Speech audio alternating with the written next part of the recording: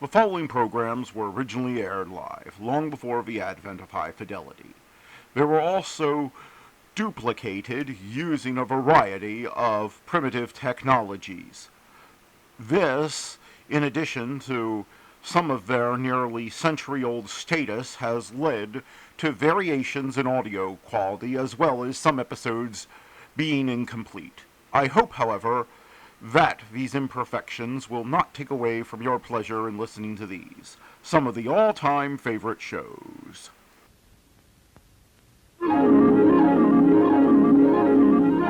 The following program is brought to you in living color on NBC.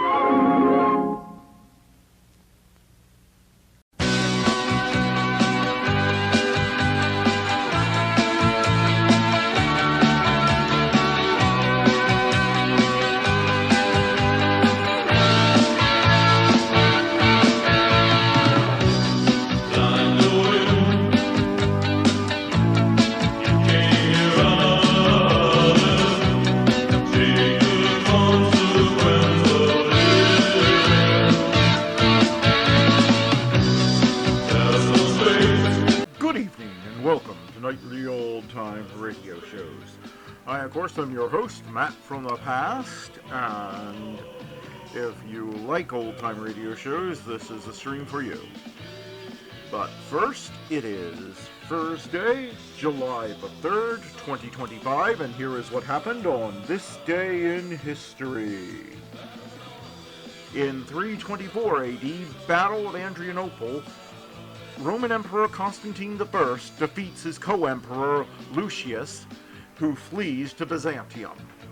In 1863, Battle of Gettysburg, the largest battle ever fought on the American continent, ends in a major victory for the Union during the United States Civil War.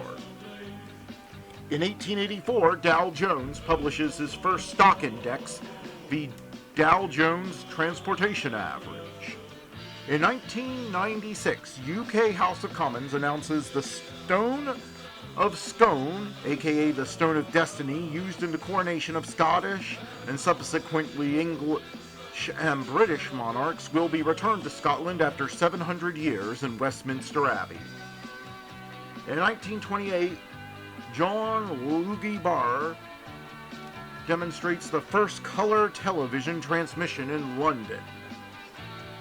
In 1976, Wimbledon men's tennis, Sweden's Bjorn Borg beats Linaste of Romania 6-4, 6-2, 9-7 for the first of 5 straight Wimbledon titles.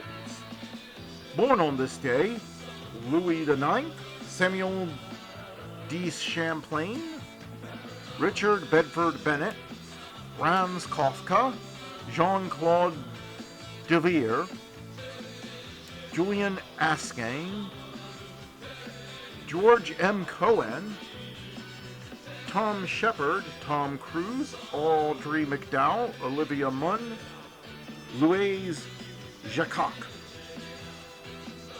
Richard Hadley, Moshe Alou, and Sebastian Vettel. Dying on this day, Theodore Herzl, Hetty Green, Hippolyto Ygreni, Brian Jones, Jim Morrison, Don Drysdale. And that was this day in history. Now, let's get on with the shows. Calling all cars, be on the lookout for excitement with our next show.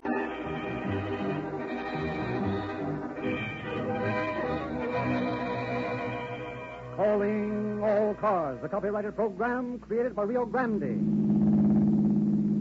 Kern County Sheriff's Office calling all cars. Attention all cars, broadcast 239 regarding a hold-up and kidnapping. Suspect described as American, 5 feet 9 or 10 inches tall, weight about 150 pounds, appeared to be a young man. This bandit is armed and dangerous. That's all. Rose Euclid.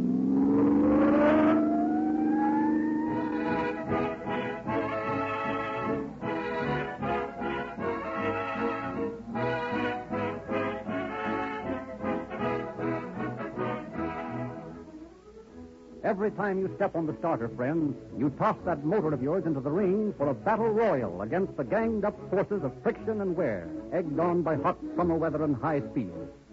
And if it has its guard down, as usually is the case when you've trained it on the knockout drops of mediocre oil, your motor is going to take it on the chin and be counted out sooner or later. Keep its guard up, friends, with real lube. Teach it to not only block blows, but to fight back, knocking the enemies of motor efficiency right through the ropes in the very first round. With stout-hearted, two-fisted real lube on your side, the battle is won. For this great lubricant never wilts in the heat of the fray, never lets his foes get set for a haymaker, and has never yet lost a decision. Drop around at the Red and White Rio Grande station nearest you in the morning and sign up Real Lube as the bodyguard for your motor. You'll get longer life and liberty in your pursuit of motoring happiness with Real Lube. It's the newest and finest motor oil sold in the West.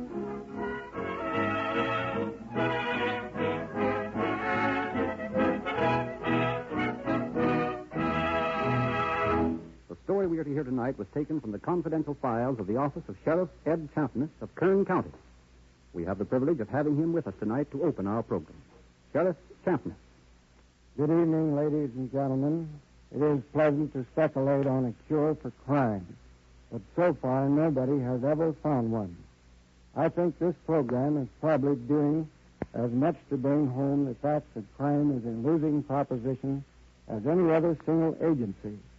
But for some reason we have never been able to understand, men still think they can beat the game, still think that they can pit their puny wits against a machine designed from the beginning to beat them.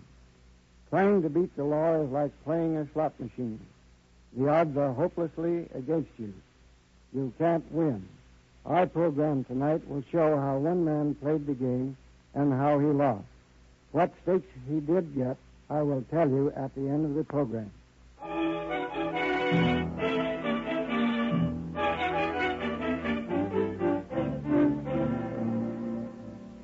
In a little town in Illinois, Howard Clinton Owen was growing up. We consider the case of Howard Owen, aged 8, as he enters the kitchen of his home. I want some bread and butter and jam. Well, you just had lunch. Run along now and play. I don't want to play. I want some bread and butter and jam. Well, you can't have it. I'm not going to stop my dishwashing just to wait on you. I know you're not hungry. I am hungry. Who are you yelling at? And you, I want some bread and jam. Well, you just march yourself right outside and play. You wait till I finish my work. Then come in here and ask for it right, and I may give you some bread and jam. I want it now. I don't want to play. I want something to eat. You'll get something you don't want if you keep up that crying. You know your father's trying to sleep. I don't care. I'm hungry. What's all this racket about? Don't you know I'm trying to get some sleep? I don't care. Oh, you don't care? Well, maybe I can change your mind for you. Maybe I can make you care. I'll give you something to yell about. Oh, stop that. Stop beating the kid. You have to beat on him every time you get near him. Now, go on. Get outside and yell your head off. I hate you. I hate you. Get out and shut up. Oh, a fine way to bring up a child. Beat him like he was an animal. I'll make him respect me if I have to beat him half to death. A lot of respect he's got for you. You heard what he said, didn't you? He hates you. So what? Well, if he hates you when he's only 8 years old, how do you suppose he'll feel when he's 16? Get off the porch. Go out in the yard and play and stop that sniffling. No. Oh, let him alone. What do you expect him to do after that beating you give him? Now, listen, you keep out of this. The sooner you make up your mind to conquer that brat's temper, the better off we'll all be. You'll never do it by whipping him. You've tried that ever since he was big enough to walk. And he's worse now than he ever was. Oh, look out. What was that? Howard threw that rock through the window. He threw that at me. Just wait till I get my hands on him. Frank, wait! Be careful what you do! Come here to me, you. I'll teach you.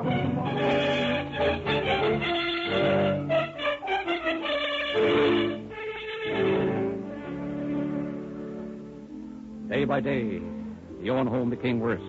Howard was a constant source of trouble. At last, in desperation, he was sent east to his grandmother in a small town in upstate New York. Howard, where are you, Sonny? Here I am, Granny, in the backyard with Johnny. Oh, hello, Johnny. Hello. Sonny, I want you to run over to the grocery and get me some... Why, where is that kitten? Why, what kitten, Granny? The one that's crying. Is it in... Yes, here it is in the rain barrel. Why, the poor little thing's half drowned. I know he ain't, Granny. He's got 9 lives, and this is only the first time he's been... Howard Owens, did you put this kitten in that rain barrel? Yes, ma'am, he sure did. You shut him out, Johnny Wolf. Well, what if I I did put him in there. He ain't hurt much. He would have been if I hadn't happened to come out here and pulled him out of that barrel. I can't understand what makes you so cruel, Sonny. Don't you know it's sinful to hurt dumb animals? Ah, it's only a kitten. But it has feelings just the same as you have. You ought to have seen that little girl down at the beach yesterday when Howard came. Tattletale? What about the little girl, Johnny? Well, she was sitting on the sand, and her feet was sticking straight out. Now look out, Sonny Wolf. Go on, Johnny. Well, a man threw a cigarette away, and Howard picked it up. And... He didn't smoke it, did he? No, ma'am. If you tell, I'll fix you. He stuck the cigarette to the bottom of the little girl's foot, and he burned. Howard, you didn't. Howard, put that spit down. I told her not to tell Hey, you, nice. keep away from me now. You won't tell on me again, I bet you. Don't you hit me. Howard! Ow. Stop Ow. it! Do you hear me? Stop hitting Johnny with that stick. Don't do it no more. Please don't. Don't hurt me. You won't do it no more. Not when I let go with you.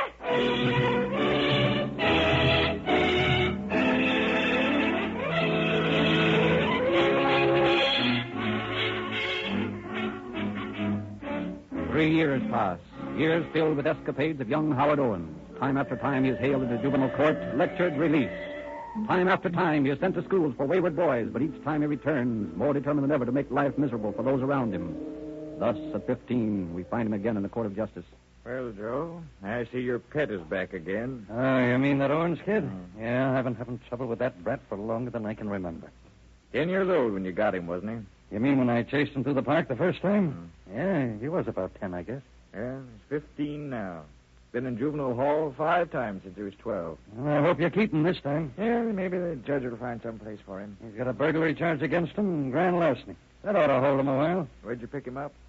I got a call from one of his neighbors that he was prowling around the garage with another kid. So I drove out there just as they were leaving. Gee, Howard, you sure you can drive this car? Sure, why not? Gee, I'm scared. You're a sissy. What'd you come with me for if you're yellow? Oh, I ain't yellow. I'm just afraid you can't get the car started. There she goes. What'd I tell you? Gee, this is swell. Hey, where are we going? Oh, I don't know. We'll take her out on the pike and open her up. Gee, you're a pretty good driver. Yeah, I told you I knew how to drive. Hey, Howard, there's a car following. It's got a red light. Huh. Hey, well, what are we going to do? Shut up. Hey, call it. Yeah. Hey, that car's gaining. Yeah, well, I'll have to go front to catch this baby. Hey, he's sure stepping on it. Yeah, well, so am I. Take a look at that speedometer. Gee, 60. Boy, that's awful fast. You ain't seen nothing yet. Boy, is this a bus or ain't it? Boy, you're leaving that cop way behind. Look out, we got to turn. Hey, Howard, you can't make it. The Owens kid wasn't hurt much, but the other boy's pretty badly banged up. I got to him just after the crash, and Owens put up a tough battle before I could bring him in. Here comes the judge. Maybe he'll put a brake on the young hoodlum. Well, young man, have you anything further to say this morning? No. Please, Judge, let me have the boy. I'm an old woman. I need him. He'll be a good boy, won't you, Sonny? Stop gabbling. Young man, I've stood about all of your arrogance. I intend to.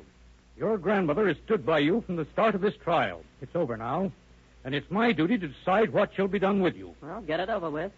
It is the sentence of this court that you be confined in the state reformatory for a period of not less than 1 and not more than 20 years.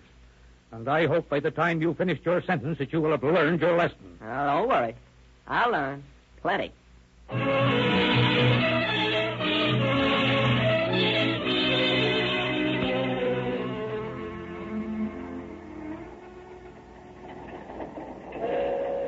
It'd be a swell idea if you try to play the game when you get to the school. Yeah? You can get along if you try. Oh, I won't give them no trouble if they don't give me none.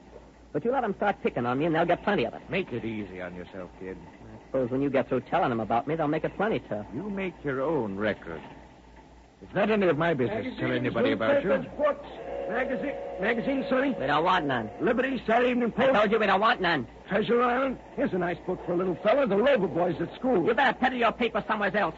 Oh, tough, huh? You were just asking for trouble, fella. He talks mighty tough not to be any bigger than he is. Yeah? Well, I'm big enough to throw these books out of the window. Like this. Hey, cut that out! And these papers. Stop him! And the rest of your junk. That'll cost you plenty, young fella. Yeah, we'll try and get it. Look here, mister. This your kid? Mine. Are you crazy? Well, and whose is he? Is he yours, lady? Lord, no. Is this your kid, mister? If he was, I'd wait till the daylight's out of him.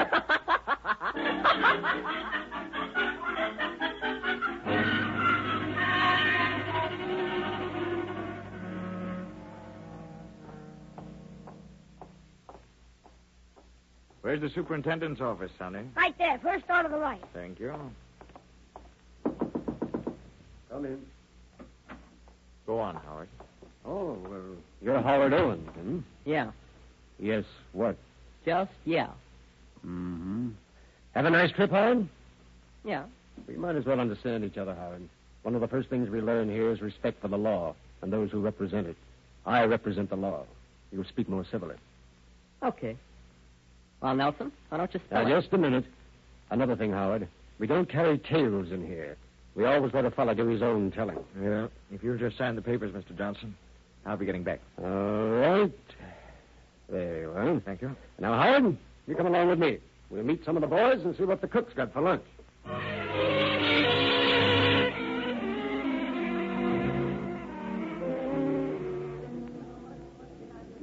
Hey, why don't you eat your soup, fella? None of your business. Well, what are you looking at it for? Is there something wrong with it? Leave me alone, will you? I'm thinking. Yeah? Well, if you'd have done that before, you wouldn't be here. Yeah? They don't like me here. These guys are all looking at me funny like. Johnson don't like me either. He thinks I got a bad record. They think I'm going to make trouble. They want to get rid of me. Look at that soup. Them black specks is poison. Yeah, that's it. They're trying to poison me. Well, they ain't going to get away with it. They ain't going to get away with it. They ain't going to get away with it. I told them they had poison me. Hey, what's the idea of turning the table over? Look what you done to my pants. Well, they're trying to poison me. Oh, you're nuts. I'm not nuts. They're trying to kill me, I tell you. Oh, shut up. I won't shut up. You can't make me shut up. They ought to give you a poke in the kisser. Well, go on. Try it. Start something. Hey, fella. Come on. Let's teach this smart kid a lesson. Yeah, come on.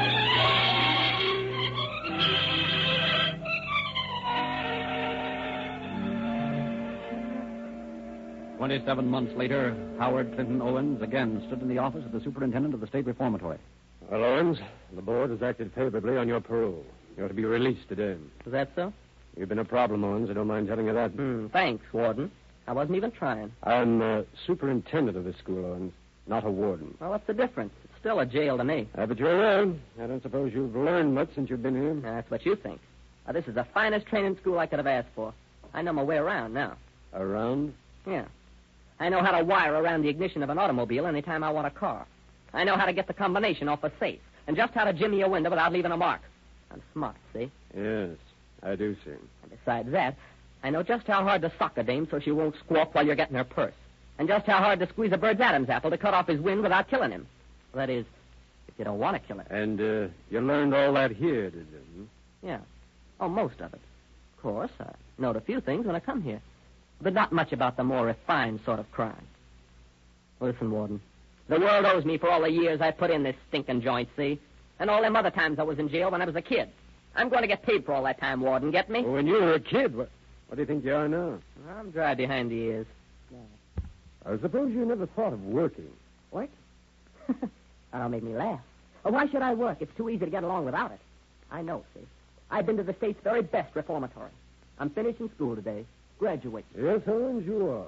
And at the rate you're going, you'll enroll immediately in some penitentiary for a course of postgraduate work. Attaboy, Warden. That's the spirit. Well, I'll be seeing you in church.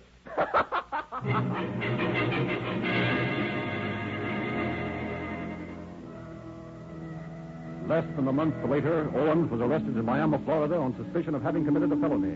He was released for lack of evidence. 6 months later, a bank in Georgia was robbed of $3,000. The description of the bandit tallied with that of Howard Owens. Then the young criminal dropped from sight. Had he met his match in some quick-fingered law enforcement officer? Had he at last reformed? Was he serving a sentence in some remote prison? Where was Howard Clinton Owens?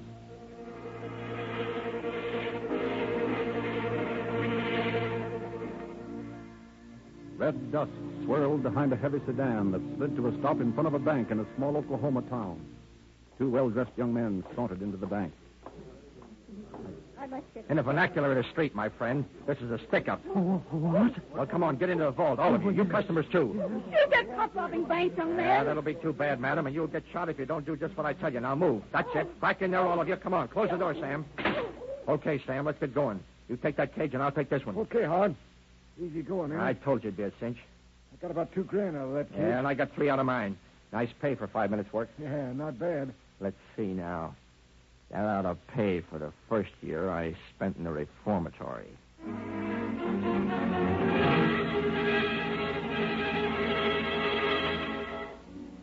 Five days later, two young men walked into the American Bank at Covington. We're taking charge of this bank. Into that vault, all of you. Yes, sir. Put the money in this sack, guy. That is the bank's money. We don't want any of that that belongs to widows and orphans. Just what the bank owns and what's insured. Look at them birds, Howard. They're so scared they can't talk. Yeah, I've been like that a lot of times myself. See what's in the cabinet, Sam. Okay. Hey, look, rifles and a pack of rods. Yeah, bring them along. Lock that vault door first. I already locked it. Now, let's walk, not run to the nearest exit. Right with you, kid. How much? About $6,000. That's about another year at the State's finishing school paid for. Gee, boss, you sure keep your head on these jobs. Yeah? Well, we're going to need some cool thinking. How come? We're going to have every copper in this state after us before we know it.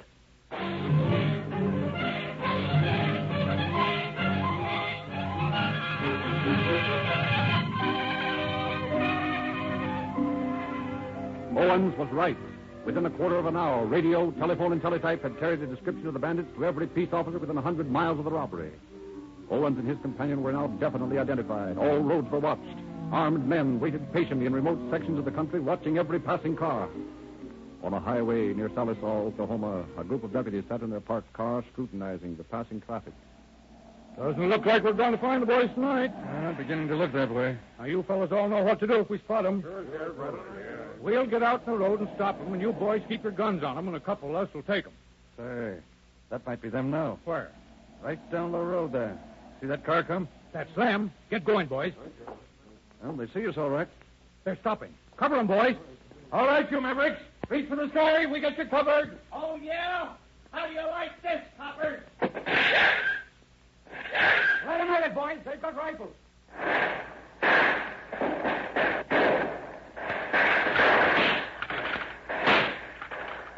That's a cinch to hold all those cops with those rifles. Blast them, you dope. What do you think of doing? Why, you couldn't hit a barn if you was inside it.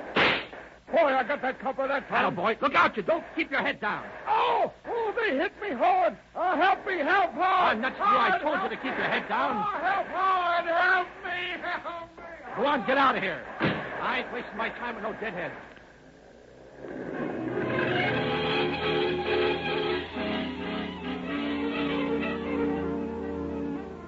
On October 7th, 1935, a young man drove an automobile into a service station in Santa Ana, California. Good evening, Sheriff. Fill her up? Not quite. Just act natural and nothing's going to happen to you. Yes, sir. Yeah, and keep your hands down and don't give any sign of what's happening. In case you're worried about it, this bulge in my pocket is a gun, and I know how to use it. That's all right. I'll take your word for it. Get inside and close the door. Now, let's have what's in the till and make it snappy. Okay. Now turn off the lights. What's the big idea? You'll find out. Get going. What are you going to do? Now just keep quiet for a few minutes and get in the car.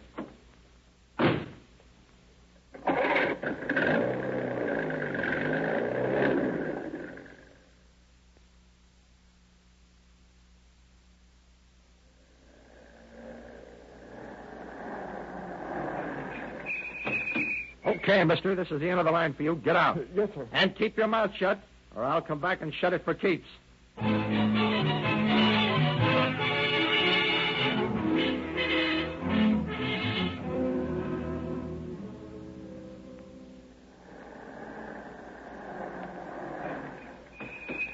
Good evening.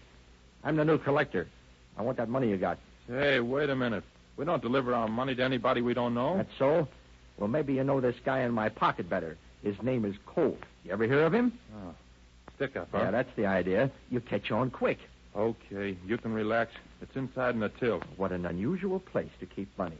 Move. Oh, take it easy, fella. I'm nervous, pal, and my fingers twitch when I get nervous. Now get that jack. All right. There you are, buddy. Pretty slim pickings for the chance you're taking. Mister, I don't take chances. Get started. You're going for a ride. Oh, now listen, fella. I was just kidding. Look, guy, I got a wife and a kid. I won't squawk to the cops, honestly. Ain't that tough. Go on, get in that car. No, wait a minute.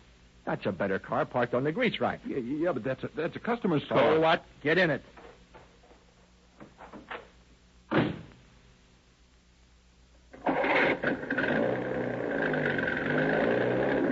What are you going to do with me? I haven't decided yet.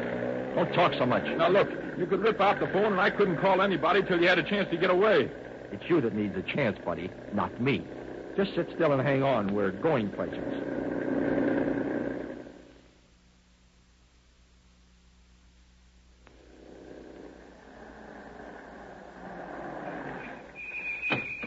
This is as far as you go. Scram. Hey, what's the idea? This is 10 miles from town. I said scram. Oh. Now, when I say scram, I don't want any guys hanging around.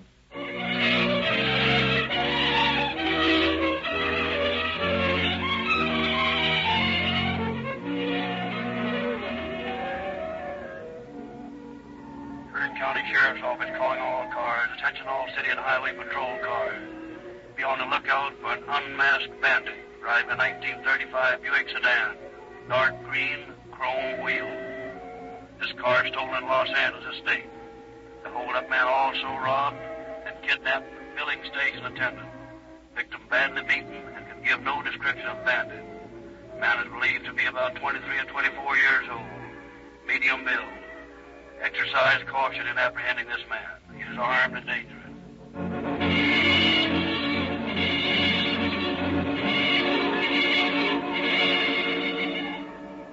Within a few hours after his victim had been left unconscious beside the highway, Howard Owen was speeding along the road near Bakersfield.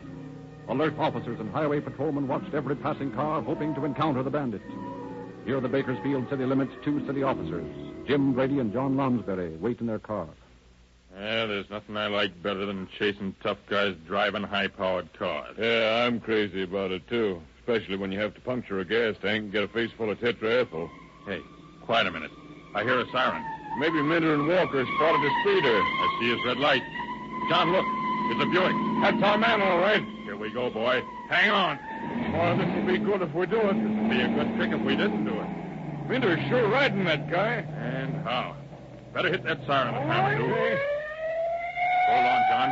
If he made that turn, we can. Oh, it's things like this that make me wish I was back on the ranch. Yeah, we let this bird get away and we'll both be there. Well, this is a dead-end street. There's a Buick. There's Minter. Hey, Toby, where'd you go? I see him.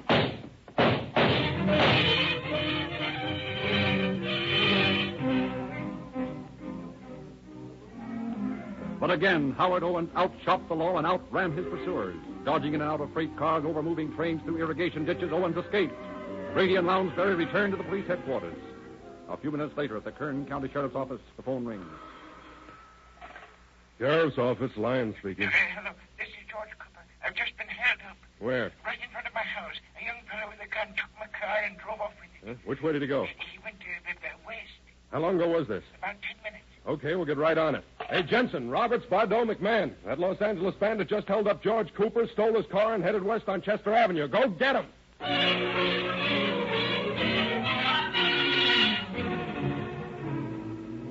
Officers immediately started a search for the young bandit, but meantime he had wrecked the stolen automobile and within a few moments managed to steal another car and continue on his way. Balked at every turn, the officers continued their search. Surrounding counties were warned to be on the lookout for the criminal. Meantime, word came that another service station had been held up and robbed, and the attendant kidnapped. Every officer in Sheriff Champness' office was placed on duty in an effort to apprehend the fugitive. Then, in the early evening of the following day, word came that Owens had been seen in Fellows. Deputies Ack, Jensen, Bardot, McMahon, and Roberts immediately rushed to that small community. Ack, I'm going to park the car on that hill right over there and keep a watch on this house where the constable said this monkey was supposed to be hiding. I can see the house and most of the town from there.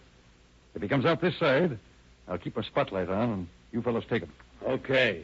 McMahon and I'll take the other side of this joint and keep an eye out for him. If he's in there, he'll be coming out. Okay. Be careful, though. He's dangerous. How'd you get the tip this guy was out here? Len Roberts and I came out here this morning looking for him. Told the constable to keep watching for the bird. Huh? Sometime this afternoon, the constable saw him. But our hold-up artist was a little too quick for him and got away. So they think he's in that house, huh? Yeah. He stole a car off a parking lot in Bakersfield. Yeah, I know about that. That's the car parked in the backyard there. If he tries to make a break for it, we'll nab the gentleman. Hey, look. There's a man coming down the stairs at the back of that house. That's our man. I bet my hat on it. Want to take him now? No. Wait till we're sure. Well, we'll fool around and let him get away. No, we won't. Come on. Hey, you! Come down from there. That's to you, copper. Leave him have it, Mac. He's getting away, Ack. Then he'll get it. Don't shoot. Sounds like Glenn spotted him. You got me. Don't shoot. Don't kill me. I didn't mean it. I wasn't sure that you fellas honest. Don't kill me. I'm hit. Hold it, Glenn. We got him. Please don't shoot me. Please don't. Oh, pipe down. Stop your sniveling. We're not going to hurt you. Please don't. Please don't. You know, Mac, someday I'm going to stick a pin in one of these tough guys, and I'll bet my hat he'll bleed lemon juice.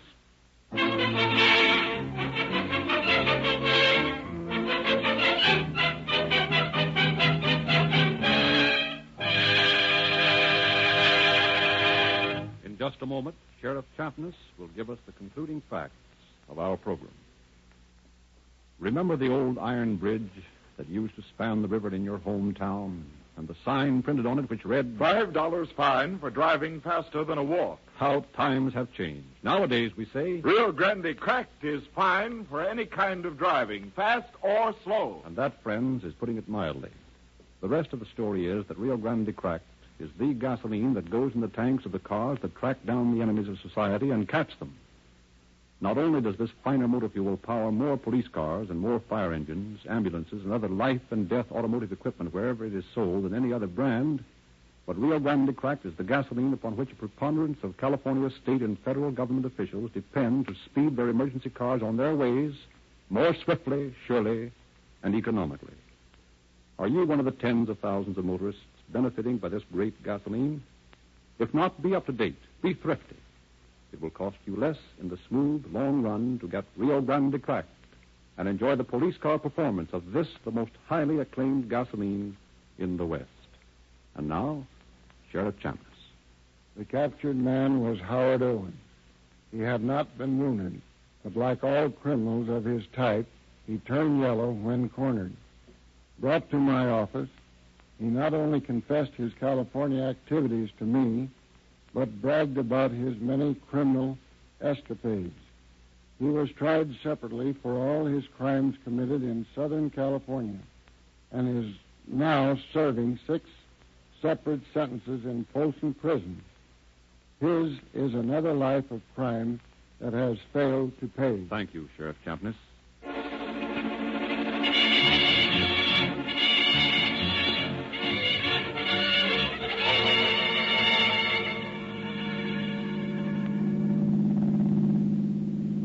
Kern County Sheriff's Office calling all cars. Attention all cars to cancellation broadcast 239 regarding a holdup and kidnapping. Suspect in this case is now in custody. That's all. Rolls and quit.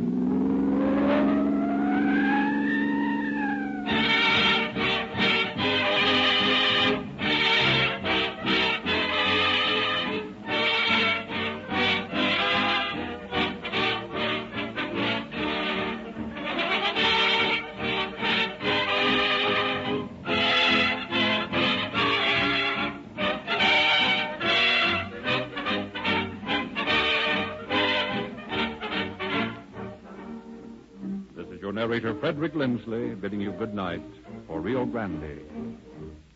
Away from the sound of music. And Bing Crosby is up next. Today, smokers all over the country are changing to Chesterfield, the first and only cigarette to name all its ingredients. Chesterfield tells you what it's made of, so you'll know what gives you the best possible smoke.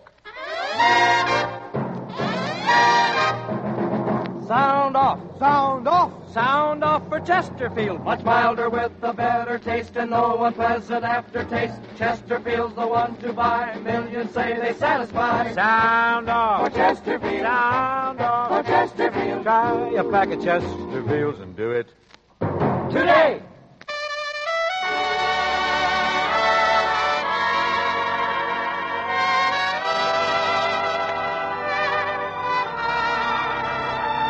Someone waits for me.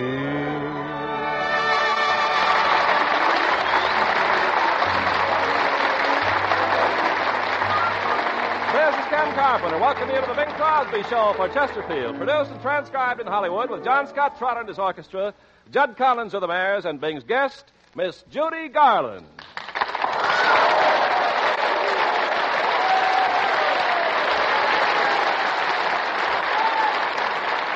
Ladies and gentlemen, with spring here and all the flowers in bloom, we're happy to bring you our hardy perennial, Chesterfield's croaking crocus, Bing Crosby. Now, wait a minute. I'm more of a rasping ranunculus, don't you think? Oh, you're not going to burn me up with those kind of illusions, Ken, because I've got spring fever. Really? Even if I were a snapdragon, I'm too lazy to snap at you. Your snap is dragon. Yep. Well, Bing, springtime or not, we've got to get along here to more practical things. I think it would be wise. I've just heard that the Sylvania Company have awarded you a gold radio tube in honor of your being one of the pioneers of radio. Radio snap is dragging a little, too. But you're right, Ken. That's true. I did receive a gold tube, and I want to thank the Sylvania people. Oh, that's wonderful. Did Bob Hope get a gold tube, too? Oh, of course not. This is a high-class award, Ken. Amos and Andy got one. Burns and Allen got one. But not Hope. No, Hope wasn't a pioneer in the radio game. We all cooked the turkey. He came along, scooped up the gravy. I see. Certainly. Oh, gee, Bing, tell me, what were the early days in radio like? You were there. You tell me. Somebody's got to ask the questions. Oh, yes, I forgot. That was straight from That's right. here. What shaky days those were. We never knew when we'd get bounced. Well, didn't you have contracts like you do now? No. They had a janitor that swept out the studio every night, and if he swept around you, you knew you were good for another day. The broom hit you, you were gone. What sort of a salary were you making then, Bing? I made $3 a broadcast. Oh, man. Your salary's sure different now, isn't it? Well, we've all had to take a cut, Jim. Bing, tell me some more about that gold tube from Sylvania. Oh, well, it's a big thing, very big celebration for the Sylvania people, Ken, because they've recently completed their 1 billionth radio tube. Oh, think of that. 1 billion radio tubes? Yeah. Gee, I wonder how many of them I blew out personally. Say, Ken, I think I better get along here with the opening selection. This is a new thing called Am I in Love? It's from Mr. Hope's new picture, The Son of Paleface. A good little rhythm tune. I think you'll like it, Ken. Don't go away.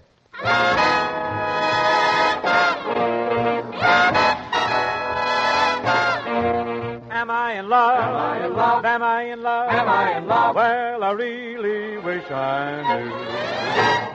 All I know is I want to sigh when you're standing near. I get a Humpty Dumpty feeling. All I know is I want to sigh like I've never sighed before. Never before. Now when you're in love, they say you can tell you're sick in the heart and you never get well. Maybe they're right. I wish that I knew why I feel the way I do. Am I in love? Am I in love? Am I in love? Am I in love? Well, I leave it up to you. All I know is I want to dance. When I look at you, I get a tippy-tappy feeling. All I know is I want to dance like I've never danced before. My head's in a whirl, my heart's in a spin, and if I'm in love, I gotta love what I'm in. I don't know why I'm feeling this way, but the feeling feels okay. Are you in love? Am I in love? Are you in love? Am I in love? What do you say? Oh, well, I really couldn't say. All I know is I want to sing. When you smile at me, I get a la-di-da-di feeling.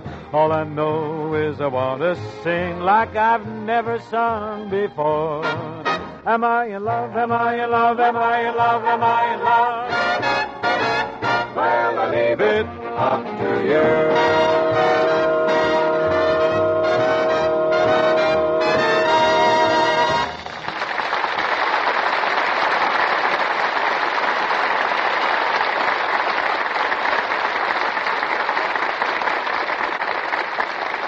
Now, friends, to show you why Chesterfield gives you the best possible smoke, we've named all our ingredients, and we're the first and only cigarette to do so.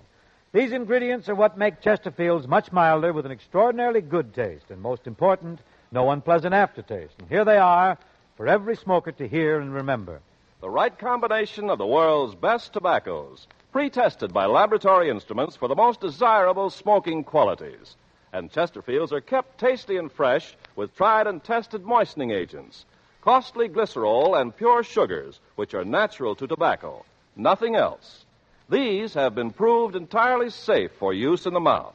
And your Chesterfield is wrapped in cigarette paper of the highest purity. Folks, those are the proven ingredients to give you the best possible smoke, so you can see why we're glad to name them. Ask your dealer for Chesterfields today. You know, every once in a while, something really great happens in show business. something that gives all of us a fine, warm feeling of satisfaction. Nothing in my memory, however, compares to the recent remarkable acclaim that's been accorded our guest. It is all happy history how this little gal wowed him at the London Palladium, and after that she reopened the Palace Theater in New York with her international variety show, and overnight, big-time vaudeville was back on Broadway. Following this, her appearance at the Philharmonic in Los Angeles was a sellout and a sensation. And beginning May 26th at the Curran Theater in San Francisco, the same situation is certainly going to prevail. Really, though, none of this should be a surprise to anybody because this young lady has been big time and on the big time since she wore pigtails. Ladies and gentlemen, here is Miss Judy Garland.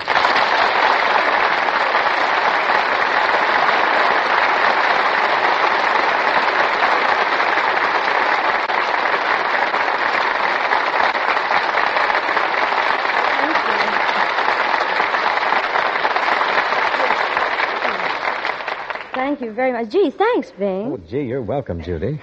You say the nicest things. Why not? We're all proud of you, Judy. You're the gal who's responsible for bringing back vaudeville.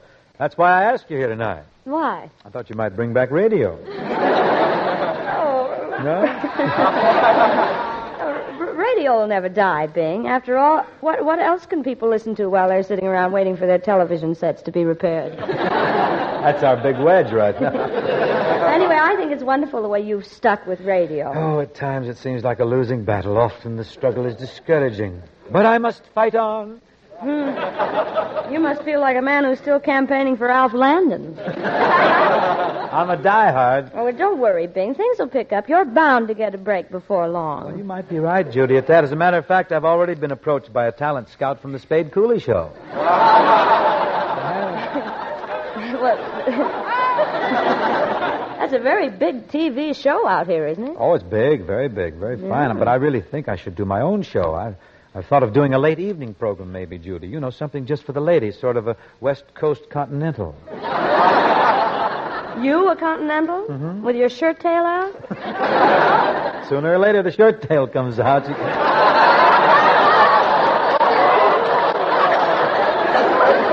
Well, you are a true Continental, aren't you? Oh, oui. But, of course, Judy, on my program, I'd have to use different billing. I can't use the same name as him. I'm trying to think of some other name besides the Continental. Some name that would really describe me, though. Uh-huh. Well, what about calling yourself the Cornball? Can't do it. Hope's got that copyrighted. It's even better for Bob. Well, I won't argue about that. I can't use Cornball then, huh? Say, how about calling yourself the Square? Oh, that's good. That's peachy. The Square, yes. Good evening, ladies. Do not be afraid. It's only me, the Square. Here, will you have a glass of Salapatica? Salapatica? I'm trying to get them for a sponsor. Don't say no. It bubbles, too, you know. Now, Bing, I think you should offer the girls a glass of champagne like the Continental does. I may just throw bunches of grapes at them. Let them kick off their shoes and stomp out their own wine, huh? Yeah, you know, sort of an audience participation show. Yeah, well, it sounds like fun. It's squishy, but fun. You don't think it's too squishy? But maybe I should give the whole thing up. I'm just not a glamour fella, you know? Well, Bing, I don't know. If you'd put on a dinner jacket, a tie, and dab a little Maybelline on your eyelids, you might be a very suave character. Well, it could be. After all, I'm loaded with charm, graciousness, sophistication, savoir-faire. You sound like a Chesterfield. What do you mean? You name all your ingredients.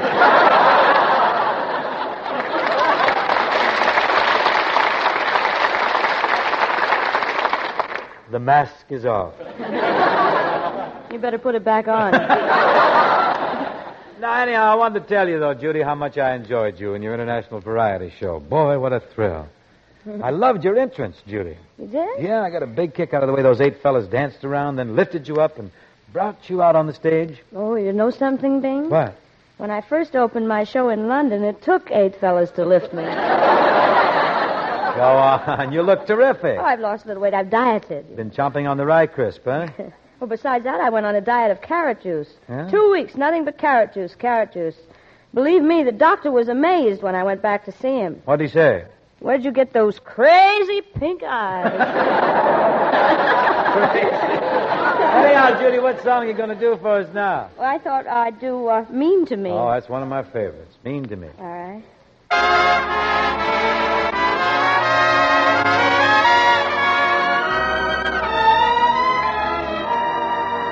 You're mean to me. Why must you be mean to me? Gee, honey, it seems to me you like to see me crying. I don't know why I stay home each night when you say you'll phone. You don't, and I'm left alone, singing the blues and sighing. You treat me coldly each day in the year. You always scold me whenever somebody is near. Dear, it must be great fun to be mean to me. You shouldn't, for can't you see what you mean to me? You treat me coldly each day in the year. You always scold me whenever somebody's near.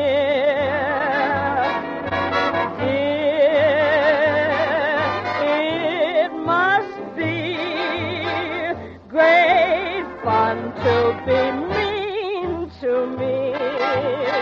You shouldn't, for can't you see what you mean to me?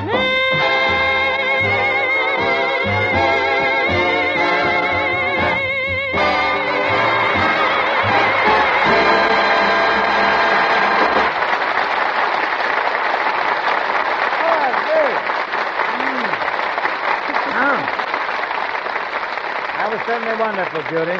Really terrific. Oh, thanks, pal. Say, how about you and I doing a little duet, huh? Something. Fine. You know, last week I saw a lot of stuff in the papers about the annual Tulip Festival in Holland, Michigan.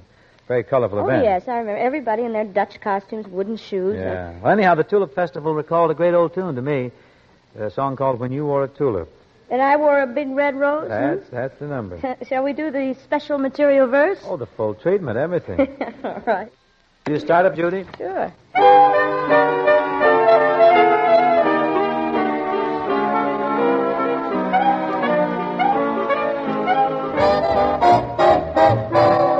Mr. Crosby, if I may remind you to remember the day of horseless carriages and divorceless marriages.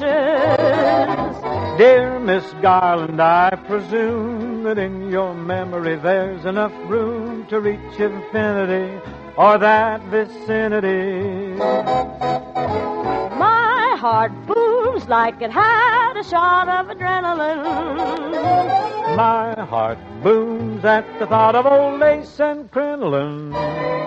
So hold your hats, for here we go to the dear dead days when a gal's best beau had his heart in it. As he went to the spinet and sang to her this charming serenade. When you wore a tulip, a sweet yellow tulip, and I wore a big red rose. When you caressed me, 'twas then heaven blessed me. What a blessing no one knows. You made life cheery when you called me dearie. 'Twas down where the bluebird grass grows. Your lips were sweeter than julep when you wore a tulip, and I wore a big red rose. When you wore a tulip, yes, you wore a yellow tulip, and I wore a rose. When you caressed me, 'twas then heaven blessed me. What a bless, what a bless, what a bless. No one knows. You made life cheery when you called me dearie. 'Twas down where the bluegrass grows. Your lips were sweeter than julep when you wore a tulip, and I wore a big red rose.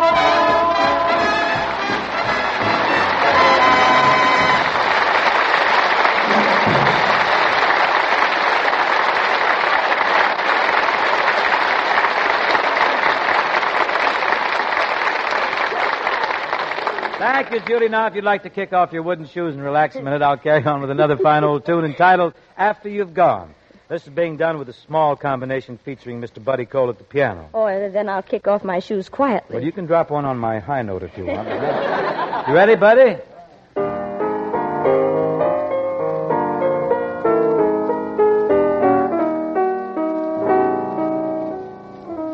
After you've gone and left me crying, after you've gone, there's no denying you'll feel blue, you'll feel sad, you'll miss the dearest pal you've ever had. There'll come a time, now don't forget it, there'll come a time when you'll regret it. Someday, when you grow lonely, your heart'll break like mine, and you'll want me only after you've gone, after you've gone away.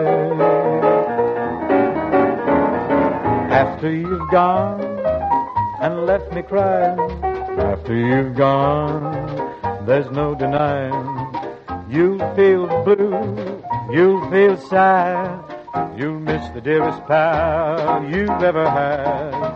There'll come a time, now don't forget it, there'll come a time when you'll regret it. Someday, when you grow lonely, your heart'll break like mine, you'll want me only after you've gone, after you've gone away, so far away, after you've gone away.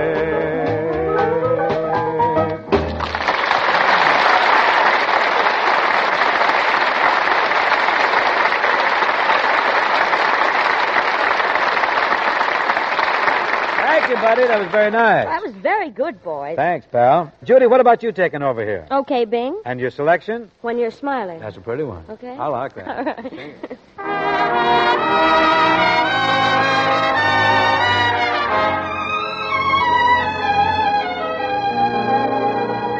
When you're smiling, when you're smiling, the whole world smiles with you. When you're laughing, when you're laughing, the sun comes shining through. But when you're crying, you bring on the rain, so stop your sighing. Be happy again. Keep on smiling. When you're smiling, the whole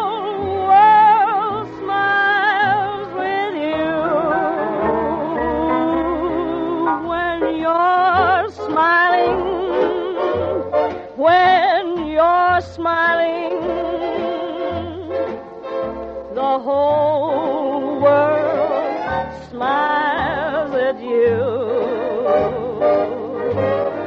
When you're laughing,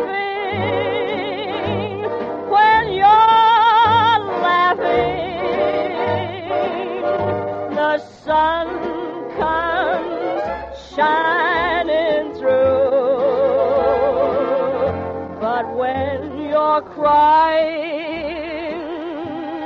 you bring on the rain. So stop that sighing. Be happy. Don't forget to keep on smiling. When you're smiling, the whole world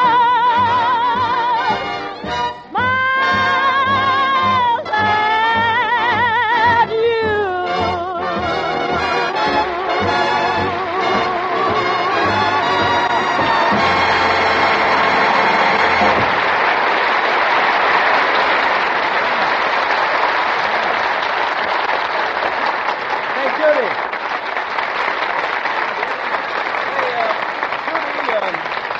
Right now, Bing and I want to remind you and all the other folks just why Chesterfields are so much milder, with an extraordinarily good taste and no unpleasant aftertaste. Well, it's because of what we put into Chesterfields, Judy. Chesterfield is the only cigarette that names all its ingredients, so you'll know what gives you the best possible smoke. I know it, Bing. Chesterfield uses the world's best tobaccos, pure, costly moistening agents, cigarette paper of the highest purity. Well, Ken, as a matter of Yeah, fact, that's what Chesterfields are made of, Judy. The proven ingredients that give you the best possible smoke.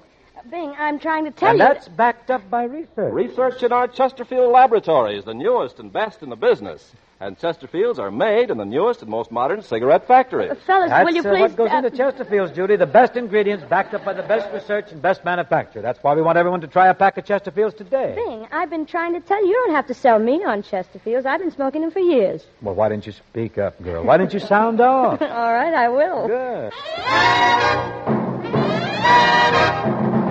From the Palace on Broadway to the Philharmonic in L.A., they're smoking the one that I smoke too. Chesterfield's a smoke for you.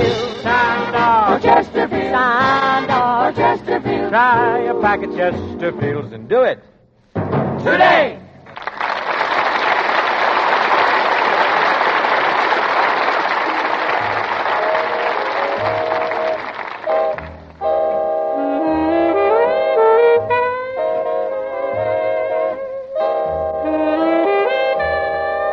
At last, my love has come along. My lonely days are over, and life is like a song. At last, the skies above are blue. My heart was wrapped in clover the night I looked at you. I found a dream that I can speak to, a dream that I can call my own. I found a thrill to press my cheek to, a thrill that I've never known. You smiled, and then the spell was cast, and here we are in heaven,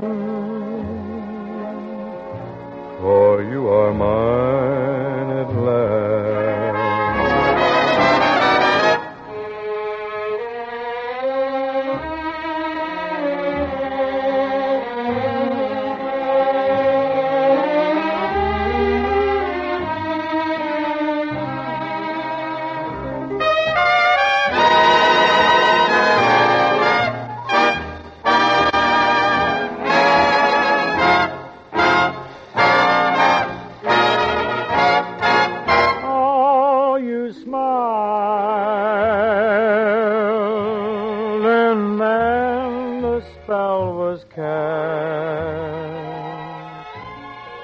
And here we are in heaven,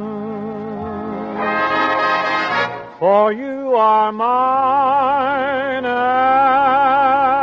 last.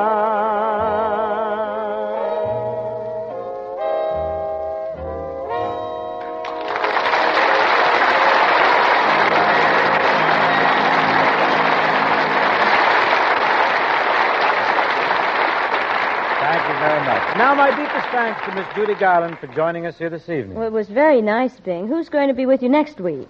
Judy, I got a little idea here. How about you coming back next week? Oh, that's okay with me if it's okay with the Morris office. Oh, we'll get to them all right. That's swell. I'll see you next week, Bing. Righto, Judy.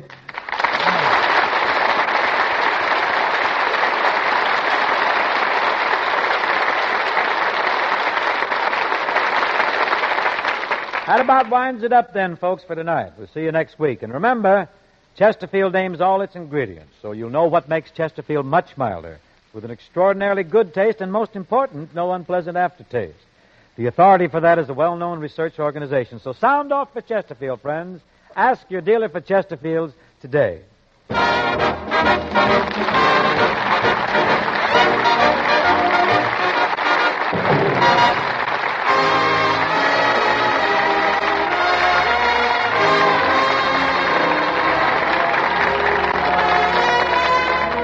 The Bing Crosby Show, presented by Chesterfield, was produced and transcribed in Hollywood by Bill Morrow and Murdo McKenzie.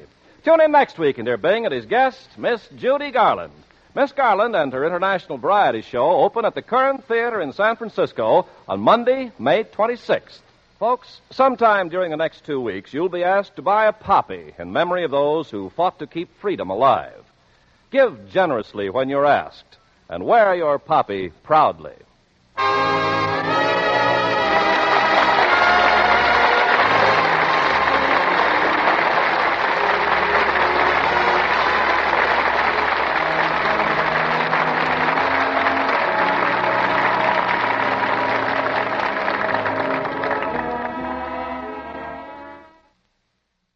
One of old-time radio's longest-running and most popular programs, CBS Mystery Theater, is up next.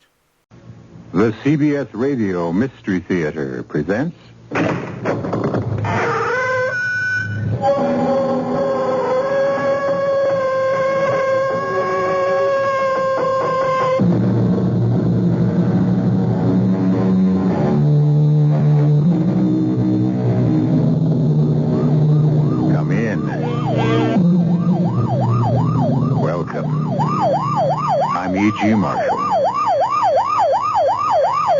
No matter how many times I hear that sound, it still sends a chill down my spine.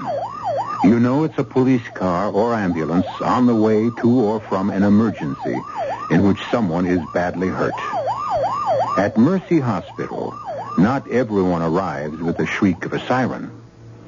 Most arrive quietly with the help of a relative or friend.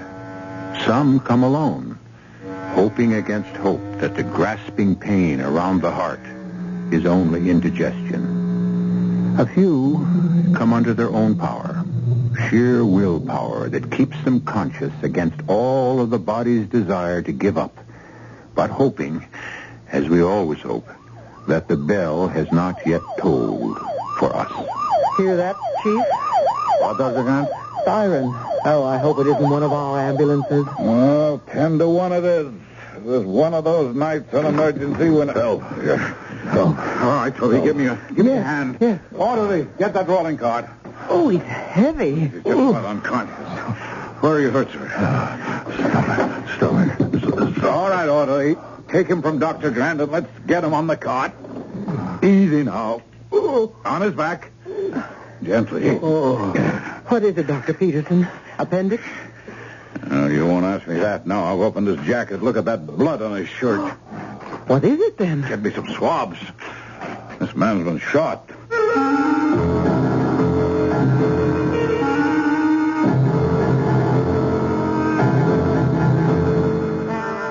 Our mystery drama, The Witness is Death, was written especially for the Mystery Theater by Ian Martin and stars Joan Shea and Ken Harvey. It is sponsored in part by Contact, the 12-hour cold capsule, and Anheuser-Busch Incorporated, brewers of Budweiser. I'll be back shortly with Act One. You've seen the Budweiser commercials on television, and maybe you've wondered how long people have been putting that famous Bud label on things. Well, not as long as the brewers of Bud have been putting things on the label. Things like a list of Bud's most important ingredients. Quote, brewed by our original process from the choicest hops, rice, and best barley malt. And things like the following statement. This is the famous Budweiser beer. We know of no brand produced by any other brewer which costs so much to brew and age. Our exclusive Beechwood aging produces a taste, a smoothness, and a drinkability you'll find in no other beer at any price. Unquote. Yes, brewing beer right does make a difference. Read the Bud label. Taste the king of beers, and you'll agree. When you say Budweiser, you've said it all. Anheuser-Busch, St. Louis. Save a little and save a lot more at the Northwest Federal General Store. That's where you'll find a giant Cracker Barrel of gifts. Gifts for savers by famous makers we all know. The Sunbeam hand mixer, the Schick style dryer, a Presto pressure cooker and Waring blender. And they're all free or priced for special savings when you save $250 or more. See them all in our newspaper ads. And now you can save at 3 centers of interest in the Great Northwest Territory, on Irving Park Road, on Dempster Street in Des Plaines, and now in Norridge in the Harlem Irving Plaza. So save where you get the highest interest rates allowed by law, and get free gifts, too, from the Cracker Barrel of gifts now at Northwest Federal Savings. But come in soon. Some styles and colors are limited. 1 gift per family, please. Offer good for a limited time only. Remember, it's Northwest Federal Savings Time, 63 hours a week.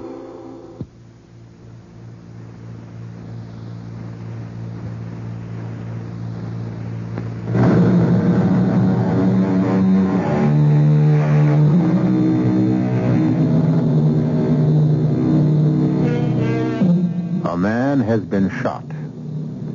How? Why? Who is he? By whom was he shot? A jealous husband? A jealous wife? In anger or cold-bloodedly? Sheer accident or with malice aforethought? All these questions must wait as Dr. Brian Peterson works quickly and deftly, knowing this man is on the borderline between life and death, and trying to find out who he is. Can you give us your name, sir? I don't know. You don't know your name? No. Who shot? Rip open the rest of his shirt and get your stethoscope on his heart. Yes. We see how he's doing. Will do. Sir, can you hear me? No. Damn, he wasn't shot all that recently. He must have hemorrhaged internally like mad. Orderly, you and the nurse take him straight to emergency. Alert Dr. Aiello. We're going to need anesthesia. He doesn't look like the kind of man to get mixed up in a shooting. Looks can be deceiving, as you'll find out. MS intern. Is he going to die? Not as long as he's breathing. Nurse, get me some gloves. I want a good look at that bullet wound. Swab out the area again, Doctor. See the wound? Yes. It's small. Definitely point of entry. Just one shot. That's all I see. All right, thank you, miss. Oh, get me a probe and some retractors. Thank you. Now, let's have a better look. It was no toy bullet. Heavy .38 could be a police special. And the bullet's still inside. All right, get us an emergency OR, Doctor. We're going to have to go in. Doctor, should you risk operating without a release? I mean, who knows who this man is? Oh, we have information. We know he's white, male, and from his hands, I'd say some kind of workman. The police will have to take it from there. Murder. Someone tried murder. It's all right, sir. We are doctors. You're in a hospital, and you're safe now. What's your name? Name. No. I don't remember. I don't remember nothing except tried murder. Okay, Toby. Go call the police. Then come up to OR. You can scrub and assist me on this one.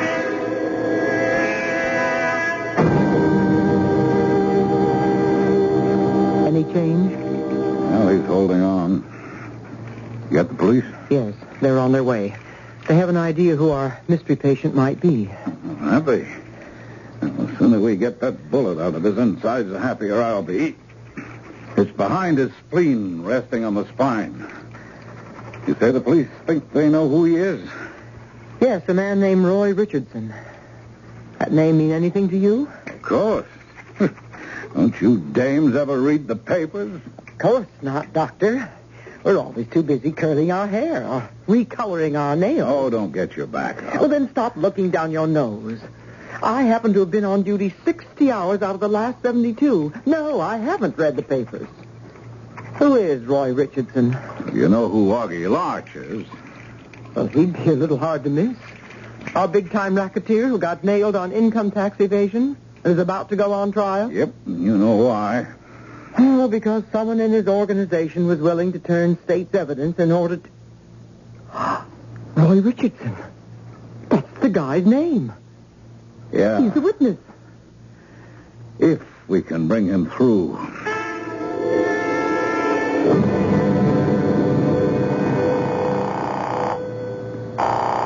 Yeah? Augie? Yeah, who's this? Johnny A. Johnny Angel. Where are you? The hospital. You know that. You dropped me after we fought. Okay. I just had to be sure. Your phone safe? Yeah. It's a public phone right here. When you hold a big yap, just give me the number. I'll call you back on a safe phone.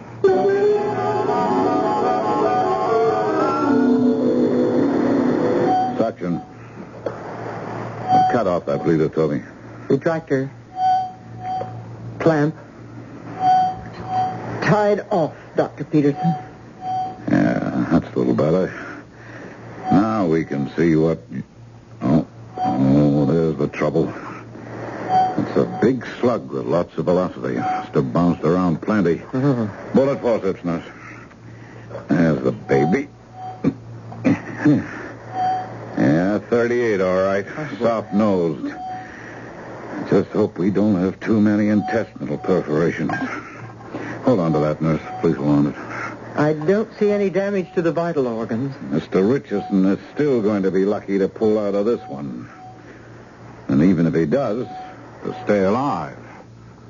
One way or another.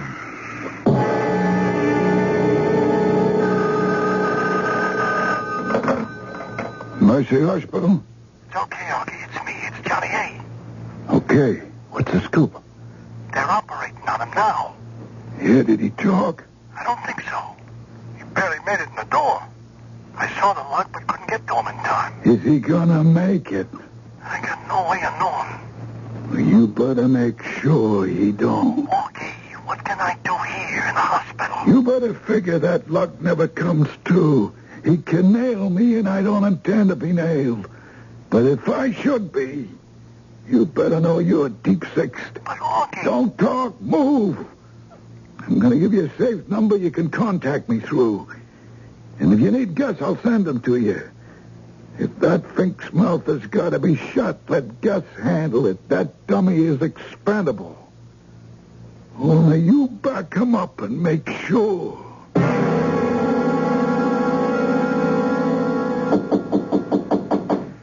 Come in. Dr. Peterson? Oh, yes. Detective Sergeant Sam Marshall. Oh, how are you, Detective? I'm sorry to have kept you waiting, but I just got down from the operating room. How's your patient? Good constitution. He came through a very tough operation very well. He's going to live then? Well, I can't tell you that. The next 24 hours will tell. I understand he was in no condition to talk when he got here. That's right.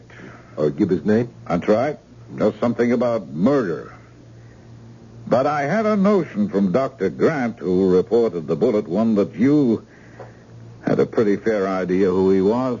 Well, we know that a witness in a trial due to start next week against Augie Larch disappeared last night, or at least somewhere between midnight and 8 this morning. Roy Richardson. Yeah. We've been keeping his picture out of the papers to protect him. It looks as if you didn't do a very good job of that, Sergeant. Richardson was the one who ducked us. Is this the man you operated on, Dr. Peterson? Well, no. No, I've never seen this man before in my life. That's the way a cop's life goes, Doc. Now I've got to open a new file. Who the devil is your John Doe? Well, we found no identification on him. Looks like that's your problem, unless... Unless what? Well, unless...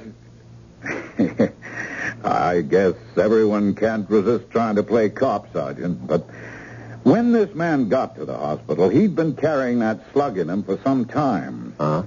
I don't see how he could have made it on his feet for so long unless... Uh-oh. What is it? Look down there. There's a parking lot for the hospital. See that car down there? Next to my red convertible? Is that yours? No. I hope I can do a better job of parking than that. Anyway, isn't that space reserved for doctors? Yes, but it's also right near the emergency entrance. Come on, Sergeant. Maybe we can find out the easy way who Mr. Roy Richardson isn't and just how he's mixed up in this.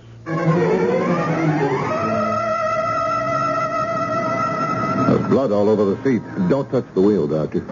You find anything? Registration for the car. Joseph C. Wilson, 1440 Floraville Avenue. Height 5'11", 1/2. Weight 170. Eyes blue-gray. Hair light brown. Age 36. Sound familiar? Yes, that could be the man I operated on. Description fits. Apex Insurance. In case of accident, notify Mrs. Joseph Wilson. Let's go do that little thing, Doctor. You know this Wilson? I mean, was he another witness? Never heard of him. But I'd give a lot for a few words with him. Richardson is still missing, and my hunch is any deal he thought he could make with Augie Larch was one way. The odds are that Richardson is already at the bottom of some convenient lake. The big question is, did they intend to dump Mr. Wilson there, too? Or was he one of them and something went wrong? Either way, you've got to help me get something out of the guy. We had Augie Larch just where we wanted him. And I don't want to see him get off the hook.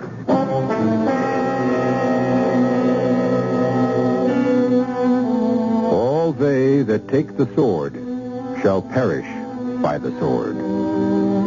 Is Joe Wilson's fate just retribution, or is he an innocent victim? Is he another unfortunate possessor of information about the illegal operations of a ruthless criminal? Or is he something else entirely? Someone with no contact at all with Augie Larch, and yet who is infinitely more dangerous to him. I'll return shortly with Act 2.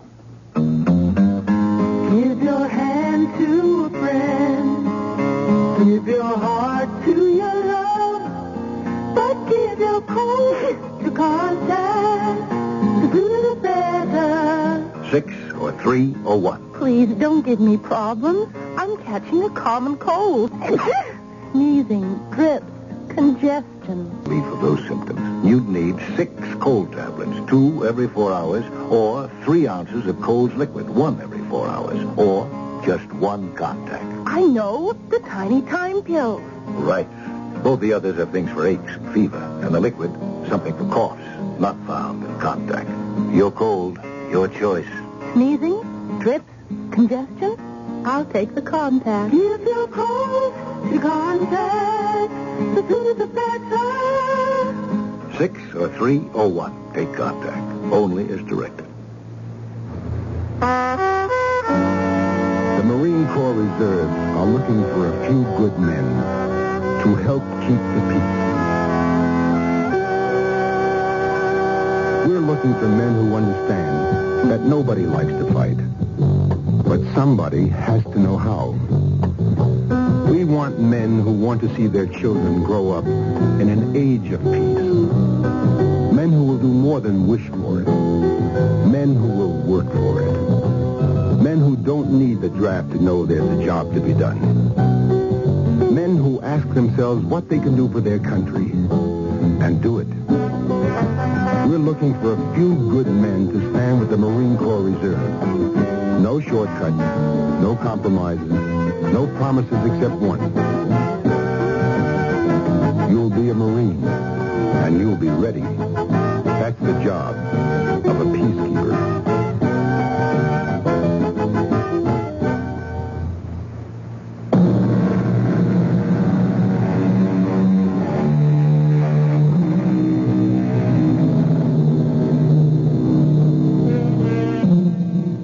At the hospital, in the intensive care unit, lies the man for whom we seem to have found a name.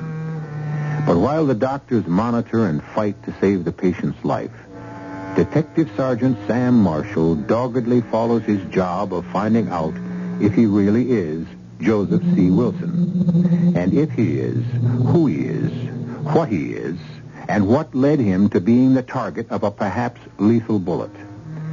As soon as the necessary police machinery has been set in motion, he goes personally to interview Joe's wife, Helen. And I was frantic. I was just going to call you. The police, I mean. Now you tell me this.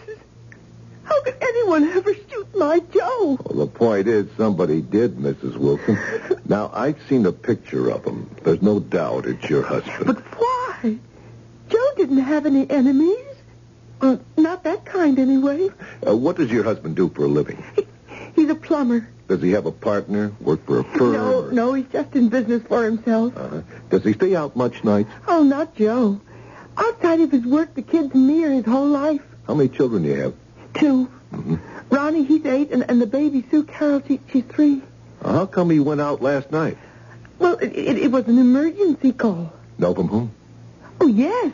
The Bensons, up on Long Ridge Road. They're old customers and kind of friends, so that's why he went out so late. Would there be any reason for him to come back by the old high road? Yes.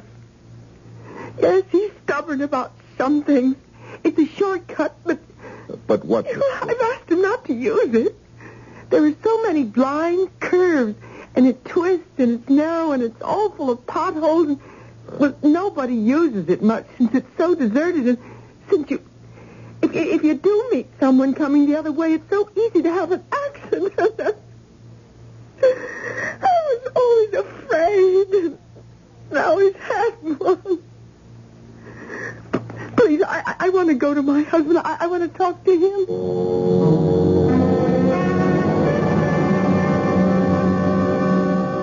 Morning, Mr. Wilson. I'm Dr. Peterson. How am I doing, Doc? Thanks to a good, strong constitution, fine. You got any pain? Some. Helen. Does Helen know about me? Yes. What happened? Oh, just that you were shot. That's all any of us knows yet. There is a detective of police down in my office who would like to... No. I want to see my wife first. Yes, she's right outside. Nurse, you can get Mrs. Wilson and bring her in. Doc. Yes? Could I see her alone for a minute? Well, if you promise not to overexcite yourself. I don't want to scare you, but you're a long way from being out of the woods yet. I promise. Joe, darling. Helen, baby. You all right, honey? Oh, me. I can eat anything, even a lead slug. Well, I'll give you two a moment alone. Come on, nurse. Joe, what happened? They gone. They just stepped outside the door. What are you mixed up in? I'm not mixed up in anything. Why are you so scared? You got shot, didn't you? I want to know why. I can tell you, but I'm not so sure about... Oh, why did I take that shortcut after all the times you asked me not to? Helen, I I think I saw a guy murdered. And I don't want to start throwing any weight around, Doctor, but if there's any possibility your patient in there may die, I need a statement and some information from him. I don't know if I can permit that, Sergeant. His wife was allowed to see him this morning. Only for a little while, and only if she didn't allow him to get overexcited. I promised to take it easy. It's just... Well, Roy Richardson is still missing. Without him, we have no case against Augie Larch. Very well, then. But a few minutes. And I'm going to be in there to make sure you don't upset him. Be my guest. Why should I upset him if he's got nothing to hide?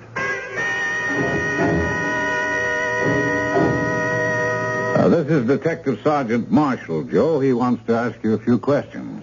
I'll do, Sergeant. Feeling better? Well, kind of weak, like... Go ahead. You're a plumber, Mr. Wilson, huh? Yep. And last night you were called on an emergency job late after dinner. That's right, the Bensons. Good customers, good friends of mine. Mm-hmm. They sprung the leak in the main water valve coming under the house. I had quite a time of it before I could get a new washer in there. And afterwards, you came home by the old high road? That's right. Saves about 3 miles over going around a new road. At what time was this, Mr. Wilson? 11, maybe 11:45. And what time did you leave to go to the Bensons? Around 7:30. Got there maybe about 8. Mm-hmm. 3 hours to put in a washer? Well, like I say, I had a tough time of it. And the Bensons are old friends. I stuck around talking, had a beer or so. And it was coming back on the old high road you were shot? That's right. How? Well, see, I was coming around a sharp bend where the road kind of dips down in a hollow. Uh-huh. And I hear what sounds like a blowout. So I hit the brakes, slow down as I come around the bend, and I see in my headlights this car parked off the road by the lake, facing me, with the headlights off. The car was off the road? Well, half on the shoulder. And right beside it, there was 2 other guys lifting someone like he was hurt. I stopped, and I got out, and I yelled, "Could I help?" And before I knew it, one of them pulled a gun and took a shot at me. And hit you? That's why I'm here. What did you do then? What would you do? I dived from my car and got to lift the engine running, and I took off right past him like a hound dog with a bee up his tail. They shoot at you again? Sergeant, I don't know. All I knew was I was hurt and heading for the hospital. Another thing to thank God for. They hadn't pulled off the road. I'd never got past them. You know Roy Richardson, Mr. Wilson? Name's familiar, but... You ever hear of Augie Larch? Oh, you mean the gangster, the mob guy? Now, you tell me. Was he one of the men you saw murder Roy Richardson? Oh, I don't know for sure who was murdered, or even if it was. Oh, you must have seen these men in your headlights. Could you identify any of them for us? Oh, I don't know if you'd be willing to try, huh? Well, I guess. Sure. I mean... Sergeant, I'm sorry, but I'll have to stop you. That's quite enough for now. Okay, you're the doctor. But I'm going to have to talk to him again. Just so long as it won't endanger his life. Oh, don't worry about that. His life is just as important to me as it is to you, Doctor. But from here on in, I'm going to do everything I can to protect it.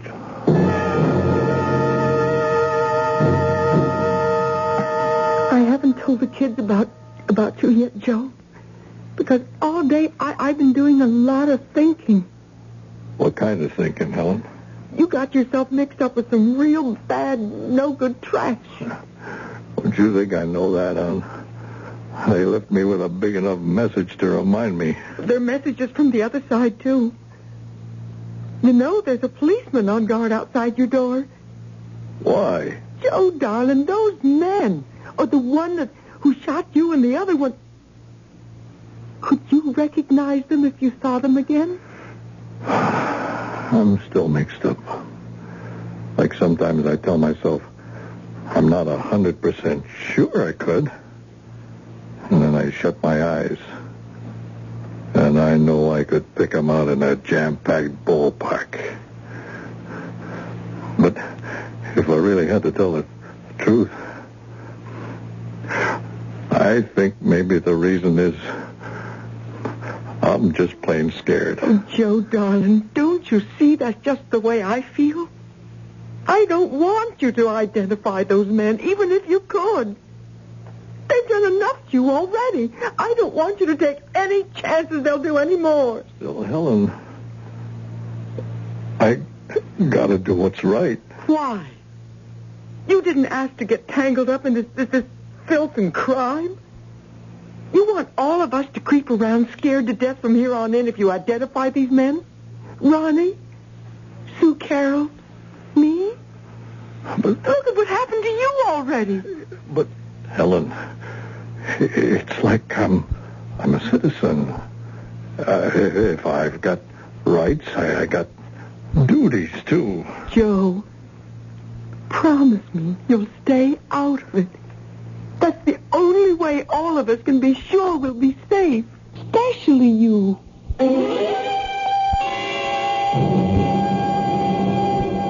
You're sure, Sergeant Marshall? Positive identification, Doctor. He hadn't been in the water that long. After talking to Mr. Wilson, we located the spot where the shooting took place. We had a crew with us, and they brought up Richardson the third time down. Bullet through his head. So there goes your witness on the evasion of taxes trial. Small potatoes. Now we can get him on a bigger rap. Murder? If your patient, Mr. Wilson, comes through. Can I see him now?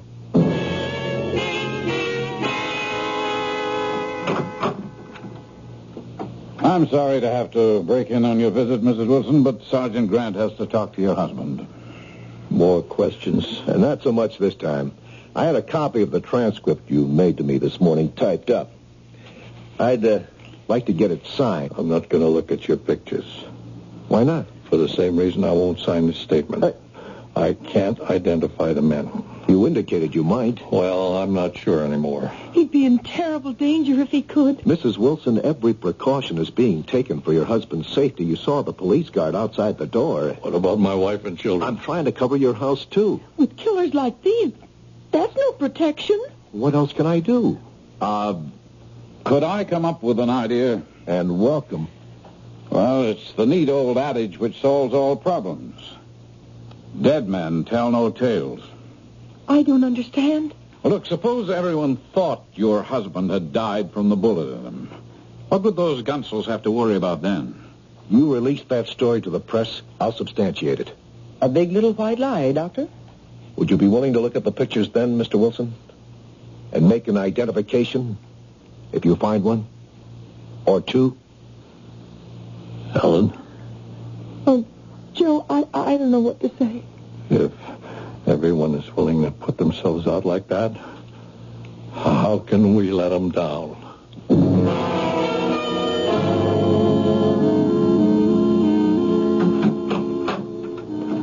Morning, Joe. Well, how's it going today? Well, I ain't ready to take on Muhammad Ali, but I'm getting there. Well, this may give you a lift. The morning paper, page 1. Shooting victim succumbs. Joseph Wilson, age 37, died at Mercy Hospital last night as the result of a mysterious bullet wound inflicted while he was driving along the old high road. Wilson, a plumber by trade, leaves a wife, Helen, and 2 children, ages 8 and 3. Let me see that. Well, you have the right. Not many men get to see their own obituaries. Sure gives a man a funny feeling. I'll bet. The victim's will said he will be buried in Clendon Cemetery. That policeman sure did it up thoroughly, didn't he? Well, they could scarcely release a story that you died without being nice enough to bury you. At least now the killers are off your trail. Hello, Augie? Johnny A. You seen the papers this morning? Good news, nothing. Forget it. I'm telling you, the guy ain't dead. About a half hour ago, I seen his wife sneak into the hospital. And just to make sure, I took a chance and went by his room at the hospital just a minute ago. There's still a cop outside the door. You don't need fuzz to guard a dead man.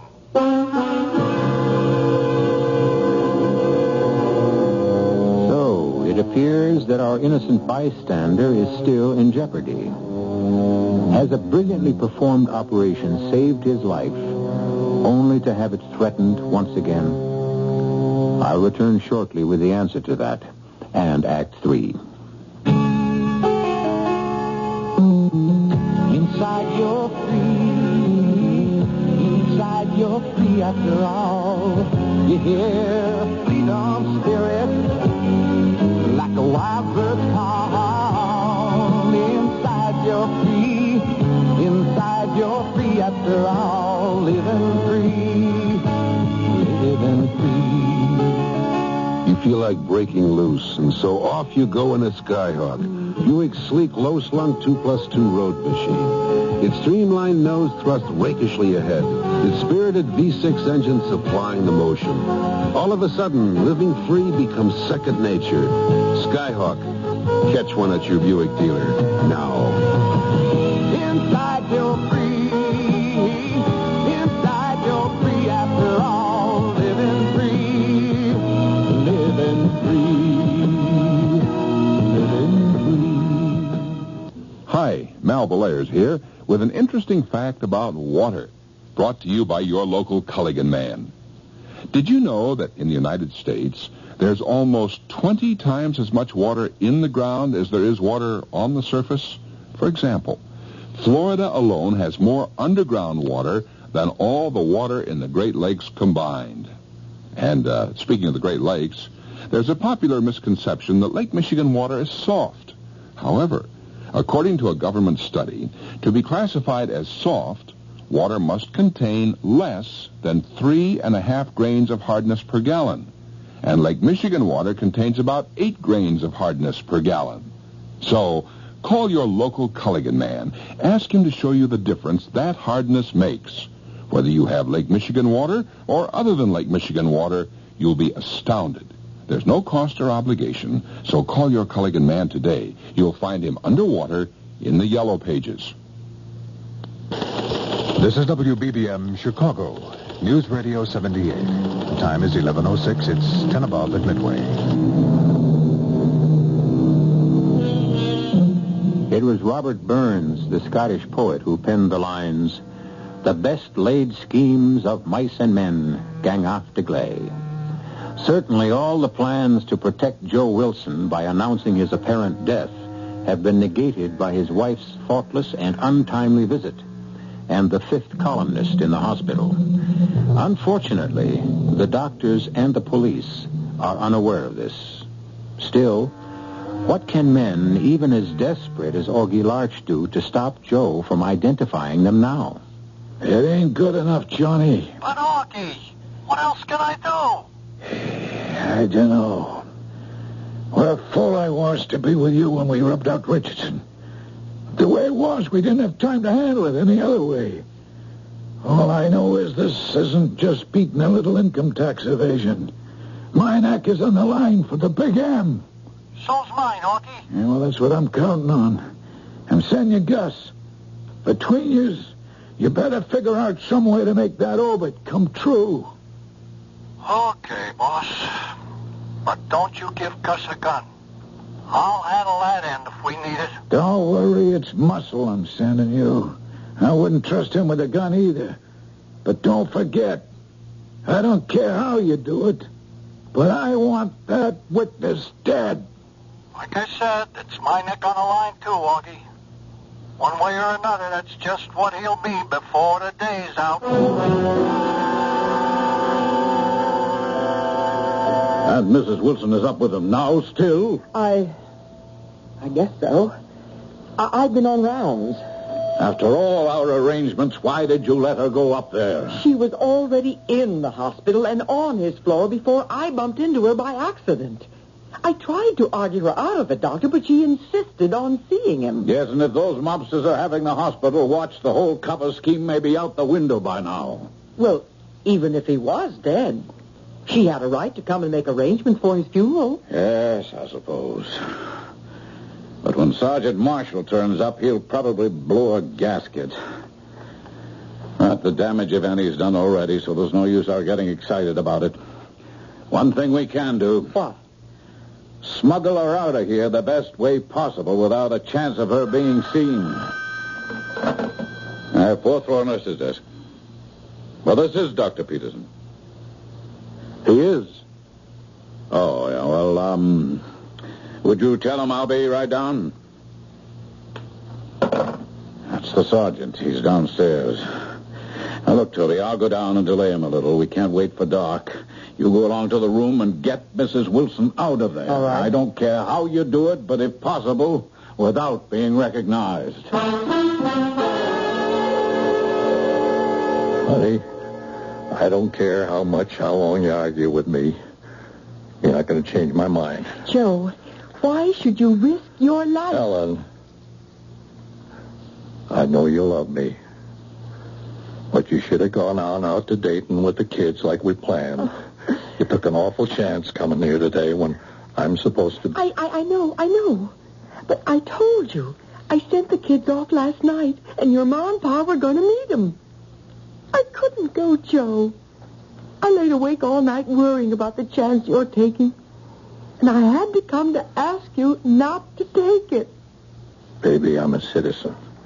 It's my duty. I'm sorry to break in on you, but Sergeant Marshall is downstairs and on the way up. Mrs. Wilson, I think you'd better get out of here.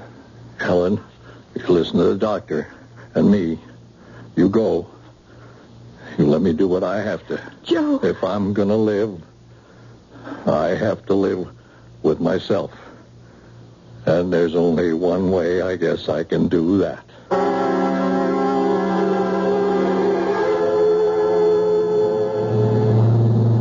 I'm not going to try to pretend I'm not sorry the wife came here, but there's no sense in worrying over spilt milk, Dr. Peterson. Sooner we get a positive identification on who murdered Roy Richardson, the sooner Joe Wilson will be out of danger.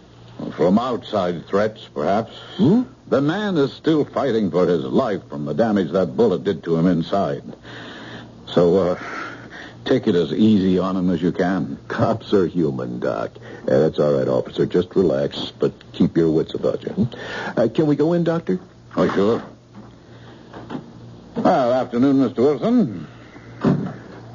This shouldn't hurt too much. I've brought some pictures, so it wouldn't be too heavy. I had the computer select them so you didn't have to wade through the whole mug file. For example, this here first one. Do you recognize him as one of the men you saw carrying Roy Richardson's body the night of the murder? Well, why, that's, I seen his picture in the newspapers. Yeah, he's a prominent man. Was he one of them? I like to get something straight first. Ask. If I identify the guys, what happens then? Oh, we pick them up and arrest them. And I'm out of it? Well, not exactly. Why not? Because your statement would not be admissible in court unless you're there to be questioned not only by the state, but counsel for the defense. Due process of law. I see. Why do you ask? It's all right, I'll get that. Because I'm afraid my wife will feel I sold her and the children down the river. It's the other way. You're buying her, your children, and yourself freedom from fear. I'm sorry, there's some flowers for Joe. Special receipt requested. Flowers for a dead man, huh? There's a card. Here.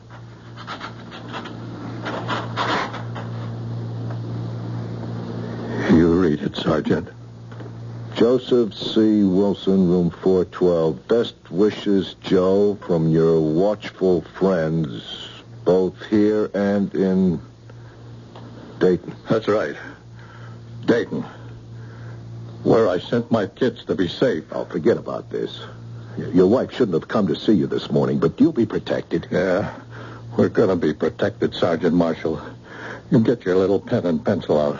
I'm going to give you my final statement. Now, wait a minute. Not even a second. You start writing.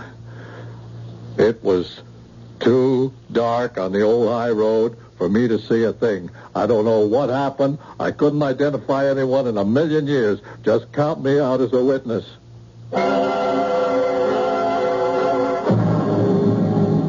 Oh, Toby, you look bushed.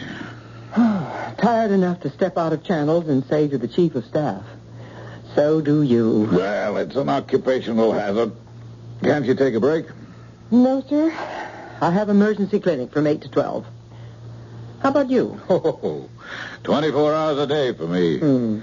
Cheer up. The further you go, the worse it gets. Well, happy clinic. Oh, it shouldn't be too bad. It's a Tuesday. Tuesdays always seem to be slow for some reason. Well, then, let's hope it runs true to form.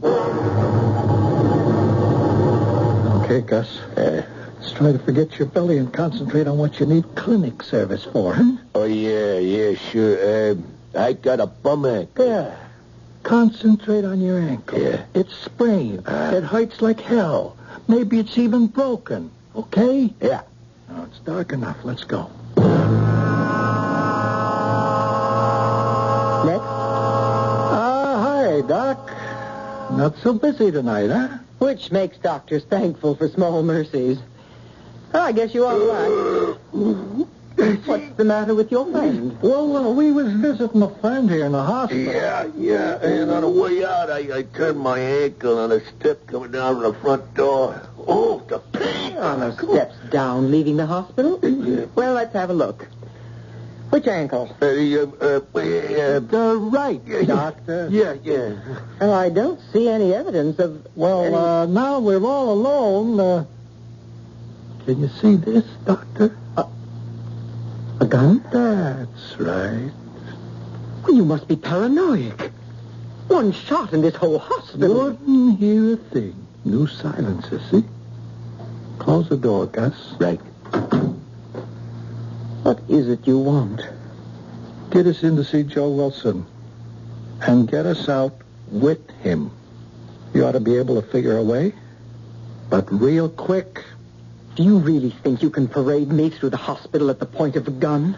Even a silenced one? No parade, Doc. Nobody's going to pay us any attention. You're already dressed the part. Gus on a rolling cart like this here. You get me a set of whites like an orderly. We're taking poor Gus and his badly sprained ankle to X-ray or wherever. Now let's stop stalling and get moving. Okay, Gus, you just lie down. Yeah. Now, Doc, you on the front end of the cart, and me pushing on the back. Only stay on the side, real close. Feel the gun. What are you going to do with Mr. Wilson when you get there? Get rid of him. But I promise you, he hasn't identified anyone to the police. He ain't gonna have the chance. And what about me? You're not so hot at guessing, are you, Doc?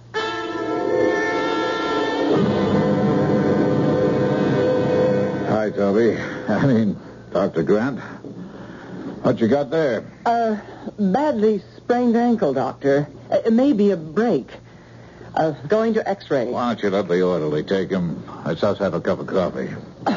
I'm afraid I can't, Doctor. This is a little more serious than that. It looks like he has a lecturus pylorum. And I'm afraid the constrictor pharyngus may be involved. The constrictor You know how dangerous that can be, Doctor. There may even be a break involved. I want to stop that if it's possible. Okay, Doctor, that's your problem. You'll be able to handle it. I'll just go hit the hay for the night. You do that, Doctor.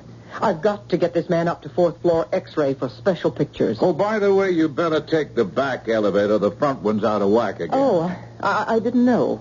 Oh, didn't the orderly tell you? Well, he's a new man, Doctor. We'll handle it. Okay, it's your problem. I'm going home and forget the hospital exists. Nice going, Miss Doc. You handle that real sensible. Now, how far to the other elevator? Oh, not far. Just a few zigs and zags. It's in the old building. But what do you expect to do when you get there? Just substitute our stretcher passenger for Joe Wilson. Gus has an orderly suit he can change to. Then we just wheel our patient back down and out of your life. Out of mine? It's like any professional job. You can't leave any loose ends. This the elevator? Yes. I guess this is it.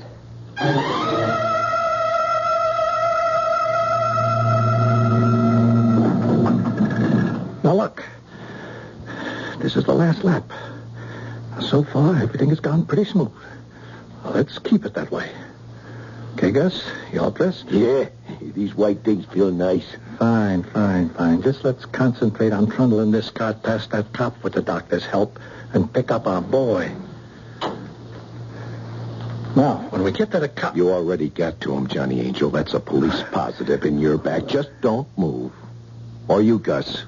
I got 3 guys covering you. Step aside, Dr. Grant. Don't try it. Oh, damn. You shot me. I warned you. Okay. Oh, I guess you got me all the way. But Augie Larch ain't getting off scot-free. Don't worry. Joe Wilson will be able to identify him now. How come you nailed me? Oh, you shouldn't fool around with doctors, Johnny, eh? Male or female. You're just not smart enough. What do you mean? Well, you tell him, Doctor. Well, Gus was supposed to have a sprained ankle. When Dr. Peterson asked me what was the matter with him, remember what I told him? Some double talk. I said he had an erecturus pylorem. Yeah, what's that mean? It's a very small muscle at the base of the hair follicles. You gave me the old double O. Yeah, not the ankle. A muscle at the base of each hair in your head. It's enough to make your hair stand on end. Isn't it, Johnny Angel?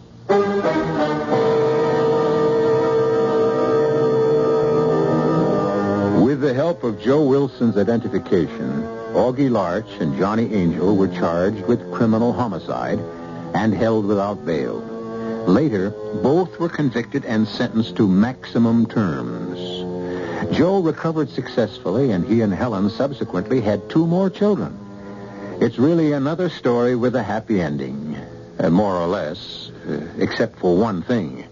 In the state where our story took place, murder in the first degree is, once again, the death penalty. I'll be back shortly. Some people think we play ping pong all day. They're wrong. The USO isn't all fun and games. Today, the USO has millions of problems like this one in Germany. My family's going crazy living in a tiny apartment. Where can we live? Today's USO has millions of problems like this one in Asia. I'm hooked on drugs. Where can I get help? Or this problem in Athens. Our marriage is breaking up. Can you help us? Today's USO has little time for ping pong. We've got serious work to do. We've got lots of new problems here and overseas. The problems are big. How big? Well, if someone asks you, who needs the USO? Tell them, we do! We do! Over 5 million American military personnel and their families need today's USO. And because we get no government funds, we need all your support. Please give to USO through the United Way or local USO campaign.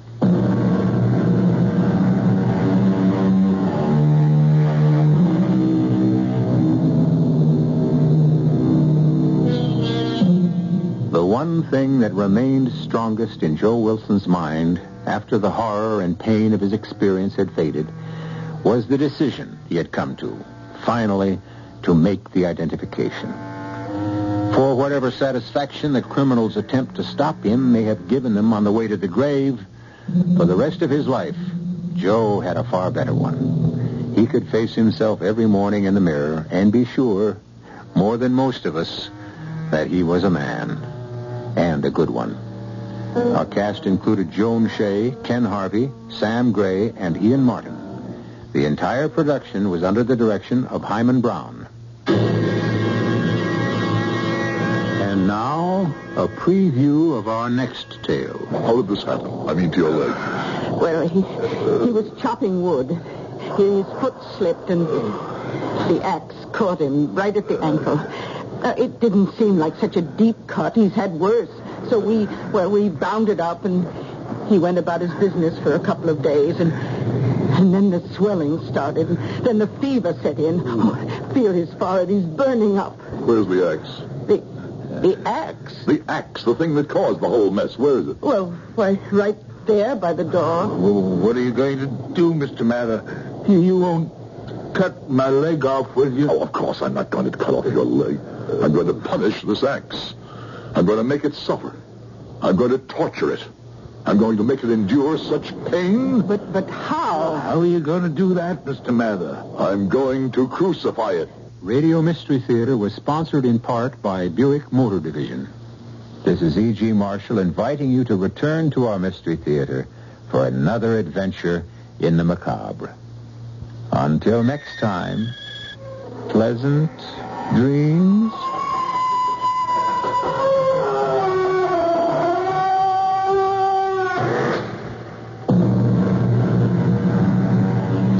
This is WBBM Chicago, News Radio 78. Up next in our prolific parade of programming, it is Eddie Cantor. WABC, New York.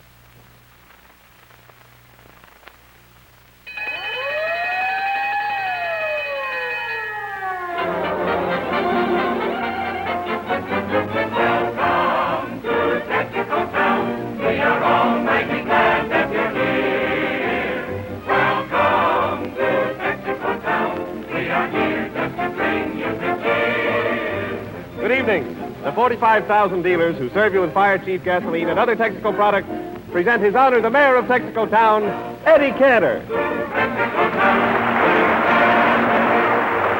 Wait a minute, Jimmy. Wait a minute. That's no good. What's no good? That's the wrong introduction. Look, I'm Eddie Stanley, Cantor's nephew, taking his place for the summer. Don't you remember? Oh,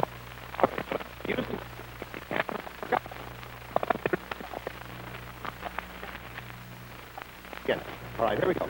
Ladies and gentlemen, we bring you the Mayor of Texaco Town's nephew, Eddie Stanley. Jimmy, I think you better go back to that Cantor introduction.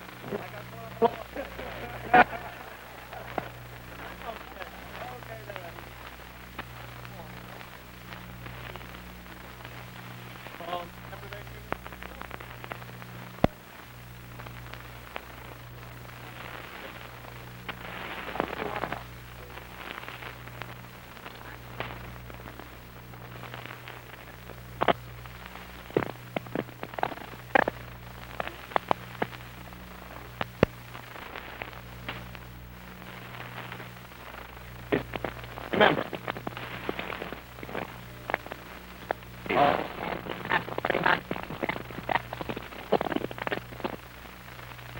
Ladies and gentlemen, due to operating difficulties, there has been an interruption in the program of Texaco Town.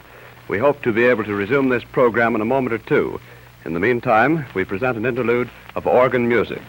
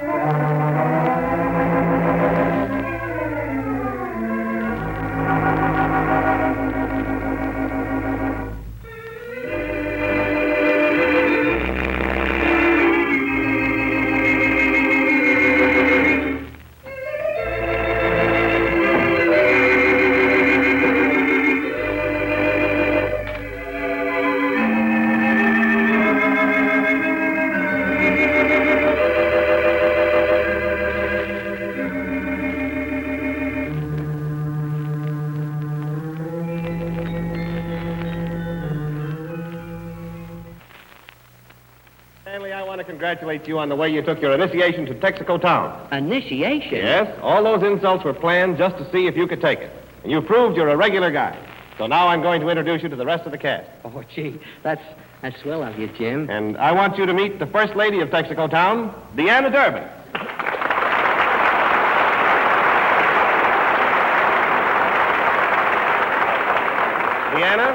Deanna, this is Mayor Cantor's nephew, Eddie Stanley. How do you do? Why, Deanna, you're just as darling as Eddie Cantor said you were. Oh, thank you. And you know, Mayor Cantor was telling everyone on the program about you, too. Yeah? What did he say about me? Well, I don't know exactly. You see, before he started to talk about you... Yeah? He sent Bobby and me out of the room.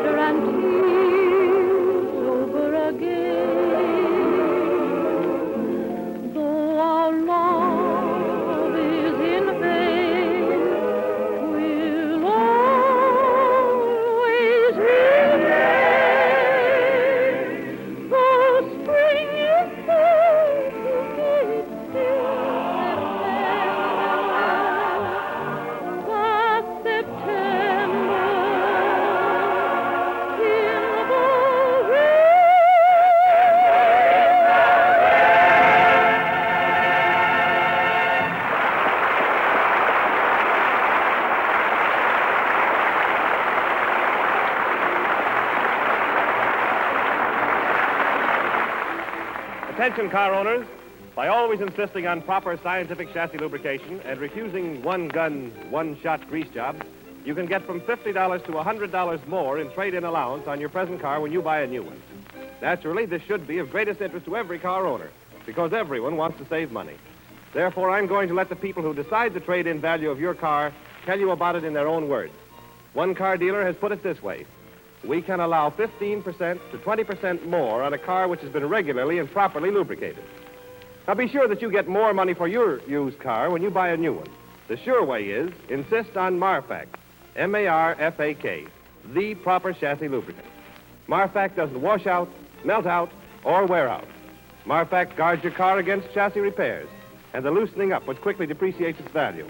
Marfak lasts and lubricates twice as long as ordinary grease. You can get Marfak lubrication for your car at Texaco stations from coast to coast.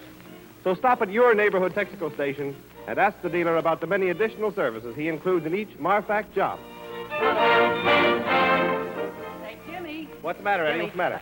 I'd sort of like to meet Jack Renard. Well, the nicest way to meet Jack Renard is through his music. Listen while he pays tribute to the June bride. He introduces the bride, the groom, and the real best man, the minister. Jack Renard's melodic conception of A Wedding in June.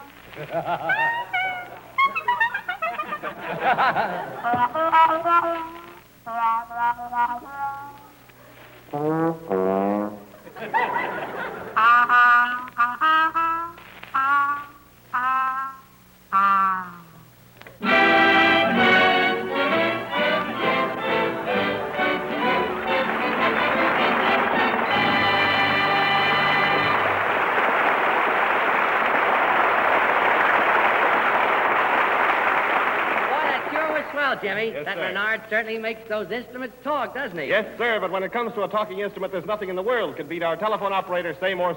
And here she is. Seymour, this is Mayor Cantor's nephew, Eddie Stanley. So you're Seymour. Well. And you're Cantor's nephew. Say, did anyone ever tell you you're cute? You ain't married, are you? No, I'm not married. So you think I'm kind of cute, huh? Say, after standing alongside of Cantor, even a puss like yours looks good to me.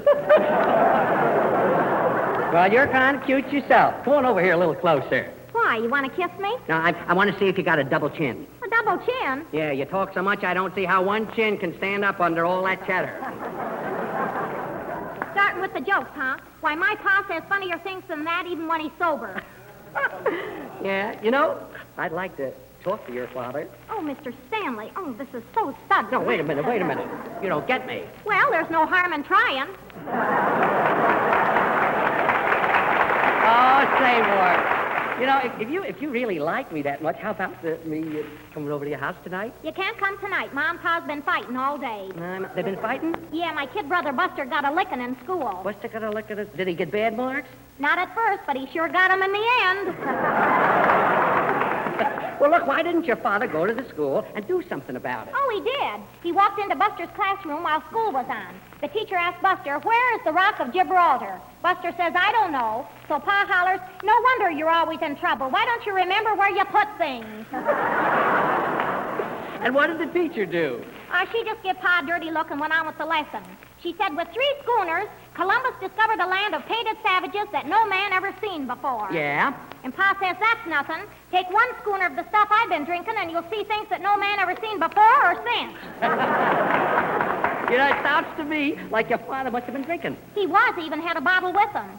Ma come in looking for him, and the minute he seen her, he poured the liquor in one of the inkwells. He poured the liquor in an inkwell? Yeah. Then a terrible thing happened to Pa, and they had to take him to the hospital. To the hospital? Why? After Ma left, Pa went looking for the liquor he put in the inkwell. And would you believe it? Poor Pa drank 12 quarts of ink before he found out he was in the wrong classroom.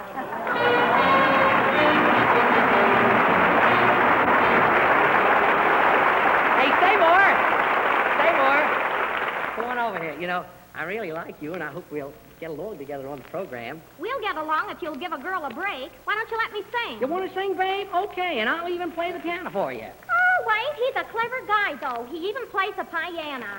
Do you know all the world is waiting for the sunrise? Yeah, but let him wait. Sing now. Sing now. All the world is waiting for the sunrise. Say, what's the idea? That's the sun coming up. Taking a long time for it to come up. Yeah. I guess that's the sun that Cantor's been waiting for all these years. Well,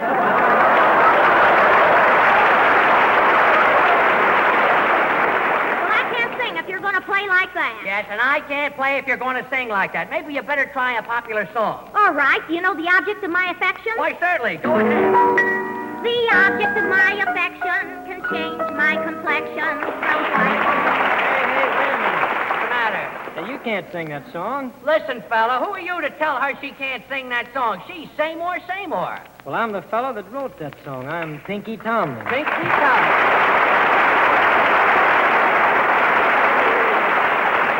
Hey, wait a minute. Why can't I sing it? It's a popular song, ain't it? Well, it was kind of popular until you sung it. Well, just because you're Pinky Tomlin, there's no reason for you to come up here and insult a girl who's trying to make an honest living. That is, if you call working on the radio an honest living. But anyways, it's better than hanging in a cage and having people throw peanuts at you. Hey, did anyone ever tell you you're cute? You ain't married, are you? Hold on there. You said the same thing to me a little while ago, and now you're flirting with him. Well, Pinky's tall and you're short. He's tall and I'm short. What's that got to do with your flirting? Well, I'm looking high and low for a fella. Yeah.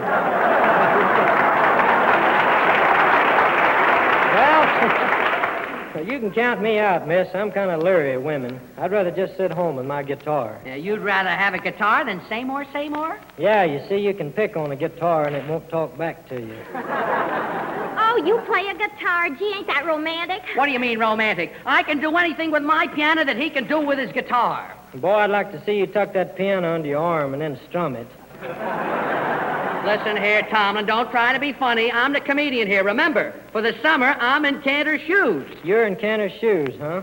Well, doggone if that ain't the first pair of shoes I ever saw with 3 heels. You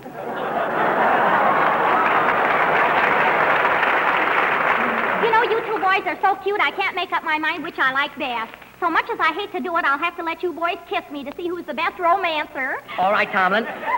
Now, look, you kiss her first, and then I'll show her what a real kiss is like. But, shucks, I don't want to kiss her at all. Women make me nervous. Oh, please, boys, don't fight over me. I'll settle the whole thing. I'll kiss you both and see which is best. Now, you first, Eddie Stanley. Pretty good.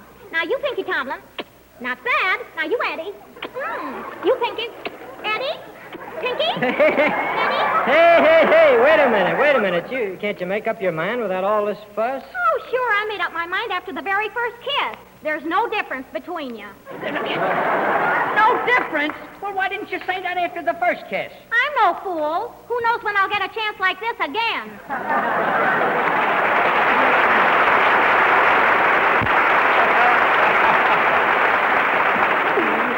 Oh, boy. It looked like Say More, Save More left you boys holding the bag. Yeah, that's what always happens to me, Mr. Wallington. That's why I still say I'll stick to my guitar. Say, listen, Pinky, it's been almost 2 months since you visited us here. You must have written another song since you wrote The Love Bug. I sure did, and I'd like to dedicate it to Mr. Eddie Stanley. You going to dedicate the song to me, Pinky? Gee, that's swell.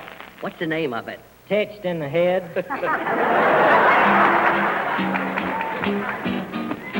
When other folks are a-crying, he starts to laughing instead. What makes him act so darn squirrely?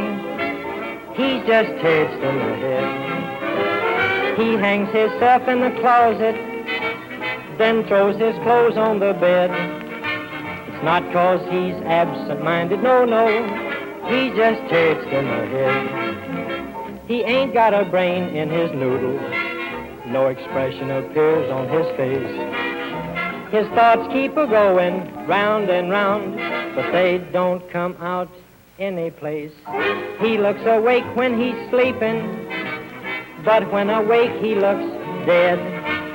He must be Dracula's brother. Well, he just touched in the head. He wears a smile of contentment, just like a cow that's been fed. Only a cow looks much smarter. He just touched in the head. He never makes love to the ladies. Marbles is more fun, he said. He thinks that shoes are for sissies. Well, he just touched in the head. Oh, his nose looks just like a big bugle. His hair is like an old bale of hay.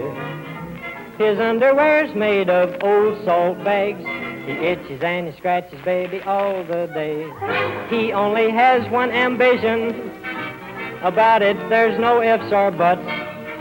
This guy wants to sing on the radio. Well, he's not touched, no, he's not touched. He's just simply gone nuts.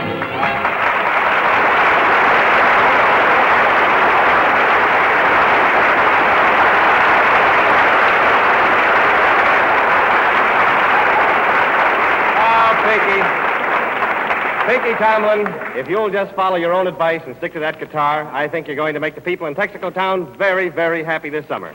Say, Eddie, Yeah? Eddie Stanley, come over here, will you? Listen, there's one little fellow on the program you haven't met yet. Well, it looks like I'm going to have my chance right now, if you mean this little man coming right in. That's right. Eddie Stanley, meet Bobby Bree.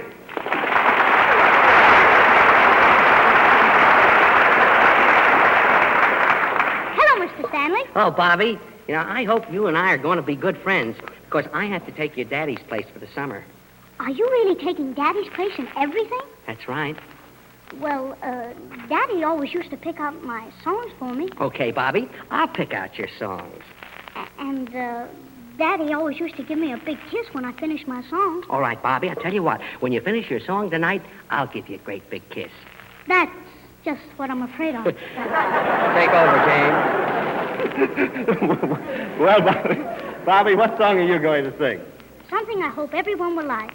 You see, Uncle Jimmy, Daddy once told me that you must always try to please the people. Well, your daddy is always trying, Bobby. He told me to answer requests whenever I could. And so tonight, I'm going to sing Ailey, Ailey.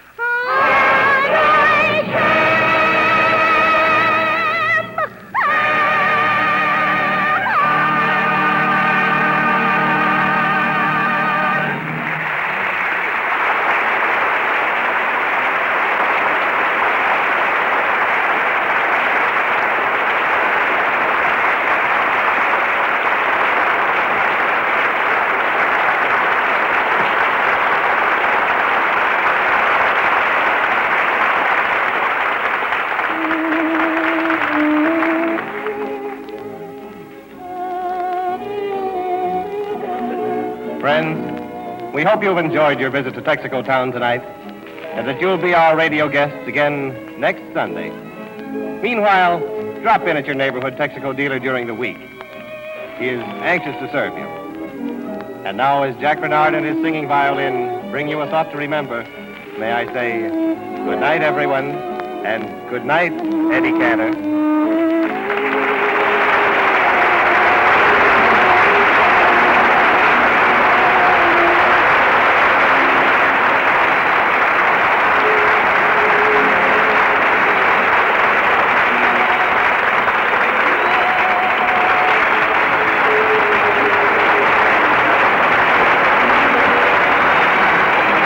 Tune in again next week, same time, same station. In the meantime, whenever you hear the siren and bell, remember Technical Fire Chief Gasoline.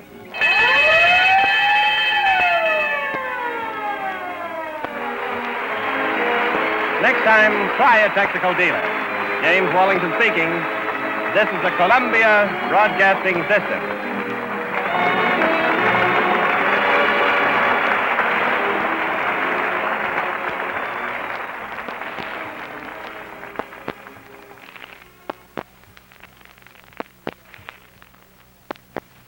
Nine p.m. BULOVA, Boulevard Watch Time. WABC, New York. Take to the seas for adventure next with Horatio Hornblower.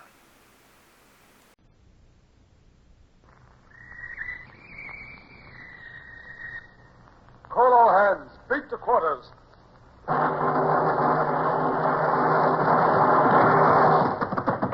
Run out the guns. Stand by the starboard battery. One broadside into it, if you please, Captain Bush. Pointers on target. Linstops ready. Aye, aye, sir. Ready. Fire!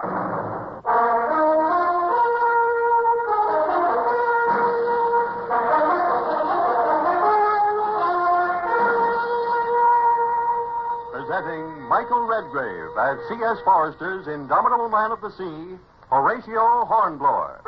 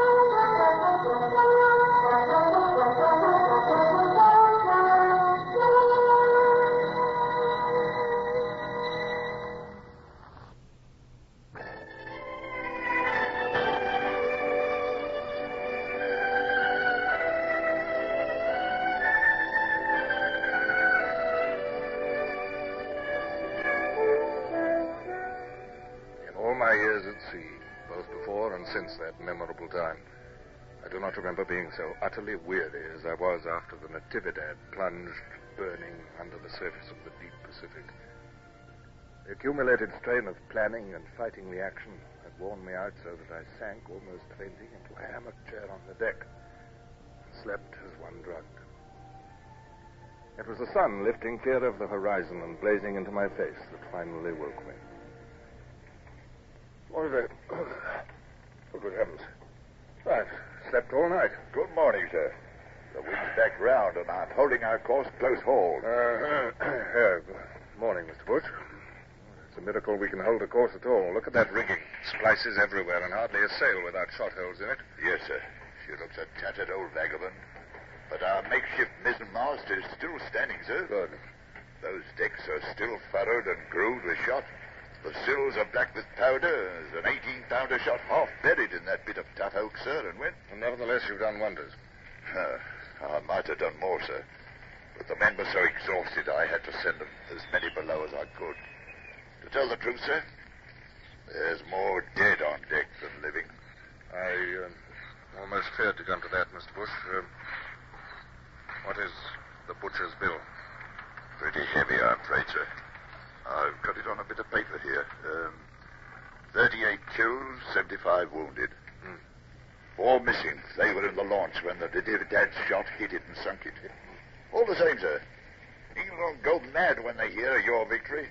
It isn't every day that a frigate sinks a ship of the line. Our victory, Mr. Bush. I shall remember to give you all the credit you deserve in my report. Well, I shall go down and visit the wounded. You better get some rest. Good heavens. Lady Barbara, I'd forgotten our passenger. Is she still in the orlop? As far as I know, sir. I've been too busy to see. Well, my steward will have looked after her. If high-born ladies use their position to force themselves into fighting ships, they must be prepared to face the consequences. To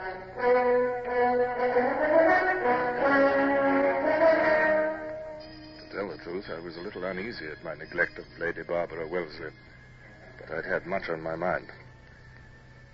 Below decks in the orlop, the scene was like an inferno. It was hot and airless, and the 4 flickering oil lamps added their smell to the stench of bilge, powder fumes, and sick men. Here, 75 wounded men were crammed together, groaning and sobbing, blaspheming and vomiting, under the care of the incompetent Lorry whom I'd appointed surgeon when our own surgeon had died. Thank God you've come, sir. Well, I've come to make you assume your responsibilities, not to relieve you of them, Mr. Lorry. Now, come round with me and make your report. Now then, this man. Good heavens, Lady Barbara, what are you doing here? Good morning, Captain. I'm sponging the poor man's throat. But tending the wounded is a man's job. The filthy work of a hospital is not fit for women. No, don't do that. Go away from here. Go on deck. Please understand me. I am not attempting to be noble. But there is work to be done in the King's service. And if nobody else can do it, a Wellesley must. If one of my brothers can govern India and another can fight the Marathas, I can do my part. Look at this man. He has a great splinter of wood under his skin. It ought to be extracted at once. Yes, it certainly ought. Mr. Lorry, are you ready to extract this splinter? Well, ma'am, don't be a fool, man. If you will not do it, I will. I will see that it's done immediately, Lady Barbara. But please, go on deck. I shall do nothing of the kind, Captain. I am going to help. But... Oh, well, as you will, ma'am. Now, Lorry, where are your instruments? Wilson, Hudson, bring a stiff tot of rum and stand by to hold Williams. Now, Williams, we are going to get that splinter out of you, or you'll die. But it's going to hurt you.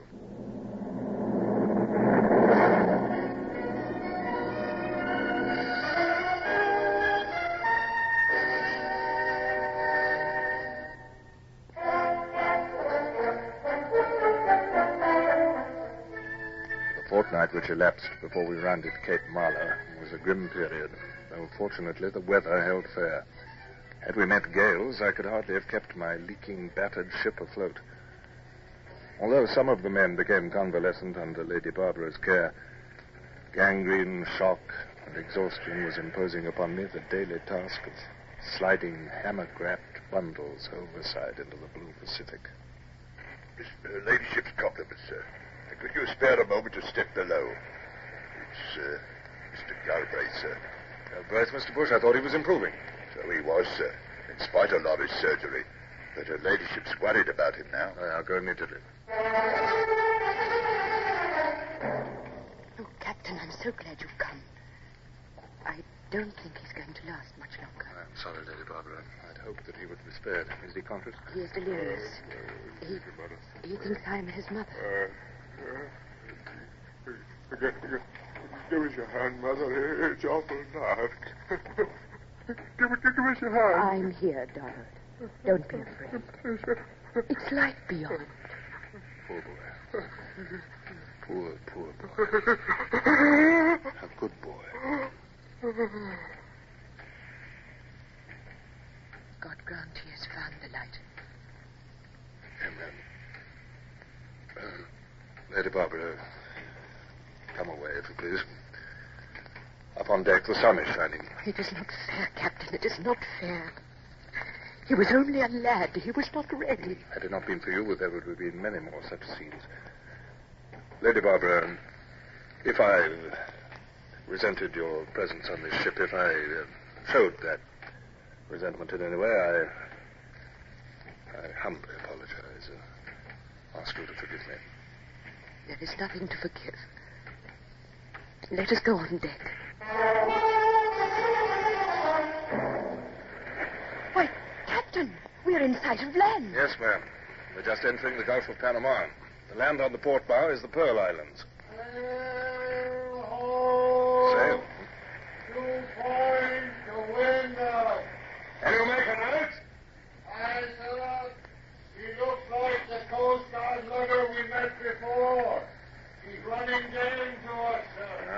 Potentially a Spanish craft, Captain? Yes, Captain Manuel Diaz commanding.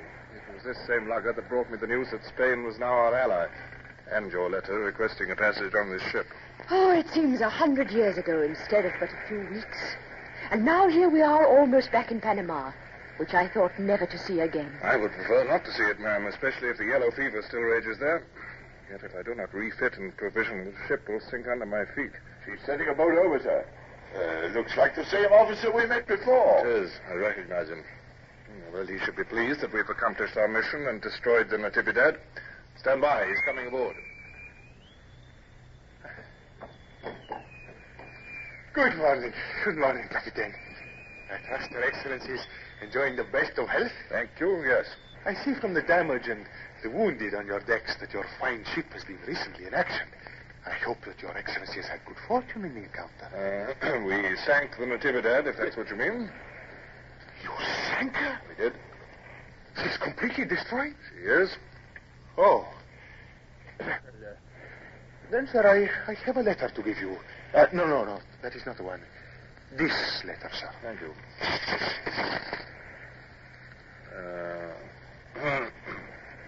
You are aware of the contents of this letter, sir? I am, sir. And I take it from your hesitation that had I not sunk the Natividad, you would have given me the other letter. May I ask the contents of that one? I have no other letter for you, sir. Indeed. And so, by this document, I am prohibited from dropping anchor or entering into any port of Spanish America, the Viceroyalty of Peru, the Viceroyalty of Mexico, or the Captain Generalcy of New Granada. Can you explain this most unfriendly behavior on the part of the Viceroy? I would not presume to explain my master's actions, sir. Mm-hmm. Whatever I think of this action, it's not compatible with the dignity of a British officer to bandy words with you about it. Indeed. My compliments to your master.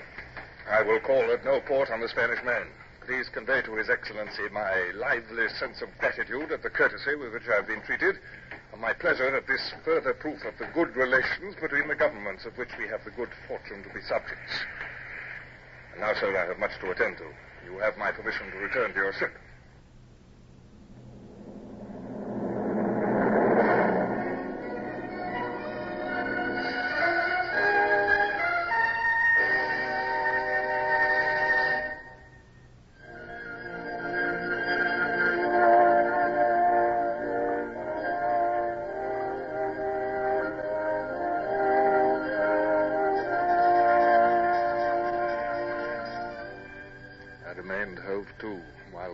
Filled away for Panama. Too busy with immediate problems to indulge in bitterness against the Spanish. At a pinch, I could make my stores last out until I reached St. Helena or Gibraltar. But there was no hope of facing the storms of Cape Horn with my ship leaking and jury-rigged. By the mark! 9! Still 9 fathoms, Mr. Bush. Well, this place seems very suitable. Aye, sir. Made for the job. Lucky we found this channel between the mountains. Look, sir, right ahead. It shelves to a bit of beach. Yes, golden sand, too. It'll be excellent for careening, except for the heat. There'll be no escaping that here, sir. The mountains cut off the breeze and reflect the sun, too. Oh, it's like an oven, sir. Can't be helped. We must make the best of it. We're lucky to have found such a place. And now, Mr. Bush, time is important. We must work like Trojans to make ourselves secure before the Spaniards discover our hiding place. Call back the cutter. We'll anchor here while you and I go ashore to explore.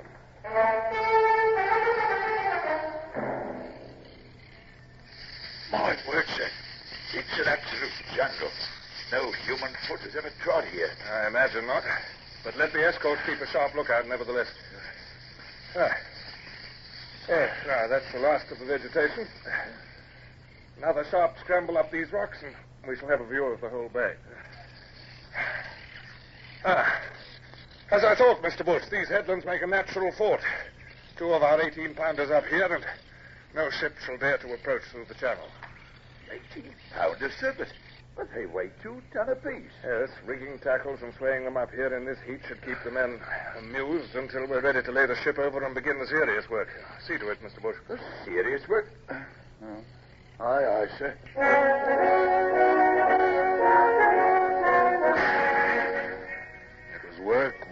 Work, night and day, until we were all dropping with weariness. When all repairs to the ship were done, she had to be loaded again. the guns brought aboard, and the rigging re-rove and set up. But when I stood once more on the deck with a staunch ship beneath me and a broadside which could fire, I was happy again and could snap my fingers at every Spaniard in the Pacific. In all these weeks of labor, I'd had no time to spare for Lady Barbara. But her smile as she crossed the deck to me showed that I was forgiven for my neglect. Give me your hand, Captain. I congratulate you on having achieved so much in so little time. Thank you, ma'am. My cabin is marvelously comfortable again. You've made the ship like new. Thank you, Lady Barbara. The men have worked well. It's heaven to me to think that we're at sea again before night. You are a very fine sailor, sir. I doubt if there's another officer in the King's service who could have done all that you have on this voyage. I'm glad you think so, ma'am. I've only done my duty. England is your debtor. I shall try to help see that she acknowledges that debt. Thank you, ma'am. Pardon me. They'll have that cask going through the bottom of the cutter in a moment. Easy on those tackles there. Bless the man. He was almost human for a while.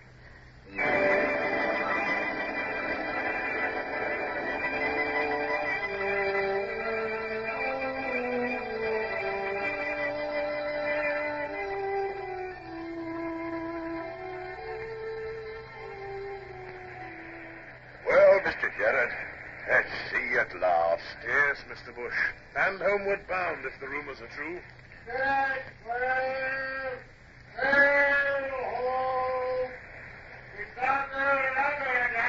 Lost that lugger. Twice we met her, and twice she's brought that news. What is it now, I wonder? She's making for us anyway. Here comes the captain. Captain Diaz Lugger approaching, sir. I hope it's not more trouble, Mr. Bush. I'm finding it increasingly difficult to remain civil to that young man. Here comes his boat.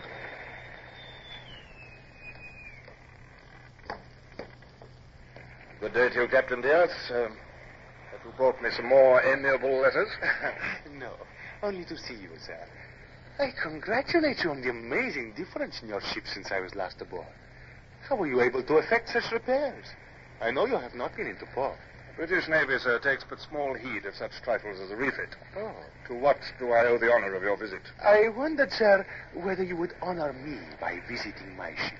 I should be able to show you something of interest which would demonstrate our ability to continue without your assistance. What is it you wish to show me?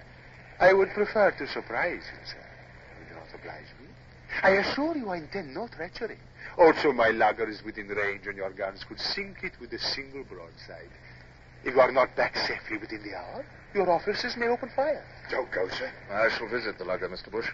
Send the cutter after me to bring me back. But, aye, sir.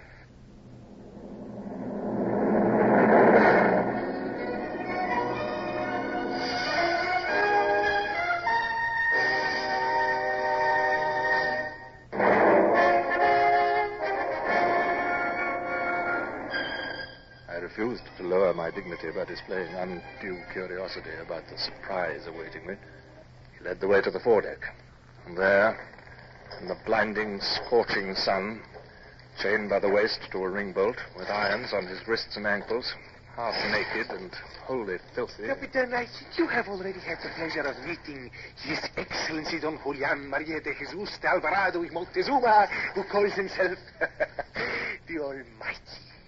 El Supremo, the half-mad fanatic whose rebellion against the Spanish I had been sent to assist, and against whom I'd been ordered to turn when the Spanish had become our allies.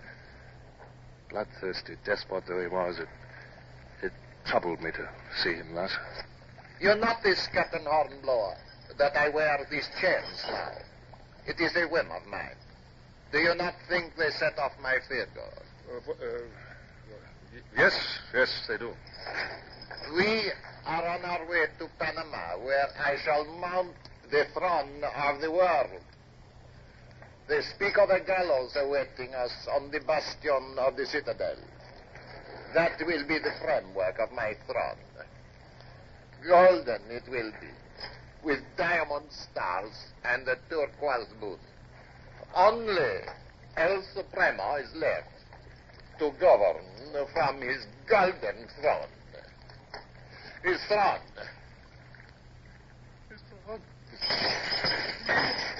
Chains. These are chains. Why am I chained? I, the Almighty. No God. Amusing, Captain, is it not? Oh, he will sometimes struggle and shout for 24 hours without stopping. Amusing? Captain Diaz, this filthy cruelty is a shame to you, is a stain to your nation. You mean you're going to hang him, mad as he is, with no chance of making his peace with God? Mad or sane, sir, rebels must hang. Your Excellency must know that as well as I do. Then for God's sake, hang him and cease torturing him. We are very glad you have returned, Captain. I hope the promised surprise was a pleasant one. A trifle, ma'am. These simple things, you know, amuse these Spaniards. Something is troubling you, Captain. You look pale. Pardon me, ma'am. I must go below.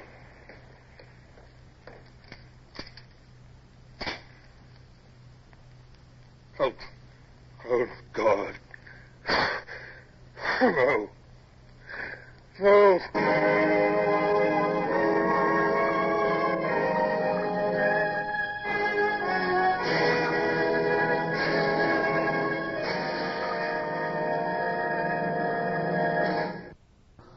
Horatio Hornblower, starring Michael Redgrave, is based on the novels by C.S. Forrester.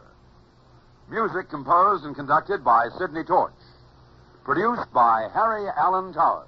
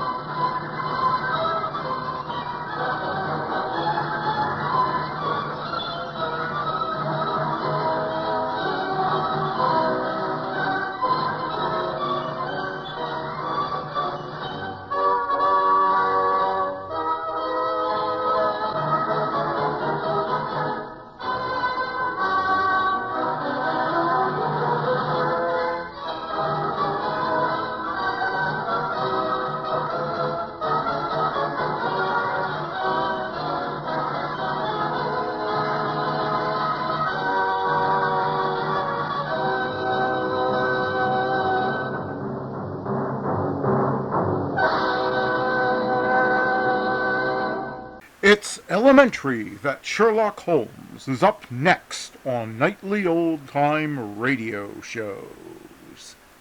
Petri Wine brings you Basil Rathbone and Nigel Bruce in the new adventures of Sherlock Holmes.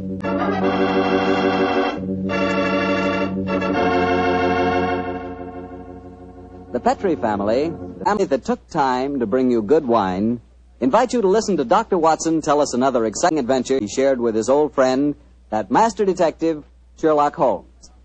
And as for me, well, I'd like to talk about those few minutes you have while you're waiting for dinner every evening. That's the perfect time for a glass of Petri California Sherry. Petri Sherry is the best beginning a good meal ever had.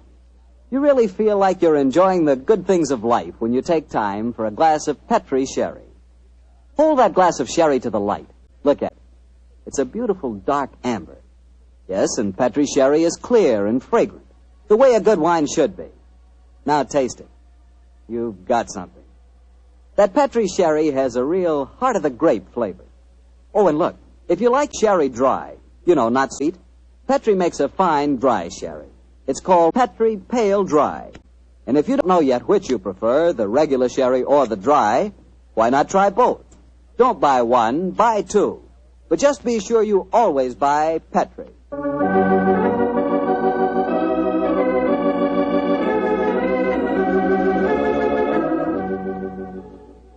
And now let's look in on our old friend, Dr. Watson. I'm sure he's expecting us. Good evening, Doctor. Good evening, Mr. Bartell. Draw up your usual chair. I'll get on with tonight's new Sherlock Holmes adventure. Well, how did the story begin, Doctor? It was one day in the autumn of 1887, I remember. Holmes and I were seated on either side of the fire in our Baker Street lodgings. The great man, his eyes half closed, his long, thin fingers pressed together, lay back his chair, filling the room with large blue clouds of tobacco smoke, and discoursing on one of his favorite subjects, the Professor Moriarty. I can almost hear him now, Mr. Bartell, as he said... Napoleon of crime, Watson, is the organizer of half that is evil and nearly all that is undetected in this great metropolis. Oh, surely that's an exaggeration, No, it Holmes. isn't, my dear fellow.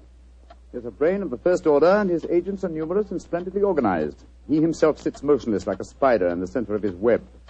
But that web has 1,000 radiations, and he knows every quiver of each one of them. It's fortunate for me that there's only one Moriarty. If every criminal were equally astute, I'd be in bankruptcy within the year. I don't think you need to worry about bankruptcy, Holmes. As I came in just now, I picked these letters up from the whole table and slipped them into my pocket. Here you are. Oh, thanks, old chap. They didn't look like bills to me. I observed the crest of the Duke of Carlisle on the top envelope. Oh, dear me. 500 guineas. His Grace is extremely generous in his evaluation of my services. I don't agree. After all, you did save him from a shocking scandal. Oh, listen to this, Watson. I seen you yesterday when you come to the cricket match. You wasn't watching the cricket. You value your life, keep your filthy long nose to yourself.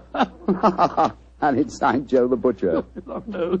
Who on earth, Joe the Butcher? A minor criminal that I was instrumental in sending to prison for a short term. He flatters himself, though. I was watching the cricket. No idea that Joe was back in practice again. I must keep an eye on him. Hello.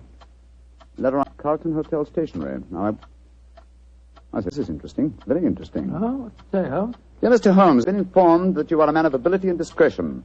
My life is in grave danger, and I need your help. Upon receipt of this letter, come to my hotel at once. I shall be expecting you. And it's signed, Francois Dulac. Oh, it's rather peremptory, isn't it? No, please, just come to my hotel at once. Who is this Dulac, anyway? What's no fellow? Yeah?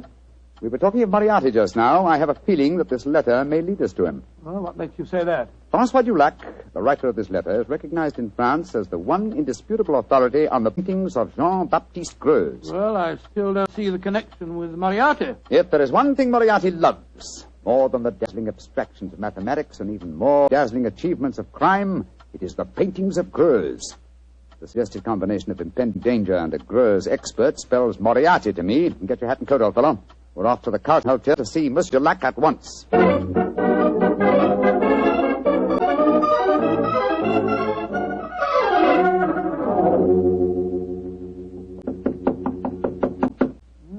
is room 212, all right, but there's no answer. I'll knock again.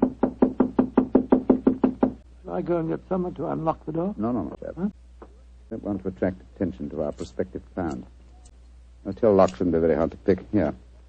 I think the skeleton key should do the trick quite easily. Well, the man at the desk downstairs said that Monsieur Dulac was in his room. You know, Watson, he said he thought he was in his room. Uh-huh. Easier than I anticipated. Come on, let's go in. Doesn't look as if anyone's occupying this room. No signs of any personal belongings. No clothes hanging in the wardrobe, no luggage. Yeah, yet he is still registered here. Hello. What's this stain on the carpet by the bed here? Great Scott, is it... It's a blood stain, Watson. Blood stain? And the stain is still damp. I'm afraid we're too late. Come on. We can do no more good here. You're not giving up, Holmes? No, of course not, my dear fellow. Let's see what we can find out from the hotel manager. I refuse to believe that in the 19th century a distinguished foreigner can vanish into thin air.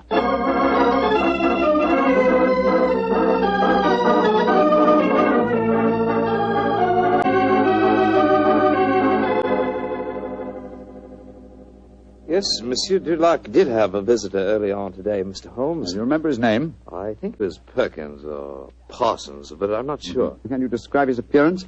I think so, Mr. Holmes. He was a very tall gentleman, tall and thin, with deep-sunk eyes. Clean-shaven? Oh, yes, sir. He had a high forehead and a funny way of moving his head from side to side. Oh, yes.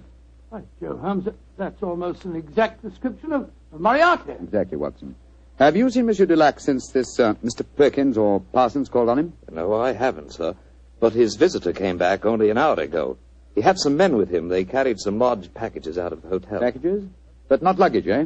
No, packages, Mr. Holmes. Has Monsieur Dulac received any other visitors since he arrived here? None that have been here to see him, sir. But I understand that Sir Henry Davenant has been most anxious to get in touch with him. Sir Henry Davenant? Thank you. I'm extremely obliged to you. Come on, Watson. Always proud to be of service to Mr. Sherlock Holmes. The plot begins here, Watson. And what makes you say that, huh? Sir Henry Davenant is a millionaire whose art collection is world famous. A year ago, the papers were full of his latest acquisition, the gem of his collection, Jean-Baptiste Greuze's painting, Young Girl with a Gazelle. And now it would appear that for some reason Moriarty wishes to prevent a meeting between Sir Harry Davenant and Monsieur Dulac, a Greuze expert. Now, do you see why the plot begins to clear? Vaguely, but what are you going to do? Davenant is said to something hermit. He won't have anything to do with officials, interviewers, and people like that. But we know that he wishes to consult an expert on the paintings of Jean-Baptiste Greuze.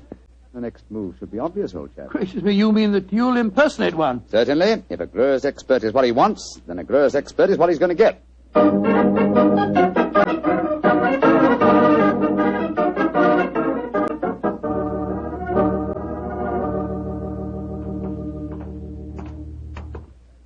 Holmes, I must say your disguise is amazingly effective. Monsieur, you do me the great honor. If I appear convincing to the astute Dr. Watson, how can I fail to convince Sir Henry Davenant? Oh, my dear fellow, it's marvelous. Appallingly good. Yeah. Here we are, sir. Sir Henry's house. Let's hope for the best, old fellow.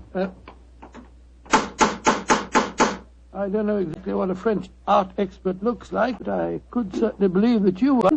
I only hope that I can be equally convincing in the role of a patron of the arts. You certainly look your part, old chap. Good afternoon. Can I help you? My name is Vernet. André Vernet. I am most anxious to make the acquaintance of Sir Henry Davenant. I'm afraid that Sir Henry is extremely difficult to see, sir. I can tell him you're here, but he very rarely gives interviews. That is a great disappointment to me. Perhaps you would just go and tell him I am a pupil and a disciple of the great François Dulac. What I can, sir. Come in, won't you, gentlemen? If you'll wait here for a moment, I'll take your message. What was the name again, Vernet, sir? André Vernet, and this gentleman is Mr. Watson. Very good, sir. Well, we got into the house. Now let's hope that you can impress the master of it. Not as easy a task, I fear, or... I've had to match opinions on the paintings of Greuze with an expert. Your knowledge of the subject is somewhat sketchy, I'm afraid. Yes, and mine is absolutely nil. Greuze was a naturalistic painter who flourished at the close of the 18th century, and though his paintings command a fabulous fee in this day and age, he himself died in great poverty. Someone's coming. Monsieur Vernet, will you and Mr. Watson come with me, please? Sir Henry is most anxious to meet you. Merci, mademoiselle. My name is Violet Jetton. I look after Sir Henry's art collection. Indeed, a very pleasurable job, I'm sure, my dear. From what I hear, he has a magnificent gallery. He has one of the finest in the world. Yes. His latest acquisition is the famous young girl with a gazelle by Greuze. Oh, but I'm sure you know all about that, Monsieur Vernet. I think you said in your message you were a student of the great Dulac. I have that inestimable privilege, mademoiselle. Oh, this is Sir Henry's study.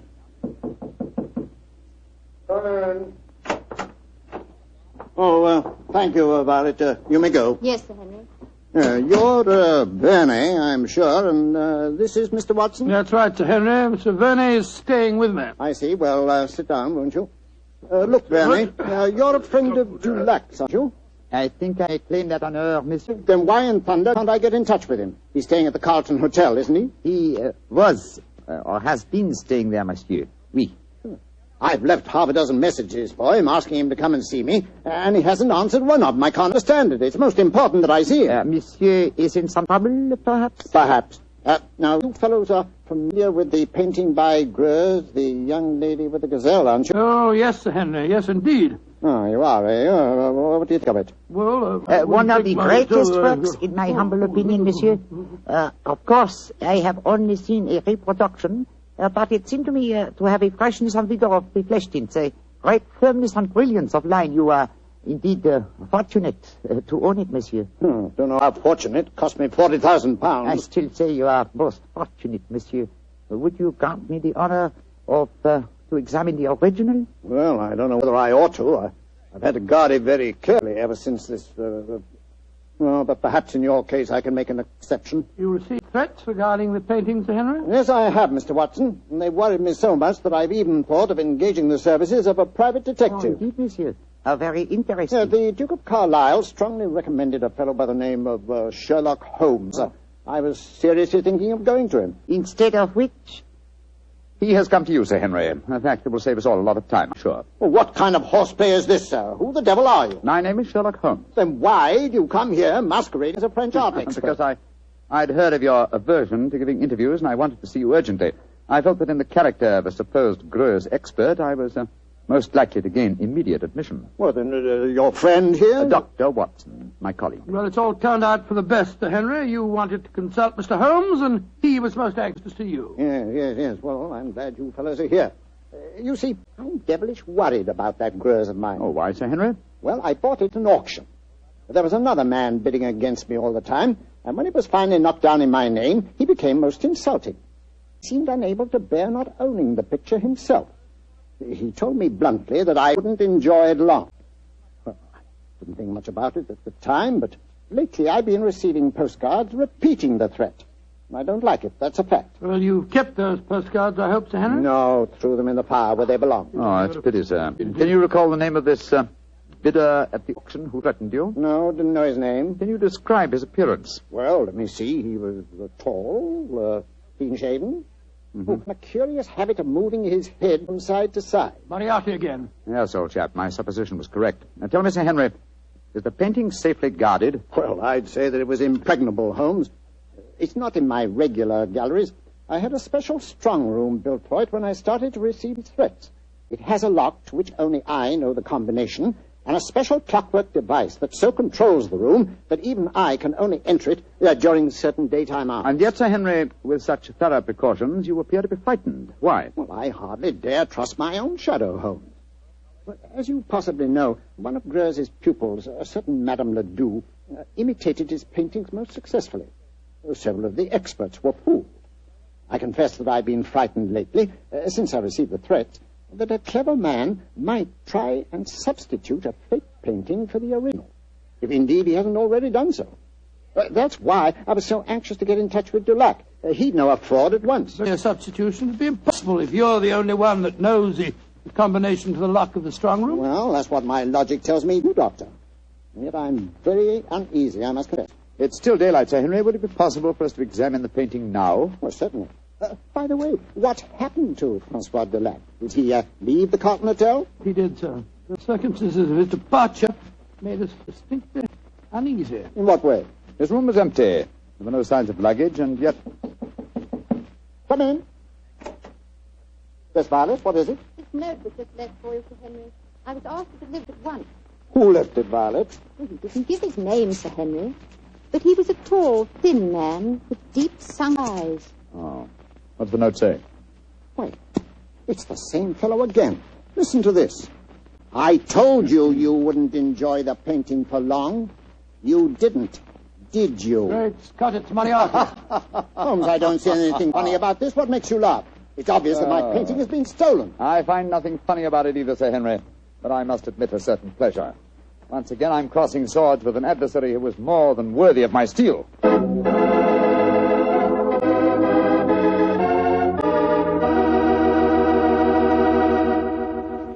You'll hear the rest of Dr. Watson's story in just a second, so I'm just going to remind you that Petri Sherry could really be called the all-round, all-American wine.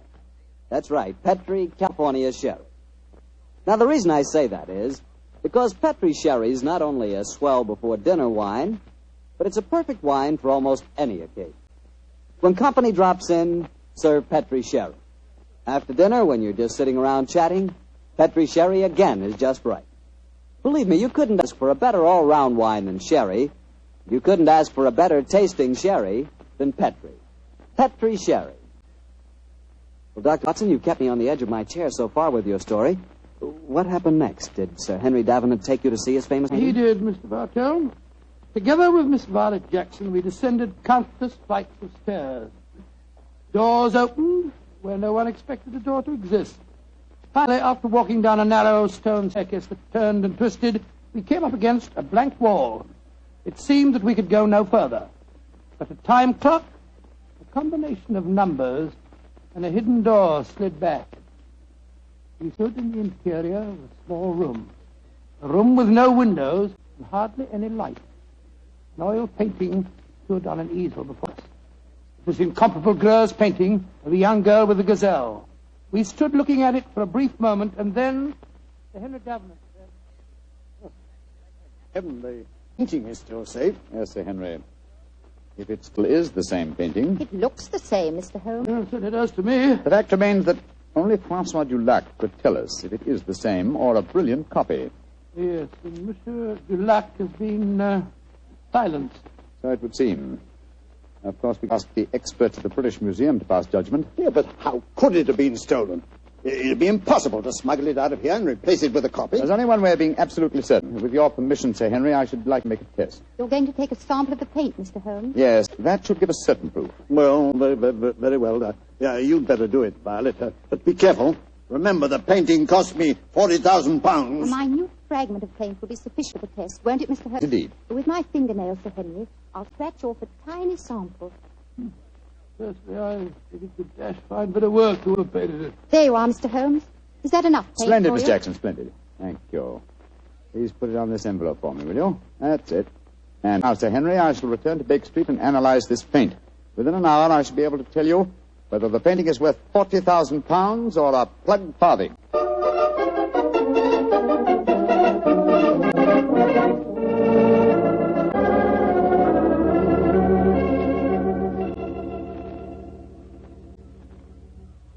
Well, Holmes, did you make the test? I did, Sir Henry. And?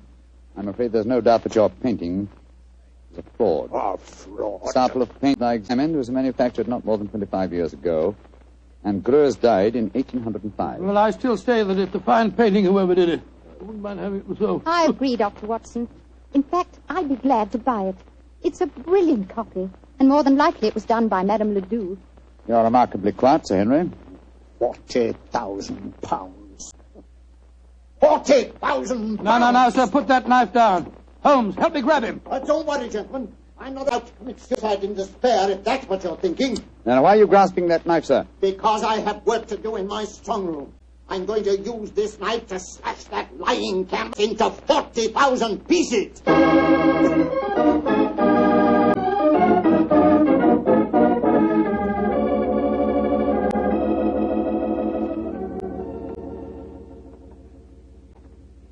Yes, well, I suppose you're right, Violet. It was childish to mutilate this daub. It's a brilliant fraud, Sir Henry. I'd like to have it. I'll buy it from you gladly. Buy it from me? You can have it. Go and make arrangements to have the wretched thing taken away at once. I don't want any frauds in my collection. Yes, Sir Henry, and thank you. Now, Mr. Sherlock Holmes, I'll pay you any fee you name if you can tell me how the original painting was stolen. Well, Sir Henry, the how must here precede the who. And the how, I must confess, seems impossible. Yes, I agree. This is the sealed metal room. The only entrance is through the door. That has a combination that only you know, Sir Henry. Perfectly true. It's impossible for anyone to enter this room without my being present. Or I would have sworn it was. Let's examine these walls, Watson. Might be a secret tunnel. Ventilator. No method of entrance here. Well, you'll find no flaws, I'm sure. This room is built like a giant safe. And the time lock on the door is equally solid. The time lock ring now? Yes. It started 5 minutes ago when we opened the door. But don't worry. It's perfectly safe with the door open. But when the door's closed, it couldn't be reopened again, I take it, Sir Henry. Not until the morning, Doctor, no. I had the lock specially designed. Very ingenious. This presents as pretty a problem as ever I've tackled, Sir Henry. A large painting stolen and a fake one substituted in a sealed room to which only you have access. I must confess the how seems utterly impossible. Remember what you always say, Holmes. Throw out the impossible, and whatever remains, no matter how improbable, must be the possible. Let's consider the who for a moment. Is your butler absolutely reliable? Absolutely. How about Miss Jackson? Oh, completely trustworthy. Brought letters of recommendation from most of the leading art galleries in London. Intelligent, too. And serious-minded. She's made a deep study of mathematics as well as her knowledge of painting. Mathematics? How do you know that, Sir Henry? Well, she had a book with her the other day. I was surprised at the title. Could have been a novel, but no. It was called The Dynamics of an Asteroid.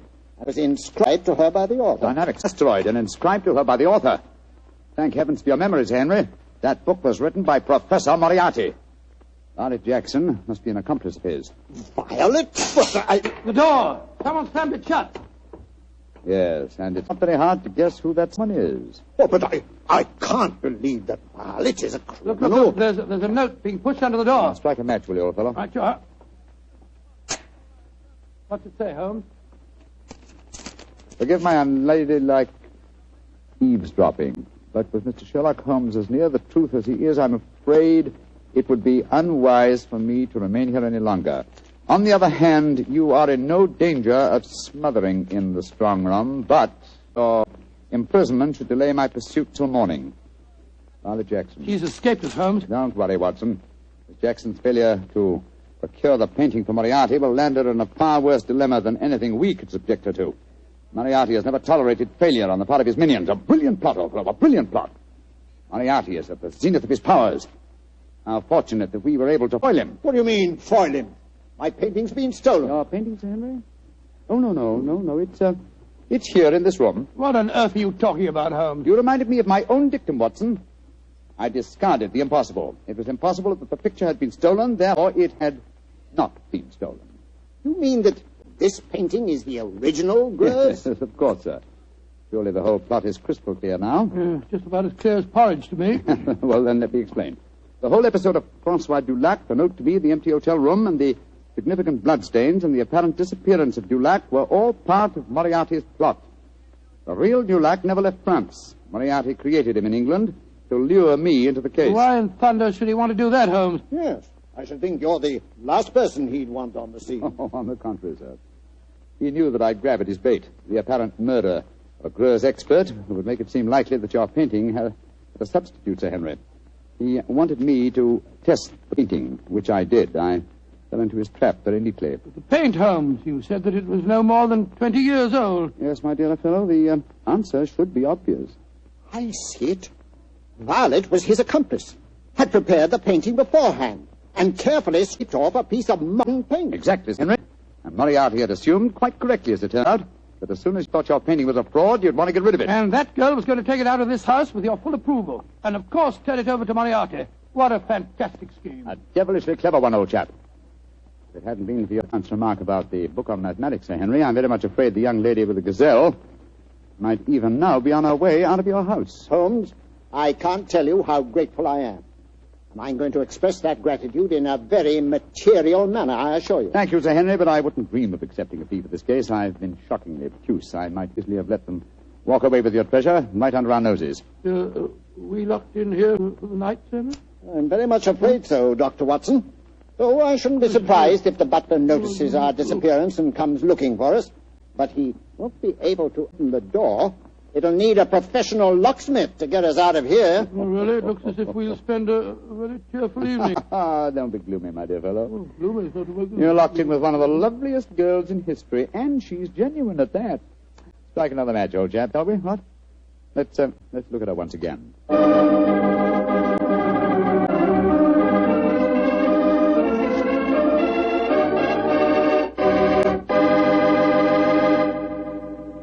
Doctor, that was not only a swell story, but I really learned something. Oh, good, Mr. Bartell. And just what did you learn?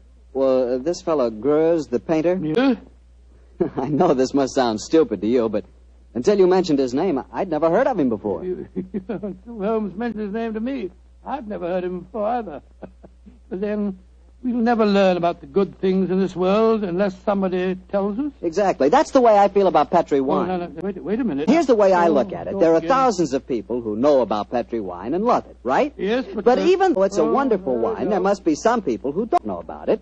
So I tell them about it. And I tell them about the Petri family and how they've been making wine for generations and how they've been handing on down from father to son, the fine art of turning luscious grapes into delicious wine. Yes, and when I tell them that the name Petri on a bottle of wine is the personal assurance of the Petri family that every drop of wine in that bottle is good wine, well, that's all you have to know. So it adds up to this. If you want a fine wine for any occasion, you want a Petri wine, because Petri took time to bring you good wine.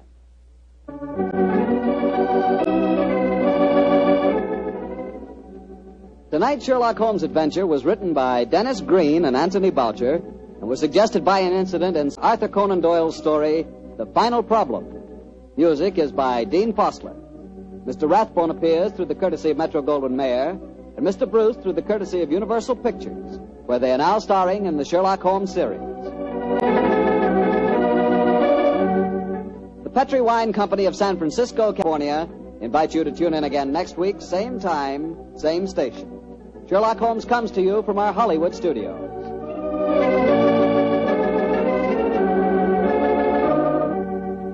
This is Harry Bartell saying goodnight for the Petri family. Chapter 23.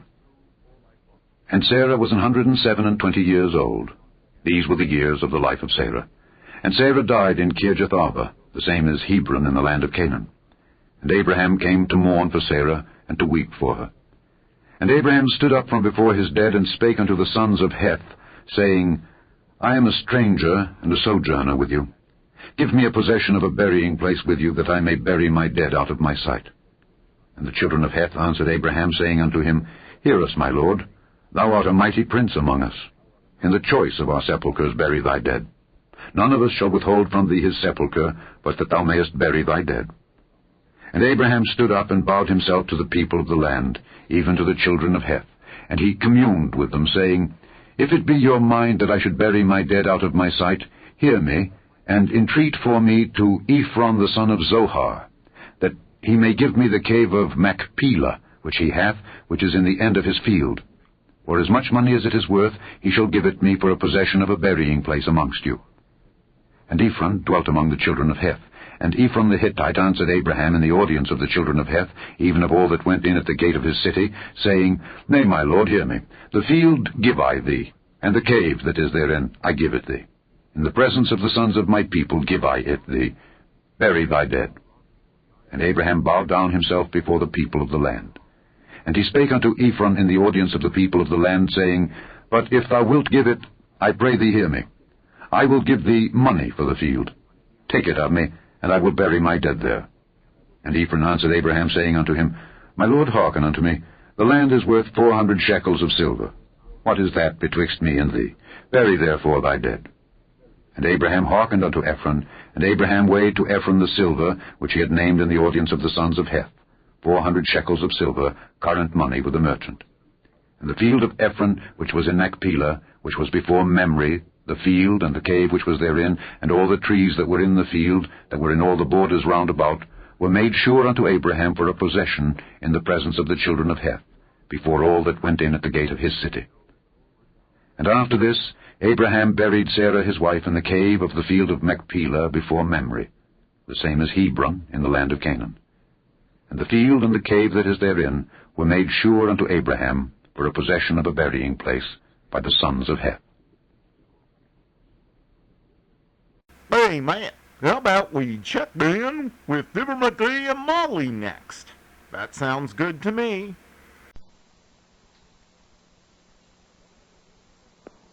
The Fibber, Magee, and Molly Show.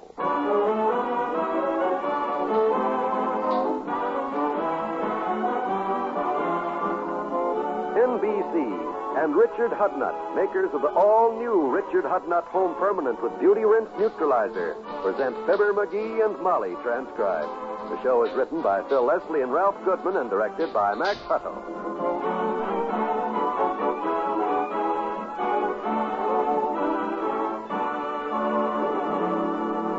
We'll join Fibber and Molly in just a moment. The saddest smile in the world is the smile of a little polio victim imprisoned in an iron lung. Yet it is still a smile. A smile that you can help make possible with your contribution to the March of Dimes. The dime that you contribute to this worthy cause is the dime you'll never miss. It's the dime that will help that small boy out of the iron lung. It's the dime that will help a little girl walk again without braces or crutches. It's the dime that may prove a trial polio vaccine is effective. Yes, there is a trial polio vaccine now, which gives new hope that soon the laughter and smiles of children will never again be dimmed by cruel infantile paralysis. This is the year of decision in the fight against infantile paralysis. Your dimes will help in this mass test of the trial vaccine. Your dimes will help pay for more gamma globulin, the temporary paralysis preventive. For victory over polio, give to the March of Dimes. A blessing given is a blessing received. The dime you give to the March of Dimes is a blessing to some child crippled with infantile paralysis.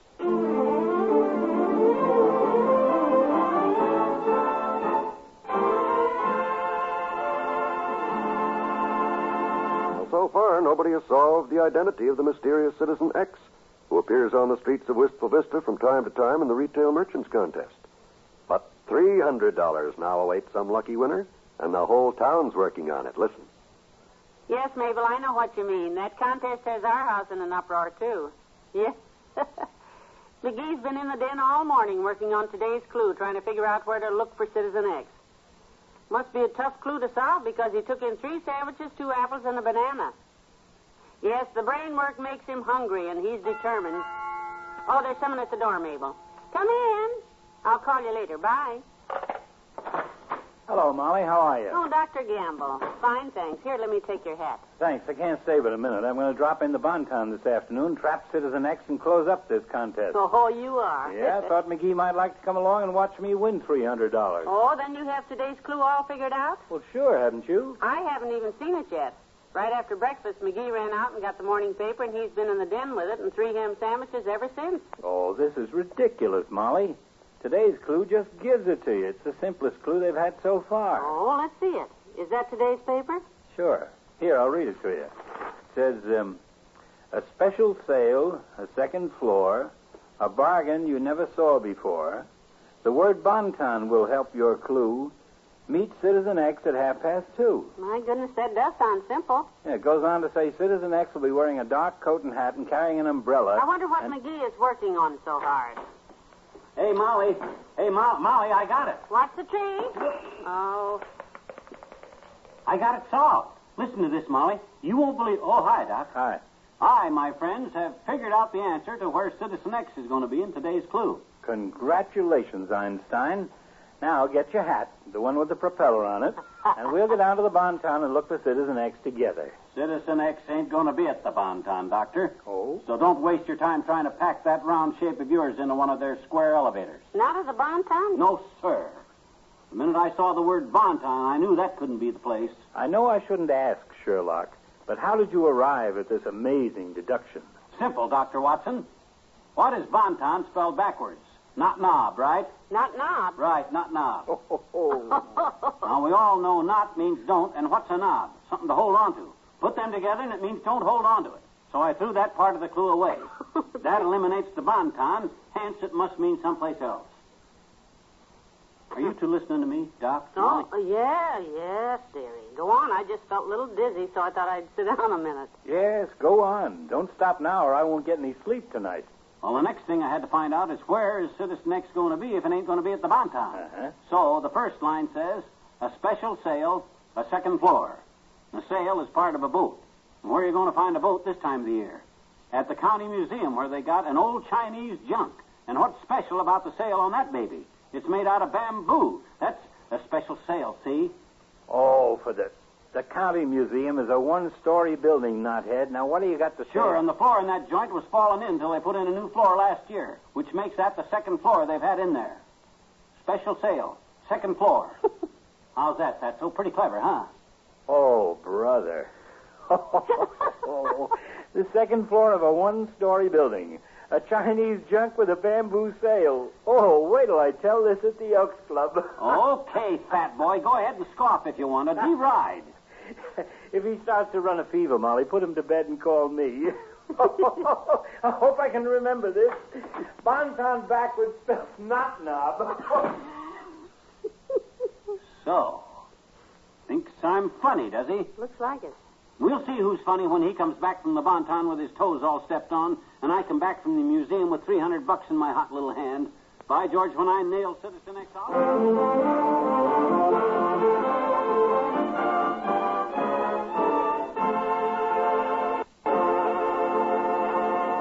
Back to Wistful Vista in a minute. Hello, I'm your Richard Hudnut beauty advisor with news about a home permanent that lets you curl your hair to suit yourself. It's the new Richard Hudnut Home Permanent, and it gives you exactly the kind of wave or curl you happen to want. You get a choice of 3 different waving and drying methods, and exclusive Beauty Rinse Neutralizer assures you best results no matter which method you use. For instance, if you like a casual hairdo, use the Richard Hudnut Pin Curl method. If you want a deeper, firmer wave, follow the Richard Hudnut Salon method. Or for a step-saving way to get nice, springy curls, try the Richard Hudnut On Curler method. You'll find the easy directions for all three methods right inside the new Richard Hudnut Home Permanent package. So you really can curl your hair to suit yourself. Just remember, it's the new Richard Hudnut Home Permanent, the only wave in the world with Beauty Rinse Neutralizer that gives you best results no matter which method you use.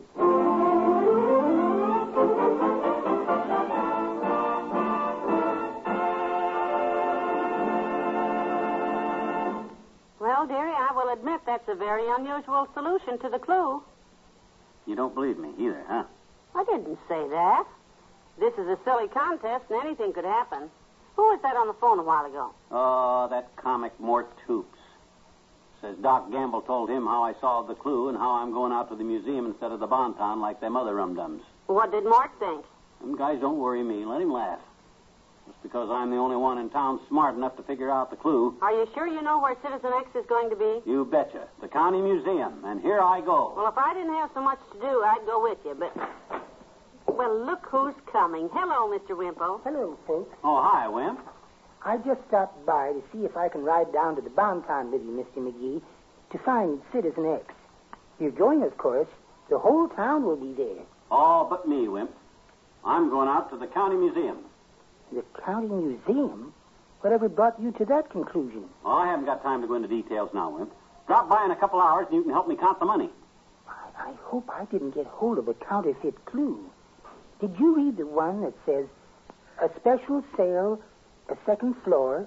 It says, the word Bonton will help your clue, that one? That's it, Mr. Wimple. And that's the county museum? Yep. Well, I'd better fly. Look at him go. Another scoffer. Well, by George, nothing bothers me when I know I'm right. And I'm right now, and when I'm right, I'm really right. Right. We'll see how the others make out at the Bonton. Well, good luck, dearie.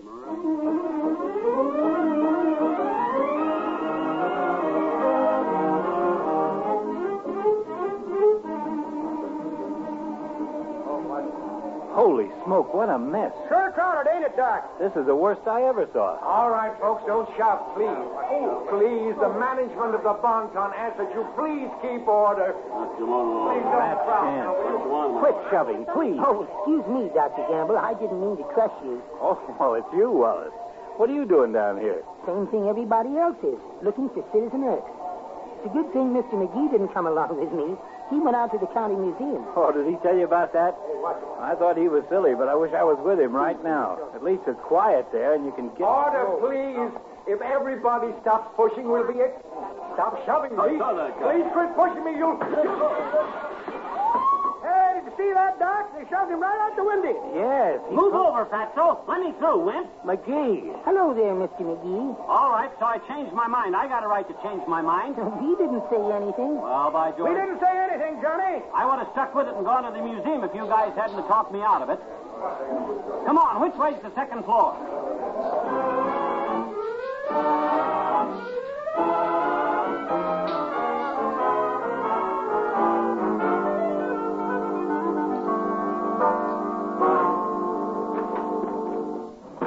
That you, McGee? Oh, boy, what a mob at that Bonton. I saw everybody in town there but Citizen X. The Bonton? I thought you went I out. changed my mind at the last minute. At first, I was sure I doped the clue outright, but after Doc and Wimp came around and then talked to Mort Toops and Herb, well, gee whiz, I could see I was wrong. So I went to the Bonton. Oh, I'm beat. Oh, you poor dear. If you'd only gone to the museum instead. Yeah, I'd have had a little peace and quiet. And I'd have come just as close to Citizen X, too. I never even got to that sale on the second floor like it said. What a mess. Seen the late paper? Nah, I was so tired when I got out of there. Well, listen to this. It says, Citizen X again escapes detection. Sure. Says, what's the matter, wistful Vistons? Yeah. If you hadn't all followed each other like sheep to the Bonton department store today, one of you might have found Citizen X by reading between the lines of today's clue. Between the lines? Hey, let me see that. With $300 to give away, Citizen X awaited in vain today at the county museum beside the Chinese junk with the bamboo sail. The special sale mentioned in the clue. The junk was donated some years ago by the owners of the Bonton. Oh, no. You mean I had it right all the time? Yes, you did. If you'd only stuck by your guns, dear. Where are you going? To get my guns, and I'm going to stick by them all right. The next guy that comes in here when I'm working on a clue, I'll let him have both barrels full of buckshots. Them dirty throat-cutting friends of mine ought to be...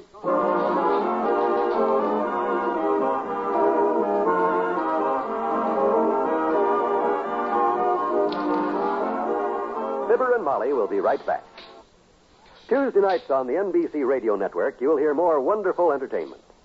So be sure to set your dial to this same station. You'll want to hear the quarter-hour song stanzas presented by the ever-popular Dinah Shore and Frank Sinatra tomorrow evening. Each of these talented entertainers presents 15 minutes of the best in popular music. Be sure to listen. And listen, too, for action-filled drama on Frank Sinatra's new mystery series, Rocky Fortune. As Rocky Fortune, you'll hear Frank Sinatra in the role of a happy-go-lucky adventurer who trades witticisms for mystery. Then, for more thrills and excitement, listen to Barry Craig, Confidential Investigator. William Gargan stars as Barry Craig, and the program is packed with thrilling adventure. Of course, Tuesday night on NBC Radio brings Dragnet, starring Jack Webb. Dragnet is the authentic story of your police force in action, the story of an actual crime told by Sergeant Joe Friday. Dragnet is exciting listening. Hear it tomorrow. Always tuned to the familiar 3 NBC chimes for the best of radio entertainment. Oh,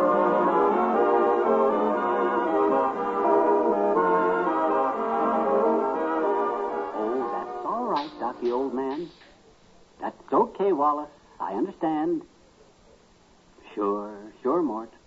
I realize you feel like an idiot, Mort, and I don't blame you. Who are you talking to, Magee? I'm just practicing accepting apologies, kiddo. I can be big about this. Good.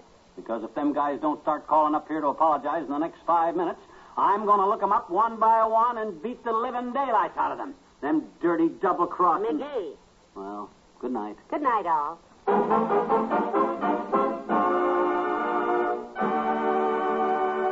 NBC and Richard Hudnut, makers of the all-new Richard Hudnut Home Permanent with Beauty Rinse Neutralizer, have brought you Fibber, Magee, and Molly transcribed. Heard on tonight's program were Bill Thompson as Mr. Wimple and the Old-Timer, Arthur Q. Bryan as Dr. Gamble, and Joe Forte as the Floor Walker. This is John Wald, inviting you to be with us again tomorrow night for another visit with Fibber, Magee, and Molly.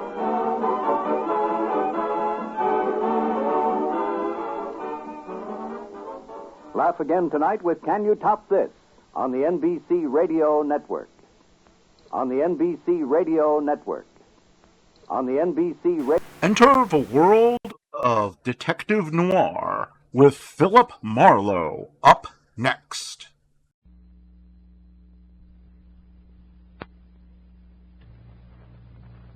Get this and get it straight. Crime is a sucker's road, and those who travel it wind up in the gutter, the prison, or the grave. There's no other end, but they never learn. For your enjoyment, Wrigley's Spearmint Chewing Gum brings you Raymond Chandler's most famous character in The Adventures of Philip Marlowe.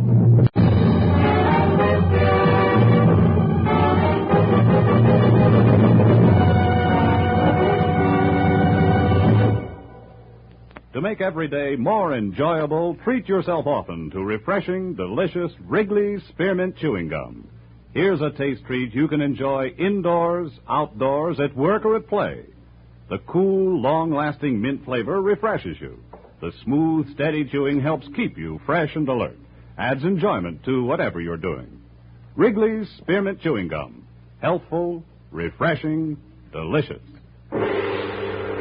Now, with Gerald Moore, starred as Philip Marlowe, we bring you tonight's exciting story, The Face to Forget.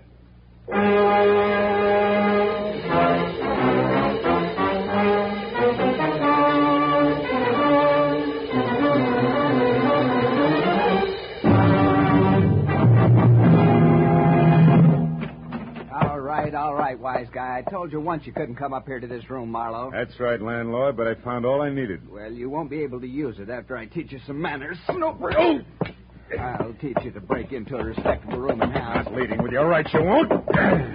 Now get up. Come on, get up. Okay. I'll teach you something about cooperation, landlord. All I wanted to do was look this room over, and I was nice about asking. Cut it out. I got my rules. Yeah, and I got a job to do. I've been looking for Dave Stroud for a solid week, and his trail finally led me here. I got to look out for my roomer's privacy. Sure.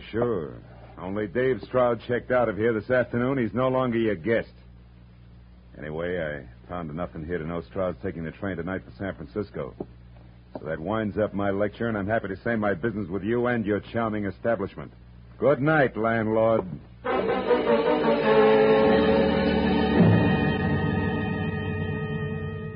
When I stepped out of the cheap, musty rooming house into the warm night, I felt for the first time in a week that I wasn't wasting my time.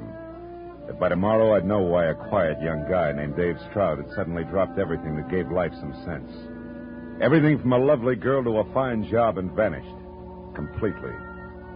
I stopped in a phone booth, called my client, and told her to meet me in an hour at the Leopard Spot, the bar in her hotel. Then I made a reservation on the 10 o'clock train for San Francisco, went home and threw a toothbrush and shirt into a bag, and when I walked into the Leopard Spot, I was right on time. I found my client, Ellen Wyatt, in a booth near the back. The soft rose lights touching her face made me wonder all over again what kind of pressure it could possibly have been to drive Dave Stroud away from a girl like this. Tried to wait in my apartment upstairs, Phil, but I just couldn't. Is it good news? I hope so, Ellen. That broken-down rooming house over in East L.A. paid off all right. Dave was staying there? Yeah, he had been, under the name of Donald Stranigan. But why would he take a place like that? He must have plenty of money with him. Oh, well, the city's cluttered with those joints. They're as common as tin cans. He figured you can't look into all of them. We were just lucky. Then he knows what he's doing. There's nothing wrong with him like amnesia. No, it's something else, Helen. Good evening, Miss Wyatt. Martini? Yes, please. For you, sir? Martini sounds fine. Yes, sir. Right. Marlowe, maybe that hunch I had about gambling, maybe it was right after all. Couldn't some kind of terrible jam with gamblers do this to Dave? Yeah, it might. But I checked that and drew a blank. Say, listen, Ellen, the description of Dave I got at that rooming house isn't too complete. That snapshot I asked you about, you bring it? Oh, yes. Oh, good. It's in my purse.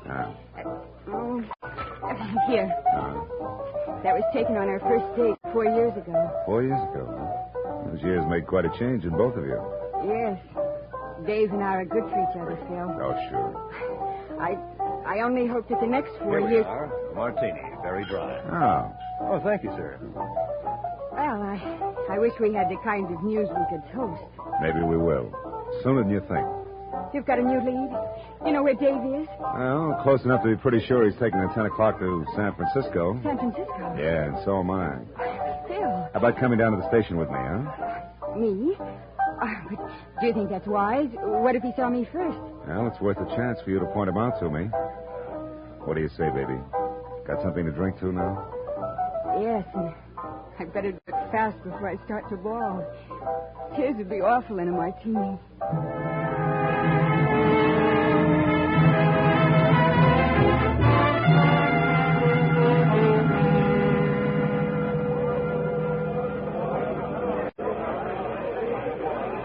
No luck, Phil. I still haven't seen him. Wait a minute. How about that one, Ellen? Over there at the cigar counter.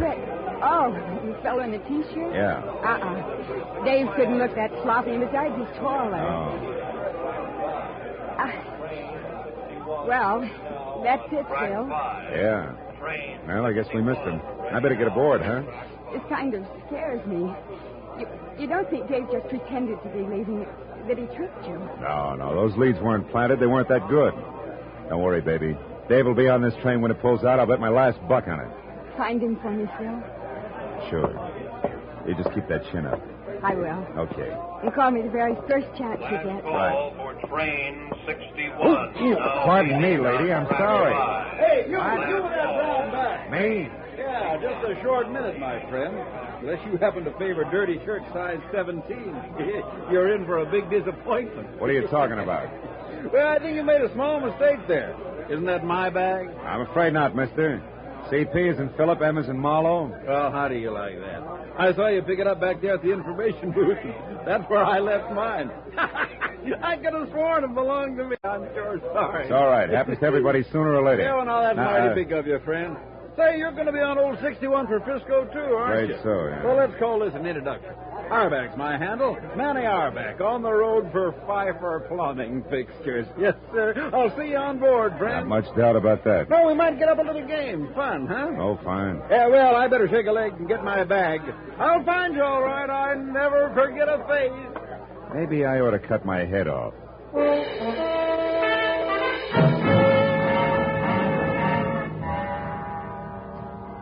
I stopped off in my compartment just long enough to drop my suitcase. Then as we pulled out, I moved through the train to the dining car and picked a seat where I could keep an eye on the rest of the tables for Dave Stroud, who, even if I didn't recognize his face, I knew from his fiancée would handle the knife and fork European style. Be likely to order liver and bacon and drink tea without sugar, and would probably be dressed in wooled tweeds with the shirt collar open. Well, as soon as I sat down, the car began to fill. My table companion, a quiet tab collar type, had his own business and knew how to mind it. Almost 100%. Which he did for the 15 minutes it took him to eat. Well, I don't know why food always tastes better on a train, but it does. Thanks for letting me share the table with you. Oh, not at all. Perhaps I'll see you later in the club car. We might have a nightcap. Yeah, it's a deal. Fine. So long. So long. So there you are, Oh, Marlowe. fine. There, I've been looking high and low for you, my friend. What you doing in here? They serve nothing but food in this car, you know. Say, who's your pal? I don't know. He was here 15 minutes and we didn't get that far. I know exactly what you mean. You do? Yeah, those quiet birds give me the willies, too. You know, friend, I've seen him someplace before, and I never forget a face. You didn't catch his name, huh? He didn't throw it. He didn't throw. Oh. You like that, huh? Yes, sir, you're right on, my friend. Well, it'll come to me. Faces are kind of a hobby with me. I meet a lot of people, but I never forget a... Hey, have you lost somebody in here the way you keep looking around? Yeah, but I think I found him again. Hey, what's up? Where are you going? Play follow the lead. I'll see you, Alback. Hey, Marlowe, come back. You dropped something here.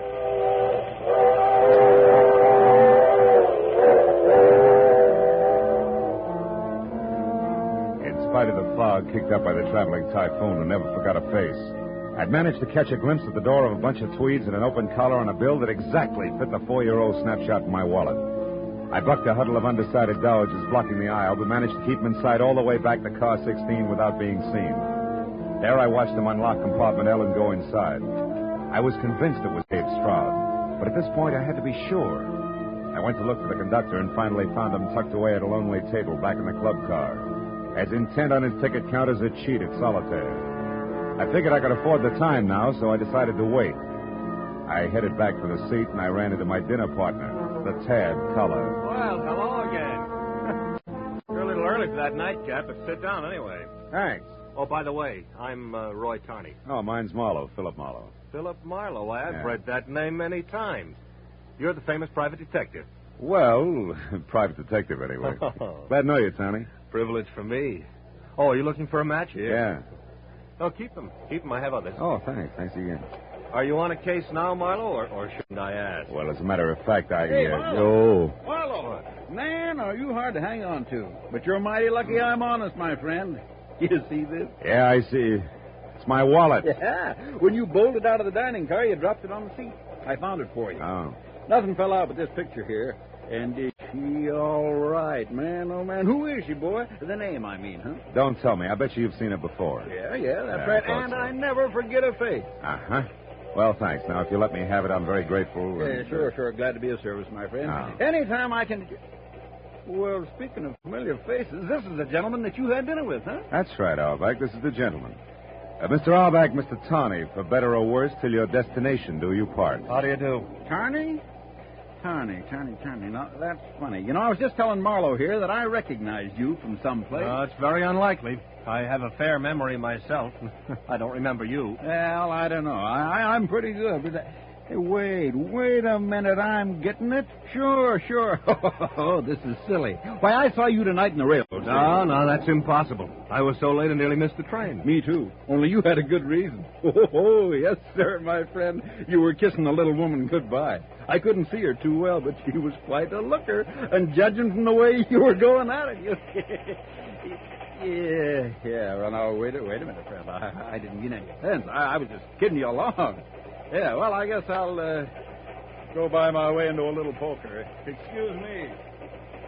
I suppose there has to be one on every train. Yeah. They help the ride like a square wheel. Yeah. Well, I think I'll go read a while, Marlowe. Good luck on your case.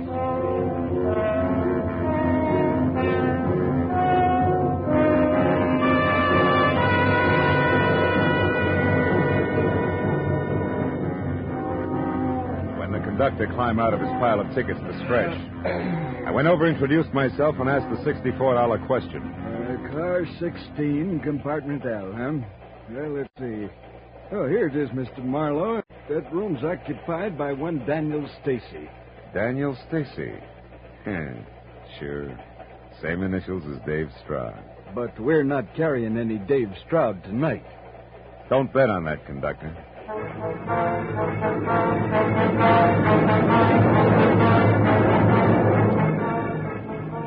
It was that simple. I walked up through the train to car 16, and when I got to the door of compartment L, I'd already decided on how to handle Dave. Convince him that he had to go back to Ellen Wyatt regardless of what had happened to him. Yeah, I had it all figured until I heard it. It had come from inside. The door was unlocked, but the lights were out. When I got them on again, I realized that nothing was simple. Ever. Stretched out on the floor of Dave's room was Manny Auerbach, staring straight up as he rocked with the pitch of the train, the side of his head against the sharp steel corner. His eyes already beginning to glaze. He said he knew I'd remember sometime. Remember what? Why did you come here, Manny? He said I'd remember. Manny! Manny! Well, Marlowe, it's your move again. Let's see you tell this to Ellen Wyatt. Who's that? What? Ooh!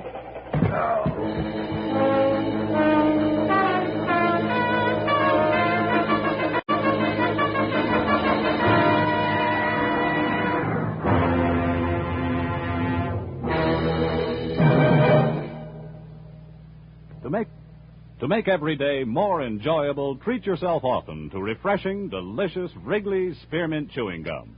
The lively, full-bodied, real mint flavor cools your mouth, moistens your throat, freshens your taste. And the chewing itself gives you a little lift, helps you keep going at your best.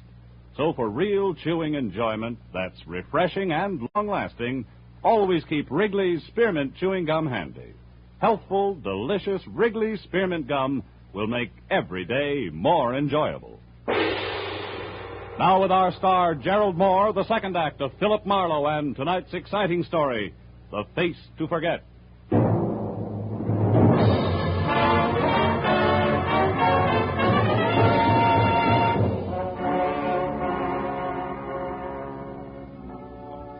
Either it had been the flat of the pistol crashing against the side of my head, or my head crashing against the stone-hard floor of the compartment, that had turned light into dark and left me with a welt behind one ear the size and shape of a cue ball. I couldn't tell which. But when I had both my eyes open, I knew that it didn't matter. That nothing mattered really, except that I was staring into Manny Auerbach's dead face, while only inches away a pair of feet were moving. Feet that belonged to Dave Stroud, whose suitcase in tow was on his way out. One hand already on the doorknob. I went for him, around the knees. What? Let go! Let go, I say! Oh. By the time I was off the floor and after him, he was well out in front. But wrestling with a heavy steel door at the end of the empty passageway slowed him down. When we reached the platform between the cars, he was almost mine. But then suddenly a hand shot out of the dark, grabbed a fistful of shirt front, and spun me hard against the opposite door. No! A hand that belonged to a man in a tab collar. Mr. Roy Tawney, plus a shiny .22 automatic, and minus his club car velvet voice. Get up, Marlowe. We've got a little talk coming. At this stage, it'll be a pleasure. Believe me. We'll see. What do you want with Dave Stroud? I'm a census taker who's real... Cut it. Time is running short, Marlowe. When you get off at this stop coming up, you stay off. Yeah?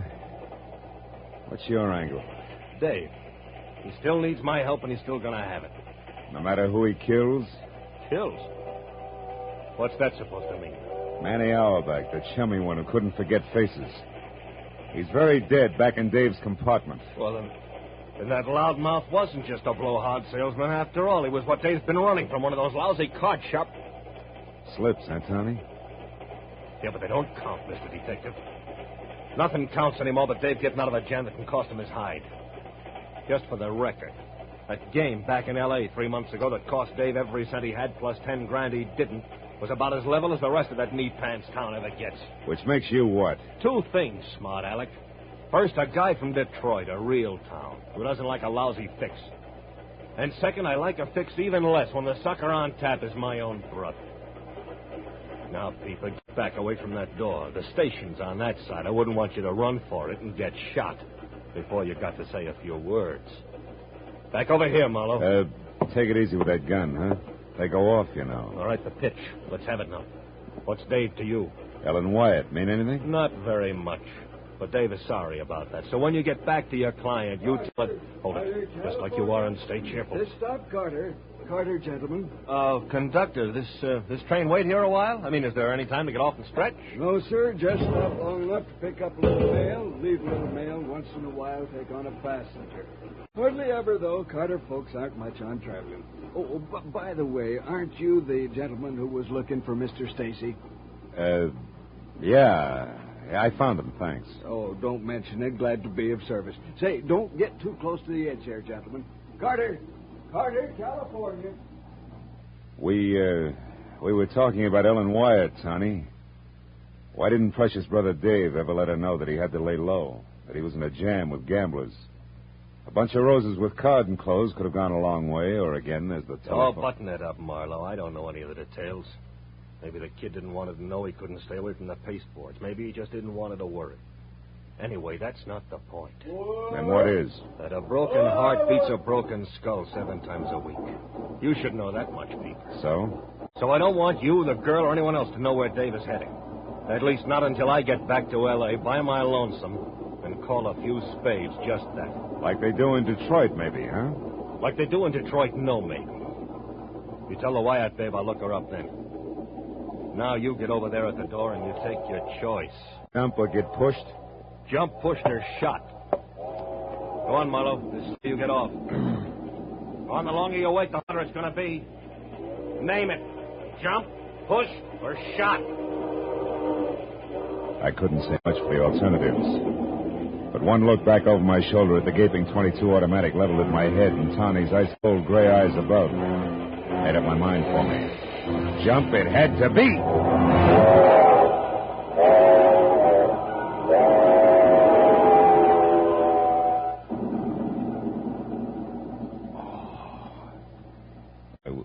I would always remember one thing about Carter, California. The right-of-way was more sand than stone.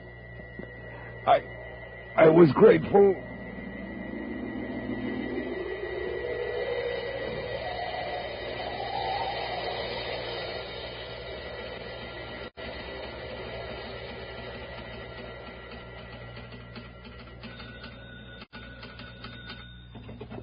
Carter Station, Willis Henson speaking. The Limited left 10 minutes ago. No package for you, Miss Lillispan. I'm sure I'm sure. Huh? Me snapping at you. Now listen, Miss Lily.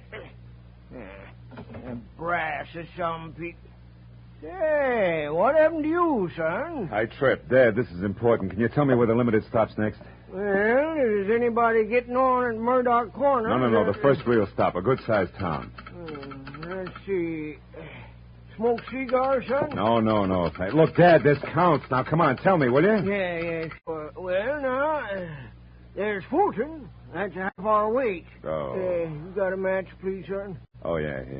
Here's a whole bookkeeping. Now, tell me, how far is Fulton? Oh, 40, maybe 50 miles. Upgrade 50 on the miles. road. How can I get there in a hurry? I got to catch that train. Well, if you got a car, you can...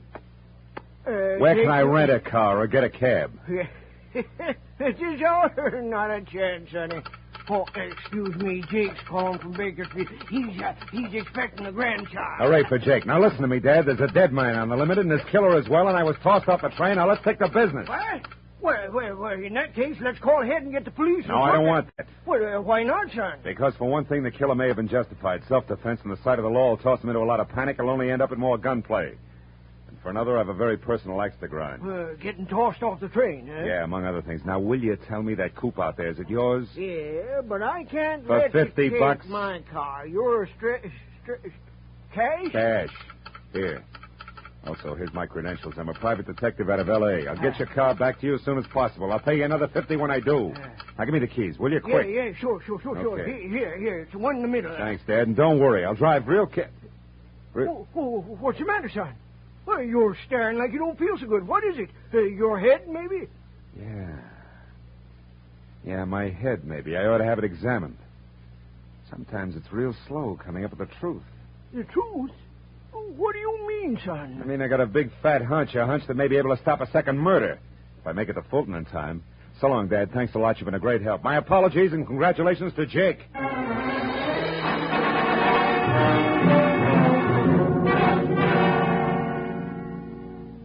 Like the station agent himself, Willard Hansard's coupe was a little less than spry.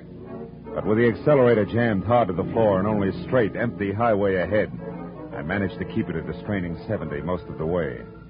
And 50 minutes later, when I tore into Fulton and followed the street markers to the station, a long, low, welcome sound in the night told me I was on time. The train was just getting underway again. I slammed to a stop at the end of the depot, piled out of the coupe and started to run for the last car. But I changed my mind. The train could chug on its merry way without me. After all, it was going without Dave Stroud and his big brother. The two men were walking down the deserted platform toward me. I slid back into the shadows of a pile of crates and waited, my hand tight on a .38 in my pocket, suddenly positive that my hunch was now a sure thing. Roy Tawney was not Dave's brother, but he was the one who had murdered Manny Auerbach in car 16, compartment L.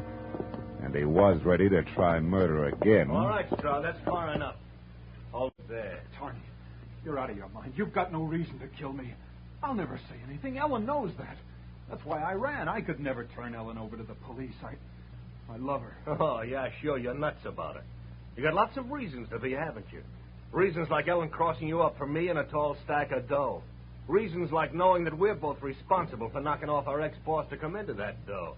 Sure, kid, you got lots of reasons to love her. But, Tawney, I tell you I do. I ran away, didn't I? Oh, but of course, Mr. Stroud, of course, you ran so that you could wait for a smart time and a smart place to try blackmail. No, that's not it. I ran because I love Ellen. Because whatever she's done has been your fault.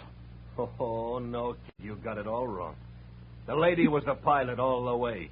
Even to hiring a lousy peeper named Marlowe to tag you so that I'd know where to get my hands on you. The man on the floor in my compartment? The dead man? That was a loudmouth salesman with a memory for faces. He would have spoiled everything if he'd remembered that he saw me with Ellen in the railroad station and passed it on to Marlowe. I had to shut him up and then give the peeper a big cock and bull story about you being my brother and in hot water with gamblers. And Marlowe was the other one, the one who grabbed for me. That's right, Stroud. That was Marlowe. Too bad he didn't grab better, isn't it? Yeah, perfect shame, Tawney. Well, you're turning him off. He's got a gun. Next two of us. Right.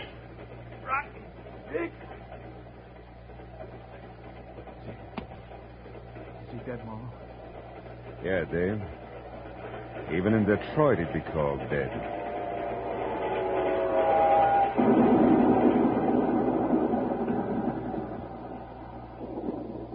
Come on, Dave.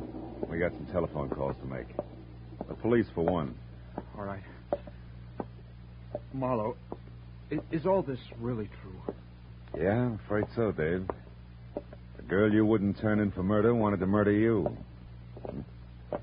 Believe it, kid, all at once. It'll be easier later on that way. Yeah, sure. Thanks, Marlowe, for getting here when you did. You saved my life. Well, not exactly. A guy named Willis Hansard gets part credit for that. Guy who runs a railroad station at Cantor, California, and also smokes cigars and sometimes runs out of matches. What does that have to do with it? Everything, Dave. See, Hansard needed a light, and I gave him a book of matches that Roy Tawney had given me earlier in the club car. I hadn't noticed them then, but I did when Hansard used them. They came from the Leopard spot, Dave. The Leopard? Yeah. The cocktail lounge at Ellen's hotel? That's right. And I couldn't buy Tawny's having them as just coincidence. It tied him into Ellen too tight. A hunch said so. Wait here, will you, kid? I'll only be a couple of minutes. I've got a long-distance call to make before we get in touch with the police. To Ellen? But what are you going to tell her, Marlowe? Anything, Dave. Anything that'll keep her right where she is, ready and waiting for what's going to turn out to be the L.A. police. I won't be long, kid.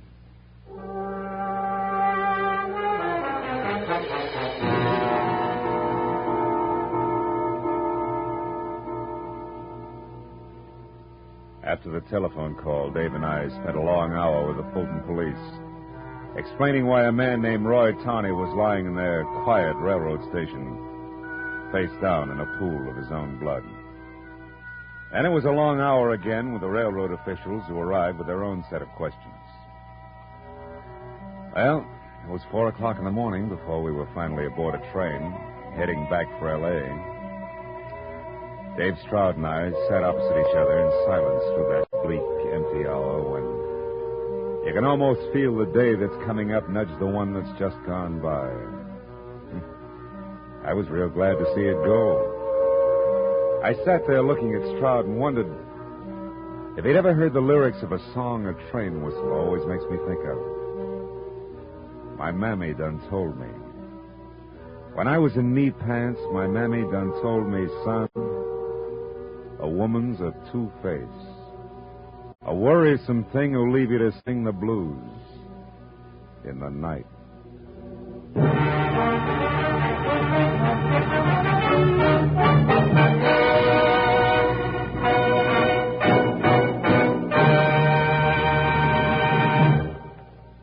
Remember, friends, to make every day more enjoyable, treat yourself often to refreshing, delicious Wrigley's Spearmint Chewing Gum. There's lots of cooling, real mint flavor in every stick. And chewing Wrigley's Spearmint helps keep you feeling fresh and alert. You feel better, work better, get more fun out of doing things. So indoors, outdoors, wherever you go, keep some healthful, refreshing Wrigley's Spearmint Chewing Gum handy. To make every day more enjoyable, treat yourself often to delicious Wrigley's Spearmint Chewing Gum.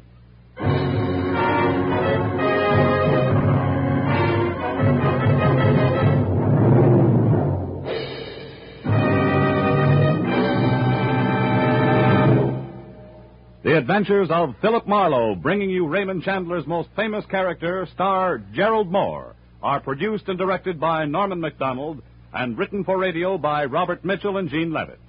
Featured in the cast were Harry Bartell, Sammy Hill, Roy Rowan, Parley Bear, Larry Dobkin, Elliott Reed, and Junius Matthews. The special music is composed and conducted by Richard Arant.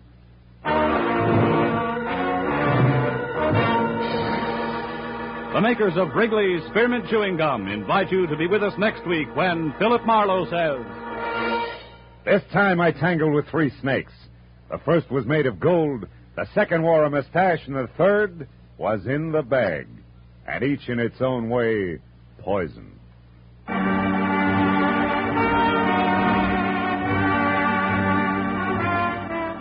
Bob Stevenson speaking. This is CBS, the Columbia Broadcasting System.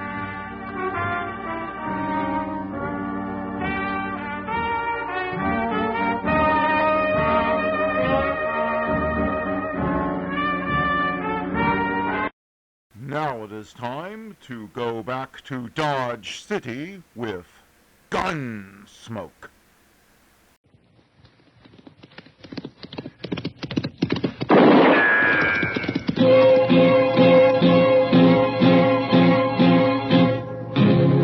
Gunsmoke, brought to you by Chesterfield. Chesterfield packs more pleasure because it's more perfectly packed, thanks to Accuray.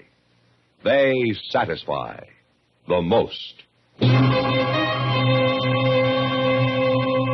Around Dodge City and in the territory on West, there's just one way to handle the killers and the spoilers, and that's with a U.S. Marshal and the smell of Gunsmoke.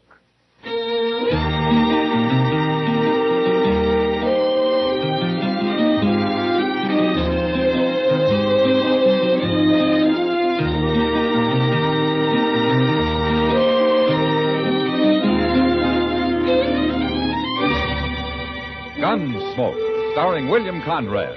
The transcribed story of the violence that moved west with young America.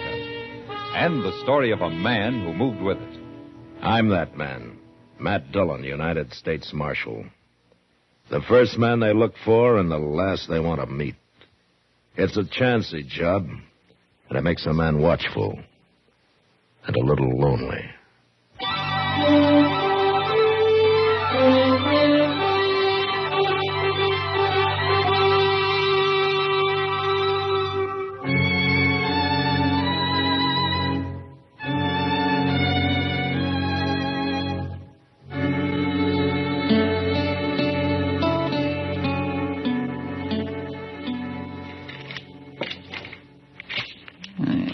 Doggone thing. There. That works. Hello, Chester.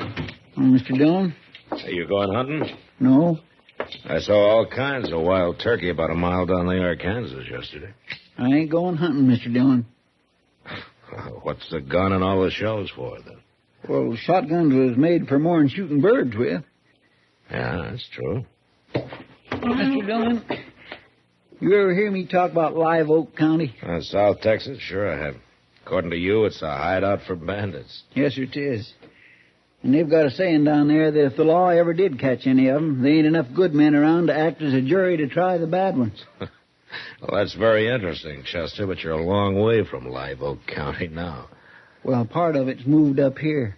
What? Asa Ledbetter. He's in Dodge. Asa Ledbetter? Is he an outlaw? No, sir.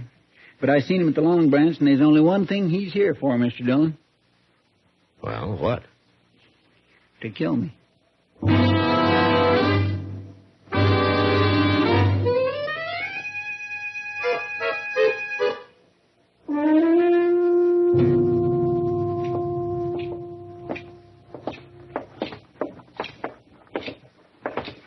All right, Chester. Are you going to tell me why Asa Ledbetter is here to kill you? It don't matter why, Mr. Dillon. Okay. I'm going to go in there and talk to him. I'd as soon you didn't. I don't like people getting killed in Dodge, Chester. Even you. Now, you wait here, huh?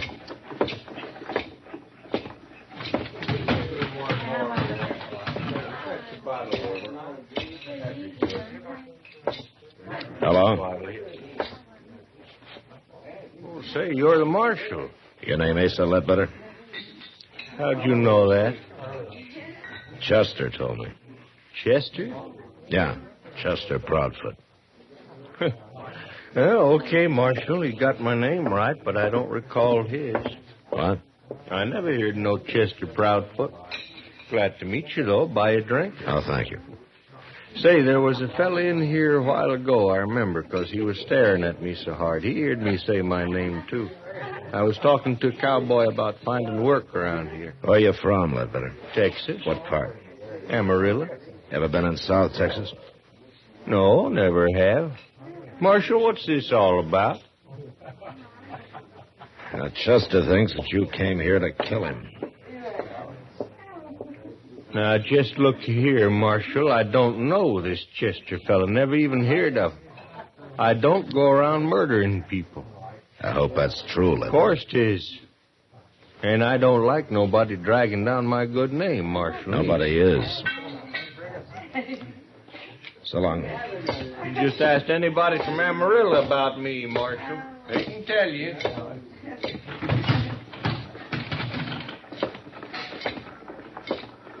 Chester? I feel like a darn fool standing out here. Are you sure you haven't got Asa Ledbetter mixed up with somebody else? Not hardly. He claims he never heard of you. He's been looking for me for years. Why, Chester? It don't matter why, Mr. Dillon. If I'm dead, all that matters is I'm dead. Why don't you take a few days off, huh?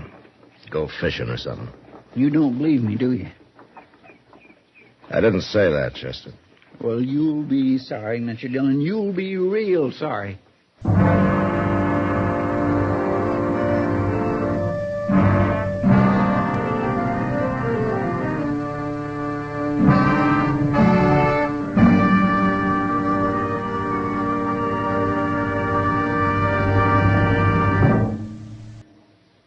that whistling man Bobby Haggart really started something.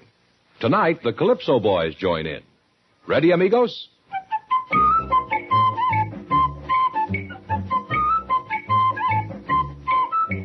Packs more pleasure, packs more pleasure. Chesterfield packs more pleasure because Chesterfield's more perfectly packed. It stands to reason a cigarette made better and packed better, smokes better, tastes better. And Chesterfield is more perfectly packed by Accuray.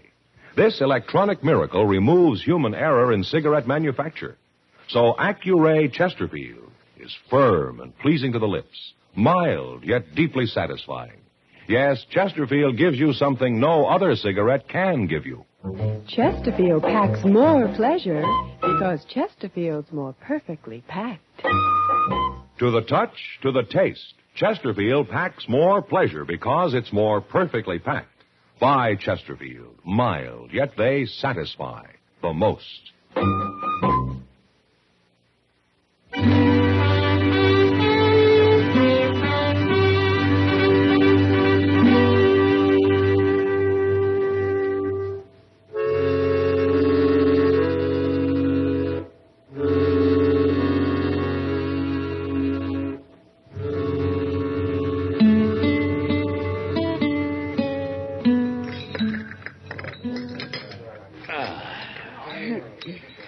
Well, Kitty, that was a real good dinner. Mm-hmm.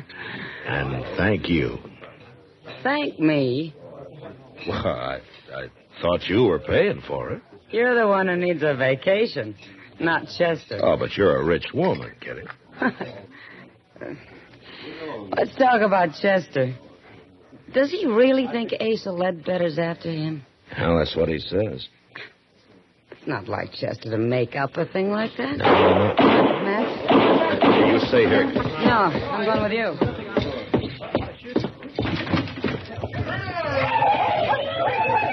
It's a couple of drunken cowboys. You going after him? Mr. Dillon. It's Chester, Matt, down there by the alley. Come on.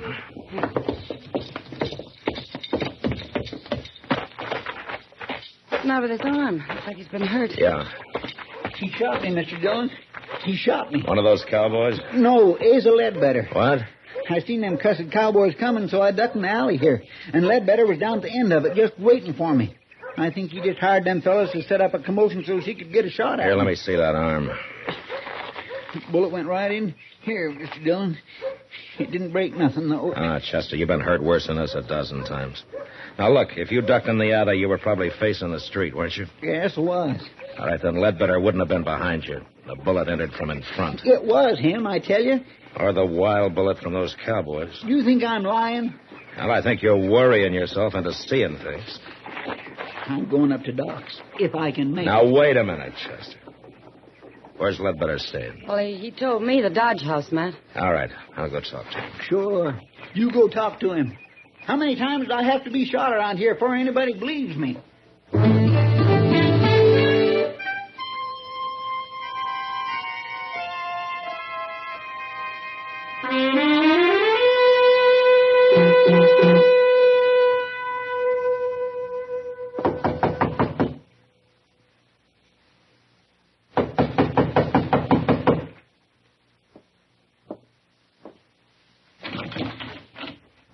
Oh, hello, Marshal. Ledbetter? Nothing wrong? How long you been in your room here? Oh, I've been taking a nap, Marshal. Up until them drunks out there woke me up.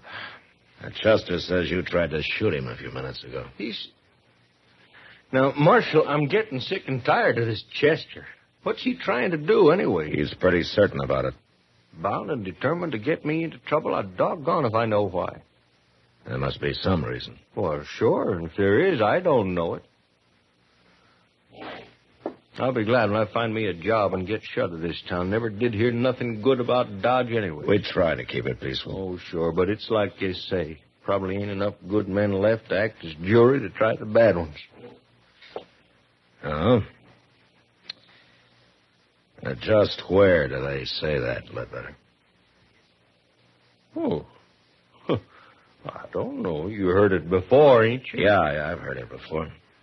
It's a saying down in South Texas in Live Oak County. Well, that may be, Marshal. And I heard it in Amarillo. Now, ain't that possible? Yeah, I guess it is. Marshal, listen here. If I come here to kill a man, what did I be waiting around for? A change of weather? It don't make sense, does it? No. No, it doesn't make sense. Any part of it.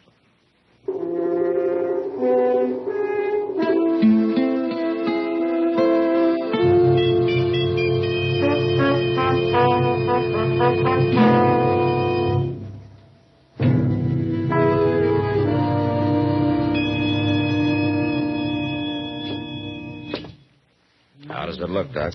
Well, it's just a scratch, Matt. A scratch? I suppose if I come in here scalped, you'd say the barber just give me too tight a haircut. Now, Chester, be brave, boy. Yes, see. There we are. In a week, you'll never know you got hit. Well, it's a mercy it wasn't my gun arm. Chester, I told you Asa Ledbetter was in his room the whole time. You mean he told you? I asked the desk clerk on the way out. Then he was lying, too. Chester, how long since you've had a good night's sleep? Now, Doc, don't you start that. Well, you admit you didn't actually see Ledbetter in that alley. But next time you'll see him all right, won't you? Yeah, whether he's there or not. Have you finished doctoring my wound? Oh, now, wait a minute. Getting mad won't help you. Well, maybe it will. Well, where are you going now? Who cares where at I'm going?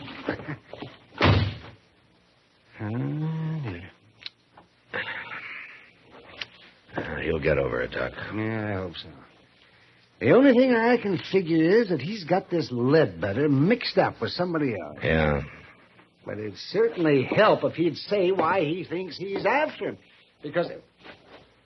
Matt? Yeah, what is it? Come over here at the window. Huh? What's going on? Look, down there in the street. That's Asa Ledbetter. And Chester's standing there about to shoot him. I'd better hurry, Doc.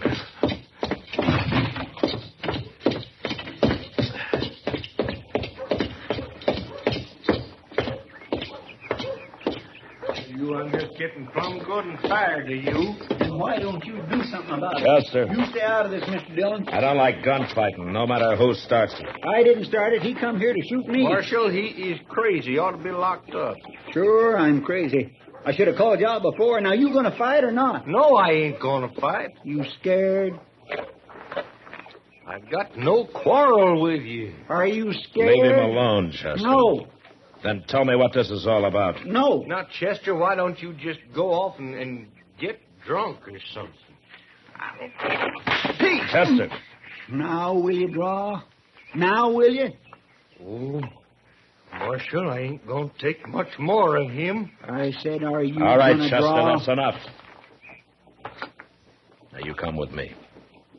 You're a dirty coward. You come with me, I said.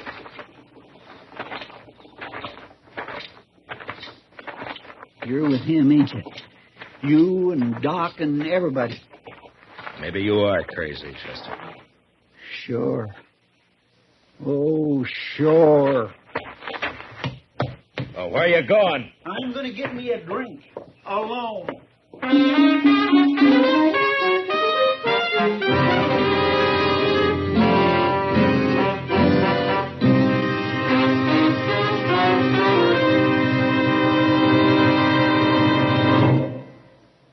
Say, where are you listening to Gunsmoke? In your car?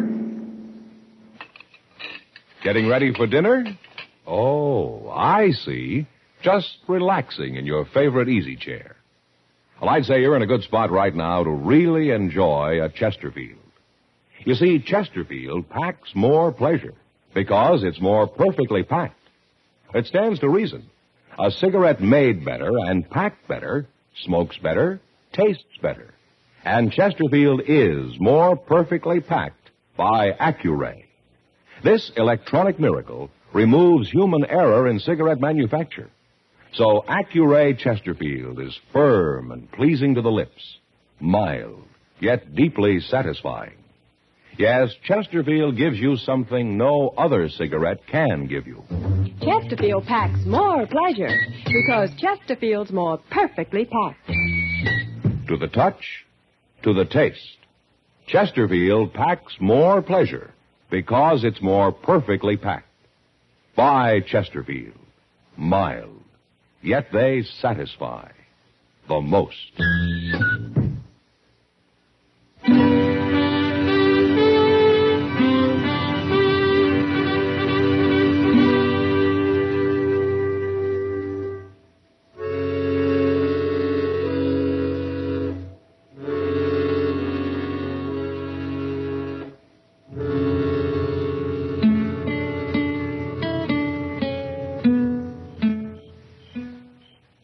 Doc? Is that you, Doc? Oh, man. Why, it's 3 o'clock in the morning, man. Yeah. You been on a call? Well, I haven't been romancing the ladies. Yeah, is Chester asleep? Yeah, he's asleep. But not in the office. Why not? Where is he? I locked him in a cell out back. You locked him in... What? He got drunk, Doc. By sundown, he was as drunk as I ever saw him. Well, maybe he needed it, Matt. Maybe it'll bring him out of all this. Well, something's got to. Yes, it does. Well, I'm going to go to bed, Matt. You better go, too. Yeah, I am, Doc. I think I'll use Chester's bed in the office tonight. I'll see you tomorrow. Yeah, good night, Doc.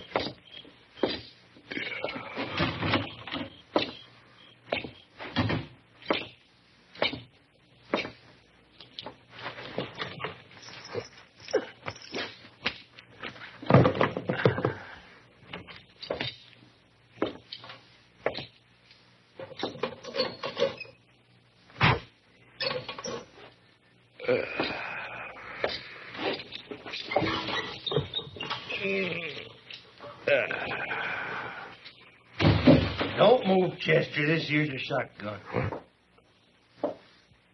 All right, now get off that bed and get over to the window. Go on.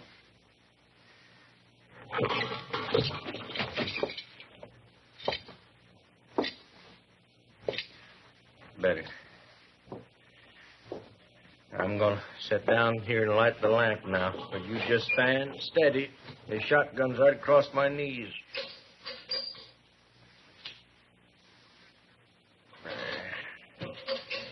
Now, Chester, you and me, we're going... Marshal? What you doing here?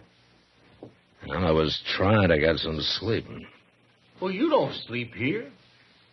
It's Chester's bed, all right. Where is he? Now, he's around. Somewhere. Where you going? Stand still. Marshal, stand still. I mean it. Well, I was just going to close the back door here. You left it open. I want it open. All right. I'll open it wide. Here, Marshal. No call for that. All right, where's Chester at? I don't know where he is, Ledbetter. You're lying. Yeah, I'm lying. He got drunk this afternoon. You brought him over here. I thought you put him to bed, but since you didn't, there ain't but one place he'd be. Right out there in that cell behind you. You walk right past him on your way in, Ledbetter. Get out of that doorway, Marshal. No. I'll shoot you if you don't. You'll shoot Chester if I do. Now move, I say. I can't oblige you, Ledbetter. I'm sorry. I'll kill you, Marshal.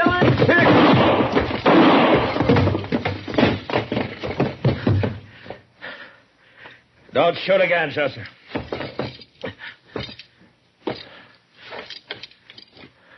Mr. Dillon?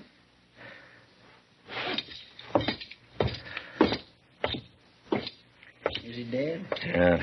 You hit him in the head with the first shot, Chester. Pure luck. I heard you kick that door. It woke me up. So I wonder anything could wake you up tonight. Well, I don't feel so good, but I ain't drunk no more. Hey, you got me locked in here. Yeah, I thought of that, but I forgot to take your gun away from you. That was mighty careless of you, Mr. Dillon. Well, it doesn't matter now. You knew I had it. You were going to let him shoot at you so it'd wake me up and I'd have a chance at him.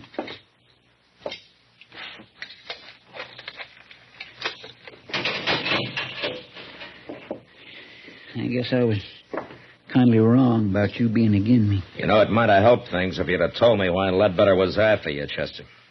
I just couldn't, Mr. Dillon. Oh, why? It had to do with a lady. Oh. She's dead now. But I didn't want nobody talking about her. Saying her name. Nobody. Can you understand that? It'll be daylight soon, Chester. Let's go brew up some coffee, huh? Thank you, Mr. Dillon. Thank you.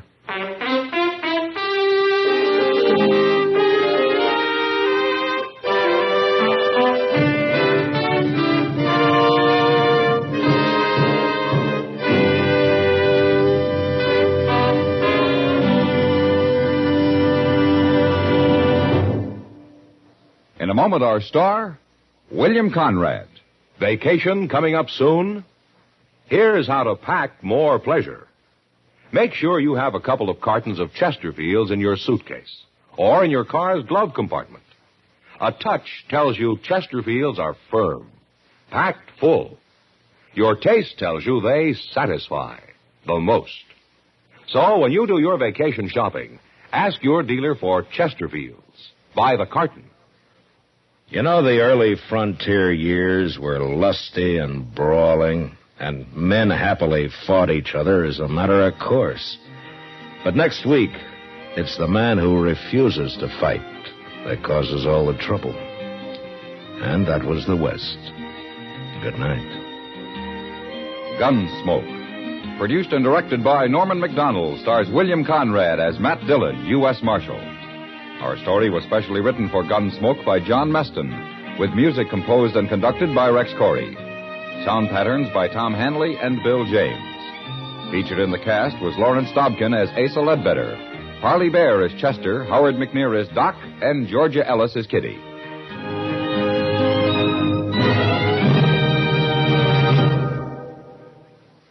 Live modern. Smoke L&M. Live modern. Change to L&M. Yes, have an L&M. No other cigarette you can buy, plain or filter, gives you the full, exciting flavor you get through the pure white L&M Miracle Tip. Through the modern Miracle Tip, L&M tastes richer, smokes cleaner, draws easier. So light up, free up, let your taste come alive. Live modern. Smoke L&M. Join us again next week for another specially transcribed story on Gunsmoke.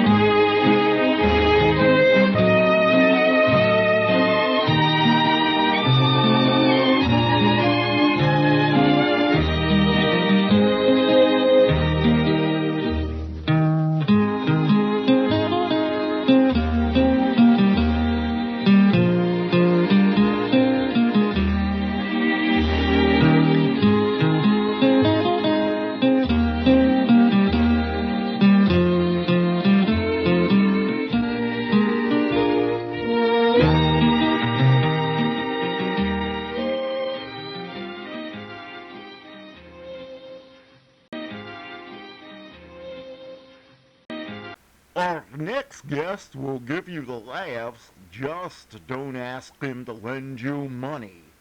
It's Jack Benny coming up next. The Jack Benny Program, presented by Lucky Strike.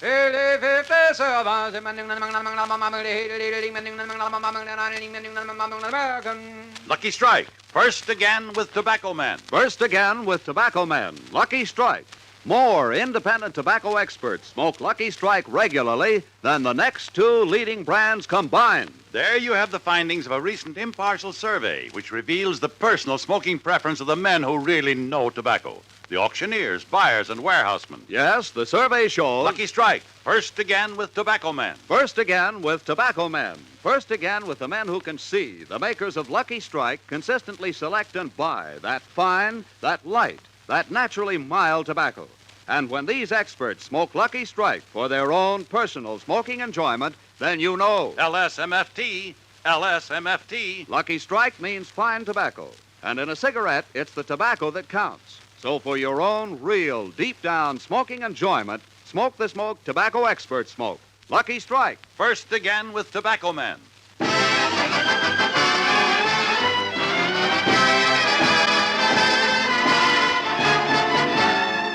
The Lucky Strike program starring Jack Benny with Mary Livingston, Phil Harris, Rochester, Dennis Day, and yours truly, Don Wilson.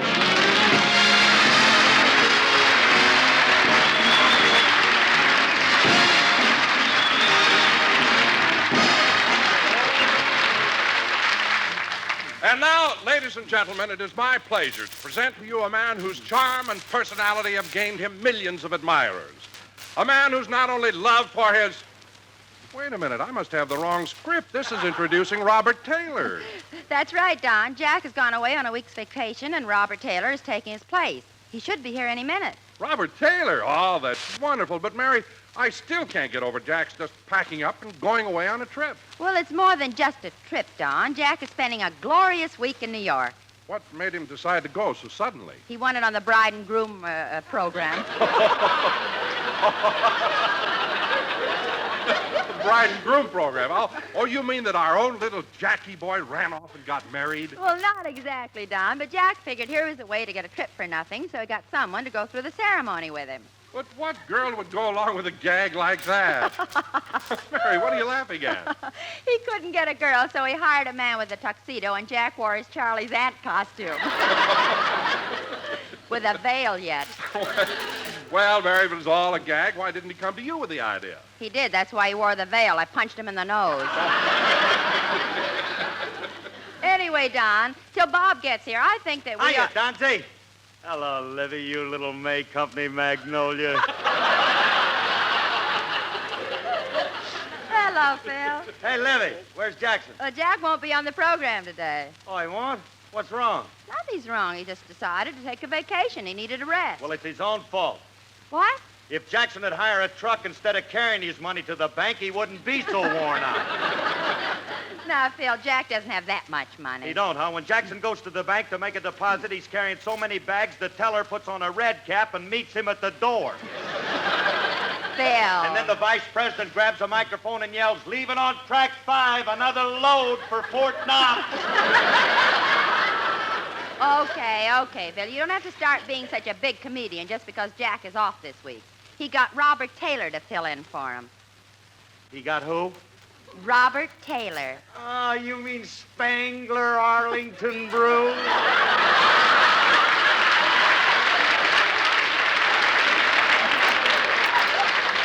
Spangler Arlington Brew. Well... Wait a minute. Let's just mull over that. Don't get in a hurry, Liv. We can cut that up into some pretty parts, you know. Well, Phil, that's his real name, but on the screen he's known as Robert Taylor. How do you like that? What's the matter, Phil? Well, why does Jackson want to get somebody else when he's got me? Why, baby, I'm radio's answer to the governor of Alabama. Me, little Philzy. Yes, that pretty thing. The kid with the soothing personality. Phil, your personality is about as soothing as an eye wash with Tabasco sauce. So whether you like it or not, Robert Taylor's going to be on the show. Okay, but if you don't show up pretty soon, I'm taking over. Oh, no, you're not. Oh, Mary, maybe we ought to check and see if Bob has started for the studio yet, huh? Oh, that's a good idea, Don. I think I will. Oh, great shoes. What is it, Mabel?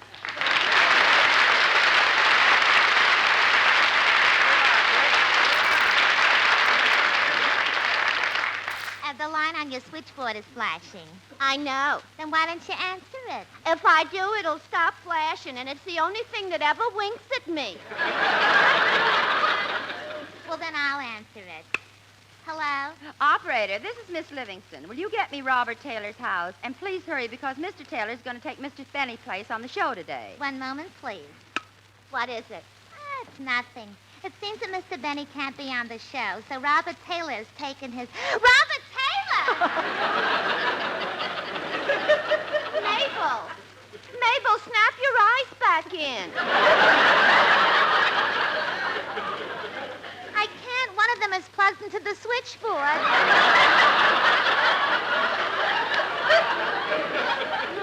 Here, I'll help you.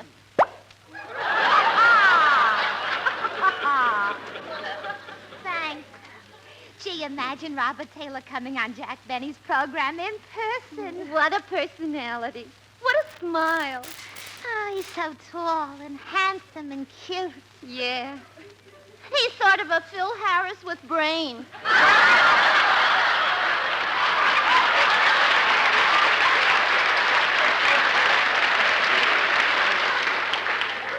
Why, going to gear shift. How can you make such an expostulation? Phil Harris isn't even cute. Mabel Flapsaddle. Listen, let's give credit where credit is due. I say Phil Harris is cute. Cute. Take away Alice Faye, and what have you got? 180 pounds of ham hocks and turnip greens. Gee, I wonder why Jack Benny isn't on the show. Do you suppose he's sick? Oh, he can't be. I saw him at the bank yesterday talking to a red cap. Imagine Robert Taylor being on Jack Benny's program. Yeah. Why, if Robert Taylor walked down the corridor right now, I'd get to him if I had to jump through that plate glass window. Well, you can jump at him if you want to. I'll wait here and catch you when he throws you back. Mabel, if you're trying to be funny, you Operator. Oh, I'm sorry, but Robert Taylor doesn't answer. Well, thank you. Don.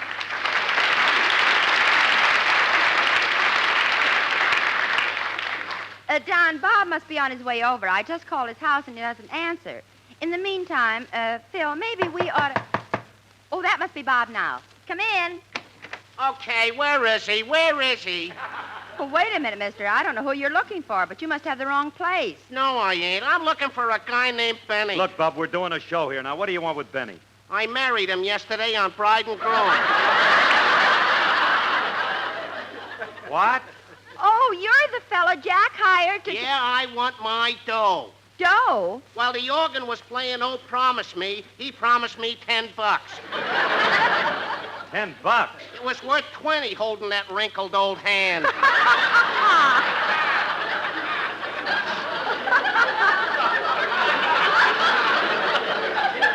Well, I'm sorry, but Mr. Benny's out of town. He left right after the ceremony. Well, how do you like that? He goes on a honeymoon and leaves me here with my wife and kids. Oh, now, don't worry about it. Don't worry about it, fella. When Mr. Benny comes back, I'm sure he'll give you the $10. And 50 cents. He made me pay for the rice.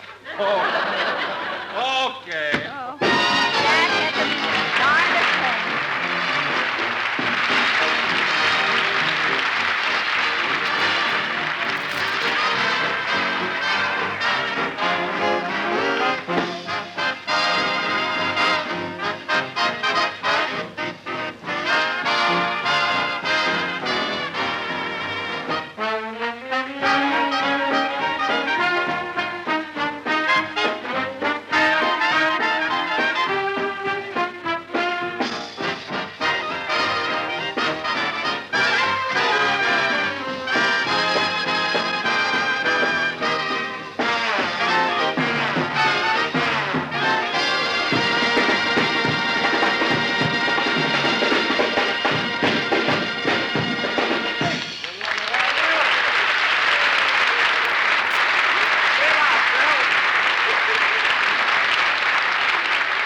That was Phil Harris and his You Can Turn the Radio On Again, Jack. They're through orchestra.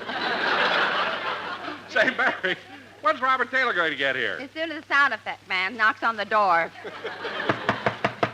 Thanks. Come in.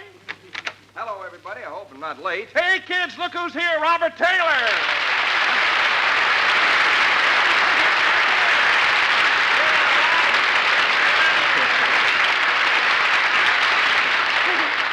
Hello, Mary. Ah, Shangri-La with a widow's peak. Gee, Bob, I'm certainly glad to see you. Well, I'm lucky to be here. As I came down the hall, something jumped at me through a plate glass window. A plate glass window? Oh, my goodness, Bob, let me wipe that blood off your cheek. That isn't blood, that's lipstick. It kissed me. Oh, well, anyway, Bob, it's certainly nice of you to come over and fill in for Jack. Glad to do it, Mary. I think you know everyone. This is Don Wilson. Oh, sure. How are you, Don?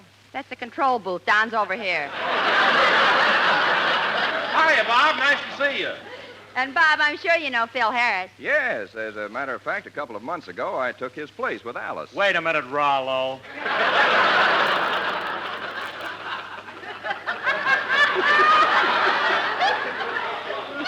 Ain't nobody takes my place with Alice. Well, Phil, I didn't really mean that. I just meant that when you were in Denver, I took your place on the pitch bandwagon. I know, but you wouldn't have been there if Alice hadn't have tricked me. Tricked you? Yeah, she told me she was hiring Spangler Arlington Brew. With a name like that, I thought it must be a ballet dancer. Well, that's funny. I've seen you lead an orchestra, and I thought you were Gilda Gray.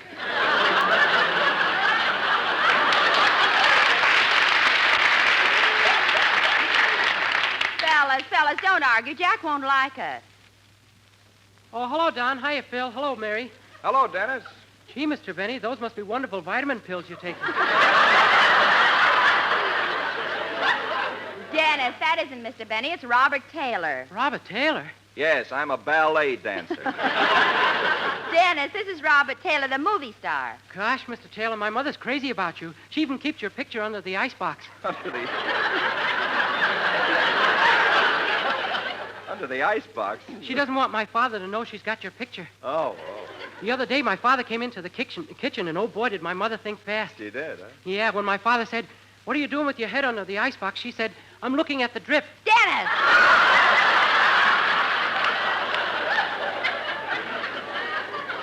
Dennis, how can you say that? Let him alone.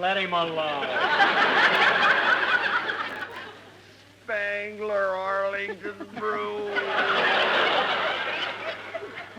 Hey, tell me something, Spang. I don't blame you for changing your name, but how'd you happen to pick Robert Taylor? Well, it was by accident. When the studio told me that I needed a stage name, I thought of a lot of them. Didn't know which one to take, so I picked one out of a hat. Gee, that's a coincidence. When I was born, my mother picked my middle name out of a hat. Really, Dennis? What is your middle name? Sweatband.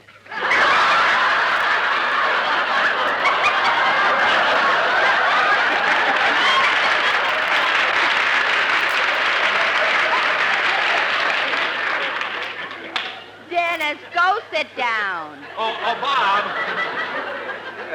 Yes, Don. Oh, Bob, at this point in the program, Jack usually has us do a commercial. Okay, Don, go ahead and read it. Oh, no, I just don't read it. You see, we do a musical commercial with Jack's quartet, the Sportsmen. Oh, hello, fellas. Ah, they have a wonderful selection prepared for today. You were meant for me. You were meant for me. Say, Don. Yes, Bob? Do you think they'd mind if I accompanied them? I do play a musical instrument, you know. Well, Bob, I didn't know that. What instrument do you play? The cello. Oh, no. Oh, Spang. Not a cello, Spang.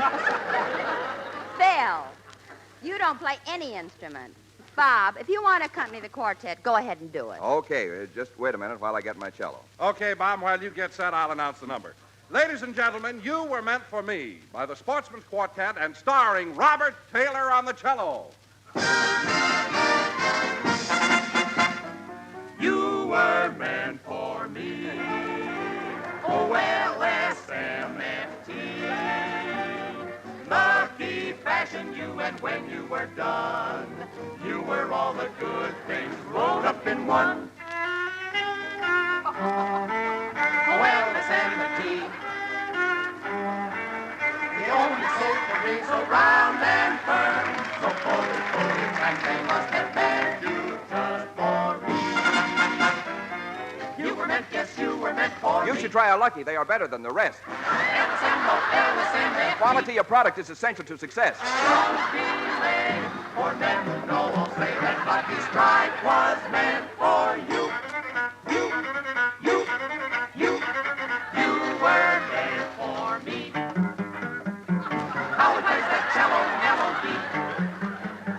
Don't be late, for men who know will say that Lucky Strike was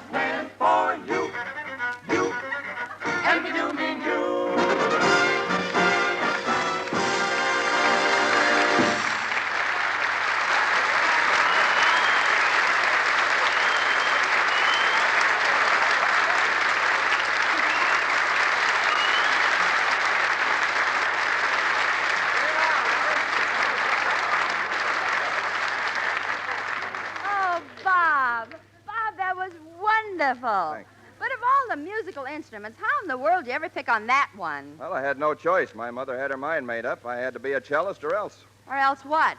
A ballet dancer. Well, Bob, I think it's wonderful. I think it'd be nice if everybody devoted a little time to music. I used to play a musical instrument. You did, Dennis? Yeah, but one day my mother got mad at my father and threw it at him, and it got smashed against the wall. Oh, that's too bad. What instrument was it? The piano.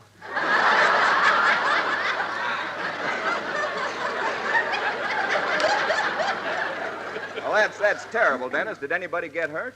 Just me. I was still sitting on the stool.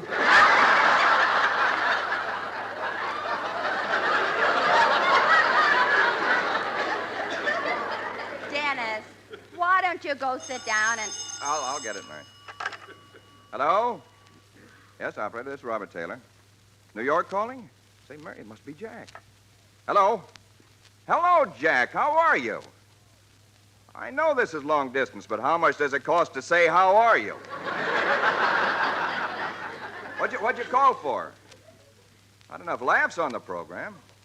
Gee, I can't understand that. I'm really working hard. I've even got my coat off. My pants? I will not. What's that, Jack? You want to talk to Mary? Just a minute. Mary wants to talk to you. Oh, thanks, Bob. Hello, Jack. Where are you staying? Sherry, Netherlands? Oh, that's good. What are you doing? Oh, having dinner in the bridal suite? What are you having? Oh, boiled rice.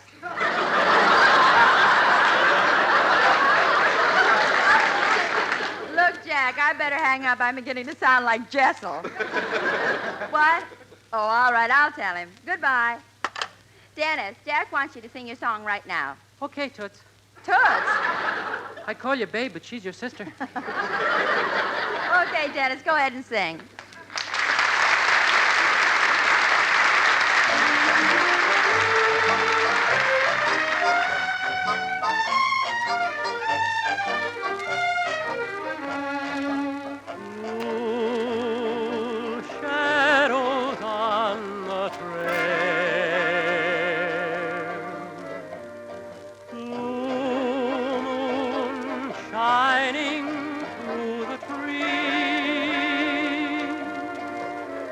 And a plaintive wail from the distance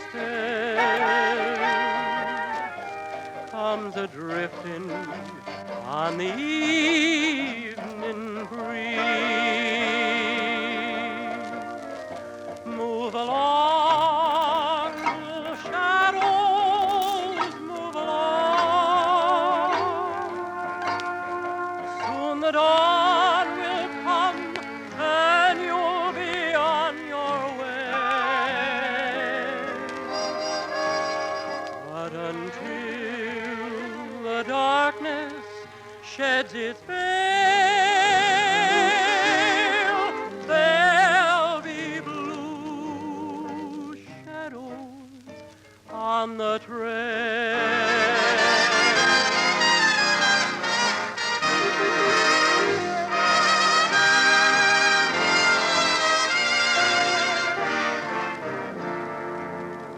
Soon the dawn will come and you'll be on your way.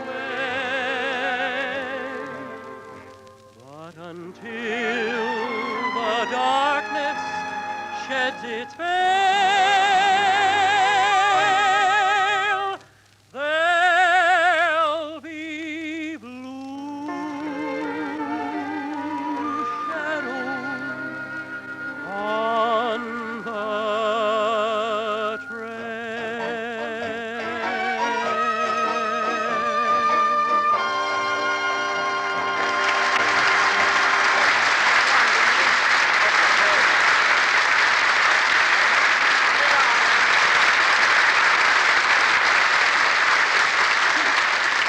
That was Dennis Day singing Blue Shadows on the Trail from Walt Disney's picture Melody Time featuring Dennis Day. And very good, Dennis.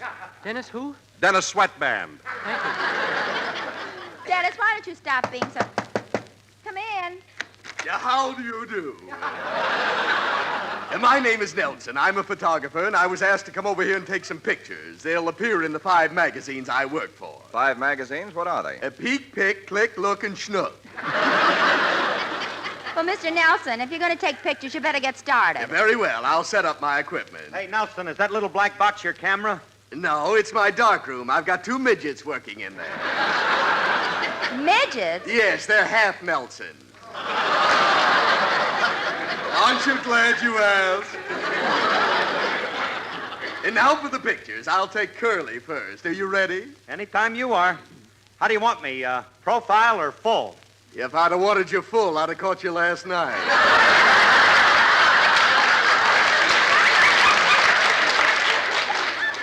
Mr. Nelson, you shouldn't talk that way. Let him alone. Let him alone. Anyway, Mr. Nelson, Mr. Taylor is the star of the show today, so why don't you take a picture of him? Very well. Will you sit here in this chair and hold your cello between your knees? Certainly. Like this? That doesn't look too good. Lean the cello on your right knee. No. I'm trying to get something that shows you're a great athlete, but I can't seem to get it with a cello.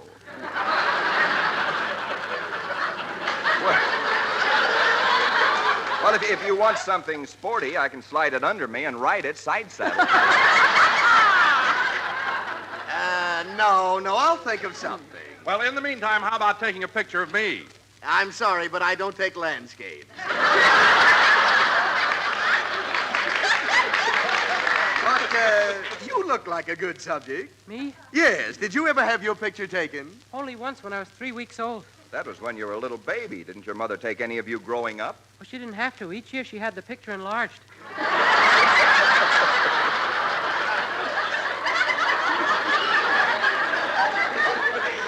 Enlarged? In my last picture, I'm 9 feet tall with a diaper on.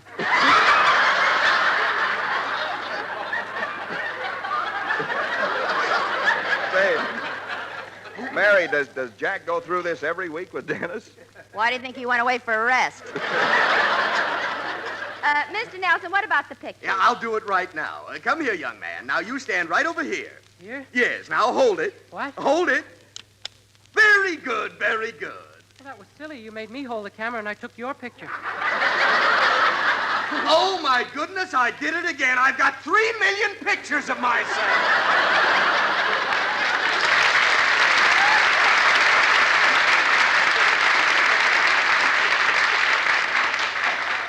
Well, Mr. Nelson, let's get the pictures over with so it... Oh, I'll get it. Hello? Hello, Miss Livingston. This is Rochester.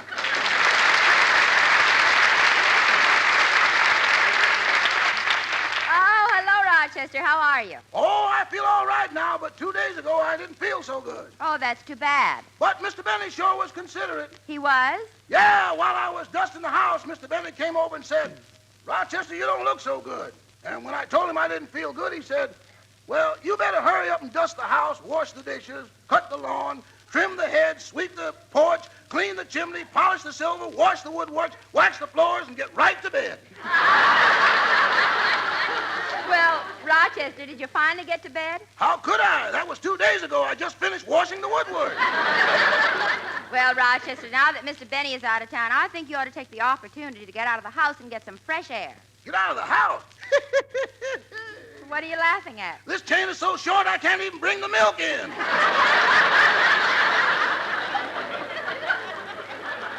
Oh, Rochester, you're just making up jokes. Would I have called you if I had straight lines? I thought so. Well, what did you call for? I'd like to talk to Mr. Taylor. Oh, just a minute. I'll call him. Oh, Bob, Rochester wants to talk to you. Okay. Hello, Rochester. What is it? Oh, Mr. Taylor, since you're going to be eating here for the next few days, what time would you like to have your dinner? Well, would 7 o'clock be all right? Yeah, that'll be okay. And, Rochester, I'd like to have steak, potatoes, and peas. I'm sorry, Mr. Taylor. I read the contract Mr. Benny gave you, and steak ain't on it.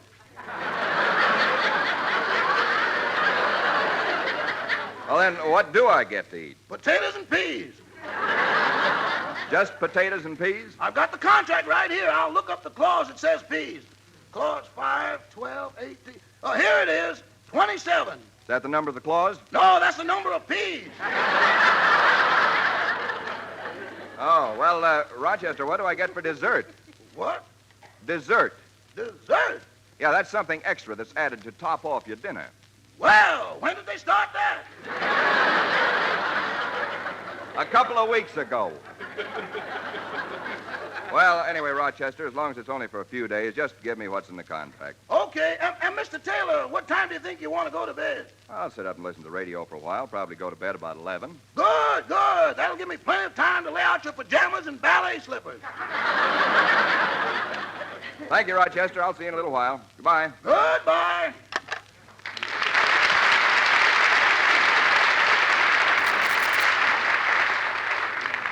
Gee, Mary, the time is almost gone. I'd planned so many things I wanted to do on this program, but that photographer came in and took up all our time. Well, Bob, I've got a confession to make. I sent for him. You sent for him, but Mary, you almost spoiled the program. Well, who cares? Now I've got pictures of me working with you so I can send them back to the girls at the May Company. Mary, you used to work at the May Company? Well, what a coincidence. Did you used to work there, too? No, but that's where I buy my ballet slippers. Well, what a small world, Playfield.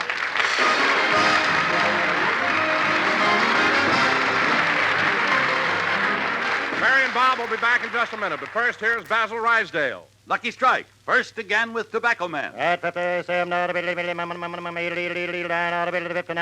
American. First again with Tobacco Man, Lucky Strike. As a recent impartial survey reveals, more independent tobacco experts smoke Lucky Strike regularly than the next two leading brands combined. Lucky Strike, first again with Tobacco Man. Remember, these are the experts, the men who really know tobacco. And more independent tobacco experts smoke Lucky Strike regularly than the next two leading brands combined. You've heard the survey results. Now, listen to what Mr. George Alfred Webster, veteran tobacco warehouseman, recently said. At market after market, I've seen the makers of Lucky Strike buy fine, light, mild tobacco. Tobacco that makes a grand smoke. I've smoked Lucky's 29 years. So light up a Lucky. Light up a really fine cigarette, and puff by puff, you'll see. LSMFT. LSMFT. Lucky Strike means fine tobacco. And in a cigarette, it's the tobacco that counts. So for your own real, deep-down smoking enjoyment every time, smoke the smoke tobacco experts smoke. Lucky Strike. So round, so firm, so fully packed, so free and easy on the draw. Lucky Strike. First again with Tobacco Man. Say, Mary, I was just looking at this magazine, Radio Best, and Jack was picked as the #1 comedian. Well, how do you like that? What are you laughing at, Mary? Jack's off the air 1 week, and already he's America's favorite comedian. Good night, doll.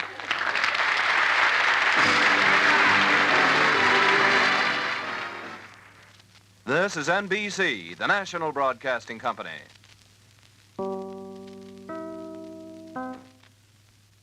Join the adventure with Frank Rice up next on Nightly Old Time Radio Shows. The Adventures of Frank Rice, starring Tom Collins.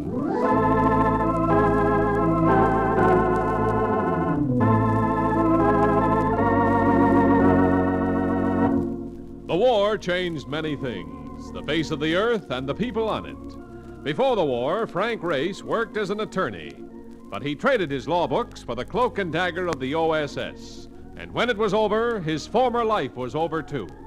Adventure had become his business. The Adventures of Frank Rice.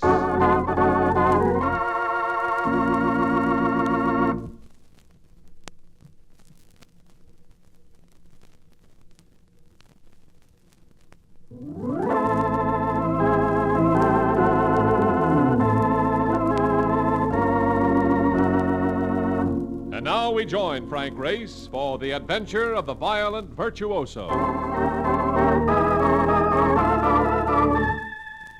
It was one of those evenings where sooner or later you know you're going to end up on the fire escape. It had been hot all day, and it was still hot. And the weatherman had just informed the city by radio that there'd be more of the same tomorrow. Unfortunately, when a weatherman forecasts heat, he's always right. So I was reclining, trying to divert myself with a 5-star final, when Mark Donovan came in with a proposition. Hey, look.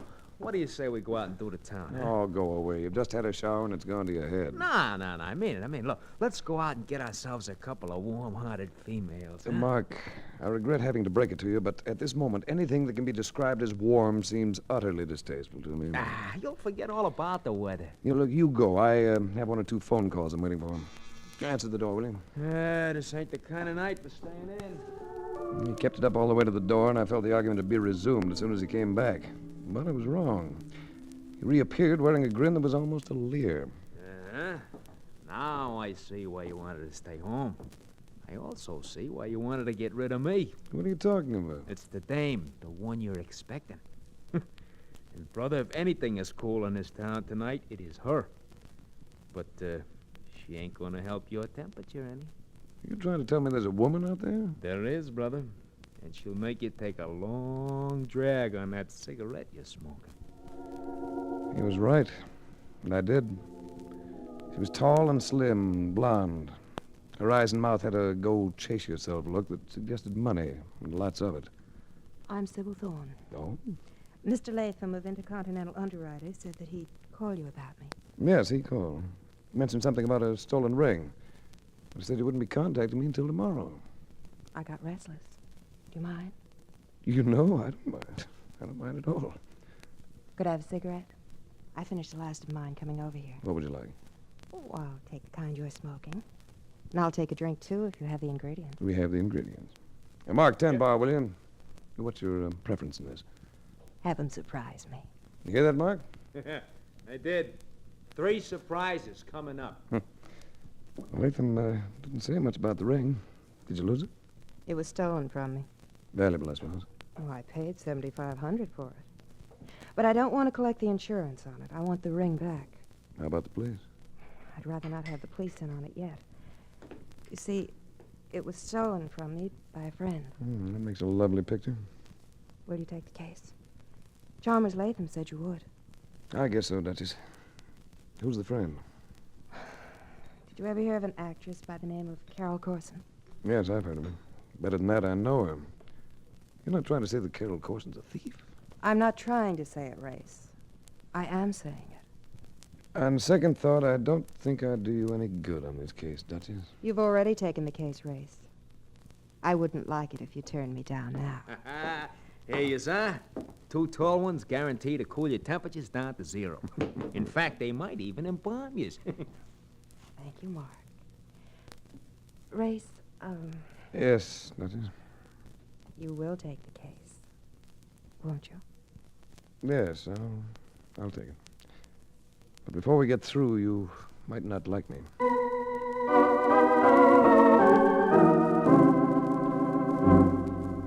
Carol Corson could be seen at the Majestic, where she was doing a well-received skit in a popular review. She was an old friend, and for good reason. Carol and I had once gone around for several weeks thinking of little else but each other. At the Majestic, I found her in her dressing room. Race, darling. Talk about ghosts out of the past. Still the same color hair, still the same figure. You wearing well, baby? You big stiff. You know, I never quite got over you. Well, I've heard different. How about Ernie Jetto? Now I understand is Lawrence Landry. Well, you can't blame me for Landry, Race. He might even make me forget you. Oh, when he plays that violin. I'm not blaming you, baby. But Ernie Jetto could be bad news to an affair. No, like don't that. say it, Race. Just the thought scares me silly. Oh, look, lover, I've got to go on. All right, but I must talk to you, and soon. You're being accused of thievery. I'm being what? Do you know Sybil Thorne? Well, sure, I went to a brawl at her place last night. Well, Sybil has lost a ring worth $7,500. You've been tabbed as #1 suspect. What? The ring was insured with Intercontinental, so I'm on the case. And I... Oh, but Race, this is silly. I'm sure it is, baby. But Oh, listen, lover, I do have to skip. I'll get in touch with you, huh? Where are you staying? at the Carlisle. All right, I'll see. I've got to zoom. Could have waited for her, but it was late, and I felt tired. I got as far as the stage door when... Hold it, pal. I want to have a talk with you. Ernie Jetto. I'd heard him use that same tone against a district attorney while on trial for murder. Ernie Jetto, unconvicted killer. A second man stirred nearby, and I recognized Duke Temple, another chunk of dry ice. You're Frank Race, ain't you? That's right. Me? I'm Ernie Jetto. I know. I remember your sidekick, too. How are you, Duke? I'm all right. Well, what were you doing inside, Race? I'm talking to a friend of yours. Carol Corson? Yeah, had some business to discuss. Yeah, now I'd like you to hear my story. You know how I feel about Carol, don't you, Race? I've heard rumors. I've been hearing rumors, too. But some guy trying to cut me out. You had a yen for Carol a few years ago, didn't you, Race? That I can't deny, Jetto. Now I find you hanging around here. Could add up, couldn't it? But it doesn't. How do I know? Just have to take my word for it. I don't take nobody's word for nothing. All right. And where do we go from there? First, I'm going to tell you something. Stay away from Carol Corson. And just so you don't get absent-minded, Duke is going to tie a little string around your finger. If Duke has any idea about using those brass knuckles, you better change his mind, Jetto. Bothers you, does it? Go ahead, Duke. I wouldn't try it, Duke. Me, I'm working for Ernie. Here, bite on this. Sorry, Duke. I never cared for brass knucks. Don't make any more plays, Jetto. This Luger can spit lead faster than Duke lost his teeth. Better not, Duke. Tough guy, ain't you? Packing a rod. Makes you feel good, don't it, packing a rod? Let him ride, Duke. We can catch up with him. Later.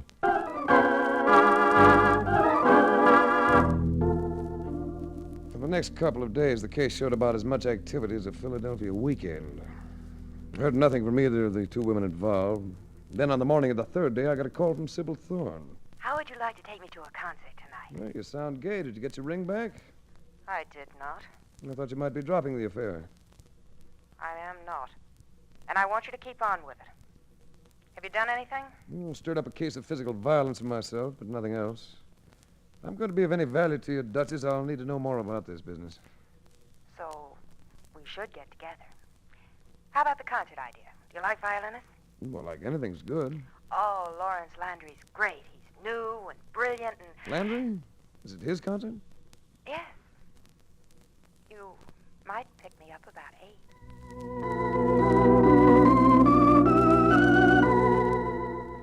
Well, that evening, just as I was ready to leave, Mark Donovan came in, so I commandeered his services as a driver. Look, this is the dame that was here the other night. The same. Where's your cab? Halfway down the block. So you're going to a concert, huh? Yeah. I don't know if any woman is worth that, Race. Look, I like classical music. Yeah, I guess even a guy like you has to have a flaw in his character somewhere. Thanks. Hold it, Race. What is it? Down! Race. There, you can get up. He's gone. Oh, I thought he got you. I didn't want to look. Nothing wrong with me. The good brushing off won't cure. Where was that boy? Did you get a good look at him? Yeah, right between them two Buicks that were short, chunky, dark complexion. Duke Temple. Tough trader. Trader? Seems to want my life because I relieved him of some front teeth. Come on, Mark. Let's head for Sybil Thorne's before we have to start explaining to the police.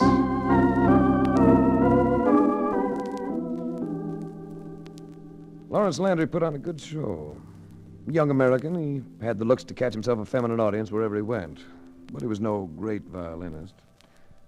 Teresa Vane, his accompanist, was a far better musician. As a solo number, she keyed out a rendition of the Appassionata that saved the evening for me. Afterward, I went backstage with Sybil Thorne and met both of them. Oh, Larry, you were marvelous. I enjoyed it ever so much. I'm glad, Sybil. I thought the audience a little lukewarm. Oh, no, darling. They were mad about you. Weren't they, Race? There was a question about a ring of falsehood or making myself disliked, so I avoided the issue by turning to Teresa Vane with my opinion of her work. Well, I'm glad you enjoyed it, Mr. Race. Oh, I more than enjoyed it. That job on the Appassionata enthralled me. It's wonderful of you to say so. I thought you were great all the way. Mr. Race, you've made me very happy. But I hadn't made Sybil Thorne happy. And later in the cab, I heard about it. I don't understand you, Race. Why did you have to go so completely overboard for that girl's playing? You didn't say a word about Larry. If I'd praised Landry's work, I'd have been a hypocrite. He's far from being a first-line violinist. You're insane. Well, he's marvelous. Have a cigarette, Duchess. Listen while I tell you something. You're infatuated with Landry, and it makes you blind and deaf. It's made you hate Carol Corson, too. You are insane. I was able to put the picture all together tonight. Landry goes for Carol, so you detest the girl. Which casts quite a doubt on your loss of that ring. Are you accusing me of lying? I'm accusing you of a more horrible malady. Jealousy. And I'm going to do you a favor. I'm going to write this case off as finished. For your sake, Duchess. For your sake.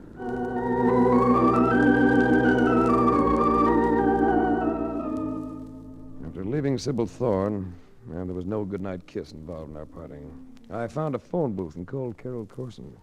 Hello? Carol, this is Frank Race. I'm sorry, I can't hear you very well. It's Race, Carol. Who? Oh, Ray. We have a very bad connection, lover. Well, then maybe I'd better stop in and talk to you. You still up? Up, did you say? Of course, lover. I'll be up for hours yet. Where are you? Well, practically around the corner. It's all right then, huh? Oh, wait a minute, Ray. What is it, Carol? Someone just came into the apartment. Oh, it's you. What are you doing with that gun? Who is it, Carol? Wait. Wait, don't do that. No! No! No.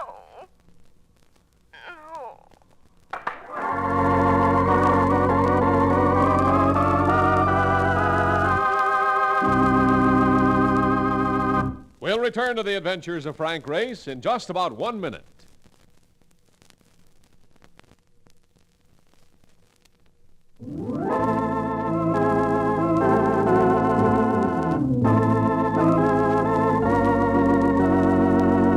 And now, back to the adventures of Frank Race. Through the few scrambled, hurried minutes that it took Mark Donovan and me to reach the door to Carol Corson's apartment, I developed a sense of guilt. I'd been too willing to write off this affair as a bit of unimportant jealousy. I'd been wrong. The exchange I'd listened to over the telephone had sounded convincingly like murder. Mark and I found the apartment door ajar. Another somber note. We went inside. Used to go with this girl, didn't you? Yes. Yes, I used to go with her. Through the chest. Won't do no good to send for a doc, Race. No. Won't do a bit of good. Well, what are you going to do? The only thing I can, Mark. Call the police.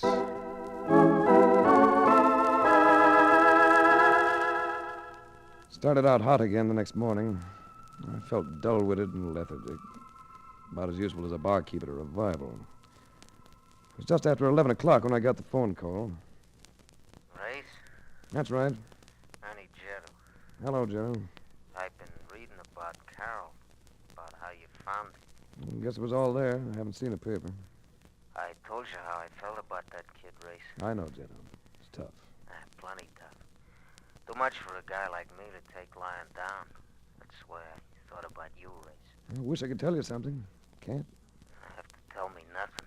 I get it all figured myself. Guess what I come up with?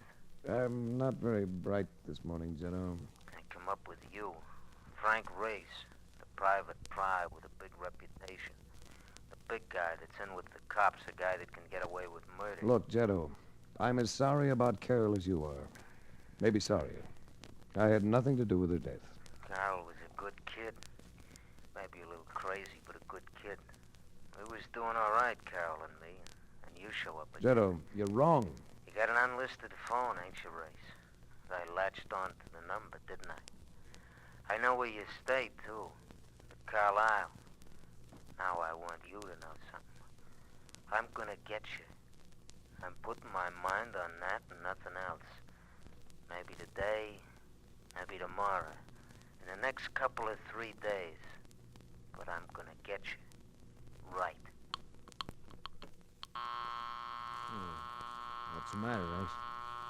Somebody hang up on you? Yeah, Mark. Somebody hung up on me.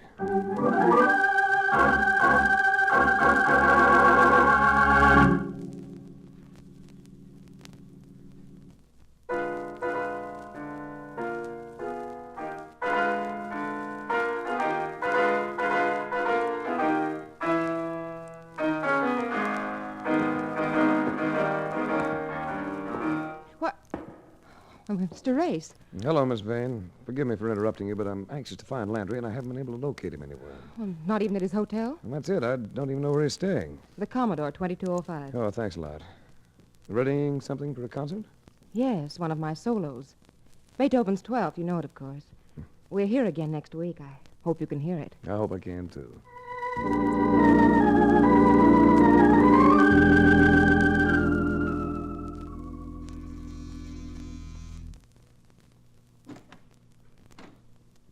Yes? You may not remember me, Landry. I'm Frank Race. Met you the other night at the hall. Oh, yes. Come in. Hope I'm not disturbing you. Not if you don't mind my going on with this workout. I never miss a day. Barbells. And the postgraduate weights, too, from the look of them. Yeah, I guess I do all right. I should. I haven't had it for years. I came to see you about Carol Corson's death.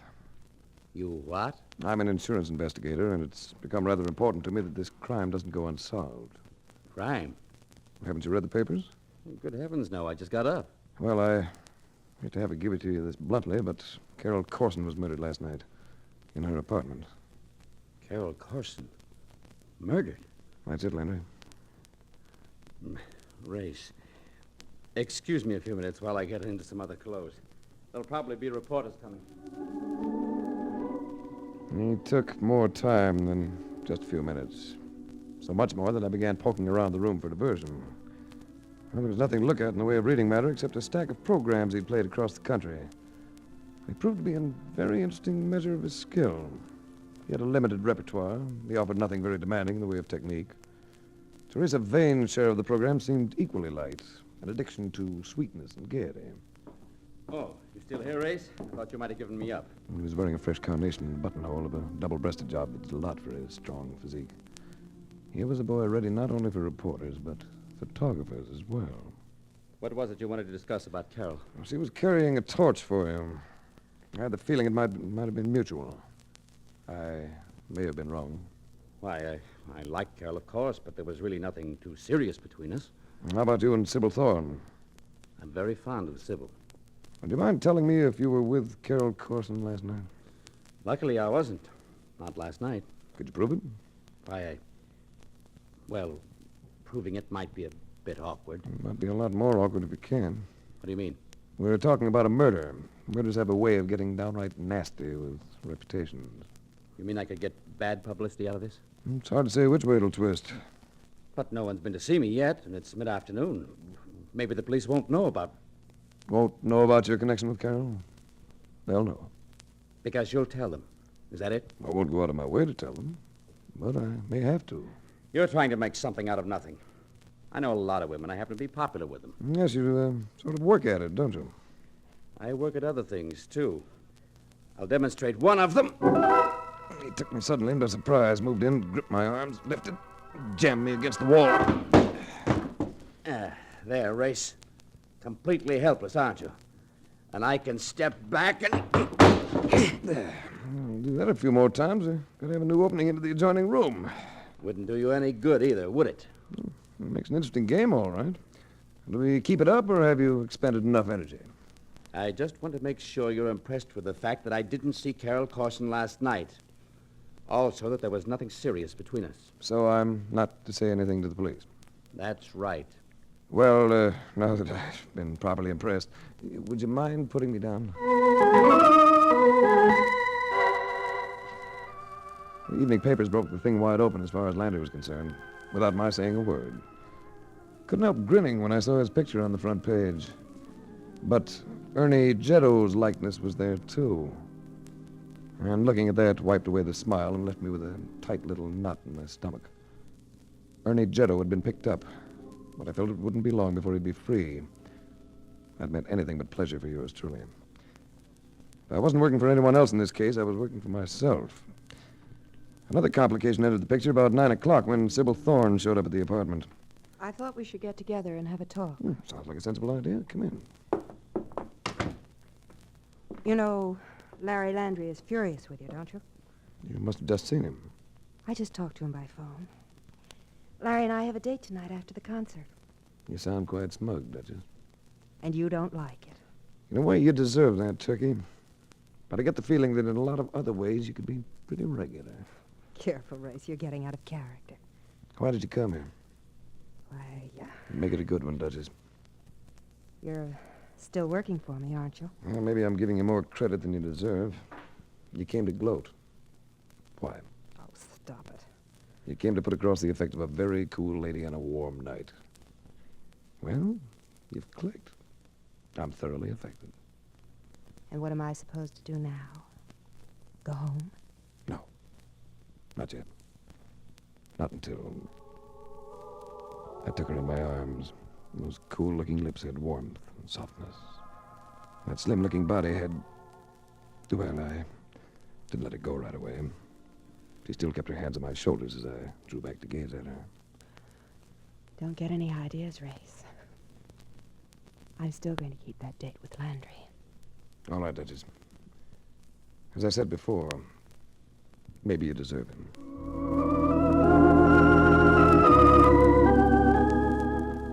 I spent the next couple of hours moving restlessly about the apartment. Made myself some coffee, tossed down a scotch and soda, picked up the paper, read the program of Landry's concert. It'll be over by now, and the realization of it was like being poked in the eye. The answer to the whole thing. I grabbed up a jacket, slung it on, and... Hey, where do you think you're going? I've just figured out this case, Mark. I've got to move fast to stop another murder. Now, hold it, will you? You go out on that street, you'll move right into your own murder. You got a reception committee out there. The same one as before? And another guy, mean-looking, face like a badger. Ernie Jetto. But I've got to go out, Mark. All right. But this time I want something besides an end wrench.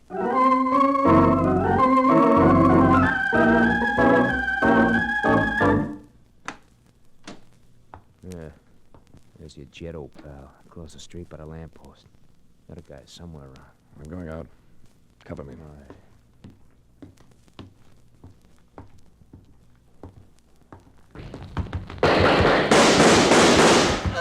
I got Jetto, Race! And the other guy's running. Come on, Mark. Get me to Sybil Thorne's before it's too late.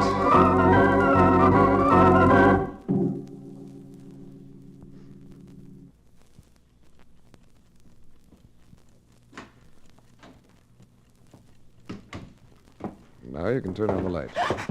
Let me go. I'm sorry. Let me go. But you'd better stay. And this is the gun that killed Carol Corson, isn't it, Miss Vane? I...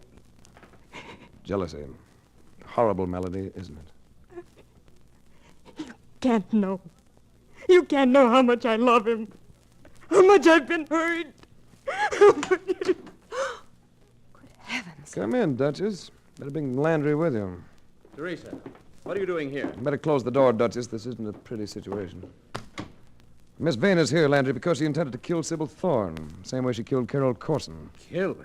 Good heavens, Teresa, why? Because she's in love with you, to the point that it's made her sick. But, Teresa, I gave you to understand. You gave her to understand what? That she should just forget you? You know, some people can't pull that off, Landry. They get ill. They're driven to murder. But what are we going to do about this, Race? We're going to give this girl all the breaks we can. Teresa, will you go and give yourself up? Yes.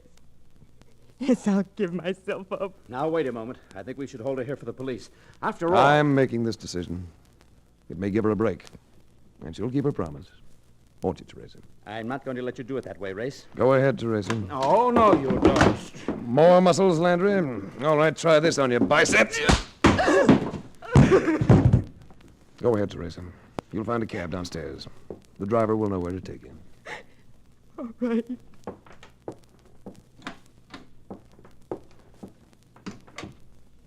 How did you know, Race? Music. It's all wrapped up with that girl's emotions. I happened to leaf through a pile of Landry's past programs. All of Teresa Vane's solos had been Sweetness and Light, Handel and Debussy, that sort of stuff. But last night, before killing Carol Corson, she showed her mood with the Appassionata. Tonight, with you in mind, she featured that funeral movement from Beethoven's 12th Sonata. It's just an idea, but I guess it paid off. It saved my life. I'm terribly grateful, Race. Are you, Duchess? Maybe we should talk about that at much greater length.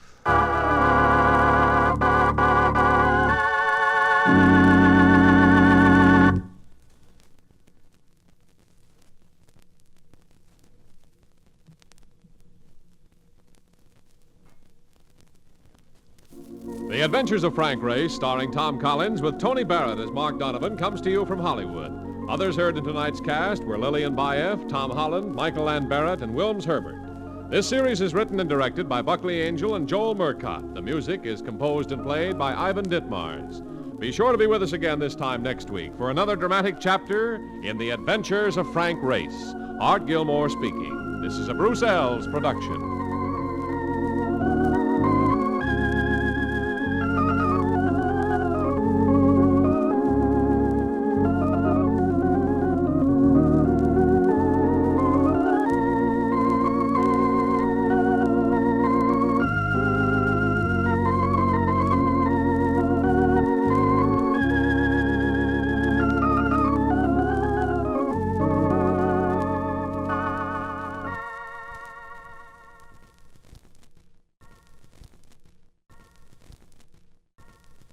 Adventure awaits with the Lord of the Jungle, Tarzan, up next on Nightly Old Time Radio Shows. Tarzan of the Apes, brought to you from out the pages of Edgar Rice Burroughs' astounding book.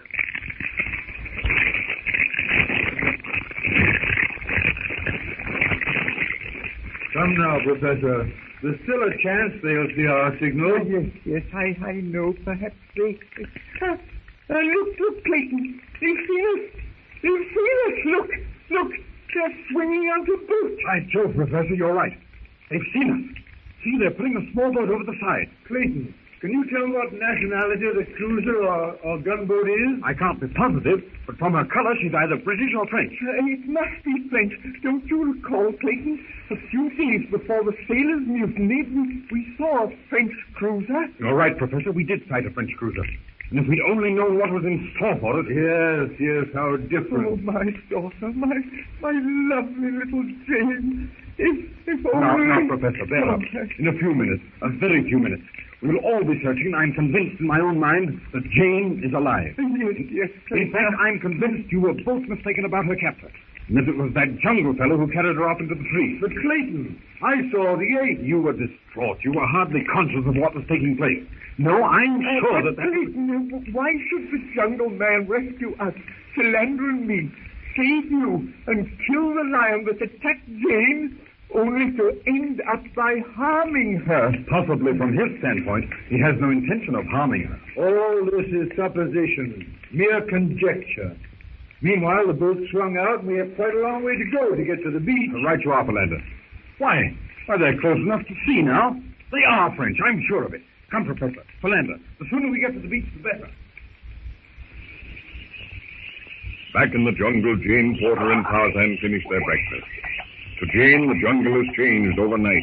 No longer is it a place of inexpressible dread. No longer does her blood run cold at the rasping cough of the panther, the deep-throated growl of New Mother Lion, or the weird laugh of Dango the hyena. True, Jane is not altogether comfortable, but with white skin, as she calls Tarzan, close at hand, dangers seem less dangerous, and fear gives way to interest. The girl is puzzled. She does not know that white skin is Tarzan, and she wonders about Tarzan. Over and over her brain tells her that she must get back to the hut, but her heart whispers that were it not for her father, she wouldn't care about it. She turns and looks at Tarzan stretched beside her on the moss-covered roots of the tree. The ape man's finely developed muscles ripple under the bronzed, satiny skin of his every movement. Mentally, she compares him with the men of her acquaintance. Presently, she leans forward. White skin. Tarzan looks up. Jane? Jane. She looks at him for a moment, then rising to her feet, she points off into the jungle in the direction she believes the hut to be. White skin, we must go. Tarzan rises and looks in the direction indicated by her pointing finger. He looks at Jane. Go? Go? Go? Yes, Jane, go. Jane, go. White skin, go. She takes a few steps toward, as she believes, the hut. Jane, go. White skin, go. Tarzan holds her back. He shakes his head.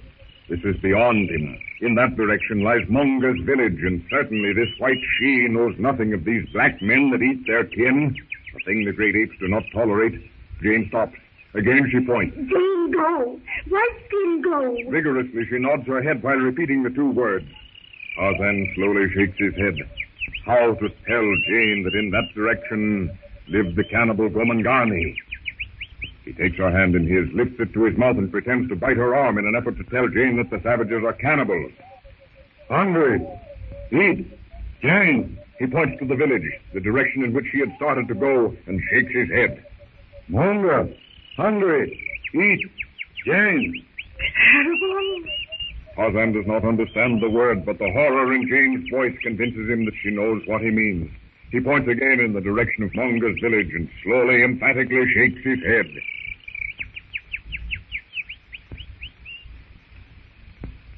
Down on the beach, below the headland with its flaming beacon, Clayton, Philander, and Porter watch with mixed emotions the small boat pulling for the shore.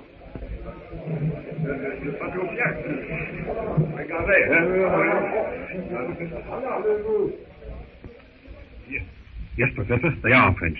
That's a French naval officer getting out of the boat now. The mere sight of him gives me renewed hope. I'm sure our troubles are over now. Here he comes. Monsieur Clayton, I presume. Yes, Lieutenant. And you? Lieutenant Darnaud of the French Navy. Thank heaven you've come, and I hope in time. In time? What do you mean? First, permit me to present you to Professor Porter. Sorry, monsieur. And this is Mr. Philander. Plaisir, monsieur. Oh, Lieutenant, if you will but help us. May we of a certainty, but please explain. Miss Porter, the professor's daughter, was carried off yesterday by an ape. Mon Dieu, an ape? It is impossible. Ça c'est incroyable. Oh, it is too horrible to contemplate. The brute did not kill her at once. We heard her scream several times. Therefore, we feel that it may not yet be too late. Ah, Monsieur Darnaud, you will help me to search for my child? Oui, monsieur, but certainly. Monsieur le Capitaine Dufresne will be ashore presently, and here is le Capitaine now. Mon Capitaine, Monsieur Clayton. Monsieur. Monsieur Philander. Monsieur. Et le Professeur Porter. Monsieur, it is a pleasure to know that we have arrived in time to be of assistance. Mon Capitaine, pardon, but we have not arrived in time. The gentleman has just informed me that the daughter of le Professeur Porter has been carried off into the jungle by an ape. An ape? Monsieur, c'est terrible. C'est impossible. Allow me, enfant. You have heard. The daughter of Monsieur le Professeur has been taken into the jungle by an ape. Who will volunteer? Allow me, enfant. Every man is volunteering so kind. Explain quickly. Mr. Philander saw the thing. Oh, Miss Porter, the thing proved. Not as far that the ape did. The gentleman heard her scream. An hour or longer. Not kill at once. Monsieur be alive. Yes, that's it. We start. Oh, what so that you should ask? We shall start at command. You will, mes enfants, les premiers march. Lieutenant, we'd better go to the hut first. The hut. It is far from the place. Bien. Too much time. Darnaud. Monsieur? A man. I think he goes through the trees more quickly than a monkey. Sounds like it, I know, but true. Very bronzed, and we, Professor Paul, saw him kill a lion single-handed, and not an ape. Abducted. Sauvage? Yes. A fat more powerful than one has ever seen before. But I couldn't help overhearing, Clayton. Get ready to laugh with our Miss Brooks, which is coming up next on Nightly Old Time Radio Show. Colgate Dental Cream to clean your breath while you clean your teeth and help stop tooth decay, and Luster Cream Shampoo for soft, glamorous, caressable hair bring you Our Miss Brooks, starring Eve Arden.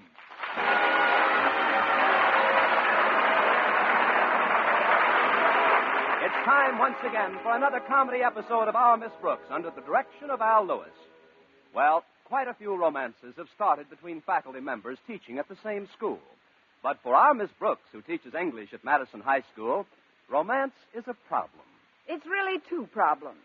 Problem number one is the object of my affections, Mr. Philip Boynton, biology teacher. He's so bashful he won't even shave himself unless he's wearing a tie. And problem number two is the strict anti-fraternization rule laid down by Madison's beloved principal, Osgood Conklin. Of course, Mr. Boynton devised a very effective method of getting around this rule. He suggested that we stop seeing each other entirely. However, I immediately used my power of veto, and before he could take it to the General Assembly, we convened for 2 dates away from the school. The last date occurred on Wednesday night, and Thursday morning at breakfast, my landlady asked for the details. Now tell me everything that happened last night, Connie. We went to a movie, Mrs. Davis. And? And we came home. And fold up your program. The recital is over. Pass the cream, please. But what did Mr. Boynton say? What did he do? Nothing. Pass the cream. I can't understand that man. Here he has date after date with a girl who's intelligent, attractive, wholesome, chic, charming. And what does he do about it? Nothing. Pass the cream. It's not that he isn't fond of me, Mrs. Davis, but he's been worried lately about someone very near and dear to him. A relative? Yes, his pet frog, McDougal. It seems with the cold weather coming on, Mac is very prone to laryngitis, and there are no heating facilities for the cages. The least the school should do is put some heating equipment in there. Why doesn't Mr. Boynton ask Mr. Conklin for it? Because Mr. Boynton is almost as terrified of Mr. Conklin as he is of me. He doesn't dare ask him for anything. Then you've got to do it, Connie. Don't you see? If you get the things he needs, Mr. Boynton won't be so preoccupied and worried when he's out on dates with you. Well, it's worth a try, I guess. Now, if I can remember where I left it, I'll put my face on and get ready for Walter Denton. Walter's driving me to school again. You mean your car is still in the repair shop? Yes, the mechanic called yesterday and said it would take a bit longer this time. It seems they're having a little trouble with the motor. What kind of trouble? They've misplaced it.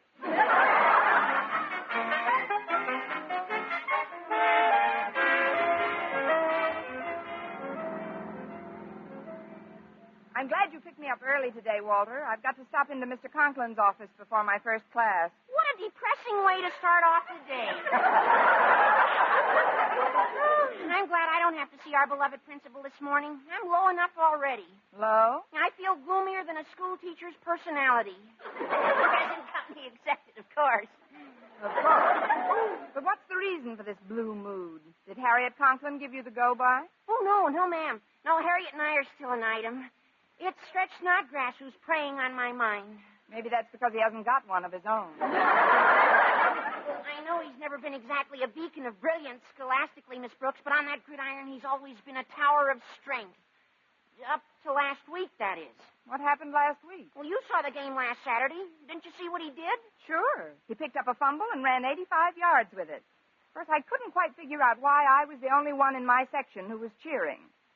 He ran the wrong way. How Oakhurst beat us on that one numbskull play. Oh, but if you think that was bad, you should see Stretch at practice. He's just awful out there.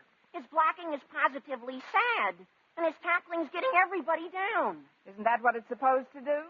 No, Miss Brooks, this is no laughing matter. If Stretch doesn't perk up, we'll lose our big game to Clay City next week. Well, what do you think is the cause of this change in him, Walter? Well, I know what it is. The big goof's in love. Love? And the trouble is he won't tell anybody who the girl is. Hey, wait a minute. He's very fond of you, Miss Brooks. Maybe you could straighten him out. You know, have a talk with him and I'd like to help, Walter, but I've got a more pressing problem this morning. That's why I'm going straight to Mr. Conklin's office. What could possibly be more pressing than Madison's winning the battle of the year? My winning the battle of Boynton's lab.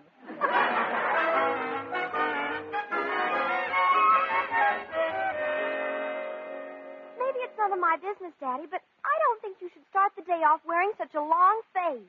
I'm sorry, Harriet. If you'll turn your back for a moment, I'll put on a short face for you. Well, what's the reason for it, anyhow? Why are you so despondent? Because of our coach's report on Snodgrass, that's why. He's been playing abominably, and the coach knows the reason. The big moose is in love. In love?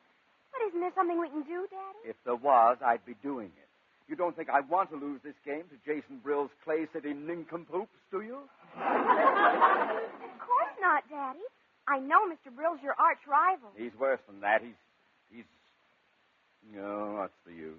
There's just no way out. There's no way I could possibly feel any worse than I do right now. Have you thought of Miss Brooks, Daddy? You have just shown me a way. Well, Miss Brooks might be able to help. If there's one person in this school whom Stretch admires and respects, it's her. Maybe she could pull him out of his doldrums. So you might have something there at that. As soon as she gets to school, I'll talk to her. Come in. Oh, pardon me, Mr. Conklin. If you're busy, I'll come back later. Not at all, Miss Brooks. Harriet was just leaving for her class. Run along, dear. Okay, Daddy. See you later, Miss Brooks. Goodbye, Harriet. Sit down, won't you? Over here by my desk. That's the most comfortable chair. Maybe you don't know who I am.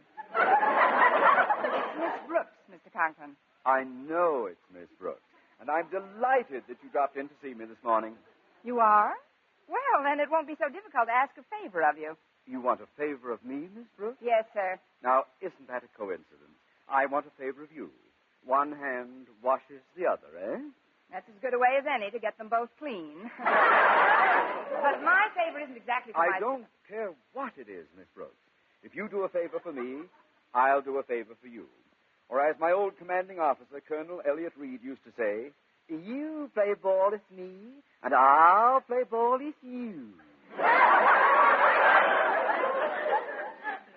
He was a Texan. But what's your favor, Mr. Conklin? Well, as you know, Madison's big football game with Clay City is to be played next week. Yes, sir. You are also aware of my intense rivalry with Jason Brill, their principal. Yes, sir, but what do you want of me, Mr. Conklin? Well, it's very simple, Miss Brooks. Perhaps you've heard about Snodgrass running the wrong way last Saturday. Mm-hmm. Now, you know that nobody with half a brain could make a mistake like that twice, except perhaps Snodgrass. And that idiot woman a few rows behind me who kept cheering him. Next Saturday, I'll keep my mouth shut. What do you think I can do about Stretch, Mr. Conklin? Well, you may be able to straighten him out. You see, Miss Brooks, he's been even worse in practice this week than in that game last Saturday. And the coach seems to think it's because he's in love. That's what Walter Denton thinks, too. Does Denton know with whom? No, nobody does. Ah, exactly. And that's where you come in. In his lame-brained, dunce-like way, Snodgrass admires you greatly. He has his reasons, I'm sure. We lame-brained dunces are pretty clannish.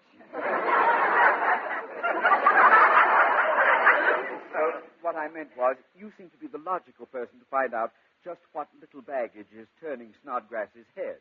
And I use the word advisedly. And if I find out, then what? Then your natural feminine instincts will come to the fore, and you will devise some way to circumvent the activities of the aforementioned bit of baggage. Now then, what is the favor you seek? Well, Mr. Boynton needs some new equipment for the biology lab, and he's too timid to ask for it. He shall have it. What kind of equipment? Some heating facilities for one thing, and more comfortable cages for his frogs and guinea pigs. It's done. Anything else? Else? Well, now that you mention it, I could use a new desk and some new window shades. I also would like to have my room painted a nice, cheerful shade of green. Miss Brooks.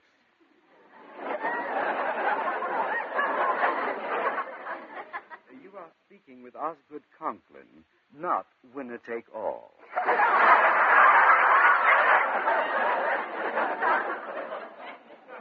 Well, if you feel that way about it, maybe Stretch and his girl should be left alone. After all, A nice, cheerful shade of green it is. Now, you're sure you know what to do, Miss Brooks? Leave it to me, Mr. Conklin. When I get through with him, Stretch will not only check his baggage, he won't call for her for 30 days.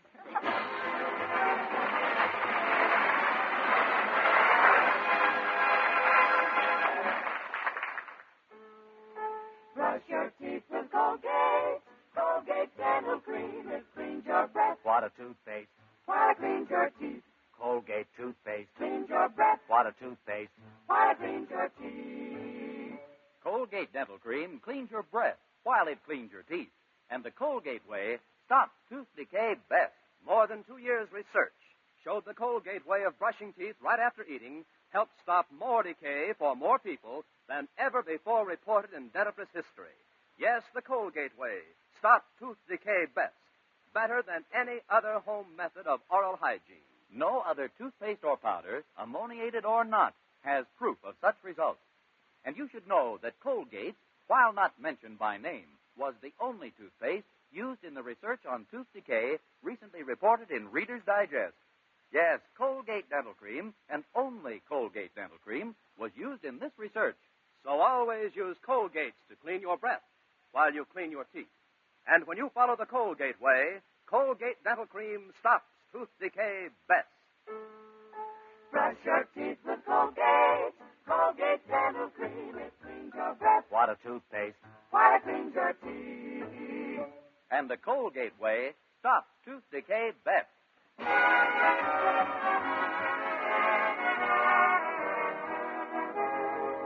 Well, I took advantage of a free period I had right before lunch and sought out Madison's moon-eyed mastodon, Stretch Snodgrass. I found him near the water fountain in the hall. He was slouching against the wall and seemed half asleep, but when I approached him, he snapped to attention. Hi. Hello, Stretch. I hope I'm not keeping you up. I hope I'm not keeping you from any of your classes, but I would like to talk to you for a few minutes. You ain't keeping me from nothing, Miss Brooks. French class is the place which I'm supposed to have been at pretty soon from now. But my French can wait. At least until your English catches up. Stretch, what I wanted to talk to you about was your football playing. You know yourself you're not playing as well as you used to, and a lot of your friends around here are beginning to worry about it. Why should they worry? Gosh, just because I don't play over my head in every game, everybody gets all upset. After all, you don't get paid to play high school football. I know, Stretch, but think of the future. Someday you may go to college. You must admit you've been letting down a bit lately. Oh, I can't help it. This season's been nothing but practice, practice, practice. The guy can't go on like that with just all work and no play. After all, I ain't no auto matron. No auto matron? Well, you know, a mechanical man. The kind they call a robber. Oh. Besides, a little relaxer never hurt nobody. But, Stretch, why should a young boy like yourself be yawning in the middle of the morning? I'm tired. I couldn't have thought of a better answer if I'd tried all day.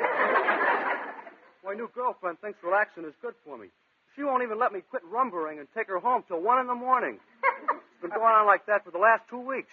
Who is this new girlfriend, Stretch? Oh, no, you don't. No, I don't what? You don't get Judy's name out of me. I promise to keep it a secret. Well, that's your privilege. If you don't want me to know Judy's name, I'm not going to know Judy. That's all there is to that. Judy who? Gosh, I didn't even want that part of her name to get out, but it just slipped. Look, Miss Brooks, you wouldn't want me to break a promise, would you? Fervently. Listen, Stretch, even if you enjoy all this rumbering, don't your girl's parents object to these late hours every night? Oh, I'm sure they don't. How can you be so sure? Her old man gives me the money to take her out. What? Sure, he's not like our principal. Mr. Brill's a real good sport. Stretch, do you mean to tell me you've been taking out Judy Brill? How do you know?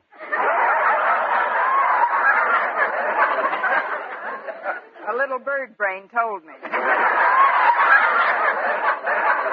I can't wait to see Mr. Conklin's reaction to this bit of news. Gosh, Miss Brooks, you're not going to tell Mr. Conklin, are you? Not yet, Stretch. Out of consideration for his family, there's something I've got to find out first. What's that? If his life insurance is paid up.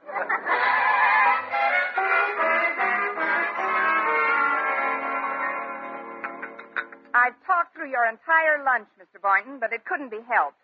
If we're going to get any favors from Mr. Conklin, we've got to straighten out Stretch Snodgrass. Well, I'm glad you told me the story, Miss Brooks.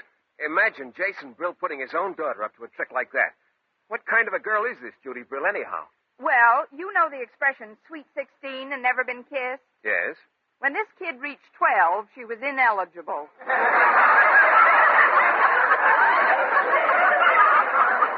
I met her last summer, Mr. Boynton. It isn't generally known, but Mr. Brill wrote me a letter before the last semester began in which he hinted that if I were dissatisfied with Madison for any reason, he'd be happy to have me on the staff at his school.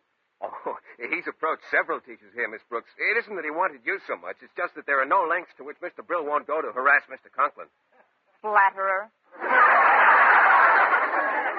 But according to reports from some friends on the faculty at Clay City High, Judy Brill is quite a little firebrand. She's at an age now where she considers all males fair game. There's an age?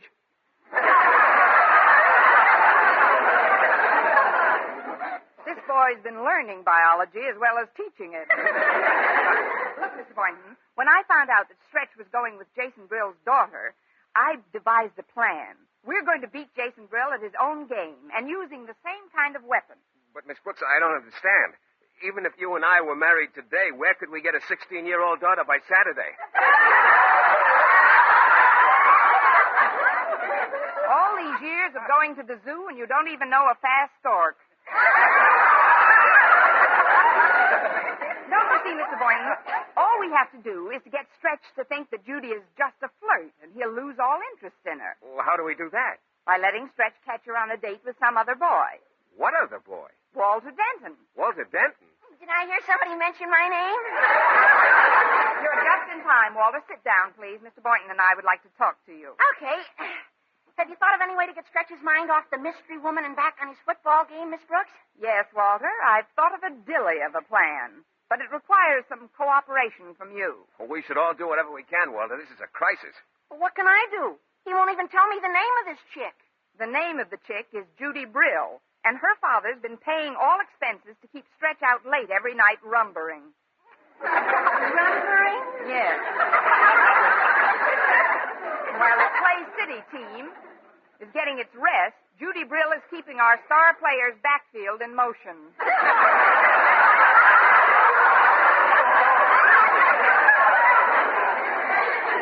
But I know the kind of a boy Stretch is, and if we can arrange to have him catch Judy with another boyfriend, I know he'll forget all about her. Well, not only forget about her, but it might make him so mad he'll go out on that field Saturday and play the game of his life. Say, that sounds like a swell idea. Of course, Stretch is boxing champ of Madison, too, so it might not be so pleasant for the guy he catches with his girl. Well, that's a necessary risk, I guess. Who's the chump you've got lined up to be the patsy in this? Don't be crude, Patsy. Walter. I thought that you'd be happy to volunteer for this job. Me? Well, you want to see Madison beat Clay City, don't you? Well, sure I do, but will I have my bandages off in time? Oh, you've never seen Stretch fight. I have. Believe me, Walter, Mr. Boynton and I will make sure that Stretch doesn't lay a hand on you. He doesn't have to. He could kick me to death. I'm afraid you'll just have to count me out, folks. I'll count you out, but Walter, Stretch is a very dear friend of yours. You don't want to see him ruin his life, do you? Don't you see, Walter, this girl isn't right for Stretch. It isn't just a football game that's involved. It's a boy's future. But what about my future? What about your future? I want to be around when it gets here. Oh, look, Stretch has a terrible temper, and if he catches me making goo-goo eyes at his girl, he'll clobber me till I'm dismal. Besides, there's Harriet Conklin. Oh, we're virtually betrothed. What would she think if she heard I was out with another girl? She won't hear, Walter, and even if she does, we can always explain that you were just doing it for the good of your school. I'm sorry, I'd rather not take the chance.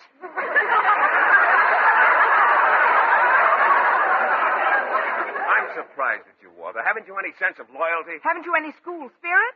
This whole thing won't take you more than half an hour. All you have to do is sit on the couch and put your arms around a little red-headed girl with big blue eyes, a cute little turned-up nose, and an adorable mouth. But I still think that it's Stretch... an adorable mouth. Nobody can say I haven't got any school spirit. What time and where? Well, make it 8 o'clock tonight at my place. I'll drop over to Clay City High this afternoon and tell Judy I'm thinking of accepting her father's invitation to join the faculty there next term. Then I'll invite her over to my place for dinner, ostensibly so I can ask some questions about my new pupils. But supposing she won't come? Oh, she'll be glad to come. Judy Brill is just a little girl. To be asked to dinner by a woman like Miss Brooks is quite flattering. After all, when you get right down to ages... When you get right down to ages, I'm almost twice as tall as Judy Brill.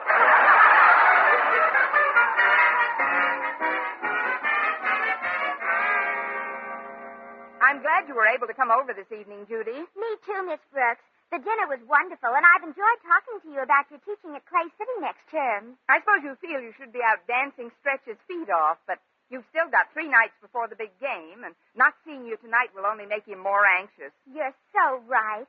Men are such problems. They're just like children. You've got to play up to their ego and convince each one he's the only man in your life. Oh, but listen to me telling you about men. A sophisticated, charming woman like you. Oh, I just wish I had your knowledge of men. Want to trade?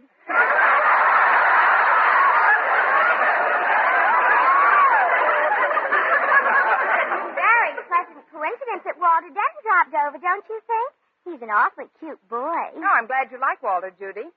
By the way, where did he disappear to? I didn't disappear. She's on my lap. Isn't that sweet?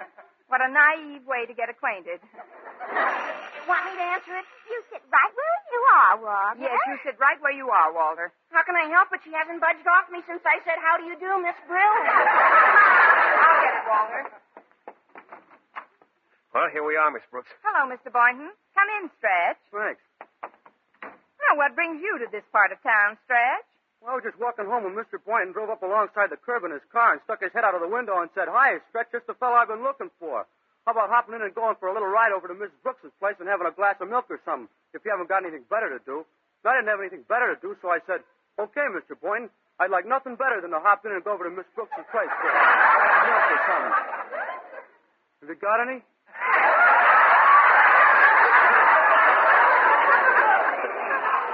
So that's what brings you to this part of town.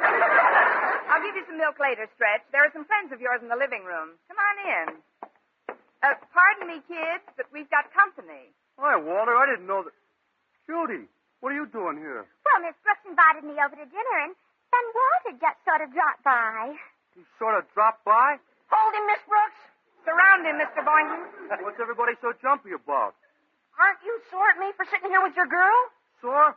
Heck no, Walter. You do me a big favor.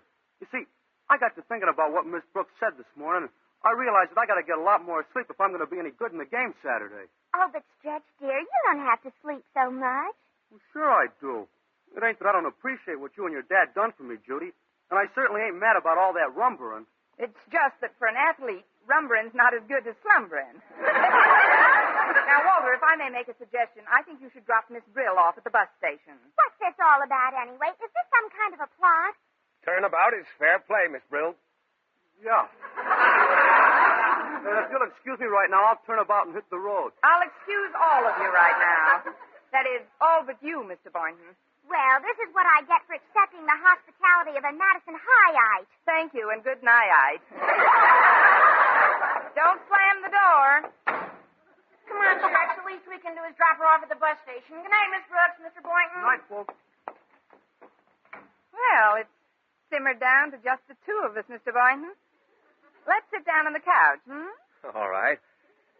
You know, Miss Brooks, in spite of the fact that I'm a biologist, I've never been overly observant about the emotional reactions of the people around me. You're not just beating your Bunsen burner, Boynton. That is, you have seemed a little preoccupied at times. Well, be that as it may, Miss Brooks, your interest in the welfare of my little animals and the trouble you went to see that I got proper heating facilities for my lab have, well, they've made me realize just how much you care. Really, Mr. Boynton? Yes, yes, indeed. And I want you to know that I care even more than you do. You care even more than I do? Well, yes. I've got $5 bet on that game Saturday. Well, here's $2.50. I'll take half of your bet, and we'll set up housekeeping on the 40-yard line.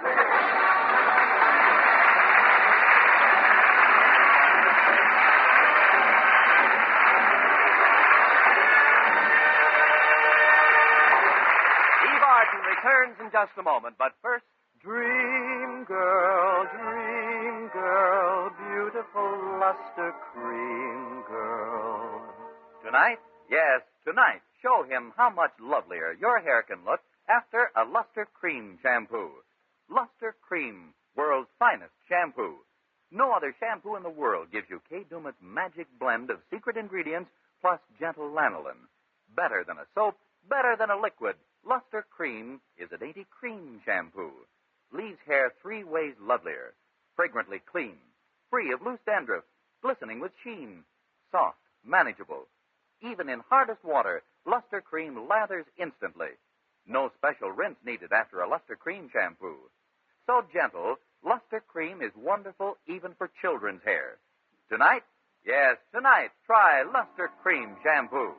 Dream girl, beautiful luster cream girl, you owe your crowning glory to a luster cream shampoo.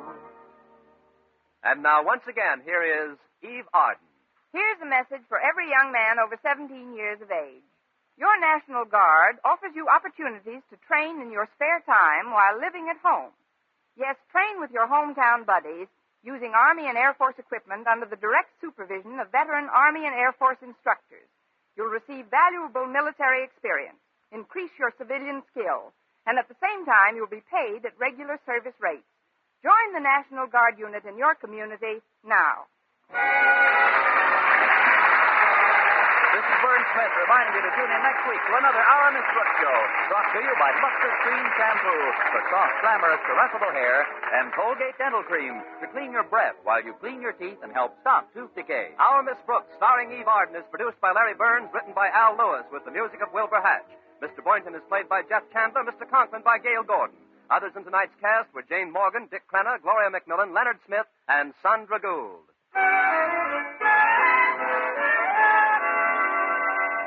Doctors prove palm olive soap can bring you a lovelier complexion in 14 days.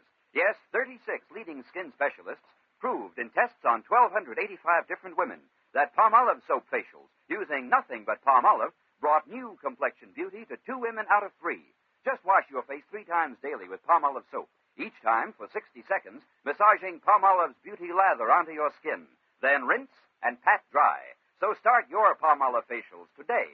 Remember, doctors prove palm olive soap can bring you a lovelier complexion in 14 days. Be with us again next week at the same time for another comedy episode of Our Miss Brooks. Bob Lamont speaking. Stay tuned now for Jack Benny. This is CBS, the Columbia Broadcasting System.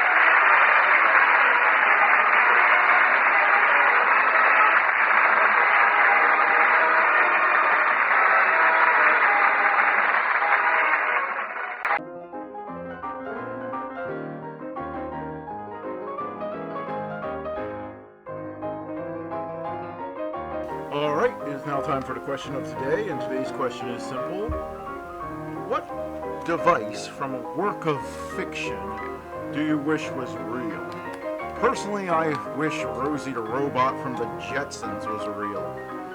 It sure would be nice to have a machine take care of dishes and laundry and dusting. All 3 of those activities are giant time sinks that you just have to do over and over again every day, and quite frankly, I find it depressing.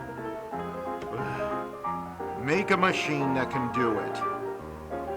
But what fictional device from a movie or TV show or novel or whatever would you like to see in real life? Let us know in the comments below, and now let's get back to the shows.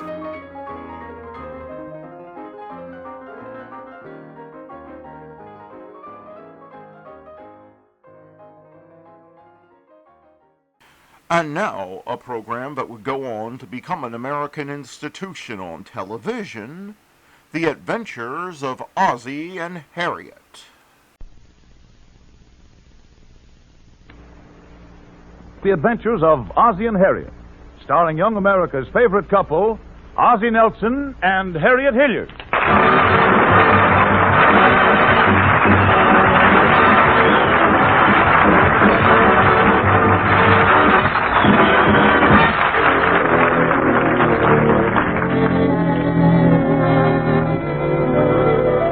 It's only 9 a.m. Mr. Nelson, sometimes known as Ozzie, got up bright and early this morning. How did that happen? Harriet tricked him into it by setting the clock 3 hours ahead and hiding a sun lamp behind the window curtain. Right now, he's in the living room reading the morning paper. What's the matter, Ozzie? Some bad news in the paper? No, not that I know of. Why? Well, you seem upset about something. Well, I wasn't going to mention it, but as long as you brought it up, I might as well tell you because it's getting very annoying. Annoying? What's annoying? Well, this is the third morning that David has wrapped up his lunch in the comic page and gone off to school with it. Oh, all right, dear.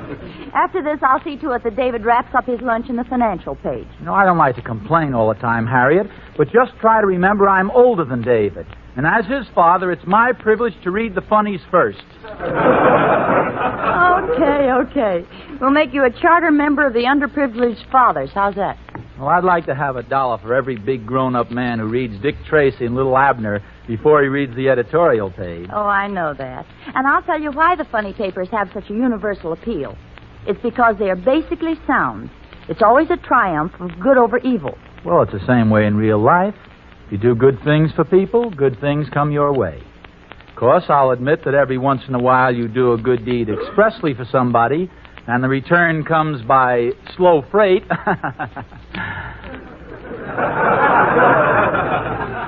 Didn't you think that was funny? I gave it 2 small chuckles. I thought that was all it was worth, frankly. No, I know it sounds like corny philosophy, but I really think it works out that way. If you do the right thing, it'll come back to you every time. I think everyone has had experiences along that line. I'll never forget the time I had a birthday party when I was 10 years old. I gave my little dog a piece of my birthday cake. And the very next day, I got lost coming home from school. And it got darker and darker. Yes, go on. Oh, boy, I was really lost. Well, what about the little dog and the birthday cake? Oh, he didn't like it. He spit it out. Did Gloria bring in the mail yet? I don't know. She's out in the kitchen. I'll call her. Gloria! Gloria! Did you call me, Mrs. Nelson? Yes. Did the mailman come yet? Yes, the mailman's been here, Mrs. Nelson, but it's pretty uninteresting stuff. A lot of bills again, I suppose. Oh, good morning, Mr. Nelson. I didn't see you there in that sports suit. You look very serious this morning. Well, we were just discussing the theory that if you do nice things for people, nice things will come your way. Do you subscribe to that philosophy? No, I just subscribe to the Ladies' Home Journal. No, Gloria. Mr. Nelson means that if you spread kindness and good deeds, it gives you a wonderful feeling of well-being. You get a nice, warm glow all over. Don't you get a terrible hangover the next morning? Well, the kind of a glow I mean is the pleasure you get from doing little things for people. Oh, yeah. Now, for instance, every morning when I go to work, I pick up a couple of servicemen. I tried that once, but it's impossible without a car. Gloria, you don't seem to quite get the point of Mr. Nelson's theory. He means if you do nice things for others, nice things come your way. Oh, yes. Like what happened to my poor nephew, the boy I was telling you about, Mrs. Nelson, the one who was framed. Framed? Yes. How was he to know he was driving that stolen car over the state line? Well, my goodness, when was that? The night he held up the gas station. Well, how does that fit in with doing a good deed? Well, they sent him up to Alcatraz and put him on bread and water. So he did something nice for the warden, and the warden did something nice for him. He did? Yes, he put him on raisin bread and water. Oh, fine.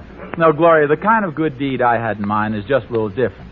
Now, I'll give you an example. For the past 3 weeks, I've been going all over town, up one street and down another, tracing down every lead and rumor in order to find an apartment for friends of ours who are coming out here from the east. Yes, and personally, I think that was carrying the good deed program a little too far. You just can't get apartments nowadays. It's really terrible. Do you know my cousin and her family are paying $60 a month for 2 rooms with an adjoining? An adjoining what? I don't know. They haven't been able to get the door open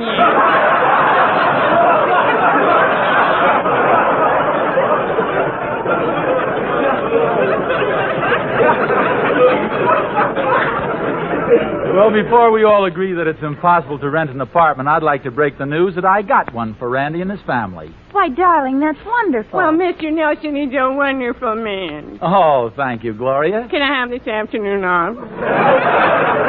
Well, I guess so. Oh, thank you. Oh, before you go, Gloria, make sure that all the dishes are washed and the beds are made, and phone the grocer and get him tomorrow's list.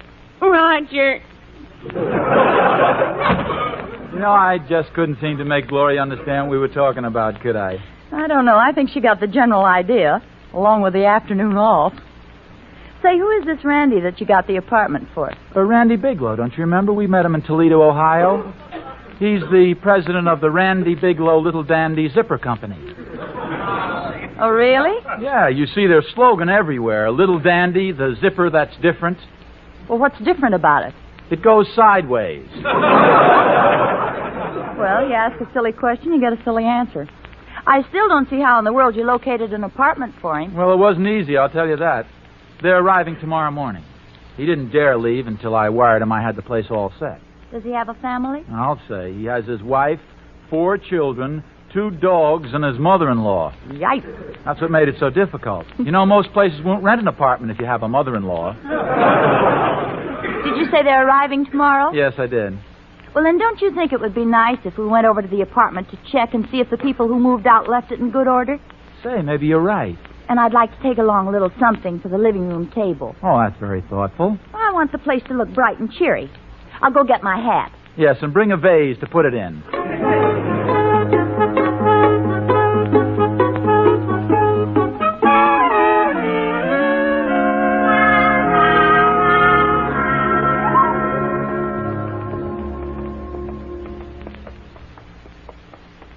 Well, come on, Harriet. I think the apartment's right here off the lobby. No, wait a minute now. This isn't it. Just a minute now. Say, maybe this man knows. Pardon me, mister, but do you live in this building? No, I don't. I'm a doctor. I've just been visiting a patient. You don't happen to know where I could find apartment 101, do you? Well, yes. That's the apartment I just came from. Some friends of ours are moving in there tomorrow. Oh, no. Nobody's going to move in or out of there for at least 2 weeks. Well, what do you mean? I mean that the little boy in there has measles, and I've just quarantined the place.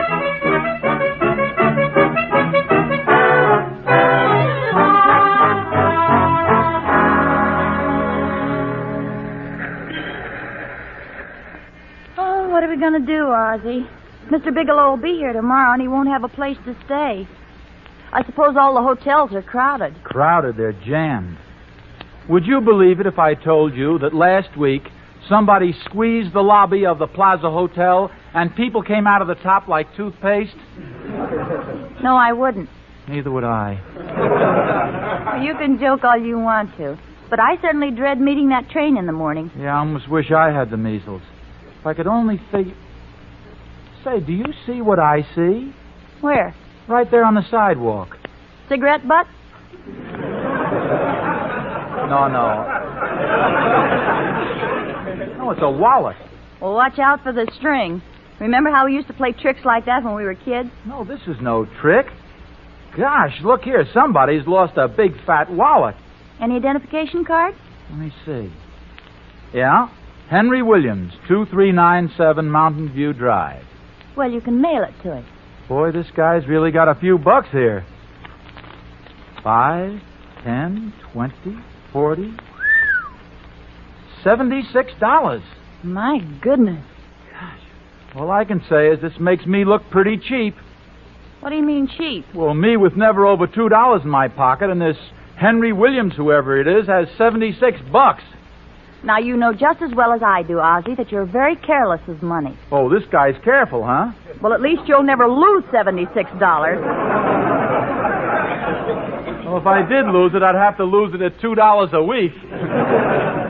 Come on, it's almost 4 o'clock. You can write him a note when you get home and then mail it to him after dinner. Hey, look at this. His ration books are in it, too. All right, so you can mail them to him with a wallet. Well, don't you think it'd be much better if we took the books directly to the ration board? Ozzie, you mean walk all the way down there? Well, we've been talking about doing good deeds. Here's our chance. But, Ozzie, it's 23 blocks. Darling, walking 23 blocks with you by my side would be a pleasure. Because you're wonderful You're beautiful, you're lovely, and I love you. Oh, Ozzie.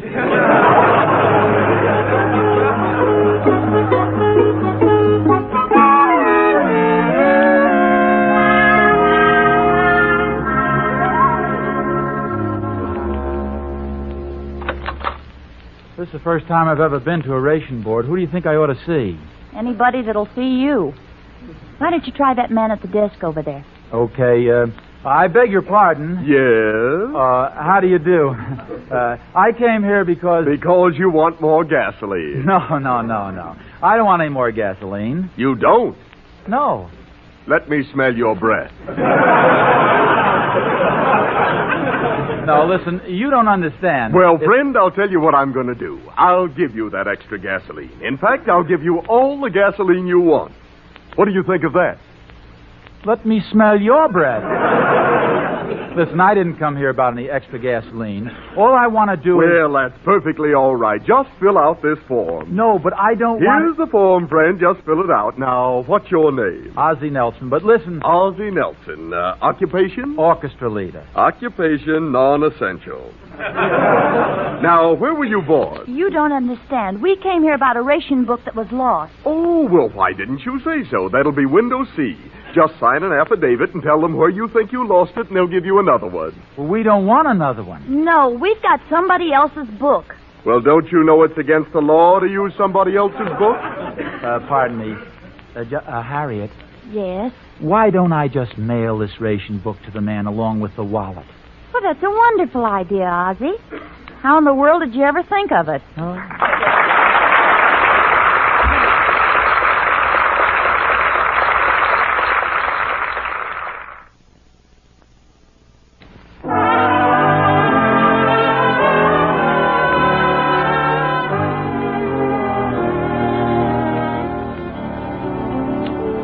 Ozzie has convinced Harriet that the best thing to do about the wallet they found is to return it in person to the owner. We find them driving to the other side of town. It's a typical California evening.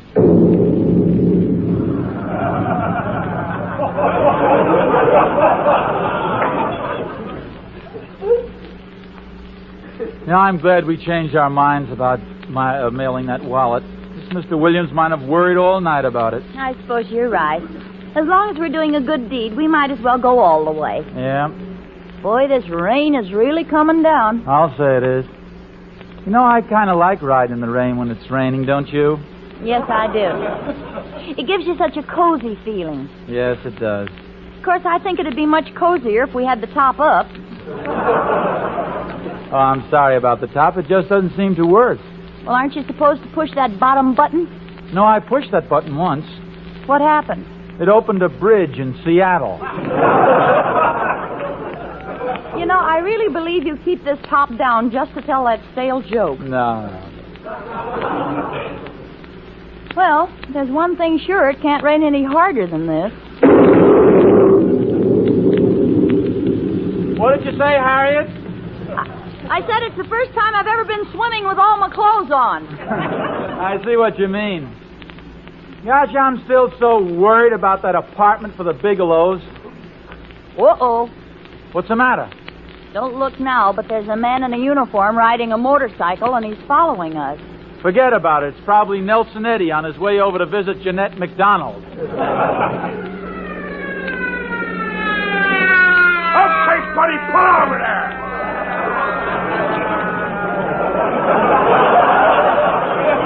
Okay.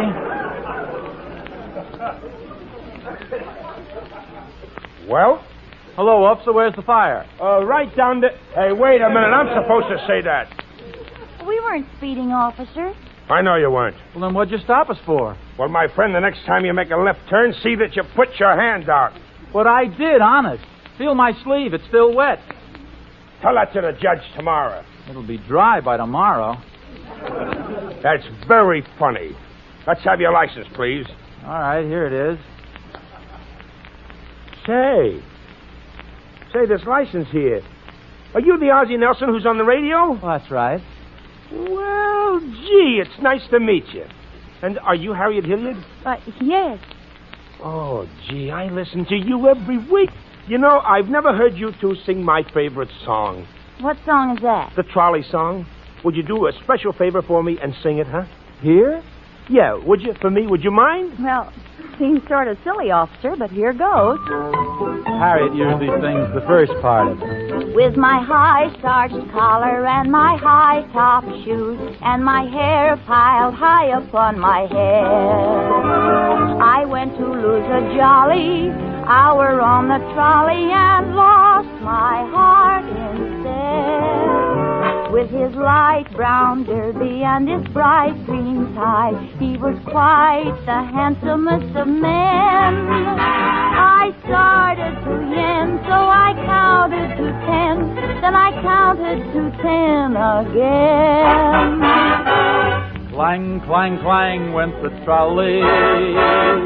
Ding, ding, ding went the bell.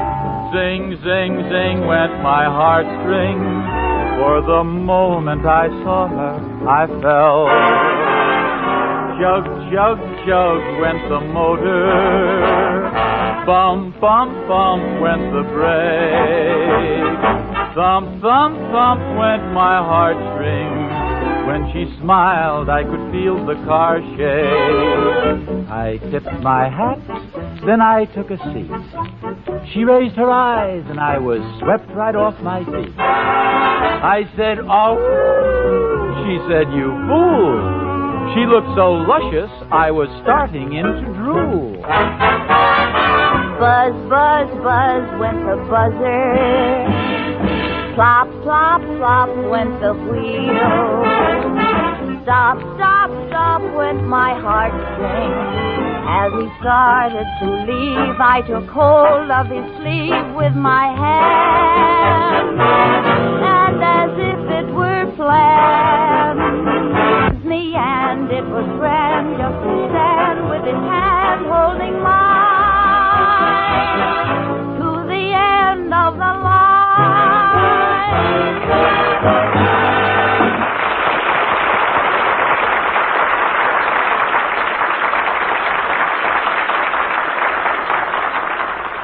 Oh, gee, that was great. I can't tell you how much I appreciate your singing it just for me. Well, thank you, officer. It was a pleasure. Yeah, gee, I'd know your voices anywhere, and I want you to know that I always listen to you on the radio. I wouldn't miss you. My wife and my kids, we think you're wonderful. Say, I wonder if you'd mind signing my book for me, huh? Oh, I'd be delighted to. There you are. Oh, thank you. Here's your copy. Be in court tomorrow at 9. Bye.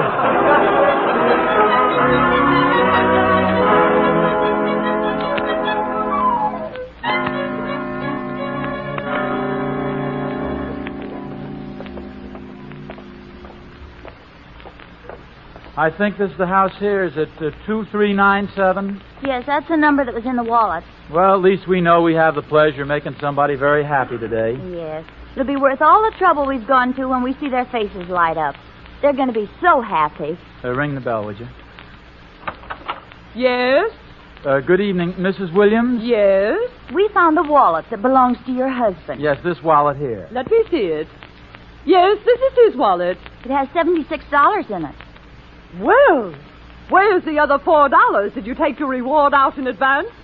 Well, it only had $76 in it when we found it. Look, Mrs. Williams, my husband and I drove all the way over here to return this wallet. Yes, and we live way at the other end of town. Why didn't you leave the wallet where it was and let somebody find it who lives closer to us? You mean you don't think we should have picked the wallet up off the curb? No, because my husband is out looking for it, and now he won't find it.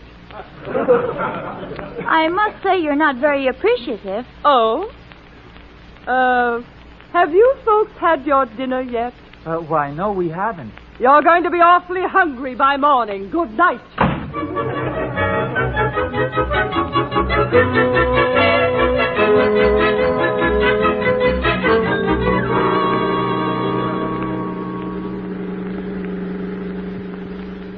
Gee whiz.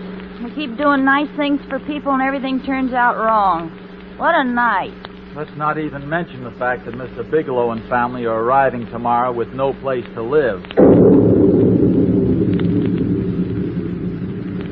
Gosh, Harriet, I hate to say this, but I think we're lost. I can't see out. Where do you think we are? On the bottom of Lake Arrowhead. Certainly looks like it, doesn't it? I wish that windshield wiper hadn't washed away 2 hours ago. Well, I guess it could be worse. We could run out of gas or get a flat tire. I'd hate to fix a flat tire in this rain. Look, let's you and I not even think about having a flat tire. We might have one by just thinking about it. Yeah, let's not even think about it.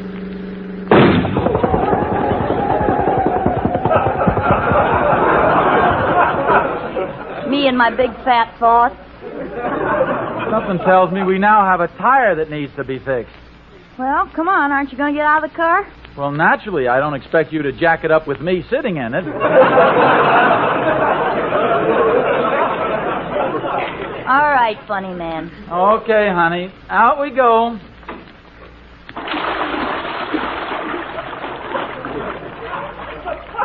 Where'd he go? Ozzie, are those bubbles you? Oh, stop yelling. I'm over here. Come on, I'll help you out of the car. I'm scared. Are you kidding? It's not even over your head. Come on, the last one in's a rotten egg. Here I come. Boy, it sure is lucky I have a sense of humor. Well, I haven't, and I'm the one who's sitting in the mud. Give me a hand, will you? Here we go. 1, 2, 3, eat!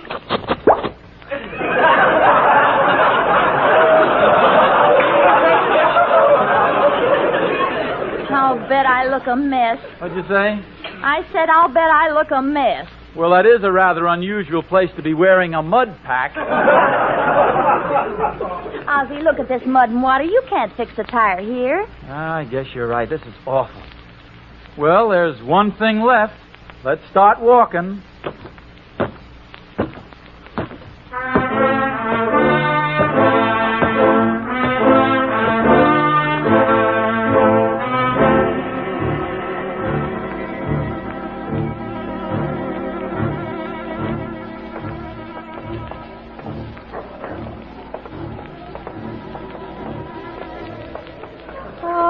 It seems like we've been walking for hours. Where are we? I don't know exactly, but at least we're in a civilized community. There's nothing but big apartment houses around here. Ooh, I'm glad the rain stopped, but that wind's mighty cold. You think maybe we've walked all the way to Chicago? Ozzie, look out! Duck your head! Ouch! Oh, Ozzie, are you hurt? That sign hit you on the head. The wind must have blown it down. Oh, gosh, what a wallop. It's a good thing it was only a glancing blow. It might have brained me. Or am I bragging? Hey, am I seeing things? Look at that sign that hit you. Does that say... It certainly does. It says apartment for rent.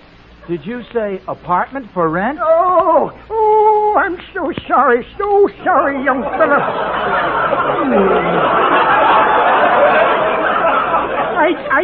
I do hope that you're not hurt bad.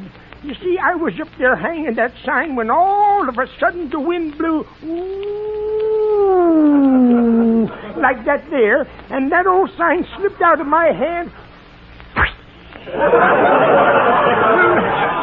Like that there, and fell down, looked out and landed right on your head. Shoom!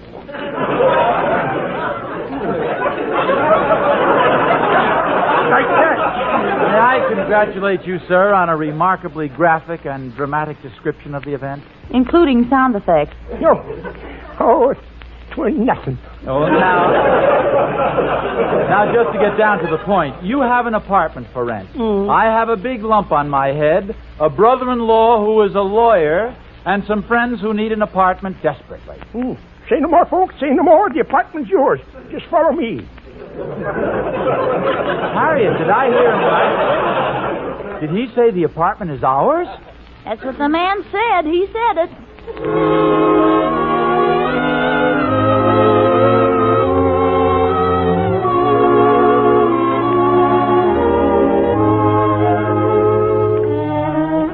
Gosh, this warm bed feels wonderful. Yeah, there's no place like home. You see, Harriet, what I said was proved tonight. I did a good turn for somebody, and even if it wasn't appreciated, it came back to me. I returned that wallet, and through doing that, I found an apartment for my friend.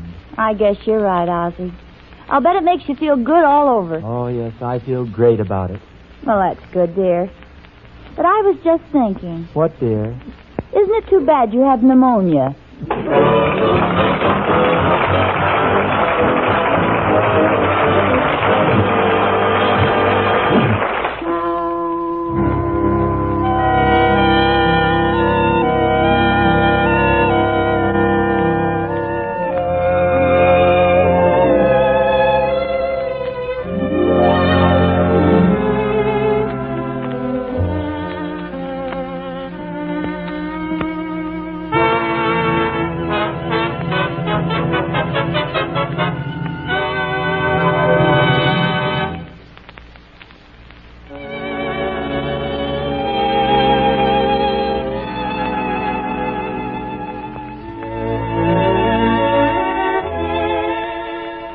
This is the Armed Forces Radio Service.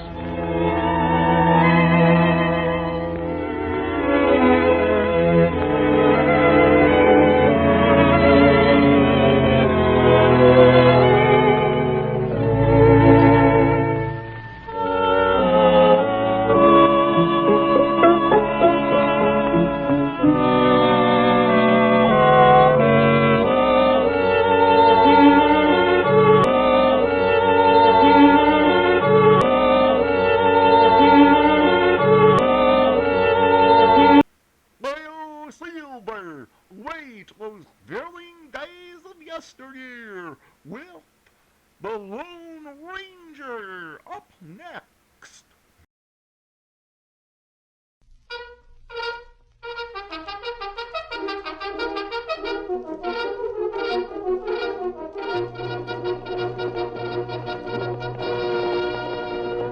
Hi-yo, Silver! Belay!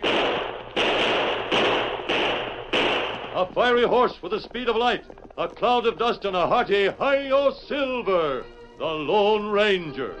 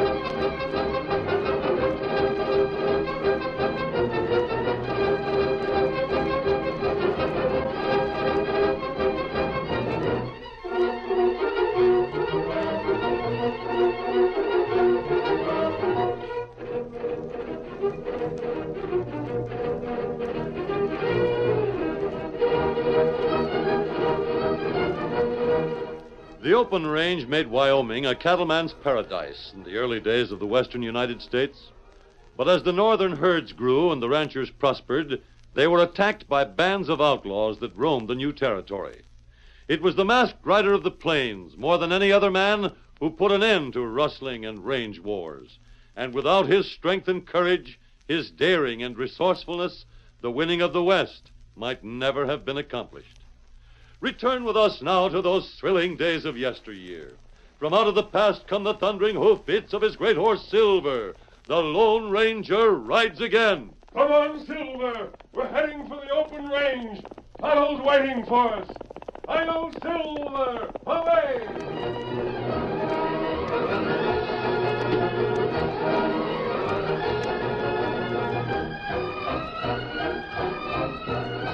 The range was bordered on the north by a heavily wooded slope. Beyond this, a sheer wall of rock, white, black, and brilliant red, towered for hundreds of feet. The wall was cut in 3 places by canyons that climbed to the tableland above. A tall, broad-shouldered masked man and an Indian stood at the very edge of the cliff with one of the canyons on their right. They looked beyond the trees toward the plain. 2 groups of buildings, miles apart, and here and there, herds of red and white cattle were all that broke the green expanse below them. From here, the range looks absolutely flat, Tonto. That's not true. I know. It's cut by streams and arroyos, and there are even hills. That's the Lorimer Ranch to the right. Circle dot. Yes, and Bill Farrell's Diamond F spread to the left. Why them 2 fight? I don't believe either of them could remember how the feud started. It was so many years ago, but they've never let it die. There's only Bill Farrell and his son left on one side, and John Lorimer and his daughter on the other. You tell them what we find out? Not yet, Tonto. John Lorimer might shoot the boy on sight. I'm afraid there'll be enough trouble before the spring roundup is over. Maybe what we know put end to trouble. Yeah, the girl and the boy don't seem to think so, and I believe they're right. In a way, it's easy to understand why there's been so much fighting. This is open range, and the cattle from both ranches run together. Well, there are bound to be a lot of arguments when the time comes to brand the calves and cut out the market herds. One thing leads to another, and the tempers of the men become as hot as their branding irons. Kimasabi. Yes, Tonto? You look over here. Down canyon. The Lorimer girl and Greg Farrell. Them right up here. Here, Silver. Here, Scout. And what we do now? We don't want to be seen until we're needed. We'll take one of the other canyons down and make camp in the pines. That good? Yep. But there's one thing I'm sure of, Tonto. What that? We will be needed. Come on, Silver. Get him up, Scout.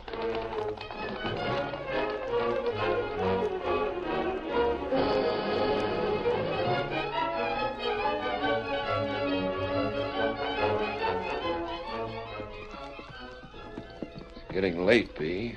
I think we'd better turn back. Oh, I never want to turn back. You leave your paw? No, he'd be all alone. Oh, it is getting late. Round boy. Easy. Get up. This'll be the last time I can see you before the roundup starts. Why? I'm afraid of Chick. He's been watching me. He's only a paw's foreman. He can't tell you what to do. Well, he might follow me. If he knew that I'd been meeting you, he'd tell Pa. I ought to tell him right now. No, Greg. There's been enough killing in our families. I love you, but I love Pa, too. I don't want anything to happen to either of you. You said until the roundup started. That's only a few days. But after it starts, I won't be able to see you at all. I'll be out on the range, working day and night. I'm the wrangler for our outfit. What's funny? We're short-handed, and I'm going to be the wrangler for the Circle Dot. What? Yep. Paul gave me his word last night.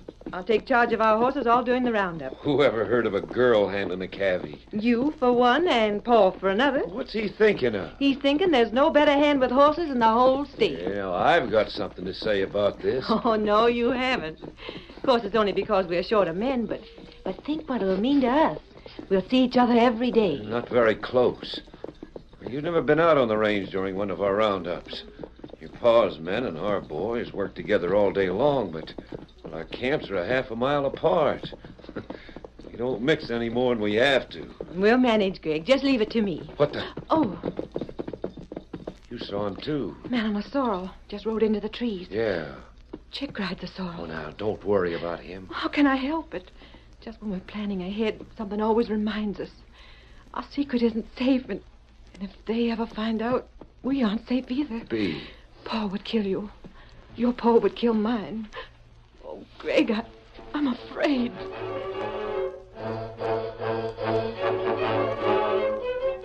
Three days later, the roundup started.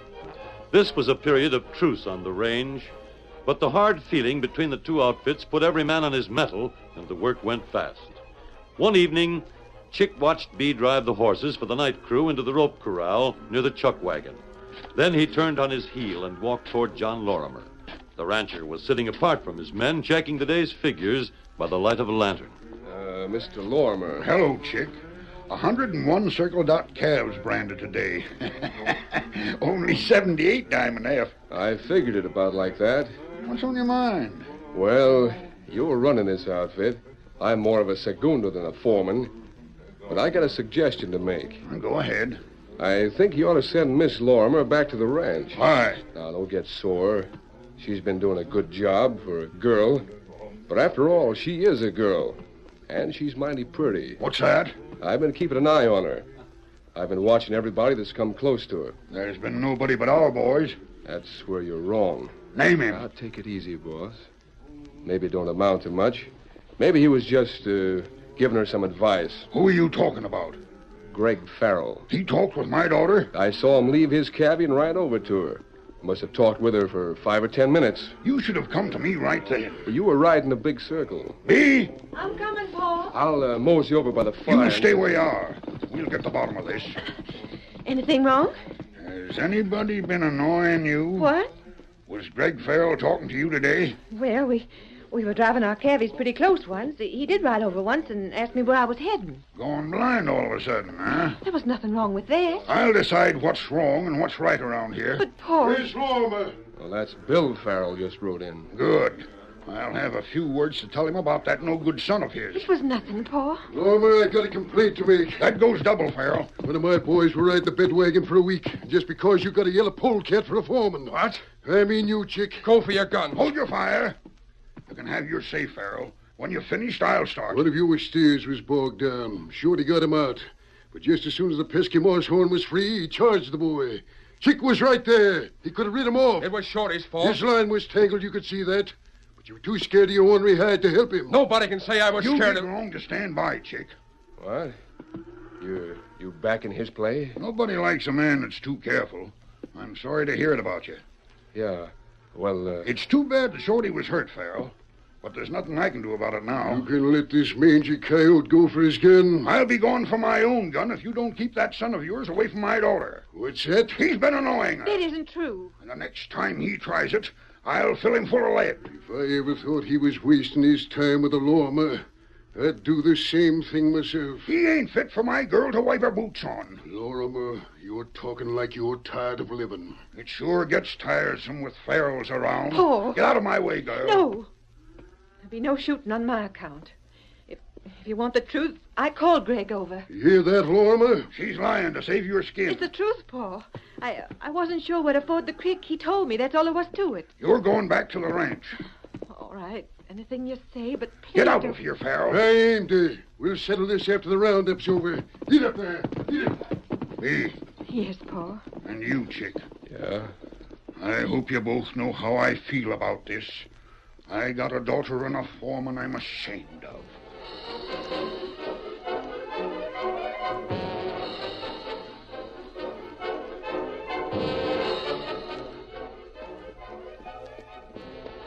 Blackie. That's you, Chick? Yeah. Sure dark in these pines. You're late. Oh. I had to wait until the camp was asleep. Well, how about it? Has the old man found out about those steers that ran off yet? He can't check until the roundup's over. Well, what do you want me and the boys to hang around here for? Where are you? You go up to the canyon, then cut to the east until you hit the trail from town. We're camped in a grove of trees. It's a good cover, about 10 miles. You won't have to stay there long. Why should we stay at all? There's no chance for any rustling with both crews out on the range night and day. I'll be fired after the roundup, Blackie. You will? If John Lorimer lives, I will. What do you mean by that? Listen, we know that Greg and the girl are sweet on each other. They've been meeting whenever they could. Yeah. Well, if Lorimer was to find them... Now, wait a minute. You want the old man out of the way, not the kid. Kid wouldn't go for his gun. And if he wouldn't, then the old man wouldn't either. I don't get it. Blackie, the old man wouldn't have to find them together. Well, if he didn't find Let me finish. All the boys in camp knew he was starting out after Greg, and he didn't come back. Then the kid would be blamed. Yeah. Even if you did the killing. Me? You wouldn't be taking any chance. What do I get out of it? Half the circled out ranch. The ranch goes to the girl after the old man dies. Well, I could marry her, couldn't I? You haven't got a change. Oh, I don't know about that. I do. And I'm not killing anybody just so you can hold your job. There's only one... What? Sure, that's it. If we held the evidence that would convict Greg of murder, she'd marry you to save him. Any more ideas? Oh, you like that one, don't you? Sounds good if we can work it out. Hey, where'd that come from? Horses by the opening of the canyon. Follow me. Leave your own horse here. That's where they used to meet. We can see in a minute. Don't show yourself. Don't worry. Quiet now. Yeah. Sounds like them.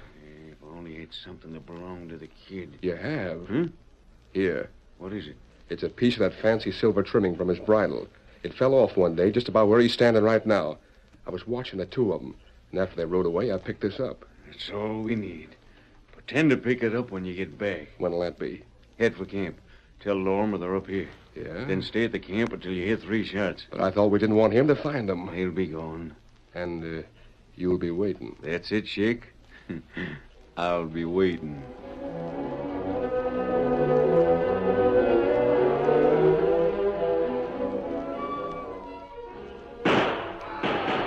Tonto. Cantor here. 3 shots. That means trouble. Here, Silver. Here, Scout. They came from the canyon. That's right. You hear, man, too? Yes, Tonto. Come on, Silver. Get him up, Scout.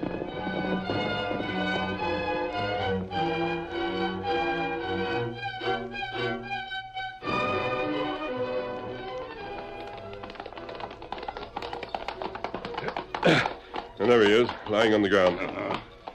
Him big man. It's Lorimer, and he's been shot in the back. What you think? And neither Greg nor his father would shoot a man in the back. But if he's found like this, Lorimer's men won't ask questions. They'll go for their guns.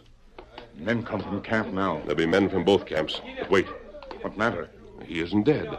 The bullet missed his heart. Take a look. Maybe we save him. We'll get him on Scout. Here, Scout. You'd better mount first, Tonto. Now. Tonto got him. Take him back to our camp and do everything you can. I'll see they don't follow you. One horse come fast now. Hurry. Get him up, Scout. Yep. Come on, Silver. Hi-yo, Silver. Hooray!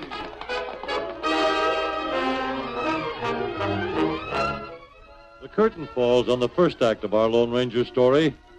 Before the next exciting scenes, please permit us to pause for just a few moments.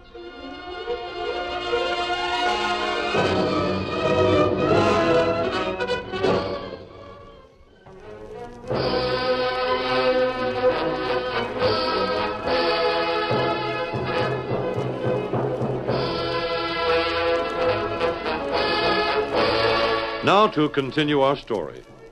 The Lone Ranger realized that if Lorimer were found shot in the back, a gunfight would follow between the rancher's men and Farrell's crew. He ordered Tonto to carry Lorimer to their camp and then raced up the canyon. A moment later, Greg Farrell reined up beside the riderless horse that had been left behind. Here, boy. Steady. That's Lorimer's black. Where is he? What's happened to him? Lorimer! They must have heard the shots in the camp, too, heading this way. If they find me with this horse, they'll think... I'd better get out of here. Let's go, boy. The shots came from the canyon. Straight ahead. Could be one of the crew up this far. Lorimer rode up here. Lorimer, what are you talking about? I'll tell you when I see what's happened. Look, that's his horse. Back to camp, men. If it's only Lorimer in trouble, let his own crew take charge of it. Trying to get away, huh? That's so you can notice it.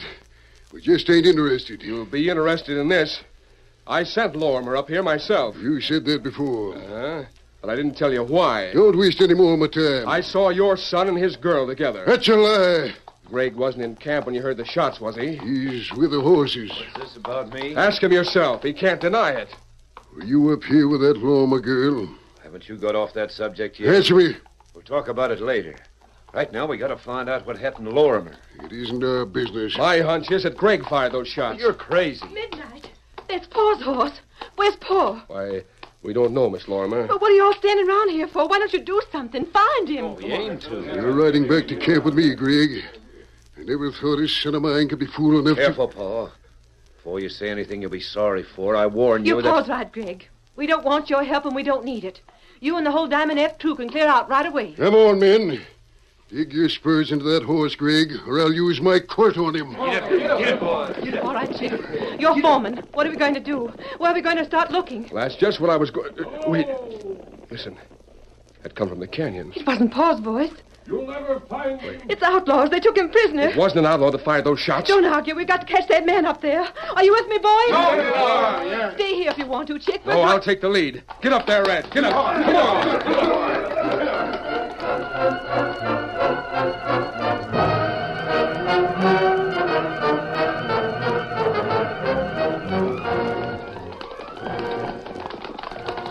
Hold up there. We're at the top of the canyon. Which way do we go now? I'm putting you in charge of the boys, Spur.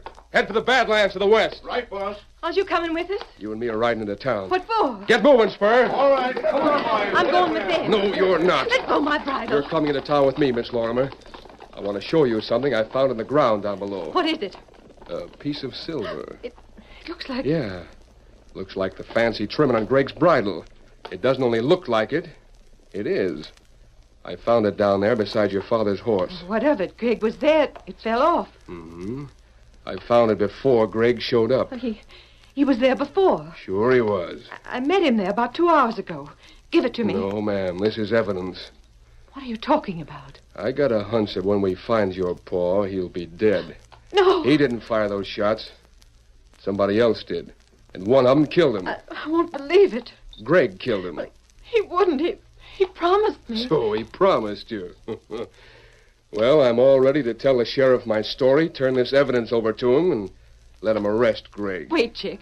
For what? Wait until we find Paul. You're wrong. I know you are. You don't look very sure to me. What reason would Greg have? I sent your paw up to catch him. You were spying on It him. wasn't the first time.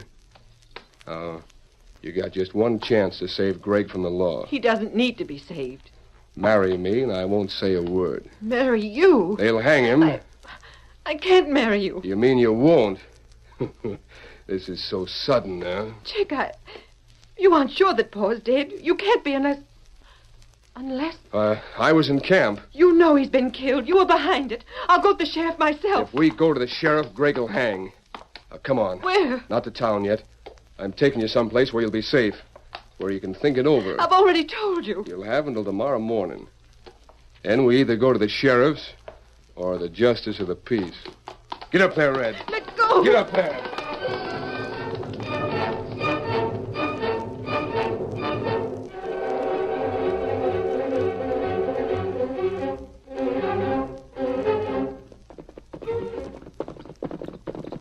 Kimasabi. How's Lorimer? Him sleep now. Him better. Do you think he could stand the ride? Now, that's fine. As soon as I've gone, you and he ride scout up the canyon. Head for town. You'll find a woods to the right of the trail. Take cover and wait for me. Oh, Tonto, do it. You'll have to be careful. There's a band of outlaws camped there, so don't get too close. You find camp tonight? I've just come from there. And while I was watching, Chick and the Lorimer girl rode to the camp. Them look for Lorimer? That's what I thought at first. I thought they'd only stumbled on it. But Chick knew the men, and they're holding the girl a prisoner. Chick, bad feller. It looks that way now. I couldn't hear much of what they said, but he has some proof that Greg shot Lorimer. Oh, that's not true. Lorimer not die. Him see feller right way. He told you that? Huh. And it wasn't Greg? Him say man with scar. One of the outlaws. Maybe so. I saw him, Tonto. I saw the man with the scar. That good. Before the night's over, we'll have that gang rounded up, and we'll put an end to the feud between the Lorimers and the Farrells. Tonto, on the way to camp, tell Lorimer all you know about his daughter and Greg. It time now? It's time, but remember this. When you get to the woods, don't make a move until I get there. Oh, Tonto, wait. Bill Farrell and his men are going to rescue Lorimer's daughter. I want Lorimer to see it. I'm going after them right now. Maybe them say no. No, they can't. It's a girl's life that's in danger now. Come on, Silver. Hi-yo, Silver! Hi!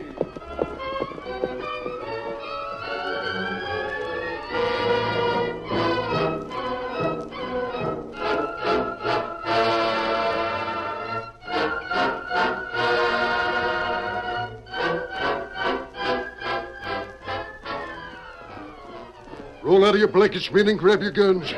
Somebody riding this way. Maybe they found Lorimer. We should have helped. There's plenty of coyotes in the west. We can afford to lose a few. Did you hear that? That's the same voice we heard up in the canyon. He's got a lot of nerve riding into our camp. He called his horse Silver. Yeah. Don't shoot until you get a good look at it. There's only one way to treat an outlaw. Paul! What'd you grab my arm for? This man's a Lone Ranger, Paul. I thought you'd remember me, Greg. Lone Ranger? How could I forget, mister? It was on the day... Don't say anything about that just yet. I want a word with your father. Sure thing. You have a reputation for a bad temper, Farrell, but no one's ever questioned your courage. Hey. If you knew that a girl was held and being captured by a band of outlaws, what would you do? You! I'd go after the polecats and wipe them off the face of the earth. Even if the girl were John Lorimer's daughter? What's that? Steady, Greg. I want your father's answer. It wouldn't make no difference.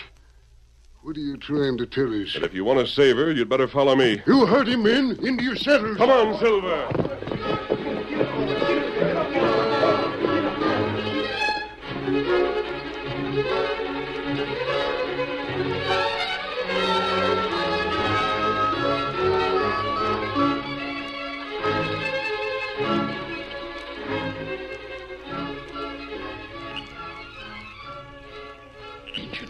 I've got to help that girl. No, you stay here. But that's my daughter. You can see her face. She's crying. Let him not hurt her. I'd like to get my hands on Chick's neck. You not make sound.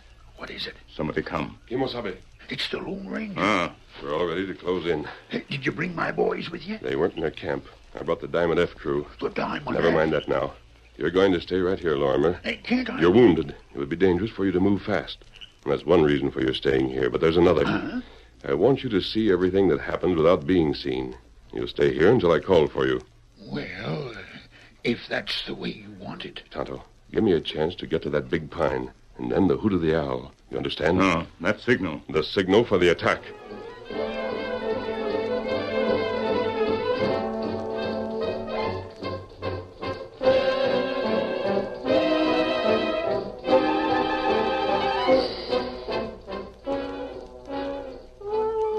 Close in, men. Magee, we're surrounded. Let them have it. Drop your gun. I'll fill you full of lead. Oh, my hand. Don't shoot anymore. You got them. They're throwing down their guns. Greg, I'd given up hope. You're all right now, honey. Good work, masked man. Time up, boys. Sure glad you got here when you did, Farrell. I just found out they were crooks. Just found out. You think you can get away with that? He hasn't a chance, Miss Lorimer. If they turn us over to the law, Chick, you're going to jail, too. You're all going to jail. You better put in a good word for me, Miss Lorimer. You too, Farrell. I got proof that Greg shot the old man. Greg, you didn't. Of course not. I got proof. Let's see it. It's only a piece of silver from your bridle. He's trying to frame you. We'll see what the sheriff says. You're right. My guess is that you and Blackie will be charged with murder. Not me. You and Chick. There was a witness to the shooting, Blackie. There wasn't. How do you know? What?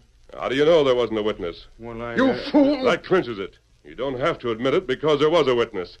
Lorimer, come here. Pa, you mean he isn't dead? Badly wounded, but that's all. Thank heavens. Where is he? Pa! I'm right here, Bee. And you walk slow. Pa! Slow. Yeah, none of that. Oh, I'm so happy. Is this the man who shot you, Lorimer? That's him. You're sure? I couldn't miss that scar. He rode up close before he hightailed it. Hank hired me to do the job. Shut up. I told you that if I went to jail, you would, too. Well, that goes for hanging. Why'd you bring that girl here? Why'd you have to go? You'll have plenty of time to argue that out in town. Get them started. They can manage without you, Farrell. I think Lorimer has something to tell you. That's right, Bill. If it's thanks, you can forget him. I'd have done the same for any woman. And it ain't Bee's fault that her pa's no good. Oh, remember, you're wounded. He can't make me sore anymore. His bark's a lot worse than his bite. You'll find out about that when you get better. Greg, come on, and don't ever let me Hold see on. you. I don't care how you talk to me, but I don't like you using that tone to my son. Your son? That's what I said. You going plumb loco? Nope. Bee and Greg are married, Bill. They've been married most a month. Pa! The Injun told me, honey. And, Bill, I'm ready to admit that Greg's a fine boy. Well, gosh. Thanks, Mr. Lorimer. Make it paw, son. Sure. How about it, Bill? Will you shake hands with me and give him your blessing? I don't want to. Doggone it. Do I get to kiss the bride if I do? Oh, Greg, if we'd only known they'd take it like this. They wouldn't have yesterday. It was the Lone Ranger that changed him. I guess he did. But I'll be dogged if I know how. Just showed us there's worse hombres in the world than honest ranchers. Even when they're cantankerous and ornery. I'm ready to shake hands, John. Put her there, partner. Hi-yo, Silver! Away!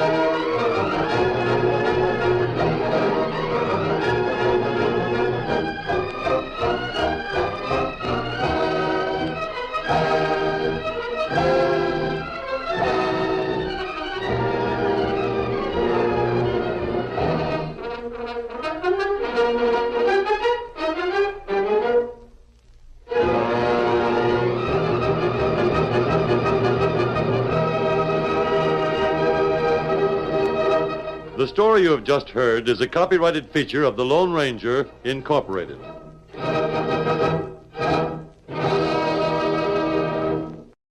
Up next on Nightly Old Time Radio Shows, enjoy the adventures of Nick Carter, Master Detective.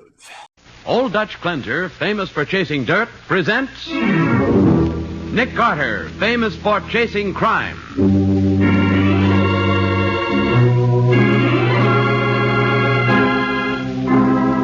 Every week at this time, two great names are joined as Old Dutch Cleanser brings you one of the most resourceful and daring characters in all detective fiction, Nick Carter, Master Detective.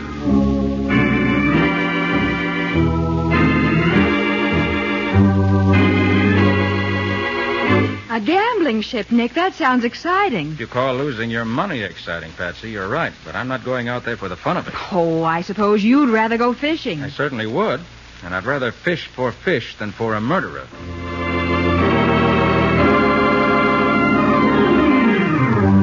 Now for the case of the missing piano player. Today's thrilling Nick Carter adventure, brought to you by Old Dutch Cleanser.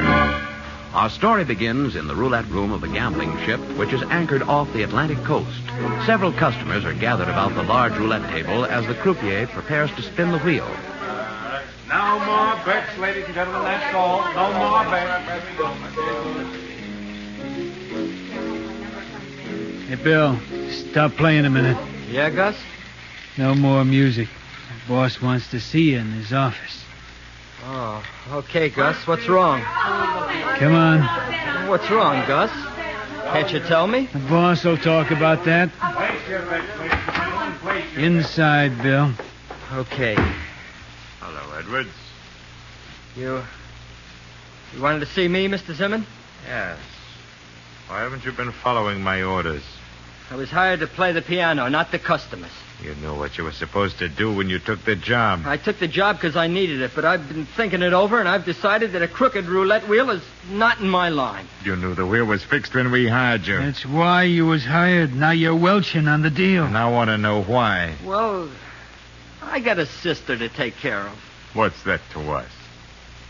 Just this, Mr. Dutch Zimmern. I've decided to quit. Don't you know nobody quits this racket once he's in it? I just want to get out of here. My sister's a swell gal, and I just can't afford to stay around here and end up behind the 8-ball. You're behind the 8-ball right now, Edwards. And it's mighty black, too. I don't want to... Take care of things. Sure, boss. Sure.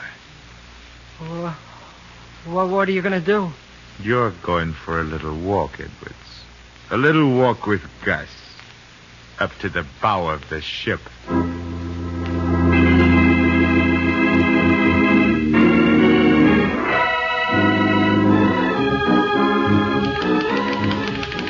Patsy, Yes, Nick. you about finished with our case histories? Don't worry, Mr. Carter. They'll all be nicely typed and ready for filing before you go away on your vacation. I don't see why I had to go... Oh, someone at the door, Nick. I'll go. Thanks, Patsy.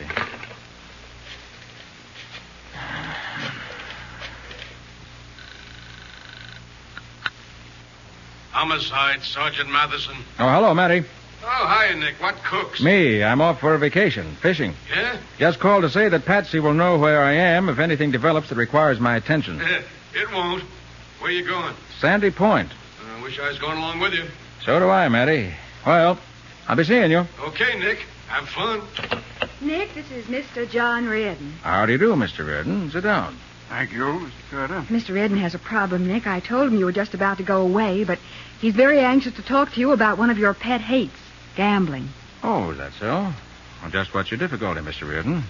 A gambling ship. I've lost a great deal of money on it. But why come to me about that? I'm convinced that the roulette wheel on the ship is crooked. If I can prove it, that is, if I can get you to prove it, I may be able to get back some of my losses. Sorry I can't help you, Mr. Reardon, but I'm off on a fishing trip. Mr. Reardon, if you're convinced that this gambling ship is crooked, why don't you go to the police? Well, in the first place, I can't afford the publicity, and in the second place, the police would merely raid the ship and shut it down, and I'd have no chance to get back my losses. Oh. Mr. Carter. Yes? I've heard about your big hobby. Your downtown boys club. Well? If you'll look into this matter for me, I'm prepared to make a very substantial donation to your boys' club. What? Oh, Nick, that would be wonderful. Yeah. Where is this gambling ship? Anchored off the coast, reached by launch from the town of Thompson's Cove. Thompson's Cove? Why, that's only a few miles from Sandy Point, where I'm going for my week of fishing. Well, then... Tell you what I'll do, Mr. Reardon. I'll take a look at this gambling ship. If I find anything, I'll take your case. I can't ask for any more than that. But, just why do you think this gambling ship isn't on the level? Mr. Cantor, I'm convinced the roulette wheel is fixed. Trouble is, I don't know just how it's done. That kind of evidence isn't very satisfactory in a courtroom. Well, if we can just find out how it's done, I can confront the gambling syndicate with the facts and... Get back your money and close up the ship. That's it. Well, Mr. Reardon, I'll take a run out there and have a look. Suggest you meet me at the hotel at Thompson's Cove in a couple of days, and I'll give you my decision. I'll do that, Mr. Carter. And I'm grateful to you. Well, don't be grateful yet. Good day, Mr. Reardon. Good day, Mr. Carter. Miss Bowen? Goodbye, Mr. Reardon. Well, Patsy, you better hurry up and finish those case histories. Oh, Nick, why do I have... I'll need you with me when I go out to that gambling ship tomorrow night. Well, why didn't you say so? That's different.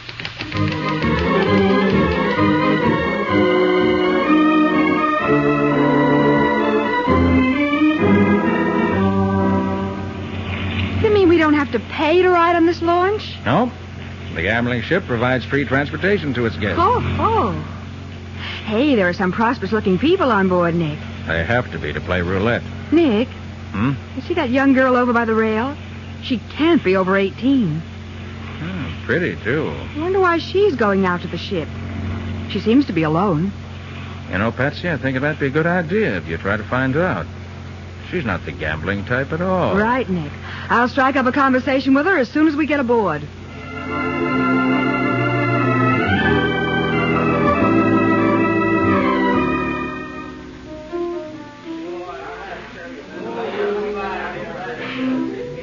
Nick, I want you to meet Miss Edwards, Mr. Carter. How do you do, Mr. Carter? Delighted to meet you, Miss Edwards. I noticed you coming out on the launch. Well, it's always flattering to be noticed by a pretty girl. Thank you. Miss Bowen and I were both wondering why a girl like you would be visiting a place like this, alone. See that piano over there in the roulette room? Yes. My brother Bill played that piano until last night. Oh, did he lose his job? I don't know. You don't know? No. All I know is he didn't come home last night. You see, we live together in Thompson's Cove. I have a job there. And you've come out here to find out what happened to your brother? If I can, Mr. Carter. I'm terribly worried. Well, possibly I can be of some assistance. Oh, if you only could. I think the first step in that direction is the present piano player. I'll go over and have a chat with him. No more bets. No more bets.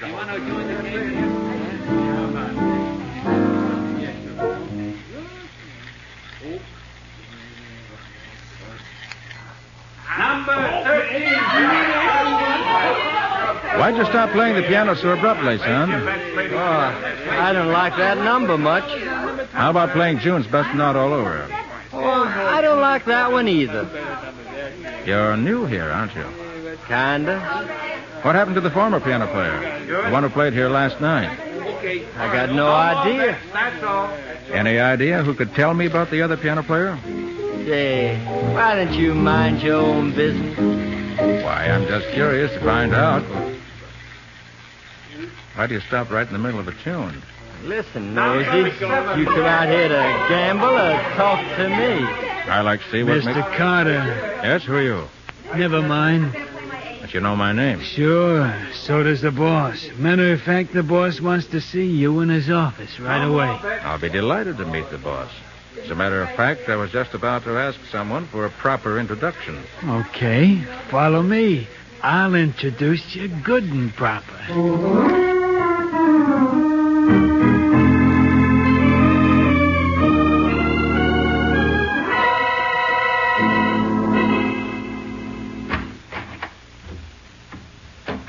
Here's Mr. Carter, boss. Hello, Nick Carter.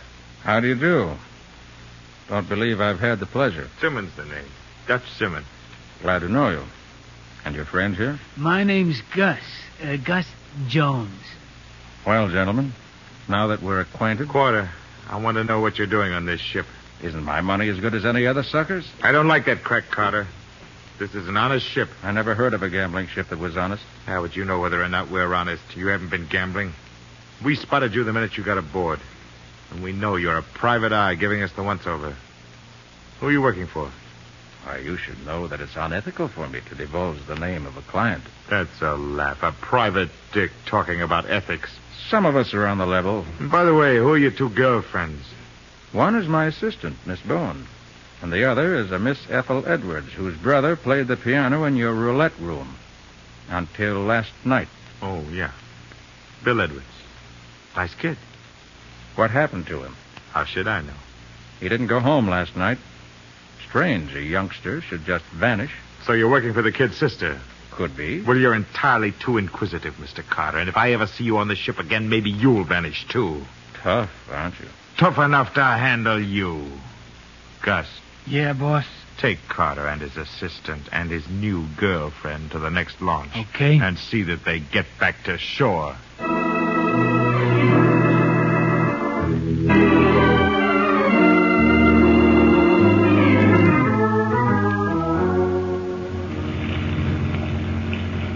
Well, that was quite a ship. Yeah. Fantastic, isn't it? The way people flock to a place like that just to lose their money. My brother Bill says they do a big business. Expensive layout, all right. Now we've got to figure out how to get back there.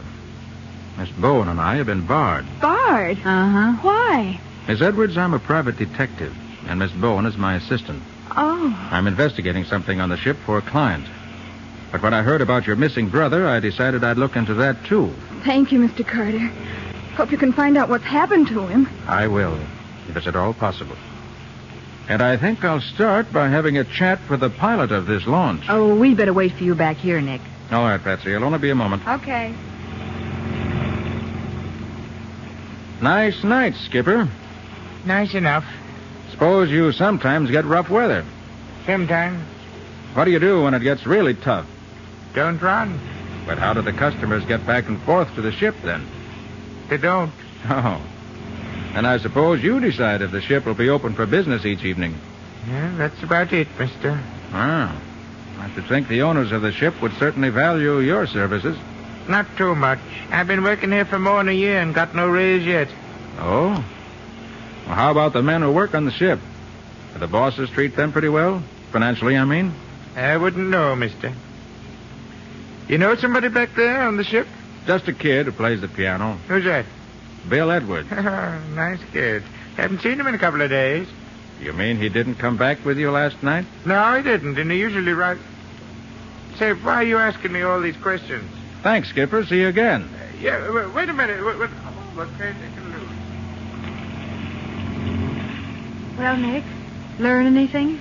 Miss Edwards, the pilot tells me your brother didn't return to shore last night. Unless he swam. But Bill isn't a very good swimmer, and he wouldn't try to swim ashore. It's too far. That's what I'm afraid of, Patsy. He's dead, Mr. Carter. I just know it. I had a Oh, feeling... don't cry, Ethel. We don't know what's happened to him yet. Mr. Carter, you said you'd help me. And I will. I'm going through with this investigation now, no matter what happens.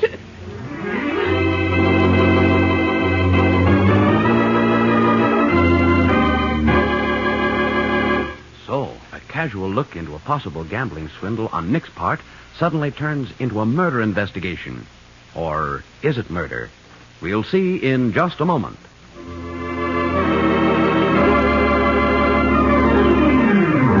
Now, back to the case of the missing piano player. Today's Nick Carter adventure brought to you by Old Dutch Cleanser. It is the following morning. Nick is in John Reardon's hotel room at Thompson's Cove, where Reardon has come to hear Nick's first report. Mr. Reardon, that gambling ship is run by a group of dangerous men. I thought so. They warned me not to return to the ship, or I'd vanish. Well, why? Because I think I may be on the track of a murder. Murder? That's right. A young piano player named Bill Edwards. I remember him. Why? Why, I liked his music.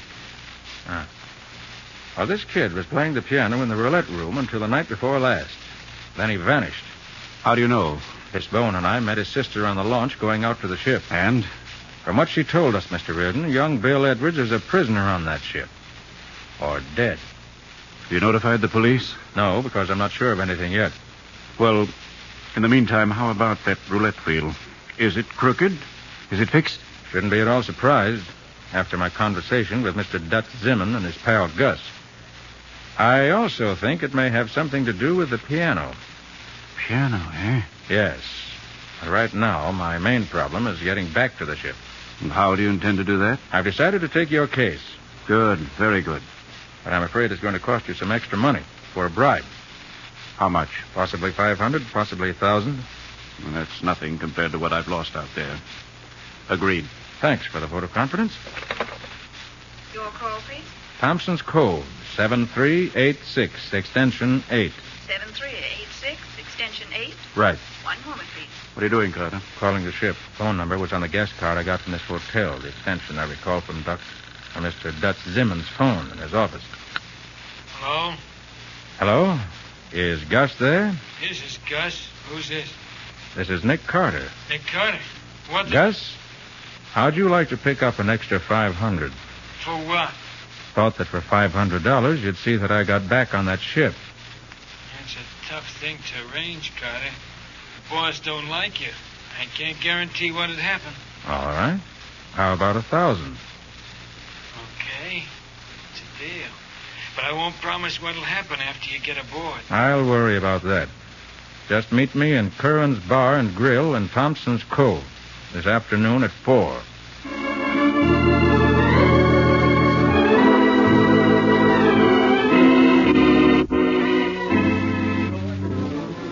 Have another drink, Gus? Might as well. What's the matter? You ain't touched yours. I will later.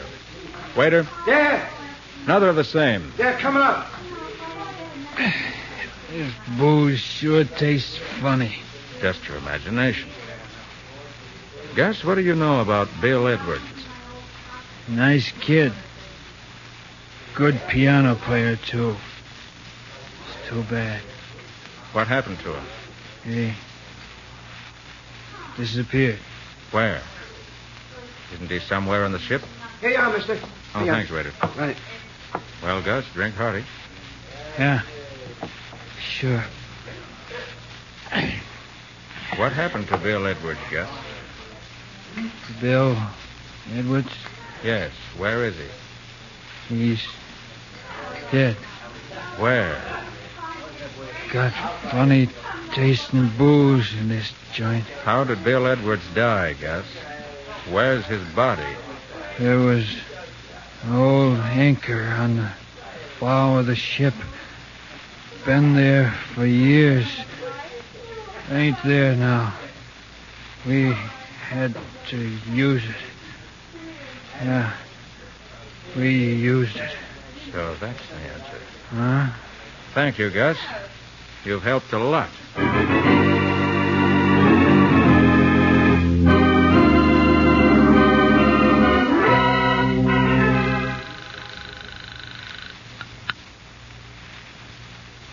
Homicide, Sergeant Matheson. Hello, Matty. Nick. Nick, where are you? Thompson's Cove Hotel. Matty, can you come out here right away? What's up? Thought you were on a vacation. Been interrupted by a murder, and I need a little police cooperation, and fast. Can do, Nick. So happens I know the police officers out there very well. Fine. Can you come right out? Sure. Things are quiet here in town. Thanks, Matty. And be sure to wear your old clothes. Why? I've arranged a fishing expedition for you.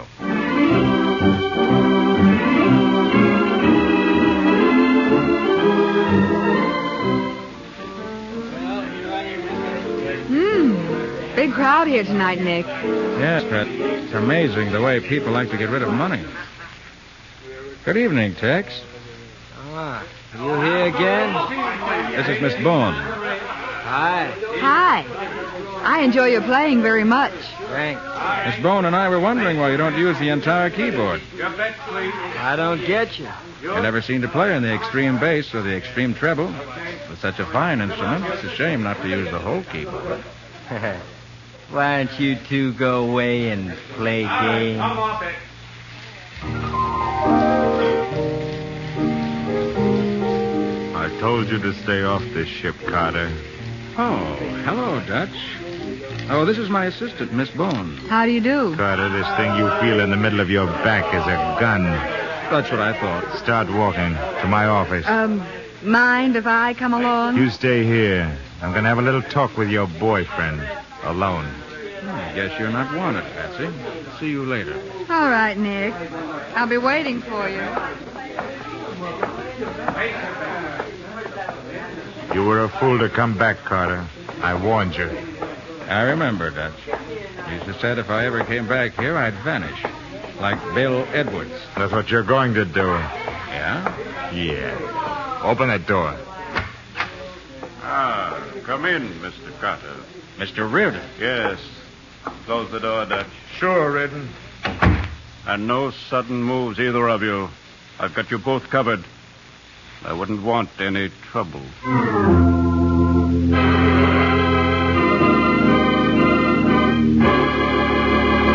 Well, that is certainly an unexpected turn of events. We'll see what happens next in just a moment.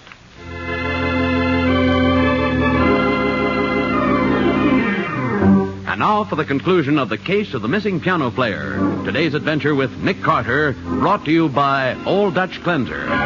We pick up our story where we left off, as Reardon says to Dutch and Nick. No sudden moves, either of you. I've got you both covered. I wouldn't want any trouble. What's the idea, Reardon? Why the gun? Looks like he's gone screwy, Dutch. Shut up, Gus. I'll do the talking. Reardon, what are you doing here? This is my office, Carter. Our office?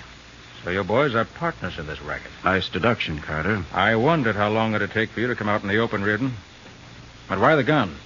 Gus and Dutch are going to do some explaining. So you hired Carter? Correct. I hired him to check up on you two. Why, you? Now, perhaps you'll tell me why you've brought Carter in here at the point of a gun? He's too nosy. Been asking too many questions. He knows too much. That's right. He knows too much about a crooked roulette for you. You mean to say that this smart aleck has been telling you... Let's listen to what Carter has to say, Dutch. Speak up, Carter. Gladly, Mr. Reardon.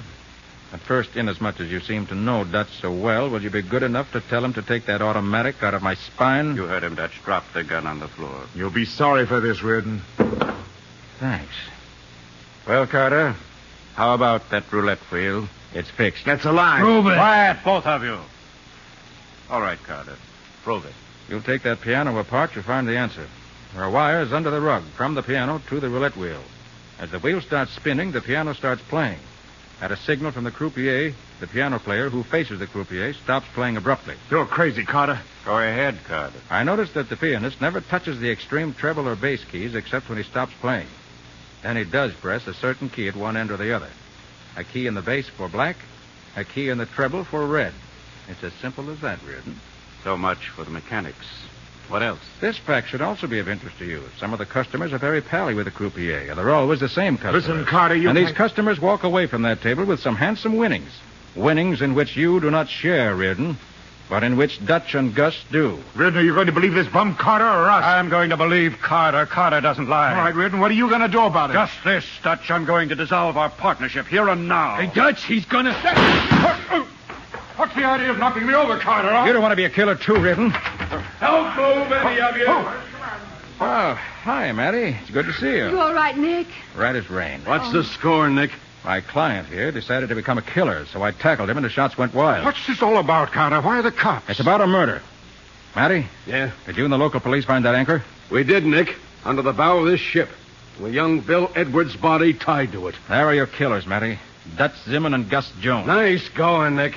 Take them away, boys. You can't take me. This guy's crazy. And if the bullets you guys pumped into young Bill Edwards before you dropped him over the side don't finish putting you in the hot seat, I'll turn in my badge. Let's go.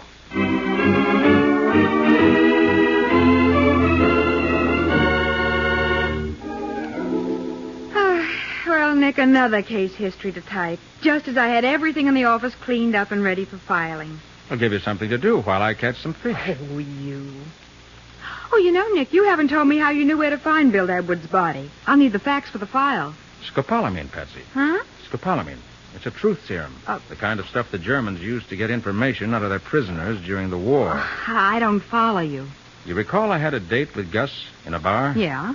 Well, scopolamine is a drug that makes a man unable to avoid telling the truth. I put some in the drinks I bought for him. Oh. Then I asked him about young Edwards. The minute he mentioned the anchor, I knew the answer. I called the local police. When they dragged the bottom under the bow of that ship, they found what they were after, unfortunately. And you found more than you bargained for. Yes, very true, Patsy. I realized that Reardon had a little private grudge to settle as soon as he recognized the name of Bill Edwards. Uh-huh. But murder, well, that's something more than we bargained for. Well, now that that's settled, I suppose you're going back to Sandy Point. Right, Patsy. Back to Sandy Point and some fishing. And this time I hope to catch nothing but fish.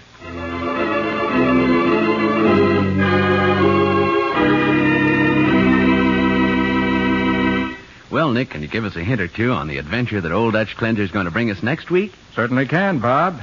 It started out with a dish of macaroni in a one-arm lunchroom. A dish which contained more than macaroni, I might add. And which led us into strange and devious paths. First, we landed in an unused heating furnace. Then a trash can on the corner. Wait a minute. What were you looking for? A small metal capsule that was worth a fortune. And that turned into a miniature bomb at the end. It certainly sounds unusual. What do you call the story, Nick? I call it The Case of the Wandering Macaroni.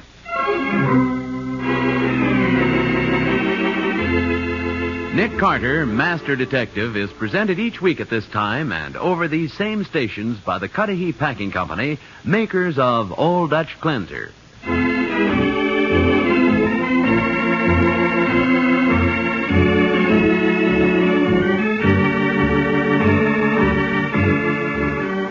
Nick Carter, Master Detective, produced and directed by Jock McGregor, is copyrighted by Street and Smith Publications, Incorporated. Lon Clark is starred as Nick, with Charlotte Manson featured as Patsy. Mattie is played by Ed Latimer. Today's script was written by Bryce Disk, Jr. Original music is played by George Wright. This program is fictional, and any resemblance to actual persons living or dead is purely coincidental. This is Bob Martin saying, when minutes count, use Old Dutch Cleanser.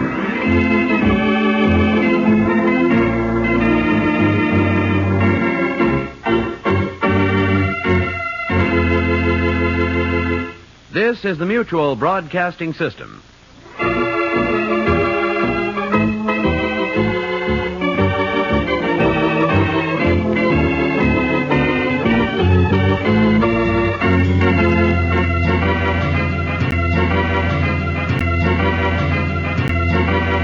The Sears Radio Theater is up next on Nightly Old-Time Radio Shows. Enjoy.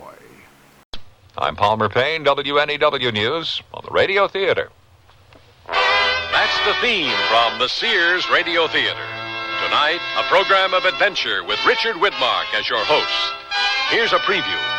Anyway, they wasted a team of buffalo. You mean this whole mess is over a team of wasted buffalo? Well, they belong to Jacques, the chief elder of the village. The Sears Radio Theater will begin after this message from your local station. Can you complete the title of this Frank Sinatra song, Pocket Full of Blank? That's all you have to do if we call you to become eligible to see Frank in Atlantic City April 15th. WNEW and Resorts International are sending 8 lucky couples to see Sinatra. Enjoy a great night at the hotel and $100 in cash. Just send your name, address, and your home or work number to a WNEW Touch of Class. Almost any time between 8 a.m. and 6 p.m., we may call you and give you a Sinatra song title to complete. Do it correctly and you win $11.30 and eligibility in our concert drawings. And on April 16th, William B. will pick one entry from all cards received for a weekend in Las Vegas with Sinatra at Caesars Palace. Send your cards to a WNEW Touch of Class, Box 1130, Grand Central Station, New York. Do it right away. By the way, the title I was looking for was Pocket Full of Miracles. Of course. This is Howard Duff speaking for Richard Widmark. The sun is setting on Bac Ha, a small village in Vietnam. Dusty streets glow pink now between the thatched roofs of the mud huts. People in the stalls and timbered doorways watch the progress of Jacques, the farmer, the holy man, the chief elder of Bac Ha, as he leads his fine buffalo bulls homeward. Now, leading elements of Charlie Company, 5th Mechanized Infantry, roll under the carved gates of Bac Ha. The watches become tense now. What will the holy man do? Hey, Papa's on! Move! some elbow, will you? You better hoof it, old man. Hey, 3 buddies got dusted off today. I mean it. Make way, you old goat! Look at this setup. Ambush City. They got us fighting your war, old man. We gotta get the hell out of Dodge, Joe. I'm gonna blow that old crank away. You can't do that. Yeah, but I can do this.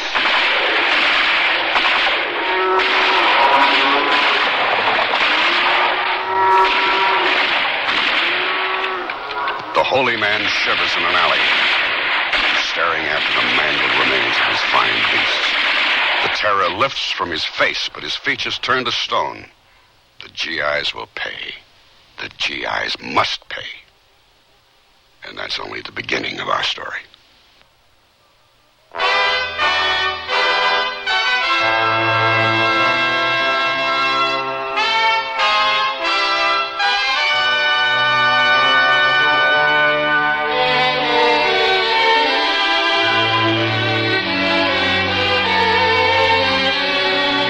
Sears Radio Theater, a new adventure in radio listening. 5 nights of exceptional entertainment every week. Brought to you in Elliott Lewis production of The Sears Radio Theater. Our story, A Short History of Baccha by Andy Nance. Our stars, Tommy Cook and Keith Andes. The Sears Radio Theater is brought to you by Sears Roebuck and Company. Sears, where America shops for value. This year, my mom is dressing me up in pretty things from the Sunny Bunch collection at Sears. That's right. She'll look fresh and feminine in these dresses and separates. I can choose from frilly, colorful dresses, bouncy skirts, pants, and just the right coordinating tops. Sizes 7 to 14 in easy care fabric that's machine washable. Whether I'm going to a birthday party or just school, my Sunny Bunch clothes make me feel special. You are special. Thanks, Mom. Available at most larger Sears retail stores. How long do your pantyhose last? Do you want the answer in minutes or hours? You should try Sears Endurables. The pantyhose that lasted an average of 18 days of normal wear in a test with 400 women. The women in our test wore Endurables day after day after day, and as a group averaged 18 days. A patented process makes them strong so they last, and sheer so they look great. No pantyhose last forever. How long do your pantyhose last? Endurables at larger Sears retail stores. Tell us the one about Roebuck's jeans, old-timer. You mean genuine Roebuck's jeans from Sears? Shucks, the Western way of life begins in a pair of authentic Western Roebuck's jeans. Made out of hard-working denim? Roping calves, wrestling steers? Why, that's the kind of action heavyweight Roebuck's was made for. Hey, how about looks? Well, whether you're a rodeo star or a city dude, perma-pressed Roebuck's help give that neat, rugged cowboy look. Roebuck's, the men's jeans that won the Golden West at most larger Sears retail stores.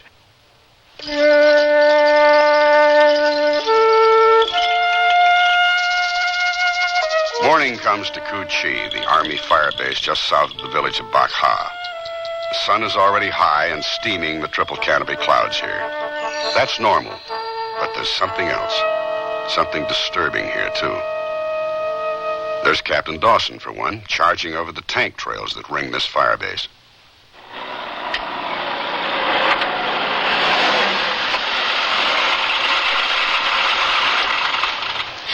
Hey, Private, I want a word with you.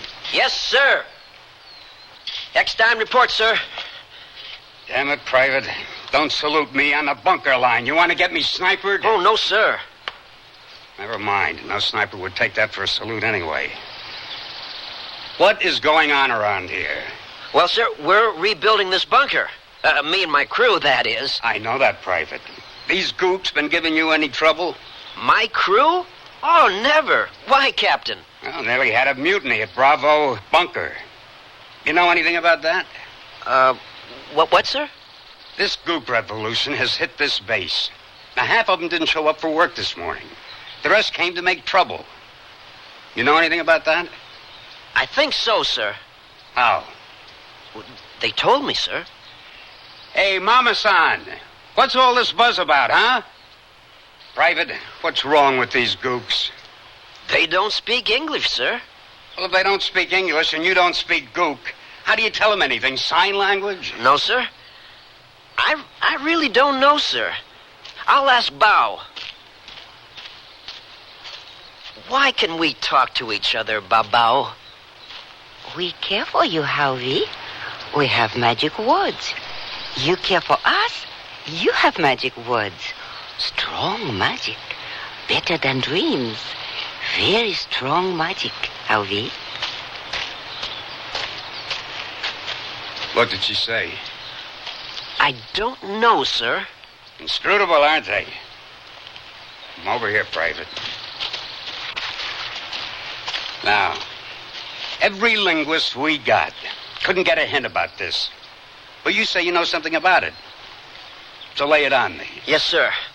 Well, yesterday, some soldiers came through the village on big track vehicles, and they must have been on some highly frustrating mission because they... Just stick to the facts. Yes, sir. Anyway, they wasted a team of buffalo. You mean this whole mess is over a team of wasted buffalo? Well, they belong to Jacques, the chief elder of the village. So what? Well, sir, he's like the colonel. He's like I get the picture. And they made quite a mess, sir. The Vietnamese have a lot of civic pride, and what with the blood and the gore... I get the picture, Private. Now, how long's this old man's temper tantrum going to last? Well, he'll have to get some satisfaction, I guess. These gooks know this Zop fellow? Yes, sir. Okay, Private. You go talk to them, then I'll tell you what to say. Sir. What now?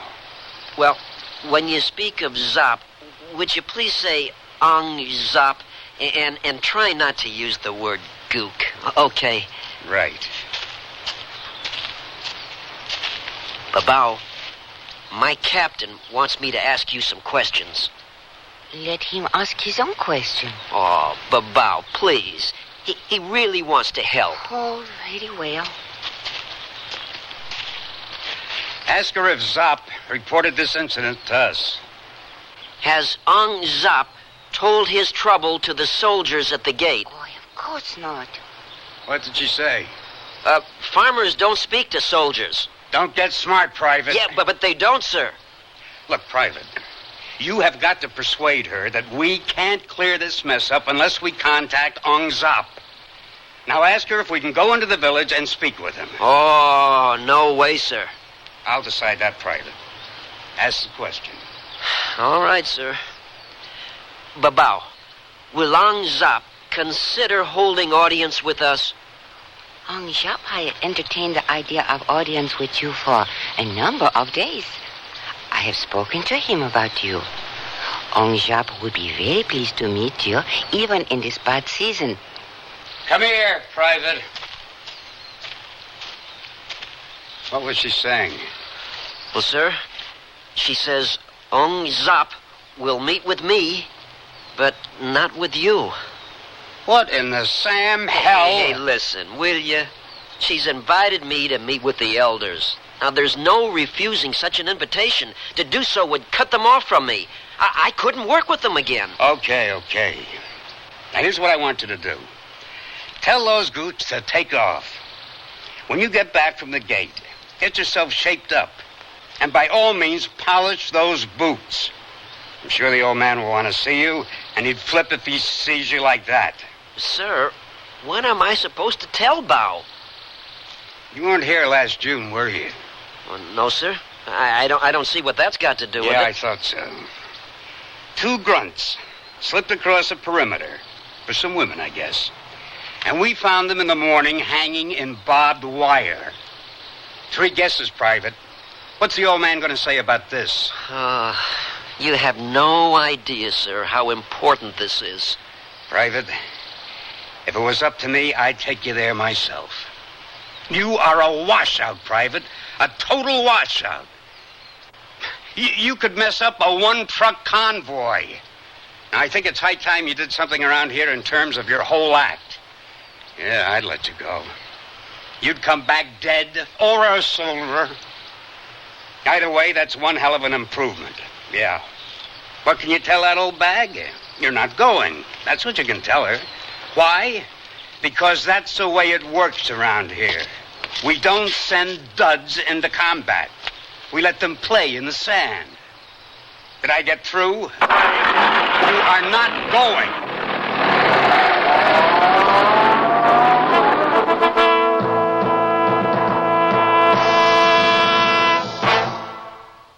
Let's try some word association. In. Out. Top. Bottom. Paint. House. What? Oh, the whole house needs painting. On. Off. That's it. Sears $4 off paint sale on each gallon of interior fashion flat, semi-gloss, and ceiling paint, plus exterior flat house paint. I'll uplift my home and my spirits by painting new life inside and out. Hard. Easy. They're one-coat paints when used as directed. And now, $4 off. Sale ends April 21st at most Sears retail stores. Dates may vary in Alaska and Hawaii. Today's man of action wants slacks that look good, feel comfortable. And at Sears, you'll find great-fitting slacks with dash and durability. What really makes it all happen is 4-trell polyester gabardine, woven with two-way stretch that moves with you through a day's worth of action. In popular solid colors a man can feel comfortable with. Any way you look at it, these stretch-woven perma-pressed slacks hold up handsomely to a hard-driving summer. That's style, sense, and satisfaction at most larger Sears retail stores. Today, more women are celebrating that all-American style. And what could be more American than shirt dresses, making a big return this spring? Sears Dress Department has them in the great new versions, only $17.99 each. Think of menswear shirting gone dress length, pulled close at the waist for a real American accent. Stripes, plaids, checks, and chambrays, and easy care cotton and polyester. Mrs. Petite and half sizes available at most larger Sears retail stores. Only $17.99 each while quantities last. Prices may vary in Alaska and Hawaii.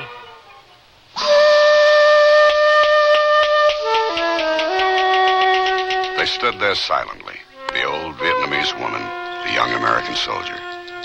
After a few moments, she approached him.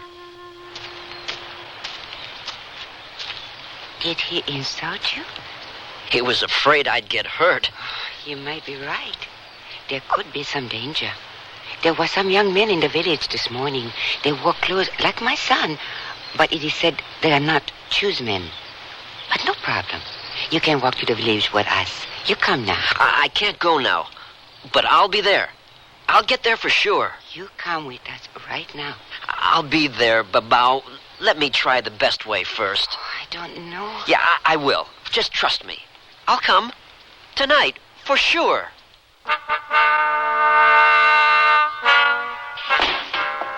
Private Eckstein, Private Eckstein. I've been hearing your name everywhere.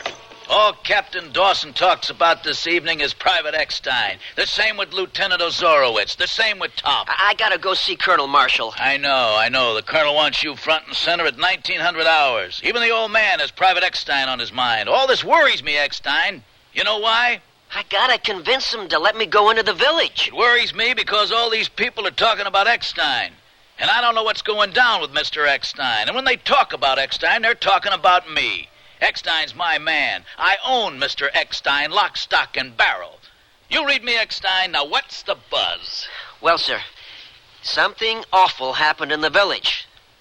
2 grunts wasted the chief elder's buffalo. So Captain Dawson made me find out about it. And one of the old women, her name is Bao, asked me... Well, she invited me to the village tonight to talk with the elders. And I gotta do it, Sergeant. I got to. They'll really be hurt if I don't. I've got to convince the colonel. And you gotta help me, Sergeant. We gotta convince the old man. He'll never listen to me, and he's got to listen, Sergeant. Now, we can do it together. He'll listen if you and me... Eckstein, at ease. I got the story. Look, Eckstein, I'm going to give you some fatherly advice, because this is Vietnam, and I'm your big daddy over here. If you don't follow it, you can spend the rest of the war cleaning latrines. I've been in the Army 17 years, and I never told a field-grade officer anything. When they ask to see you, they've already made whatever decision is going to be made. So, Eckstein, grow up. You're going in there and you're going to listen, not talk. You're going to say yes, sir, to whatever he tells you, because you're going to expect to hear the worst. And forget those gooks. I'm sure you'll find something around here for you to do besides honchoing gooks. Now, there's plenty to do. Now, get your weapon and meet me in the orderly room. Yes, Sergeant. Hey, Jackson, I've got guard duty tonight. Watch Eckstein for me, will you? He's crazy enough to try to slip past the bunker line. He's a fool.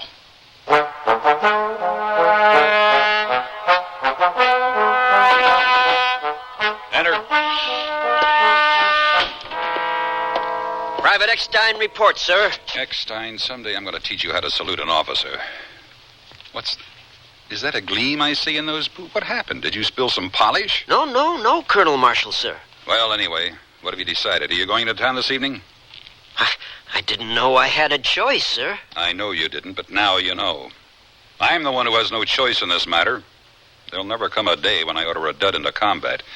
But I can't have a hostile village a mile from my perimeter, and you seem to be the only man around here with an answer. So I simply don't have a choice. It's only the duds in this man's army that have choices. I'll need a gate pass, sir. Before you make up your mind, you need to know some things. First of all, I've checked out your story with G2, and they tell me you might be right. They also said a VC propaganda team moved into the village last night, so you could be wrong. But I want you to know there's a war going on. Dawson tells me you're pretty chummy with these gooks around here. He thinks you might be deluded. He doesn't think I should send you into a hostile village at night. I agree. I'm not sending you in there. I'm giving you a choice. Nevertheless, I feel compelled... Yes, Eckstein. Compelled to inform you there's a war going on. You're out in the big, bad world, Eckstein, in a real, live war. People get killed here every day. And Eckstein, this is the nitty-gritty. You can't expect everybody to love you anymore, you understand? Nobody out here is going to love you. Least of all these gooks. Now think about that.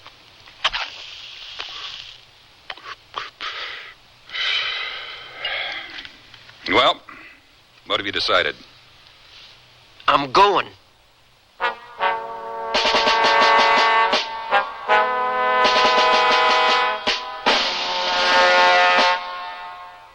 Sears Radio Theater will return after this message from your local station.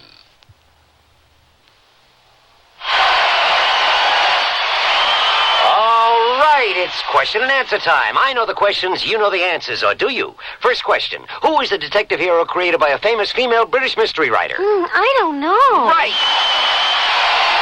Second question, which author was the creator of Sam Spade and a close friend of Lillian Hellman? Martin Mayonnaise. Correct for 1,000 bobolinks. Third question, what is the name of the greatest killer of all time? Al Capone. Bugsy Malone. Bonnie and Clyde. Bullets. Correct for 1,000 bobolinks. The greatest killer of all time is heart and blood vessel disease. It's no joke.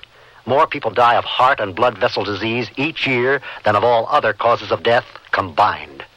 We'd like to change that. We're the American Heart Association. Call us to find out where free blood pressure screenings are being held. Remember, we're fighting for your life.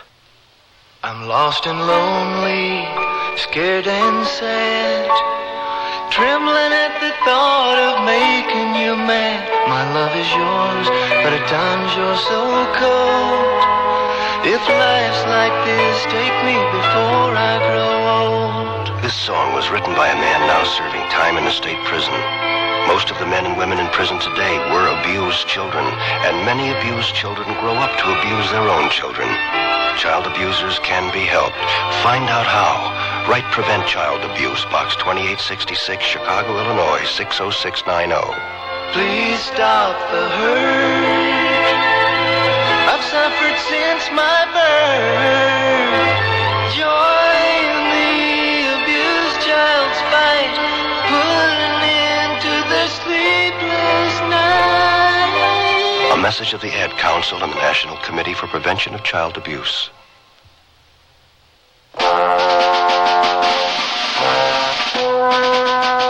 Private Eckstein, a young man of sympathy and courage. Private Eckstein, known by some as a fool. Private Eckstein, prepared to risk his life to keep some semblance of peace in the midst of insanity. Well, what have you decided? I'm going. Why, Eckstein? Never mind. I don't want to know.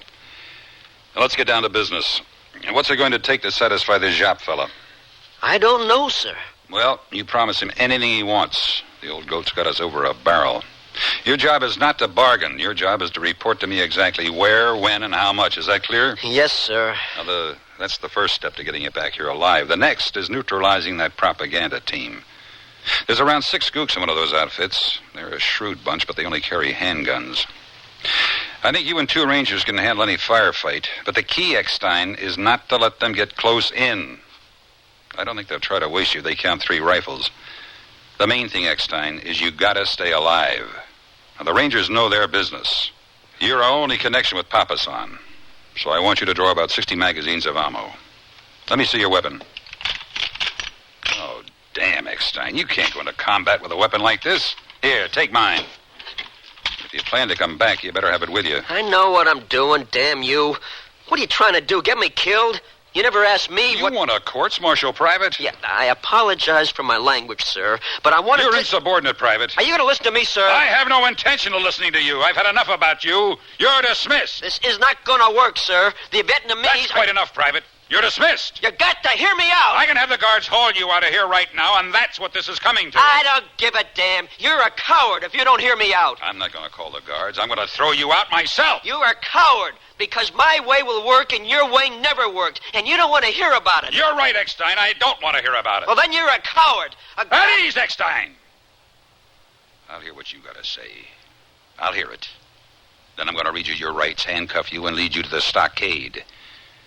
You'll do about a year for this, Eckstein. It ain't a bit fair, Eckstein, but you understand my position. In my long life, no man lived to call me a coward. But if I was to lay a finger on you, 15 years would be lost. So you're going to pay for it. Not the way I'd have it, but good enough for the likes of you. Fair enough. But you're going to let me see those people first. I think I know a damn sight more about the Vietnamese than you do. In the first place.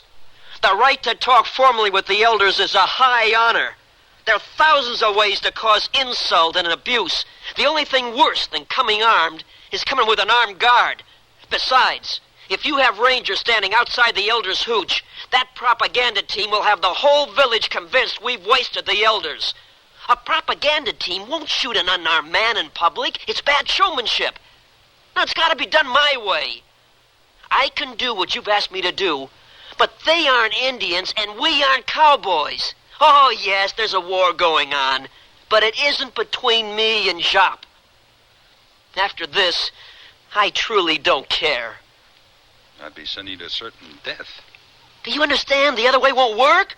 I mean, they won't even talk to you. They don't trust you. They want to talk to me. My way is the only way. We make a combat mission out of it, and it won't work. Now, if you don't let me go, you are a coward. Yeah, it's that simple. Eckstein, you're going to have to understand this. You're not old enough to see it yet, but you're going to have to try. I used to think, that is, I've always told myself, there's a fine line between what's truly courageous and what's foolish. I was wrong. No such line exists. If it succeeds, it's an act of courage. If it fails, it's foolishness.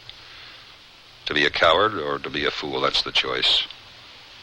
These regulations on my desk, I can't fight a war with them.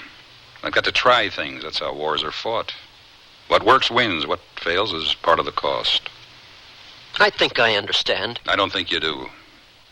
This is the scenario, Eckstein. The gooks get offended. Sometimes it's imagined. This time it's real. So in comes the VC. Things start happening here on the post. I have to lay off the Vietnamese workers. This makes them unhappier. VC begin to operate from the village. I have to garrison it. Eventually, I'll have to reduce it to rubble. You say you know more about them than I do. This is my 4th tour, Eckstein. Exactly this thing has been happening since I first came over. The events over the next 4 months will cost this battalion over 50 casualties and about $250,000 in material, if we don't get overrun. After it's done, we're back where we started. That's the way it's always been. And then you, Eckstein, you come in here and offer me a way out. A way out, Eckstein. That's an incredibly dangerous thing to do. I'm going to give you this pass, Eckstein. I don't expect you to use it. I don't want you to use it. I think if you do use it, you'll be lost. Get up in the morning and go to your duties. No one will ever say anything to you about this. The option's yours. Yes, sir. The Rangers and whatever equipment you might need are yours as well. I won't need this, sir. When can I expect you back? Tomorrow morning. I'll come in with the workers. If you're not at the gate, I'll be coming in after you. Yes, sir. Thank you, sir.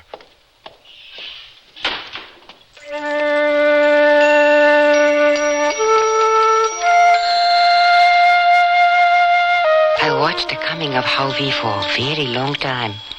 The time it took for the earth to swallow the sun.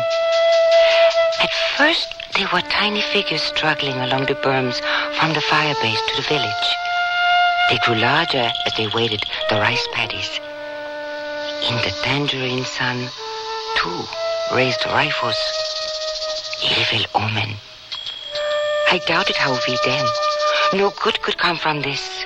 Oh, I prayed for his safety, but I understood his doom.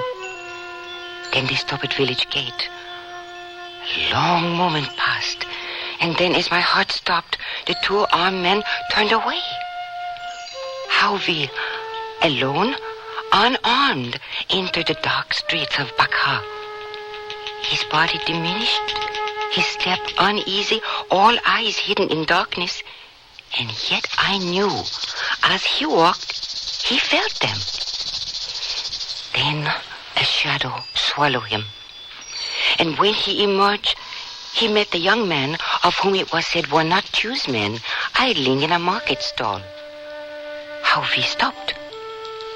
The young men toyed with their weapons. Harvey stood still. I saw him then, about to die. I cried out to him. He not move. I ran to him, though I too might die. And he smiled, but could not speak. Then I took his hand to lead him to my father's house. Our steps were heavy, but as we passed, they grew lighter. And when the danger lay behind us, we were weightless. So came Harvey to Bakha. Tuong the poet, we make a song of this.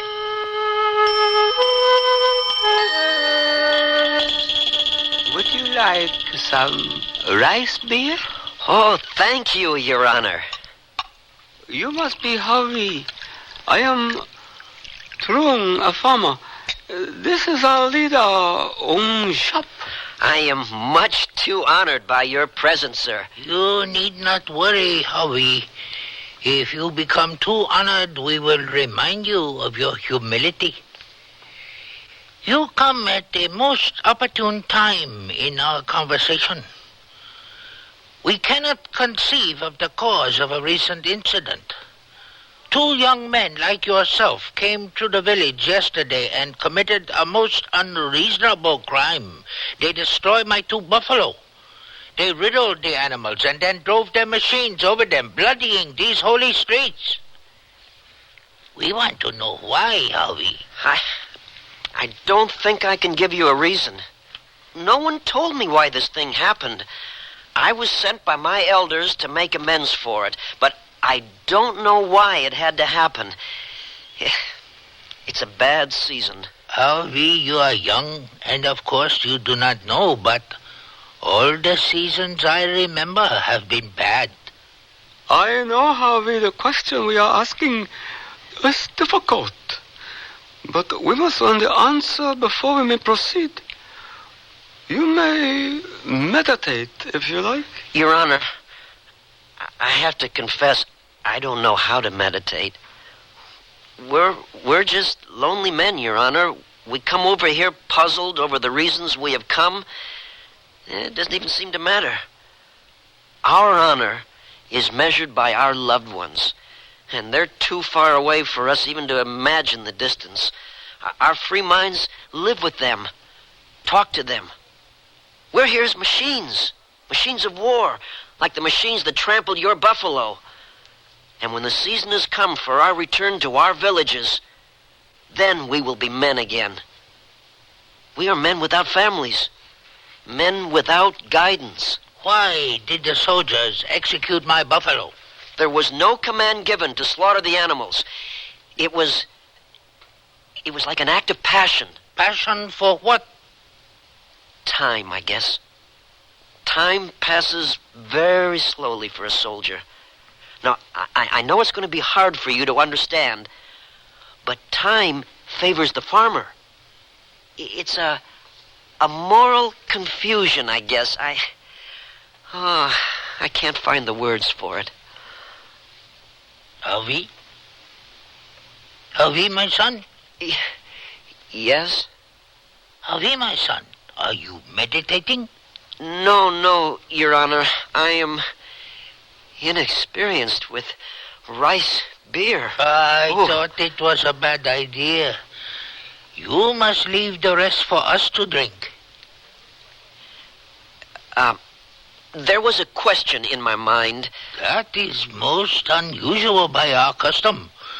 Do they do that in America? Perhaps we too should listen to the young. Yes, sir.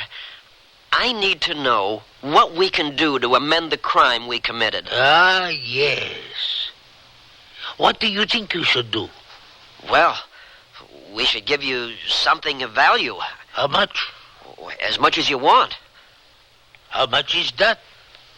Well, it should at least equal the value of 2 water buffalo. Well, maybe more, I guess. Only 2 water buffalo equal 2 water buffalo. That is enough. Would you like some money as well? What for? Well, if you didn't want it, you could give it away. I could not keep it, nor give it to my friends, nor even to my enemies. If money would disorder my life, and I am wise, then think how disordered it would make my people. And I would not give it to my enemies because I would not want them more disordered than they already are. Besides, in all my experience, there has always been an end to money. But there is no end to the usefulness and productivity of 2 strong and testicular buffalo. I would take your money because that is what plagues you, but what would I do with it? I have so much to learn from you. That is true. It is not merely, as you said, about the slayers of my buffalo. It is not simply abandonment that is the cause. The question is why your elders would put so much power in the hands of children. And the answer is you have too much to master. The more one has, the harder it is for him. Just as a big man must work harder to curb his appetites. So you either need more mastery or less to master. We have provided for you as is our custom. Oh, I don't know the custom. We think you will learn it easily enough. We have provided a woman for you.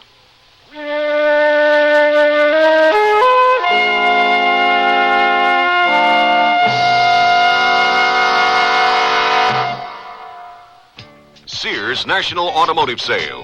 Now, get the full power of the maintenance-free Sears 48 battery for a full $7 off its regular low price. The Sears 48. On sale now, just $42.99 with trade-in. And get great savings on Sears' best-selling belted tire, the Dynaglass Belted 25. Now save $14 to $28 on sets of 4 at most Sears Tire and Auto Centers. Prices may vary in Alaska and Hawaii. Tell us the one about Roebuck's jeans, old-timer. You mean genuine Roebuck's jeans from Sears? Shucks, the Western way of life begins in a pair of authentic Western Roebuck's jeans. Made out of hard-working denim? Roping calves, wrestling steers. Why, that's the kind of action heavyweight Roebuck's was made for. Hey, how about looks? Well, whether you're a rodeo star or a city dude, perma-pressed Roebuck's help give that neat, rugged cowboy look. Roebuck's, the men's jeans that won the Golden West at most larger Sears retail stores. Your baby's room. Furnish it with the quaintness and charm of Sears Jenny Lynn's crib, dresser, and chest. Your baby will be secure in our old-fashioned crib built with high sides and a safety drop-side latch. And each handsome maple color piece comes in a non-toxic finish. Sears Jenny Lynn dresser and chest is furniture that will adapt gracefully as baby grows older, too. So visit us soon, because Sears has baby buys bundled up. Available at most Sears retail stores.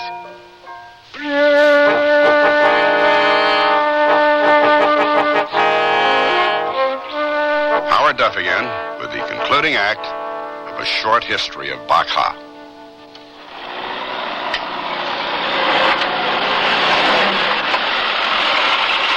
Sir, Any sign of Eckstein yet?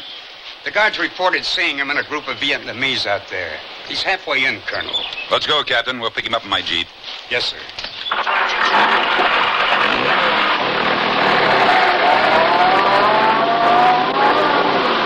There he is, Colonel. Where? That group up ahead. Yeah, I see him. Mission accomplished, sir. Congratulations, Don't salute, please. Oh, yes, sir. You weren't really going to salute me in the middle of a rice paddy, were you, Eckstein? I think he was trying to scratch his nose, sir. I hope so. Eckstein, come over here. Private, for Pete's sakes, where did you leave your rifle? At ease, Dawson. Call it stupidity, call it courage. But this young soldier went into a Vietnamese village at night unarmed. Unarmed? Unarmed. I can't believe it. What'd the old goose stick us for, Eckstein? Sir? How much did those 2 buffalo cost us? You won't believe this, Colonel. Try him, Private. Well, I told Ong Zop to name his price just as he ordered. Good work, son. But get this, sir. He wouldn't take a thin dime. It's worse than I thought. No, sir. All he wants is 2 more buffalo. That's all? Yes, sir. Good ones, though. Young and strong. Bulls. He uses them for breeding. That's easy. I don't know. He won't take money, you say? I saw some good ones near T. Sing, sir. That village is VC anyway. How are you going to move them, Captain? 2.5, sir. And load them? Crane. We got to clear the crane through General Wayrime. No way. Couldn't we buy him, sir? That goes through division. Area specialists. We'd be laughed out of the regiment. I don't mind being laughed at. I know rear echelon wouldn't stick their necks out. He won't take money, you say? That's right, sir. Look, Eckstein, here's what I want you to do. Turn around and go back to the village. Find Mr. Jop. Tell him like this. See, we're not farmers, so we don't know one buffalo from another. He could end up with a couple of duds if we had to pick them, right? So ask him to shop around. When he finds a pair he likes, tell him to let you know. Then you and Captain Dawson go buy them. We'll buy them on condition the owner delivers. You got that? I don't know if they'll see me uninvited, sir. You don't have to go, son. We can try waiting him out. No, I'll try it, sir. I understand perfectly why you don't want to go back. You must have been through hell. I want to go, sir. Well, you don't have to go now. You can put it off for a few days. I'll even give you time off, Eckstein. With all due respect, gentlemen, I really want to finish this up. I understand. Only this time, take this rifle. I can't, sir. I order it, Private. I tried that, Captain. It didn't work. Well, we can't allow it this time, sir. I've got a feeling... We don't work that way. A hunch, sir. You'll get over it, Captain. Wish me luck, gentlemen. If I don't hear from you before lunch, I'm going to be very concerned. Yes, sir.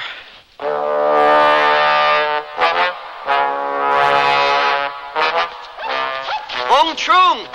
Ong Trung!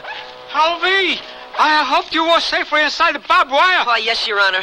I would have been, but there was one more problem I wanted to discuss with Ong Jap. My daughter, Bao, promised you safe return to the barbed wire. You're in grave danger here, Harvey. Yeah, but Bao performed her duty as best she could, Ong Trung. My problem seems so very important. I hope to present it to Ong Jap while I still stand in his grace. That's impossible, Harvey. Come inside. Sit down. Perhaps if you share this problem and it's not too trifling, I will bear your words to the holy man. Oh, thank you, Ong Trung. Well? Well, my problem is this. We soldiers have no use for the water buffalo. Therefore, we have no experience in procuring them. Very likely, if we sought a pair of water buffalo for Ong Jap, the animals would prove unworthy of his honor's time and care. So, to avoid this misfortune, I wished humbly to ask Ong Jap to choose the animals he most wanted, and then to inform me through your daughter, Ba Boao, of their whereabouts. You see, that way, we could be sure of finding worthy beasts. Do you find this feasible, Ong Trung? Absolutely not. Oh. Well, may I humbly ask a reason, Your Honor? You may because you're young. I have no right to expect you to understand the obvious. Why, Harvey, do you think Ong Jap asked of you the one thing you could not give? I don't know, Your Honor. Of course you don't. You're too young. His honor wants nothing from you. Oh, I see. Forget the buffalo. Go back to barbed wire. Did you bring arms? No, Your Honor. This once you should have.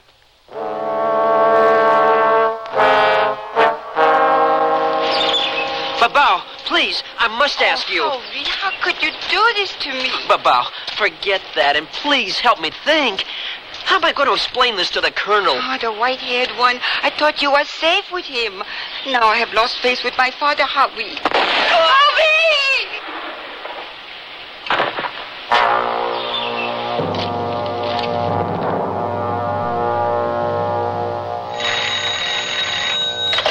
Yeah. Right. The guard shack called. Our man's on his way. Outstanding. We're on our way. Have medevac standing by. Alert 4th Wolfhounds. What happened, sir? Eckstein's hit. Let's go.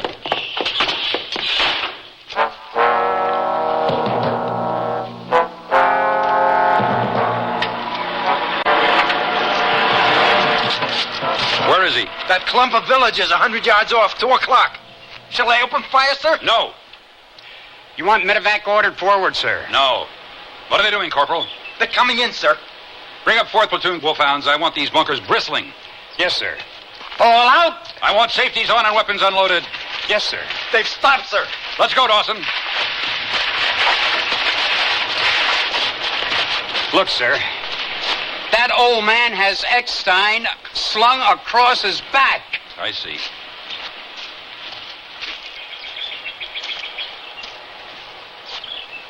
You're burdened, old man. We both are, white-haired GI. We have paid dearly for peace. We have peace again, old man?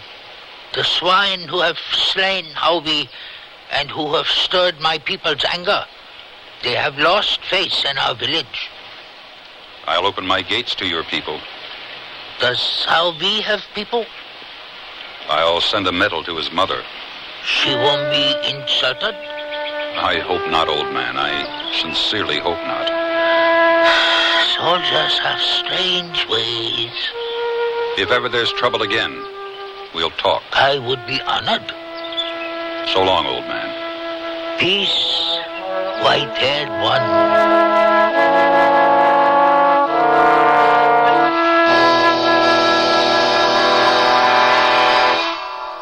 This is my first night camping with my family of 5. Now I'm really glad I packed my Sears family-style tent. It's Sears' best tent, tested by Sir Edmund Hillary, the first man to conquer Mount Everest. This tent stands 6 feet 9 inches in the center and has a sewn-in 10 by 14-foot floor. It sleeps 8, plenty of room for my family, even the dog. We like the windows that can be zipped shut from the inside, and this large front canopy. Sears' best family-style tent is built to be lived in, and if it's good enough for Hillary, it's good enough for my family. At most larger Sears retail stores. Feel spring's enchantment in lovely daytime dresses from Sears Budget Shop. Dresses that evoke thoughts of spring in their full cut. Soft and flowing as gentle breezes. In colors pretty as rainbow hues.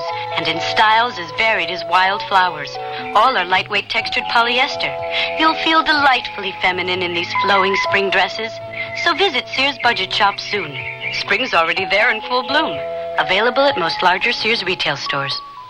Shop where America shops with a Sears credit card. You'll be able to choose from over 100,000 Sears products and services at everyday low prices. Just say charge it. At Sears, it's satisfaction guaranteed or your money back. So visit your Sears store today to apply for your credit card. Or just phone toll-free 800-526-0444. Find out why Sears is where America shops for value.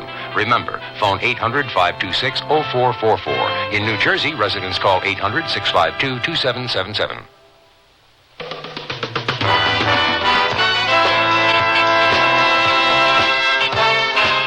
The Sears Radio Theater has been brought to you by Sears Roebuck and Company, where our policy is satisfaction guaranteed or your money back. Sears, where America shops for value. A Short History of Baca was written by Andy Nance, produced and directed by Elliott Lewis. Our stars were Tommy Cook and Keith Andes. Also heard were Dawes Butler, Marvin Miller, Lillian Baeff, Tom Drake, Norman Alden, Sam Edwards, and Stanley Director. The music for Sears Radio Theater was composed and conducted by Nelson Riddle. Art Gilmore speaking. Associate Director of Sears Radio Theater is Ken McManus. Sound effects were created by Bud Tollefson. Joanne Thompson is production supervisor. And the recording engineers are Joe Wachter and Hal MacDonald. The Elliott Lewis production of Sears Radio Theater is a presentation of CBI. What in the World Happened in April, brought to you by your local Navy recruiter. April is Admissions Day for Maryland, admitted in 1788 as our 7th state, and Louisiana, admitted in 1812 as our 18th state. George Washington was sworn in as our first president in April of 1789, and the first U.S. Congress began regular sessions at Federal Hall, New York City. In April of 1860, the first Pony Express run was made from Missouri to California in 10 days. The motto, "In God We Trust," was first stamped on all U.S. coins in April of 1864. The Navy's first submarine, the USS Holland, was commissioned in April of 1900. Navy Commander Robert E. Peary and Matthew Henson reached the North Pole in April of 1909. What in the World Happened in April is brought to you by your local Navy recruiter, who will answer your questions about Navy opportunity. Or in the continental United States, call 800-841-8000, toll-free. In Georgia, 800-342-5855. Navy, it's not just a job, it's an adventure. Chills run up and down your spine. There's a creeping sensation at the back of your neck. You're listening to CBS Radio Mystery Theater. I'm E.G. Marshall, your host for these hour-long dramas of suspense, adventure, and the macabre. Heard 7 times a week on most of these stations. Here's a sample of what we mean. What is happening? I don't know unless we're going crazy. You do hear drums? Yes. We've got to get out of this house. I don't know what it is, but we've got to get out. I knew there was something about that picture. Come on, Georgia, hurry. Marion! Marion, look! It's moving. Oh, the lion is coming into this room. Run, Georgia, run! Listen here for CBS Radio Mystery Theater 7 times a week on most of these CBS Radio network stations. Next Monday's Sears Radio Theater will be A Story of the West with Lorne Greene as your host. Let's listen. I'm here and now serving notice on the governor that the state of Colorado does not belong to him, but to the nation. I own a share of stock in Colorado, and the governor or his general's chase can shoot me, but I will talk from the grave. So be sure and tune in next Monday to the Sears Radio Theater. Sears Radio Theater. Sears Radio Theater. Sears Radio Theater. Sears Radio Theater. Sears Radio Theater. Journey to the Stars with Space Patrol, coming up next on Nightly Old Time Radio Shows.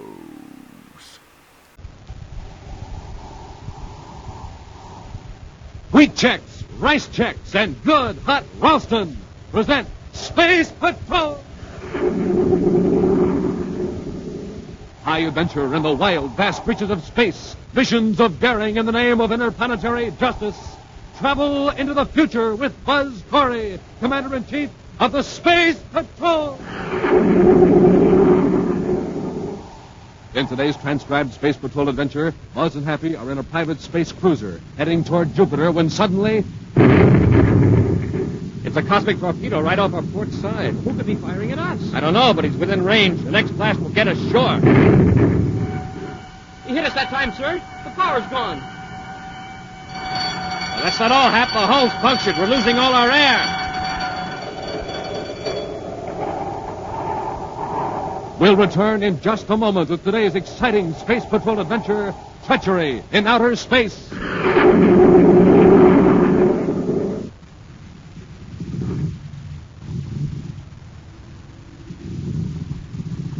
what kind of a jet jalopy are we riding in anyhow, Captain Truefeld?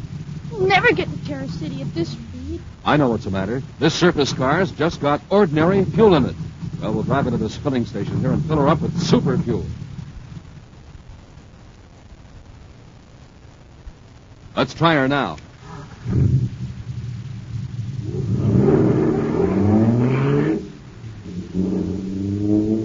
Wow, this jet car is supercharged now. Sure thing. There's super fuel in it. And, gang, there's a little lesson in this for you. Ordinary fuel for breakfast, you're just a putt-putt. super fuel for breakfast, you're supercharged. So, gang, my advice is eat the super fuel Buzz Corey has in the morning. I mean wheat checks and rice checks, the super cereals that help to supercharge you. Real swell tasting, and they both have that modern bite-sized design for easy eating. So don't be a putt-putt. Eat the delicious super cereals that help to supercharge you. Rice checks and wheat checks. And remember, inside the package, there's a mysterious, magic space picture. And now, today's Space Patrol adventure, Treachery in Outer Space. Commander Corey and Cadet Happy and their space battlecruiser Terra 5 are headed toward Jupiter, where Buzz is to hold a conference with the governor of that giant planet. But they've just received a message concerning a wanted bandit ship reported in the area, and Buzz has changed vector to head toward Jupiter's third moon.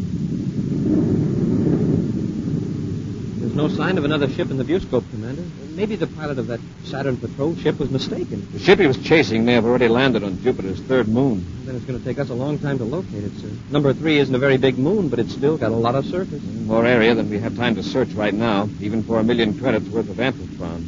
But, sir, if we're not going to search for this ship, why are we going to the third moon?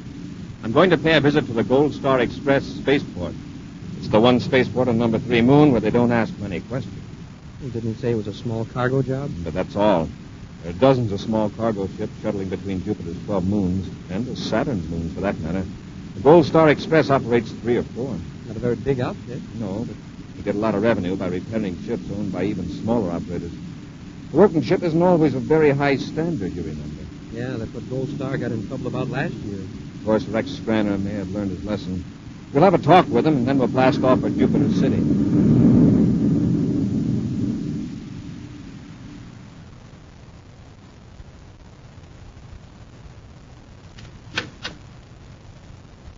Loring? The amplitron's all unloaded. Oh, Mr. Scranner. I've been crawling all over the spaceport trying to find you. Yeah. Yard foreman told me. What's the trouble? Slate Rackman is out to get you. I'm not surprised after that neat double cross my boys just pulled on him. We're in the big time now, Loring. We're as big as Rackman himself. Well, we will be after we dispose of that amplitron. Yeah, but what about Rackman? I outsmarted him once, I can do it again. Another deal.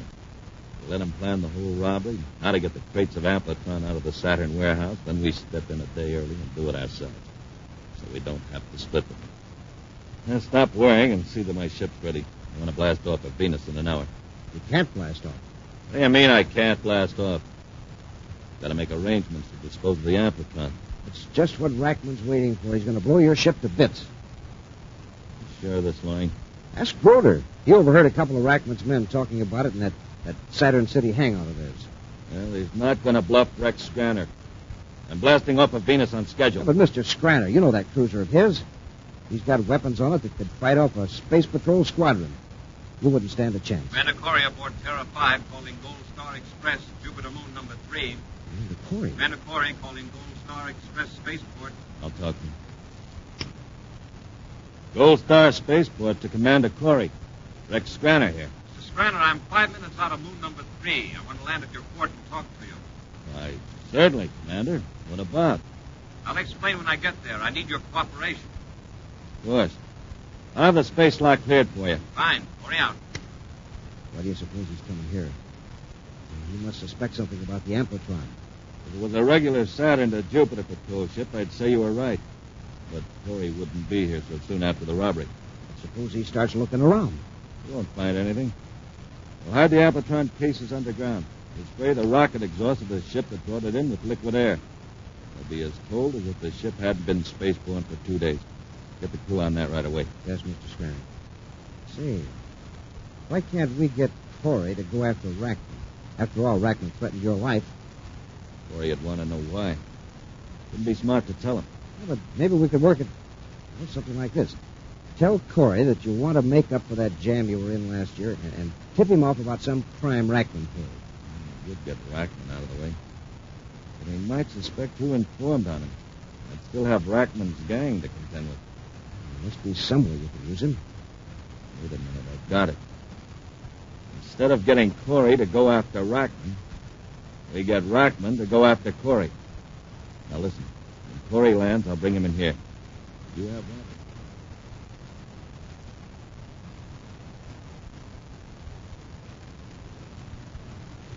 I'm sorry, Commander. Your ship's the only one to come into our Gold Star spaceport in the last 16 hours. Business has been pretty slack. Well, has any ship requested landing permission and then canceled within the last few hours? No, I've been here all the time myself. I'd know about such a call. Happy, you checked over those ships in repair hangars. What do you think?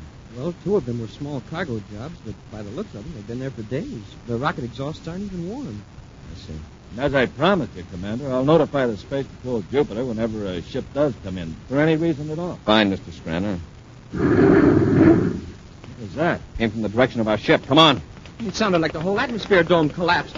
Hey, smoke and rockets, Commander. Look, somebody backed a truck into our ship. Well, worse than that. He rammed a metal beam right through the hull. That clumsy ox. I'm going out there and tell him.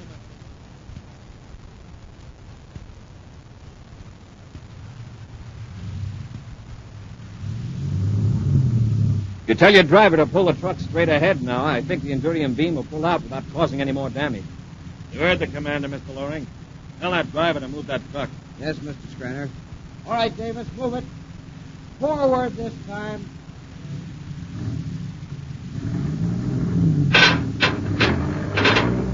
That's clear. Well, the next thing is to get it repaired.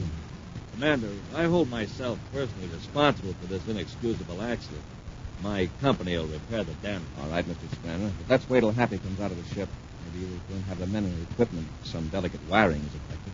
Fool couldn't have backed his truck into that old cargo hulk. No. He's got to pick the flagship of the Commander-in-Chief of the Space Patrol. That could have been worse. The driver didn't do it intentionally. You're very gracious about it, Commander. And since you insist, I won't fire them. Doesn't look so good, Commander. I mean, as far as a quick blast-off's concerned. What's the damage, man? Well, outer and inner hulls are pierced, the power cable broken, emergency air supply conduit snapped in two. Nothing really difficult to repair, but, well, it'll take some time. 3 hours, anyway. Now, my men will get on it right away. I'll have them drop everything else. 3 hours. That'll make me late for my appointment at Jupiter City. Maybe we could space it in for a patrol ship to come and get us.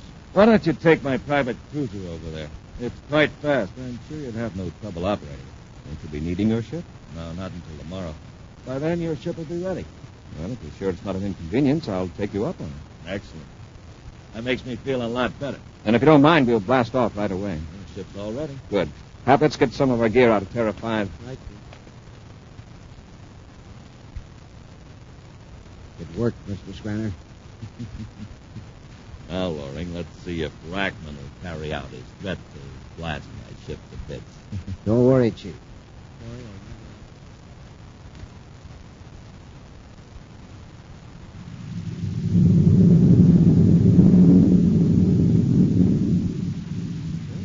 Bad little ship, Commander. Scranner keeps it in pretty good shape. Yes, but I don't care much about using a civilian ship for official business. You know, I honestly think Scranner would have been offended if you had refused. Still, if it wasn't such an urgent appointment with the governor, I'd have waited for one of our patrol ships. Well, we ought to get to Jupiter City right on the nose, sir. Wow, what was that? Cosmic torpedo right off our port side. Cosmic torpedo? I'll take the controls, Happy. Put on the rear view scope. Yes, sir. One of our patrol ships must be firing at us. Without a spacephone challenge? Maybe Scranner's spacephone receiver's out of order. It seems all right. The meter's checked. Wow. That was too close. It rocked the ship. Commander, look in the view scope. It's another private cruiser, and it's closing in. Happy, go to the locker, get a couple of spacesuits. If our hull gets punctured, we'll still have a chance. All right, Commander. I'll try to find out what this space pirate wants. Private cruiser J3587 calling private cruiser S642. Hold your fire. Hurry with the suits. Cruiser S642, hold your fire. This is Commander Corey of the Space Patrol and cruiser J3587. What do you think you're fooling, Scranner? You're done for. This is not Scranner. It's Scranner's ship, but this is Commander Corey. Who are you? Yes? Well, I'm the Secretary General. Who are you? Stop firing those torpedoes and answer me. Nice try, Scranner. That's Commander Corey, Gag, I mean. But you can only fool space, Rex, and one. Happy! He's knocked the power out. Hurry with those spacesuits. He's blasting the ship to pieces. We're losing air. We'll return to Space Patrol in just a moment. Hey, watch it. Hold everything. Here he comes. And he's running right this way. Wow! That's a boy here in the neighborhood, gang, and he's always supercharged. Eats rice checks and wheat checks. That's why they're the super cereals that help to supercharge you. Uh-oh, he's running right in this direction again. I better get out of the way fast. Man, that boy has the speed of Buzz Corey himself. Well, gang, how about it? How about getting supercharged so you can whiz along just like that? Here's all you do. Have a good power breakfast with rice checks or wheat checks, the delicious bite-sized super cereals. They help to turn on your starter, help to make you bright as a light, help to keep you right on the beam. So don't wait. Get rice checks and wheat checks today. The swell-tasting super cereals that help to supercharge you. And remember, inside of every rice checks and wheat checks package, there's a mysterious, magic space picture. And now back to our Space Patrol adventure, Treachery in Outer Space. Slake Rackman is blasting Rex Scranner's spaceship, believing his double-crossing partner is inside it. Actually, Scranner has plotted so that Commander Corey and Cadet Happy are in the ship. Thus, Scranner figures he's saving his own life and at the same time eliminating Buzz Corey. At this moment, Buzz and Happy are in the badly battered private space cruiser trying to get into spacesuits as their air pressure rushes through twisted hull plates into outer space. Into the airlock. Quickly, Happy. I can't breathe. We can put on our spacesuits in there. Hurry, Hap. Yes, sir. There's no air in the lock either. It escaped when we opened the hatch. I'll turn the valve up. Oh, that's better. Get your suit on quickly, Happy. We're going to jump out of the ship, sir? Not if that cruiser stops firing at us. What did he say his name was, sir? Rackman. He's after Scranner. Isn't he ever going to stop? He's going to be sure no one's left alive in this ship. I've got my suit on, sir. I'm ready to leave the airlock any time you are. Close your helmet faceplate and we'll go back into the control section. Ready, Commander. Back with the inner hatch. Wow, what a mess. If we'd stayed in the control section, we'd have been finished for sure. Rackman sent a torpedo right through here. Where is he now? The view scopes are wrecked. Look through the nose port. See that streak of flame? Hey, he's leaving us. Guess he figures he's finished Scranner. Commander, it's sure lucky you thought of these spacesuits when you did with that big hole in the ship. We'd be finished by now. We'll call Jupiter Space Patrol and have them send the ship after us. But the spacephone is knocked out. We'll use the ones in our suits and hope they'll reach Jupiter. Just hope Rackman doesn't come back. Say, why do you suppose he's so anxious to do away with Scranner? That's just what I've been wondering, Happy. First we gotta find out who Rackman is. Then we may have a clue. Scranner's sure lucky he wasn't aboard. I'll bet he wouldn't have thought of the spacesuits until it was too late. For the time being, we'll keep this little incident a secret within the Space Patrol. We won't release any public reports. Let this Rackman assume he got rid of Scranner, then we'll watch for his next move. I see what you mean, sir. If he found out it actually was you and Scranner's ship, he'd go into hiding, but quick. Our next move is to reach Jupiter. Emergency call to Space Patrol Jupiter. Commander Corey and damaged private cruiser off loop number 3. Over.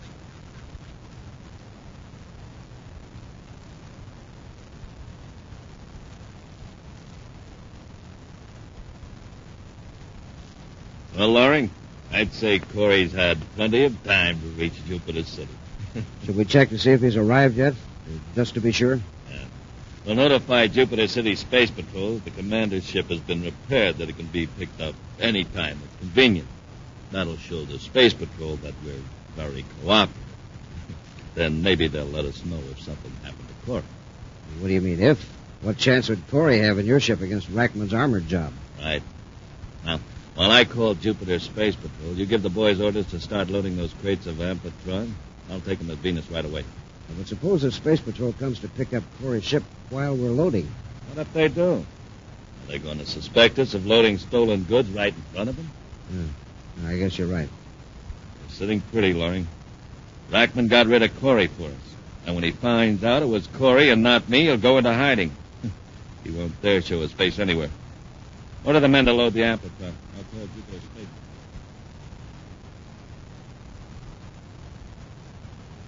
Space Patrol Jupiter calling Commander Corey. Space Patrol Jupiter calling Commander Corey. Corey here, go ahead. 2 ships are on the way to the location you've given us, Commander. A patrol ship to bring you and the cadet to Jupiter City, and a space tug to get the damaged ship out of the space lanes. Good. Be sure to inform all personnel not to reveal information as to who was in this ship. Yes, sir. Oh, Commander, we've heard from Gold Star Express Spaceport on route number 3. Yes? Mr. Scranner says the Terra 5 has been repaired and that they're waiting further instructions. Send Scranner this message. You will be informed when Space Patrol personnel will arrive to remove Terra 5. Your cooperation appreciated. I have it, sir. Oh, do I put your signature on it, sir? No, keep my name out of it. Your commanding officer will sign it. I'll take it to Colonel Harris immediately, Commander. Thank you. Hurry out. Then you're going to let somebody else bring our ship back to Jupiter City, Commander? No. You and I will go back to moon number 3 when we finish our business on Jupiter. For the time being, I don't want anyone outside of the space.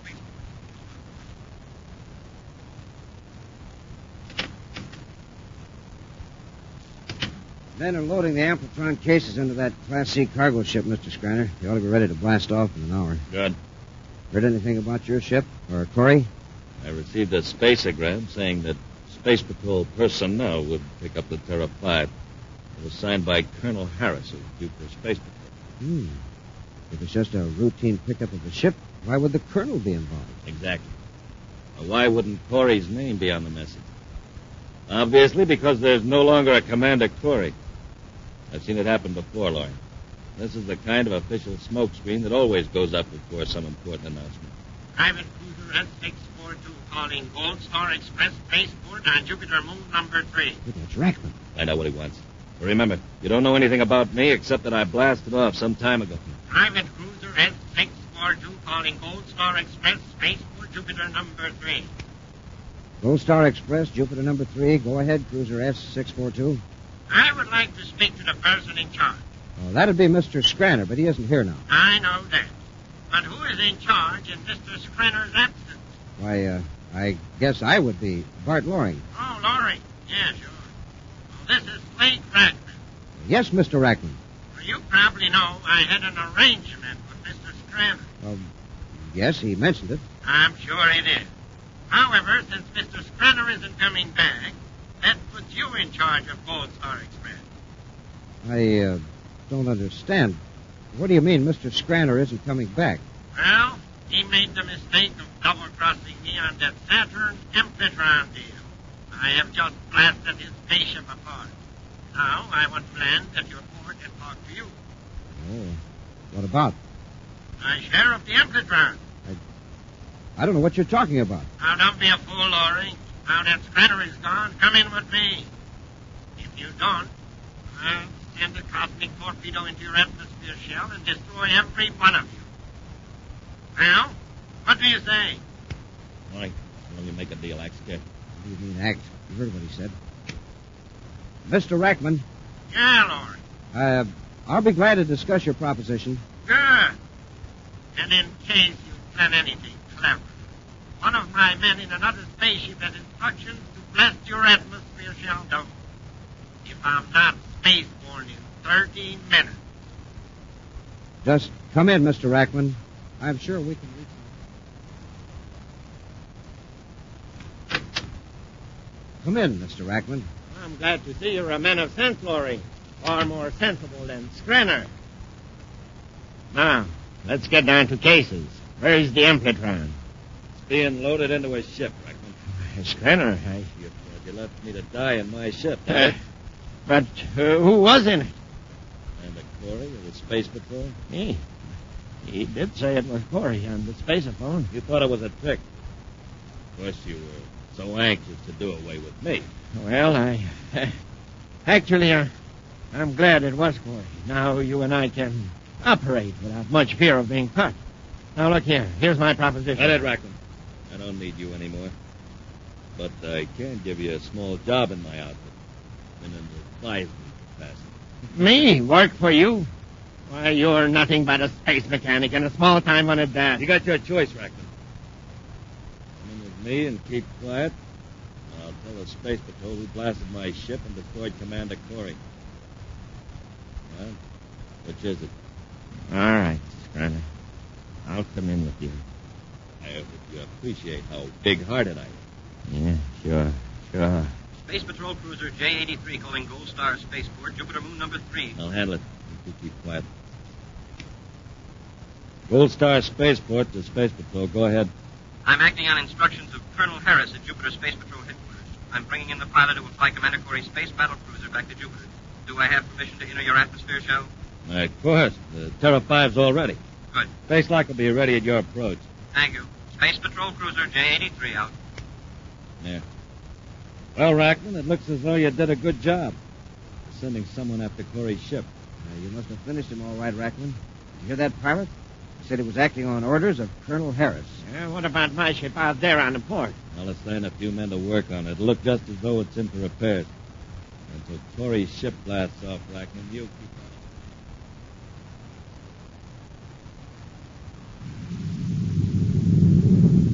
Got the velocity, Happy. There's the Gold Star Spaceport dome. Commander, are you going to ask Scranner why Rackman would want to blast his ship to pieces? First, I want to find out just who Rackman is. Jupiter City headquarters didn't have anything on him at all. Maybe a personal feud. Uh-oh. What is it, sir? Ship down there inside the atmosphere dome.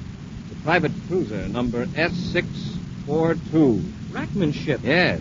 Yeah, but if he wrecked Scranner's ship and thought he did away with Scranner, what's he doing here at Scranner's spaceport? An interesting question, Happy. Let's find the answer.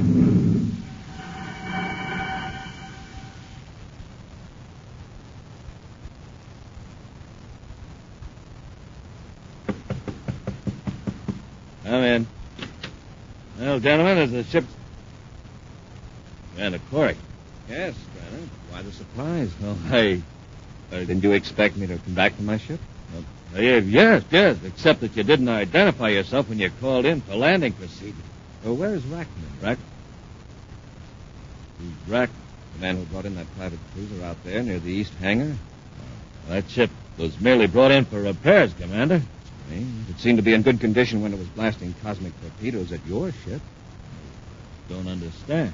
Look, Scranner, somebody blew your ship to pieces thinking you were in it. Someone named Rackman. Now his ship is here in your spaceport. How do you explain it? What is there to explain? Quit stalling, Scranner. Cadet Happy and I saw some men loading a cargo ship, hauling crates out of an underground storage vault. The crates look very much like the type in which Amplitron is packed. How about it? I think it's about time someone took over who can handle things. Don't move, Corey.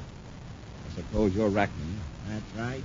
Loring, move in and get the commander's weapon and the cadet. Go ahead. I got them covered. Sure, Mr. Rackman. I see I wasn't thorough enough when you were in Scranner's ship. But that's a mistake I can easily correct right now. Hurry up, Loring. Take the commander's ray gun. Hand me your ray gun, Commander. All right, Loring. Here it is. Get Scranner, Happy. Yes, sir. You're a fool, Corey. You're too against Ray. Not now. That evens it up, Commander. Watch Loring. Hello, Loring. All right, Scranner. Want some more? Wait. Commander, please. Had enough? Yeah, you've got to revive Rackman. Hurry or we'll all be destroyed. Oh, why? He told me if he wasn't out of this atmosphere shell in half an hour, his men would blast a cosmic torpedo in us. We've only got 5 minutes. Oh? Bring him, too. Let him tell his men he's all right. Come on, Scranner. Commander, I mean it.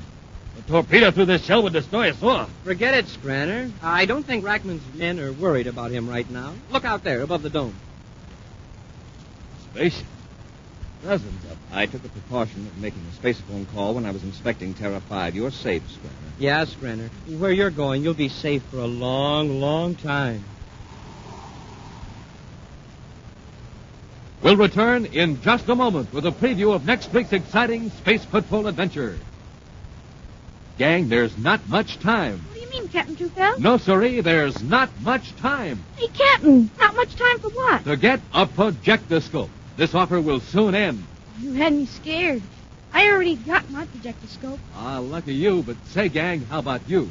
Have you sent for your projectoscope yet? You better send for it today. It's a signal light, flashlight, and film projector, all in one. And it's shaped like Buzz Corey's rocket ship. Bright blue and yellow plastic and a full 6 inches long. What a signal light. Wait till you see how fast it blinks on and off. Golly. What a flashlight. Wait till you see the swell beam of light it throws. And what a film projector. Wait till you see the wonderful pictures it shows on the wall. Gang, it comes with a strip of film containing Buzz, Corey, and Cadet Happy in 4 Space Patrol adventures. Mighty Meteor, Space Pirates, Men from Mars, and Robot Invasion. Slip the film in your projectoscope, darken the room, push the radar antenna, and a picture flashes on the wall. To show a whole adventure, you just slide the film from picture to picture. But remember, the projectoscope offer soon ends. So send in for your projectoscope today. Just buy a box of rice checks or wheat checks. Then with your name and address, send 35 cents in coin and a rice checks or wheat checks box top to Space Patrol, Box 686, St. Louis, Missouri. This offer good only in the USA and may be withdrawn at any time. That's Space Patrol, Box 686, St. Louis, Missouri. And now, a preview of next week's exciting Space Patrol adventure.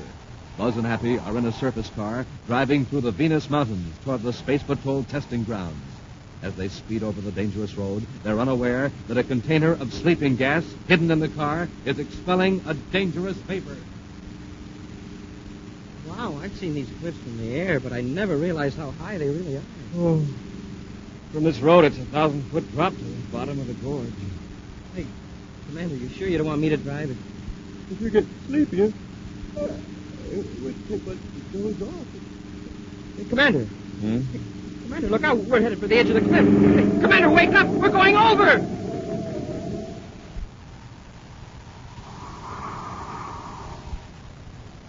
Be sure to be with us next week for the exciting adventure, The Immortal Brain, when Wheat Chex, Rice Chex, and Good Hot Roastin' again present Space Patrol!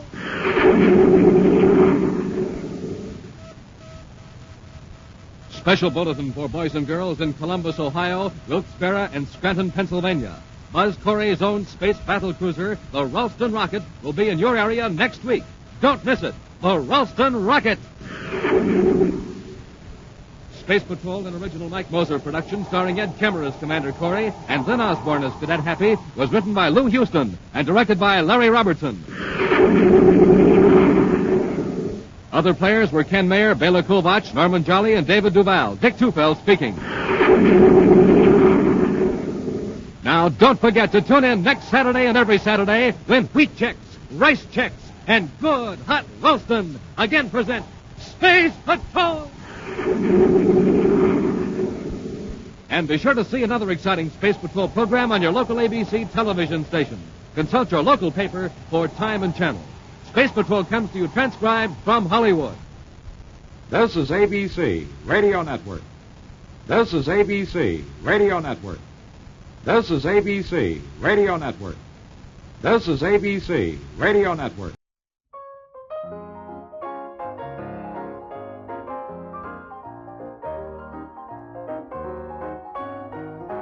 All right, it is now time for the Trivia Minute, and here we go. The Stone of Scone, or Stone of Destiny, is an oblong block of red sandstone that was used in the coronation of Scottish monarchs until the 13th century, and thereafter in the coronation of English and later British monarchs. The stone measures 26 by 16.7 by 10.5 inches and weighs approximately 335 pounds. A cross is roughly incised on one side, and an iron ring at each end aids with transport. Monarchs sat on the Stone of Scone itself until a wooden platform was added to the coronation chair in the 17th century. The artifact was originally kept in the now ruined Scone Abbey in Scone, near Perth. In 1296, the forces of Edward I of England captured it during England's invasion of Scotland. The stone has subsequently been used in the coronation of English monarchs and British monarchs for over 500 years. In 1996, the stone was returned to Scotland and kept in Edinburgh Castle with the honours of Scotland. The stone remains property of the Crown and is transported to London for use at coronations. Since March 2024, it has been on permanent public display at Perth. And that was the Trivia Minute, and now let's get back to the shows.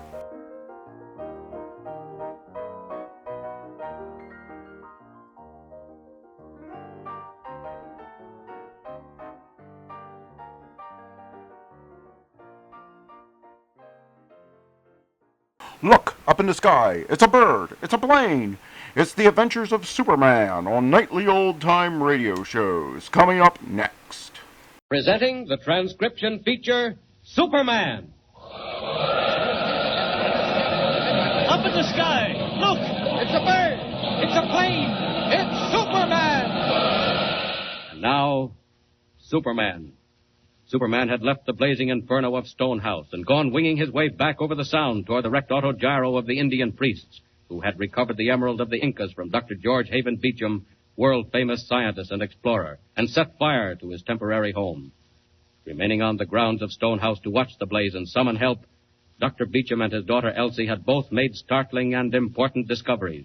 As our story continues today, we find them in a small car, racing toward a distant airport, hoping against hope to get there in time. Listen. Watch out. Here's a curve.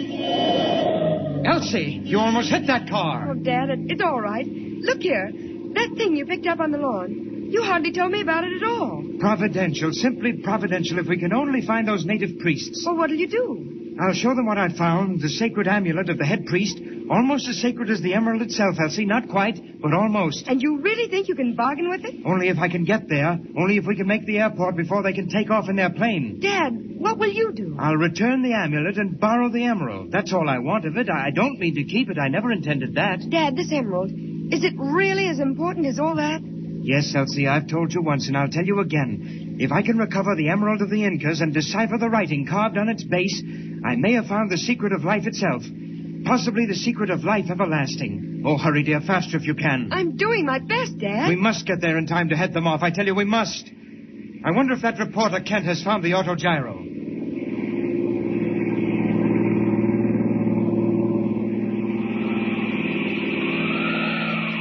Meanwhile, high over the water of the Sound, Superman wings and wheels, his marvelous telescopic eyesight piercing the blackness below for some sign of the wrecked autogyro. I could have sworn this was the place. Just off that point with the white building. Wait. What's that? Far down below the surface. Looks like wreckage underwater. That plane was sunk deliberately. Well, the next thing to do is pay a call at the nearest station of the Coast Guard. Up! Up! That White House looks like the place. There's the signal light. And down we go, right in the front yard. Seems a shame to wake them out of a sound sleep.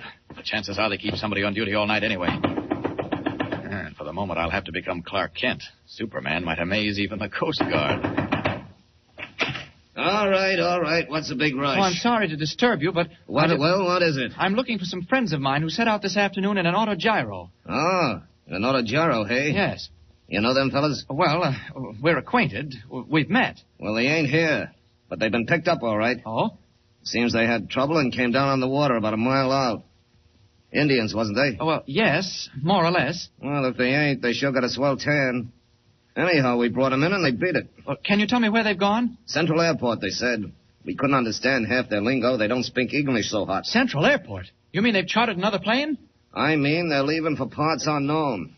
They told me the time. It's just about 5 minutes from now. 5 minutes? So unless you're figuring on getting to that airport by radio or flying there yourself, you're out of luck. It's 30 miles. Oh, thanks. Sorry to have bothered you. Okay. It's too bad you missed your friends, but maybe they won't take off. The barometer's falling. Looks like dirty weather coming up. Good night. Good night. So, you think I've missed them, sailor, eh? Well, live and learn. 5 minutes before they take off, huh? And the airport is 30 miles away. Well, you never know what you can do until you try. Here goes. Up. Up.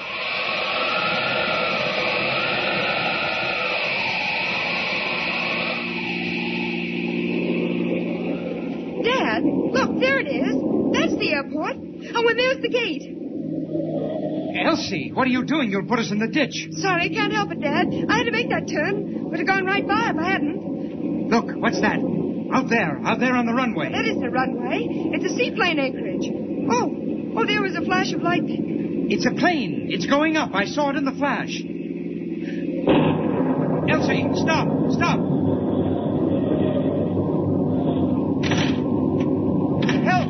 Help, stop that plane. Stop it. Dad, come back. It's too late. They're moving. Oh, there's the rain. Dad, the storm. That must be the plane. Nobody else would be taking off in weather like this. Why doesn't somebody come? Stop them! Catch them! Somebody stop them!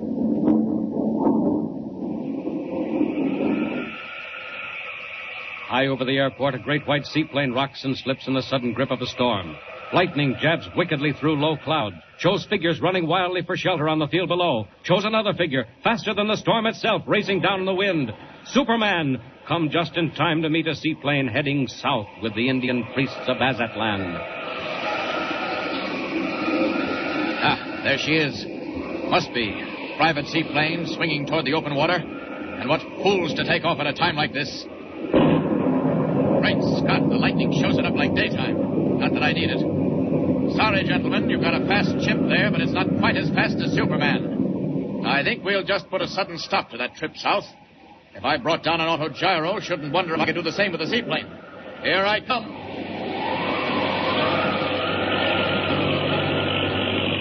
Now then, if I dive into the cabin...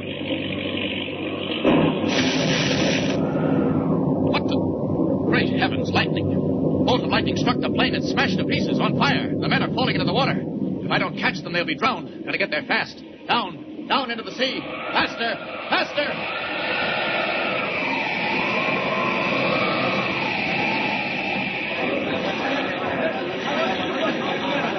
What happened, Elsie? I couldn't see. Oh, Dad, I don't know. The lightning. Could you make it out, Elsie? No, Dad, I'm not sure. It seemed as if a bolt of lightning went right through the plane.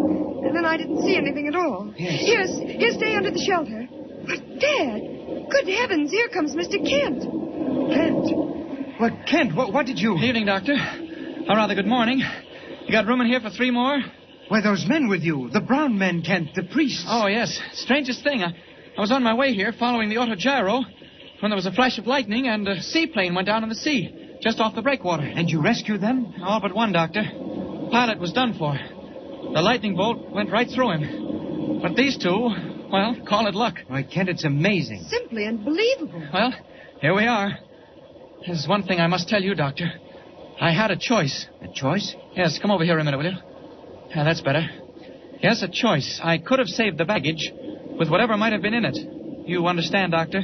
Yes, I understand. The emerald. Yes, or the 2 priests. But I couldn't save both. It had to be one or the other. Mr. Kent, we understand. Human life, Miss Beecham. They've done a lot to you. Poison arrows, fire.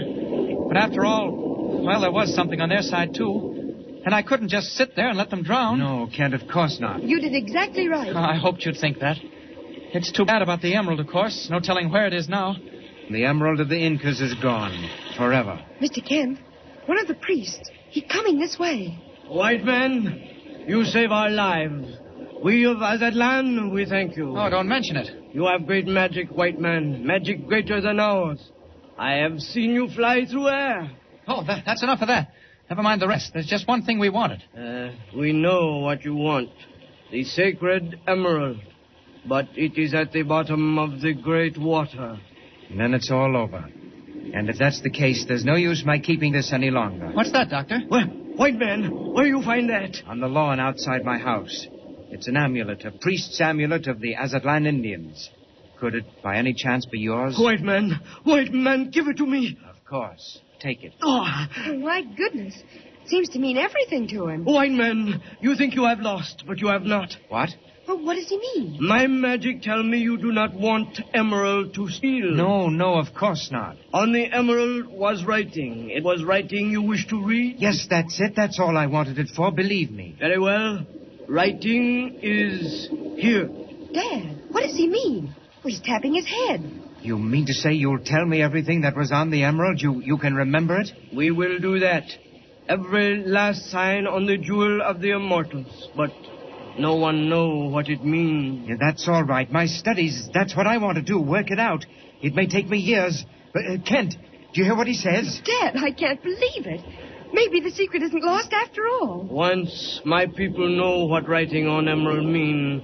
Now they do not know. If you help them remember, maybe you do great good to all. Kent, I still don't believe it. It's not possible.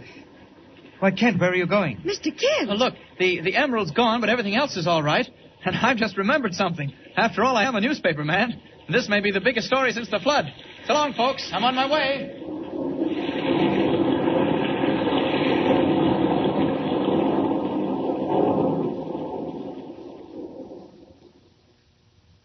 And so, even though the sacred emerald of the Incas is lost to humanity forever, the secret engraved on it may yet be revealed. Undoubtedly, we will learn what progress Dr. Beecham makes at some later date. In the meantime, Clark Kent is returning to his newspaper, the Daily Planet, where, unknown to him, another exciting adventure awaits. Don't fail to tune in next time and follow the thrilling story of Superman. And remember, be sure to tune in the next thrilling installment of the amazing transcription feature, Superman. Up in the sky! Look! It's a bird! It's a plane! It's Superman! Superman is a copyrighted feature appearing in Action Comics magazine. The Adventures of Philo Vance are up next on Nightly Old Time Radio Shows.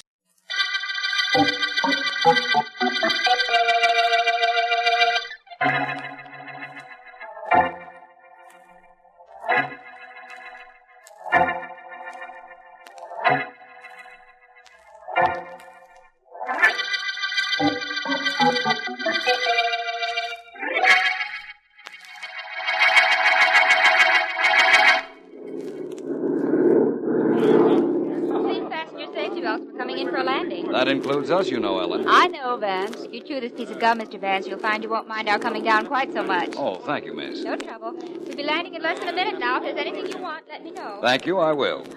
If there's anything I want, whom do I let know? Me, Miss Deering. I'm your employer, escort, and the person responsible for your traveling out to the Southwest, am I not? Vance, what is it you're going to write when we get to Barlow? Right, Ellen? Yes. I'm not going to write anything. We're going out there because there was a murder at the Billings Dude Ranch this morning. Oh. And the owner of the ranch, an old friend of mine, wired me. Want you to clean up the case, eh? So the ranch doesn't have a bad name. Uh-huh. Why didn't you tell me that before we left? There was no reason to. District Attorney Markham saw us off, and he would have felt a little slighted, I imagine, if I were working on a case outside his jurisdiction. Oh, so because the DA couldn't come, you brought me. Well, as long as I couldn't make the varsity, at least I'm the number one substitute. Well, we've landed, Ellen. And in a moment or so, we'll be on our way out to the Billings Ranch. Suits me fine. Well, this is it. Get that bag for me, Vance. Yes, sure. Philo Vance. Telegram for Philo Vance. I'm Vance, young man. Oh, here's a telegram we've been holding for you, Mr. Vance. Thank you very much. Not at all. I know bosses who let their secretaries open their communication. I'm saving you the trouble, Miss Deering. What is it, Vance? Something wrong? I don't know. It's from Billings, the owner of the Dude Ranch. Oh, the man who got us all the way out here because of the murder on his place? What does he say? I'll read you the message. It says, Vance, please disregard my request. What? Gladly pay you for your time and trouble, but urge you to take next plane back without coming to the ranch. Wow. What in the world could that mean? I haven't the slightest idea, Ellen, but I guarantee I'm going to find out.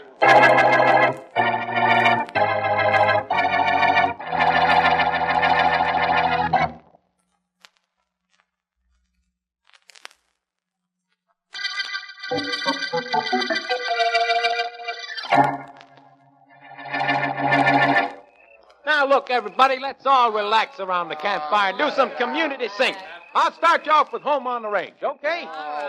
Come on. Oh, give me a home, oh, where the buffalo roam, and the deer and the antelope play, where seldom is heard Okay, everybody, if you don't feel like singing, I don't blame you. Now, look, my job is to see that everybody at this Dude Ranch has a good time. So despite what's happened here this morning, let's forget it and relax, okay? Come on, that's more like it. Now, you know, a funny thing happened to me on the way down to the bunkhouse today. A fella come up to me and said, "Hey, did you see that cute-looking blonde guest of ours? She's sitting over yonder with a fella on each knee." I said to him, "So what? A gal comes out to a Dude Ranch, she wants to be a cowboy, so she winds up with a pair of chaps." Hey, all leaving me, huh? Well, as the fella said when he saw the price of a nightgown was $100, good nighty. Danny? Oh, yeah, Mr. Billings. You've been here all this while? Yes. You haven't done a very good job of entertaining my guests, Danny. You mean making them laugh? How are you going to make them laugh? They're all worried about that murder this morning. After all, one of the guests was knocked off. What do you expect me to do? Have them rolling over in laughs after that? Well, you've got to get their minds off it. I can't have everybody leave here just because Bob Anderson was shot. It isn't that he was shot, Mr. Billings. It's why. Nobody knows why, and everybody's jittery for fear a crazy murder is loose. Danny, did you ever hear of Philo Vance? Vance? Sure. Who hasn't? Why? I called him right after Anderson's body was found and asked him to fly out here. I just sent him a telegram asking him to go right back. Hey, you're a little mixed up, aren't you, Mr. B? No. Now, if you can relax the guests, we'll be in good shape. And with Vance here, there'll be investigations. The reporters will come out here. All the publicity will ruin me. That's why I asked him to go back. First you asked him to come, then you asked him to hop home without even dropping in to say hello. I guess I can understand what's on your mind. First you wanted help, then you figured Vance being here would only stretch out the bad publicity. That's right. Mr. Billings, who do you figure killed this Anderson? I wish I had an idea about that. I didn't know anything about him. He was a guest, the same as any guest. And early this morning, he rode out to the hills before breakfast. An hour later, we found him shot to death. Oh, Vance is going to like that. No reason for killing him, no clues, no nothing. Why do you say Vance is going to like it? I told you I asked him to turn back, didn't I? Oh, sure, but you know Vance. Maybe better than I. I only read about it. And if there's a murder case around, you don't think he's going to duck it, do you? No, Danny, to be perfectly honest with you, I don't. I'm sure Vance will be here very soon. I'm very sorry to say.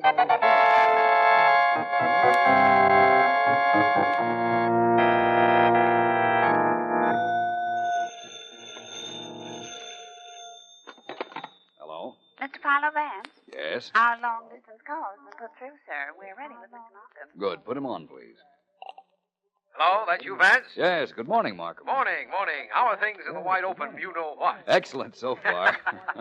Ellen and I got here to the Dude Ranch last night, despite the fact that my friend Billings tried to rescind his invitation at the last moment. Have you seen him? Yes, late last night. Had quite a talk with him and thought you might be interested in the details of the murder I'm about to work on. You know I am, Vance. Well, it seems that a young man named Bob Anderson was a guest here at the ranch. Yesterday morning, he rode out into the hills. Yes? His body was found a couple of hours later in a clearing. He'd been shot, and his horse hadn't moved until the body was found. Well, that sounds inviting enough to please even you, Vance. Any clues? I don't know of any yet. The body's not here anymore, of course, and I haven't seen the horse Anderson was riding, nor questioned anyone except Billings and a fellow named Danny Edwards, who acts as a sort of master of ceremonies around here. Learn anything from him? No, except that two young ladies had their sombreros set for the dead man. Oh. I'm going to talk to them right after breakfast. Well, nice of you to keep me posted, Vance. Call me again, will you? I will if I make any progress. In that case, I expect to hear from you in a couple of hours. Well, thank you, Markham, for your confidence. Right at the moment, I wish I was as sure as you.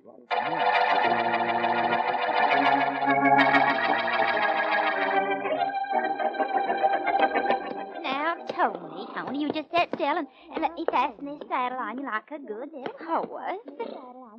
Yeah, that's a good fella.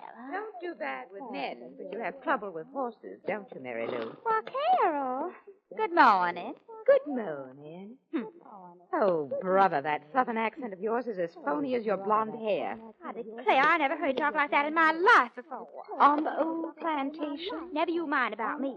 Why don't you run off somewhere before somebody finds out a few things about you? I hope you don't know what you're talking about, for your sake. Look, Mary Lou, maybe if Bob were still alive, I'd have reason to dislike you. You'd have a very good reason. I was taking him away from you. Not that that was too hard. Kind of upset your plans a little, didn't it? Yes, as a matter of fact, it did. I came out to this ranch because Bob was here, and I thought I could get him to propose. You didn't forgive him very nicely when he didn't. Firing a shot into him. I didn't kill him, but you might have. Me, honey child? Why would I kill him? He's in love with me. He had no intention of marrying you either, and you know it. You've got no right to say things like that about that poor dead boy. No? No. Listen and let's understand each other. All right. Bob's death is being investigated. A fellow named Philo Vance got here late last night. Philo Vance? Who's he? You know who he is, all right. He's a friend of Billings, who owns this setup. And he came out to try to find out who killed Anderson. Well, I don't see how that could possibly concern me. No? No. Then why were you outside Billings' office when Vance arrived, eavesdropping on everything Billings was telling Vance about the murder?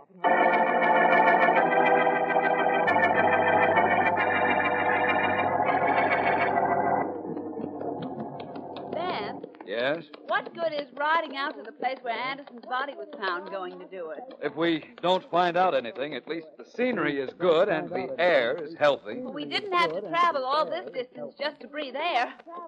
It isn't bad back home either. Let's say the scenery's good, then. What scenery? A couple of hills, a lot of abandoned oil wells, and a mess of cactus. Is that good? Beats billboards, Ellen. Well, I don't see how. An advertisement, at least, is prettier than that cactus. Personally, Listen, unless the Pony Express is coming this way, we're getting company. It's Billings. I knew he was coming. And if there's anything you don't know is coming. Thank you, my dear. You and Markham ought to get together and form the Vance Admiration Society. Well, that isn't what I admire about you. But you can't say I don't appreciate it. Hi, Mr. Billings. Morning, Miss Deering. Hello, Vance. Hi. I gave you pretty good directions on how to locate the clearing where Anderson's body was found, Vance. I thought I'd come out and make sure you didn't miss it. Vance finds everything he looks for, Mr. Billings. Well, that may be, but the clearing is back about 100 feet or so, and you... Those were shots. They came from just over that ridge. Let's go. Come on. Oh, Vance, if ever I complain about the typewriter chair in the office, plug me, will you? It isn't comfortable, but at least it doesn't bounce when I sit on it. Those shots mean another murder, Vance. I'm ruined. If it is murder, Billings, I guarantee that this time the murderer won't get away. We'll know in a second now. That's 1 second too long for me on this horse. Oh, boy. Hey, where's the emergency brake on this animal? Oh, boy. Oh. Well, Billings, there's your murder. Huh. Nothing but my comedian, Danny Edwards, teaching one of the guests how to shoot. Good morning, everybody. What brought you all galloping over this way? Well, we heard shots, Danny. We thought maybe... There was more trouble? No. Just teaching Mary Lou how to shoot. Mary Lou, have you met Philo Vance? Not the great private investigator, Philo Vance. But I certainly am proud to meet up with you, sir. I'm Mary Lou Bard of the Virginia Bar. How do you do? This is Ellen Deering. Well, I'm sure to pleased to meet you, too, ma'am. Yeah, I'll just bet, honey. I hope our shooting didn't scare you people. Mary Lou wanted to learn how to handle a gun, and I've been showing her. She's pretty good for a beginner, too. Oh, is she? Yeah. Billings, young Anderson was shot while on his horse right near here, wasn't he? More than 100 yards away is where we found his body. Where's the horse he was riding? Stable. Why? Why? Well, that's easy, Mr. Billings. Vance wanted to question the horse. Ain't you heard? Horses carry tails.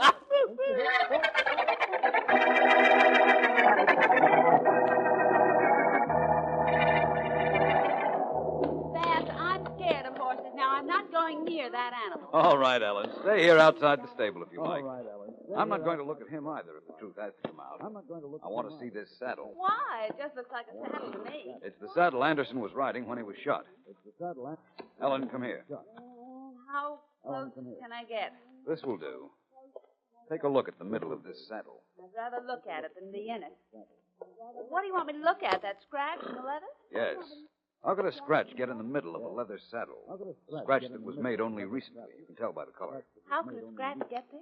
I haven't the slightest idea. I think I know. Well, that's fine. Only what does it mean? It means that Anderson was not killed in the clearing where his body was found. Oh, no, Vance. Now, don't tell me a scratch tells you that. I don't believe it. Our murderer won't want to believe it either, Ellen. Believe me.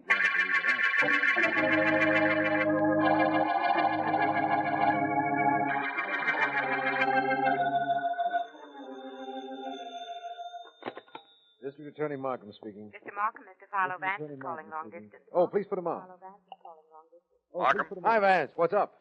A development of the Anderson murder so soon? Definitely. In fact, I think I know almost everything about the case. Where Anderson was killed and why he was killed. If that's true, come on back here, Vance. I'll have a new murder all ready when you arrive. I know everything about the case except one thing, Markham. I don't know who did the killing.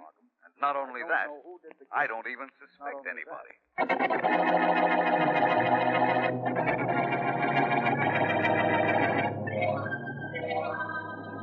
Hey, Danny, wait a minute. See, Carol?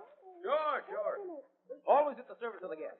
What do you want, soft food routine or a couple of box gas? Neither. I want to talk to you. I understand you took Mary Lou out riding this morning. Wanted to shoot. So what, Carol?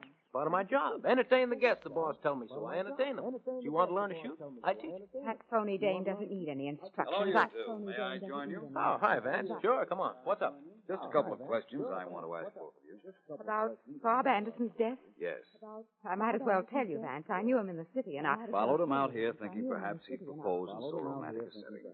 Mary Lou? Yes, she told me that a little while ago. She, Hey, Vance. Oh, my secretary, Miss Deering. Over here, Ellen. Come over. Not a bad-looking girl. You're so right. Vance.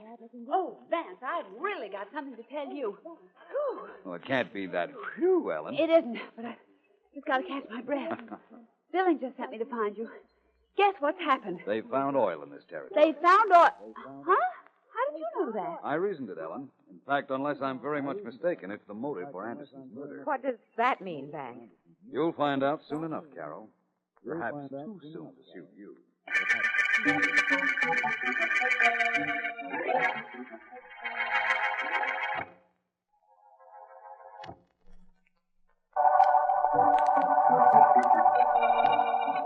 This is District Attorney Markham.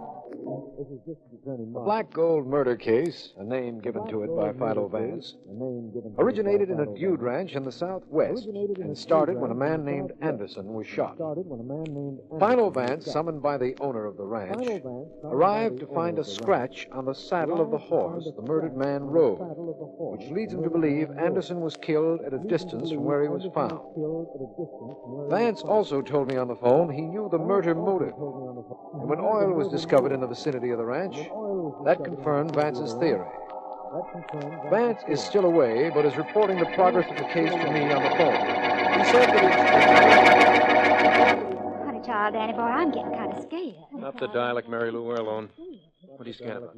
This Vance being here. He'd already figured out why we had to kill Anderson. We, you did the killing. You shot him. All right, but why did I do it? Because I couldn't let him find out what we already knew. Couldn't let him, could I? I don't know. All I know is I'm a whole lot sorry I let you in on the oil I discovered out there in the hills. You did it because you like me, Danny. Remember? Sure. Remember? You still like me, don't you, Danny? You still like me, I don't know. you, Danny? A dame that could kill a guy just like... Just like what, Danny? Just like... what, Danny? Just like... Oh, honey. No. Don't let go, Danny. Don't ever let go. You're not scared when you're in my arms? Not scared anymore. Won't ever be scared anymore as long as I'm with you. That's the way to talk. Too bad somebody had to stumble over that oil out in the hills. 2 more days, Monday morning, and we'd be way in the dough and way far away from here. If I'd have known somebody else would find what Anderson was looking at when I shot him, I wouldn't have had to kill him. No, it doesn't matter. The way we're set up, we're in the clear, and by Monday we'll be rich. All we gotta do is sit tight and kill time to learn. Okay. I'm one of the best time killers you ever saw, sugar.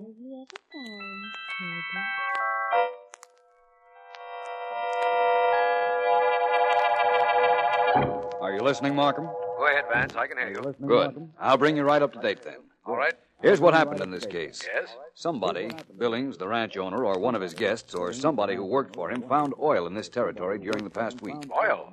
Oh, so that's why you said this was the Black Gold murder case. But how come oil in that area, Vance? This is oil country, Markham. In fact, there are a lot of wells in the territory which were started and then abandoned. Oh. Apparently, one of them was fertile, and somebody found it out early in the week. And this Anderson fellow rode out there and also discovered it, only he was seen and killed by somebody who wanted to keep the oil a secret for a while. Right. And I know why it was to be kept secret. Why? That is, I think I know. The killer was stalling until he could purchase that property. And he wanted to buy it before the owner knew there was oil on it. Exactly. I see.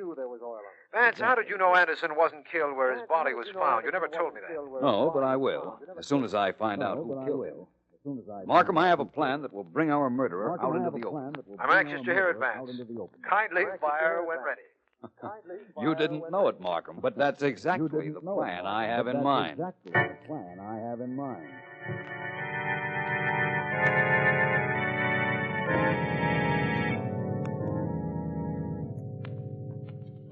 A little more of this gasoline around. I'll see what it... And what, Miss Billings? Carol. That's right, Carol. What's going on out here? Gasoline, matches, fuse? What are you trying to burn? Go on back to the ranch house, Carol. This doesn't concern you. It didn't, but it does now. Looks to me like you were going to set this old oil well on fire. But I think I can figure out why. Figuring isn't going to do you any good. I've got to keep you quiet. No, I'm going back and tell everybody what you're doing. I can't let you do that. Carol, come back. Come back, I say. Carol, don't go back to the ranch house. Keep away from me. I can't let you get back. That'll spoil everything. Keep your hands off me. Don't touch me. I'm sorry, Carol. This is something I'm mighty sorry I have to do.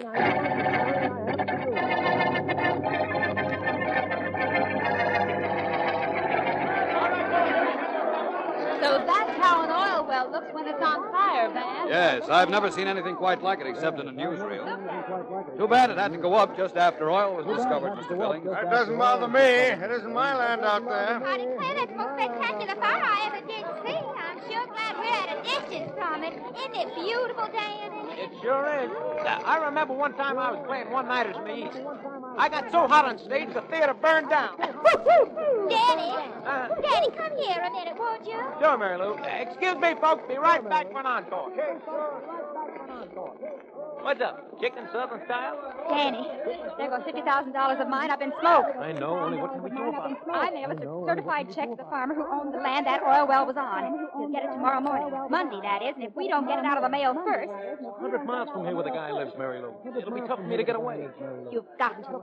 I'll see to it. I'm taking every dime I got in the world and spend it for a burned-out oil well. I worked hard for that $50,000. I had to marry 2 guys to get it. I'm getting that check back before that farmer ever gets his mail tomorrow morning. You gonna leave here? You bet I am. Catch me, Danny. I'm pulling the faint. Oh. Help! Help somebody. Mary Lou's fainted.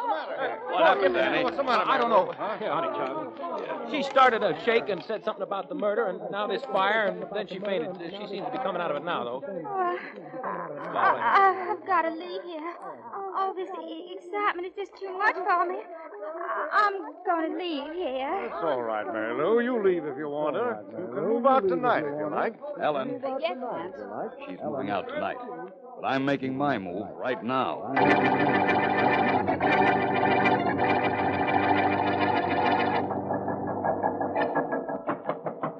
Come in.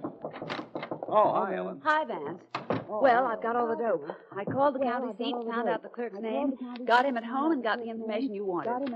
Bertram J. Parker, 36 Linwood Road. Do we go? No, we don't.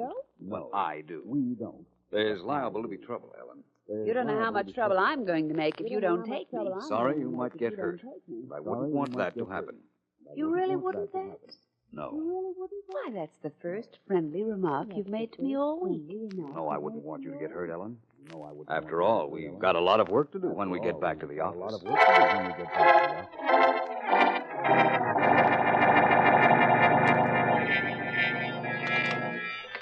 Hurry, Danny, hurry. This mailbox is no cinch to open with a screwdriver. Take it easy, Mary Lou, will you? Okay, but hurry. I want this to go haywire. Pulling that faint last night and getting Billings to make you take me home was too good to waste. Gave you the excuse you needed to leave the ranch so you could come here with me. I know, but I don't have to hurry. Nobody will see us, don't worry. Nobody will see us if you hurry. We saw that RFP mailman leave a couple of letters in this Bertram J. Parker's mailbox. One of them must be the one I sent with a certified check in it. Now hurry up, will you? Stop tackling me, will you? Doing the best I can. Doing the best I can. Got it? There. Good. Now give me the letters fast. There you are. Now give me the letters fast. This is it. Here, put the other one back and give me a match. Okay. I'm going to burn this note of mine in I'll one... take that letter, Mary Lou. Vance, where'd you come from? Side of the road. I've been watching you both for a half hour. Now you're coming with me. Danny, don't just stand there. Do something. You bet I will. Oh, well, funny man, let's see you laugh when I hit. Turn him around this way. Turn him around, Danny, so I can shoot. I can't. I'm trying, but I can't. You've got to. You've got to kill him or we'll never get out of this. Hold him right there now. Hold him just 1 second, Danny. Danny. Yes, Mary Lou. You hit Danny. Now I'll take that gun. I'll never give it to you. I'll never... I've got to take it from you. There. Oh, Vance, it was all Danny's fault. He planned the whole thing. He shy Anderson. He did it all. I just advanced the money. That's all I did. The whole thing was his idea. He found the oil. He killed... Excuse me for interrupting you, Mary Lou. The story you're telling, you'd better tell the local sheriff. Perhaps he'll believe you. Personally, I can't. One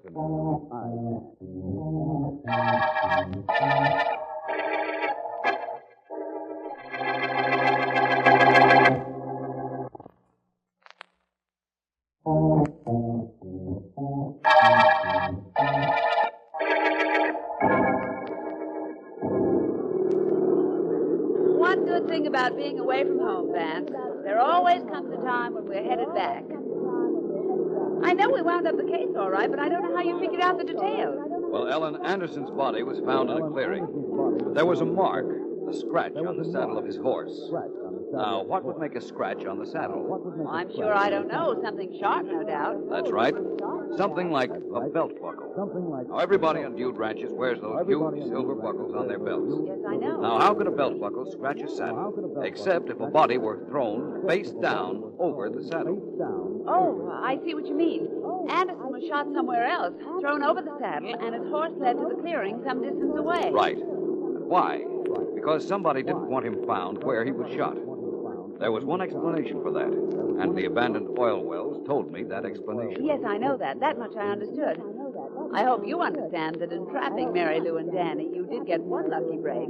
That oil well fire forced them to try to intercept their check. There was no oil well fire, Ellen. There was no oil well Are you kidding? Vance, I watched it with you, with Mary Lou and Danny and everybody, except Carol. What happened to her? She almost upset the apple cart, Ellen. You see, I sent Billings to start a pop fire out in the hills.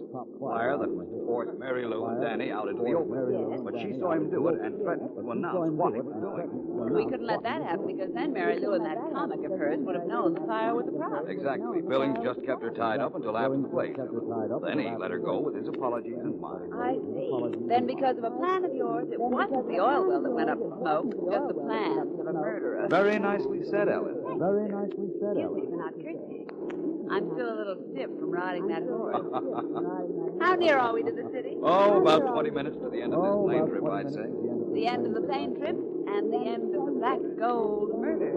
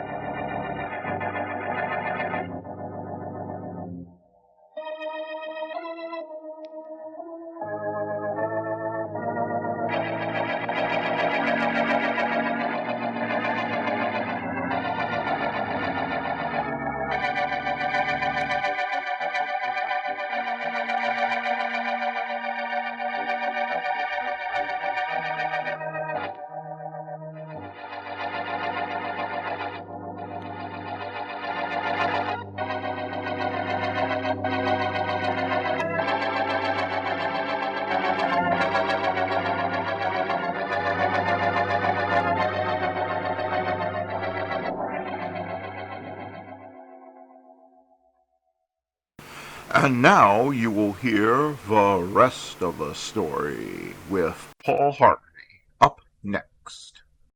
Now, the rest of the story. Bill goes up to the distinguished-looking gentleman. He says, "Look, I've got to get out of here." With an air of condescending sympathy, the man asks why. Agitated, Bill explains, "Because I'm not crazy." His own words, of course. Anyway, Bill is forced to concede that he admitted himself to this Meadowbrook Hospital. It was his own idea to be here in the first place. But what gave him such an idea, the gentleman calmly queries. Bill looks down despondently past his institutional smock to his institutional slippers, and he says quietly, "I tried to kill myself." And that is so. Everything was going wrong for Bill. His girlfriend had left him. His professional prospects had collapsed. He was broke, so broke he could no longer pay rent, wound up sleeping in an all-night laundromat. The city was sub-freezing that winter, and laundromats were the warmest places to sleep. In any event, Bill was 21. He could go home to Mother, but he hated the thought. She'd be glad to see him, of course, but then she'd realize what a failure her son was. That was the hard part. Mom knowing. But the temperature dropped further. Now even the Manhattan laundromats were getting chilly. So Bill swallowed what was left of his pride and went home to Hicksville. Oh, really? Hicksville, Long Island, New York.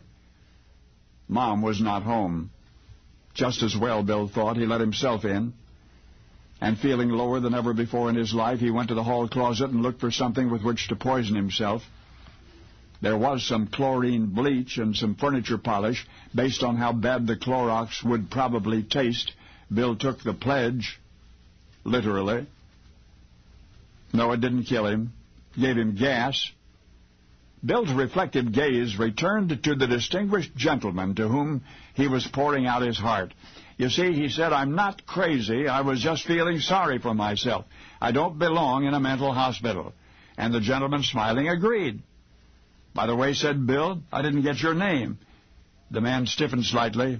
Why, he said, I am Kaiser Wilhelm. And then slowly, imperiously, he strode away. But you know what?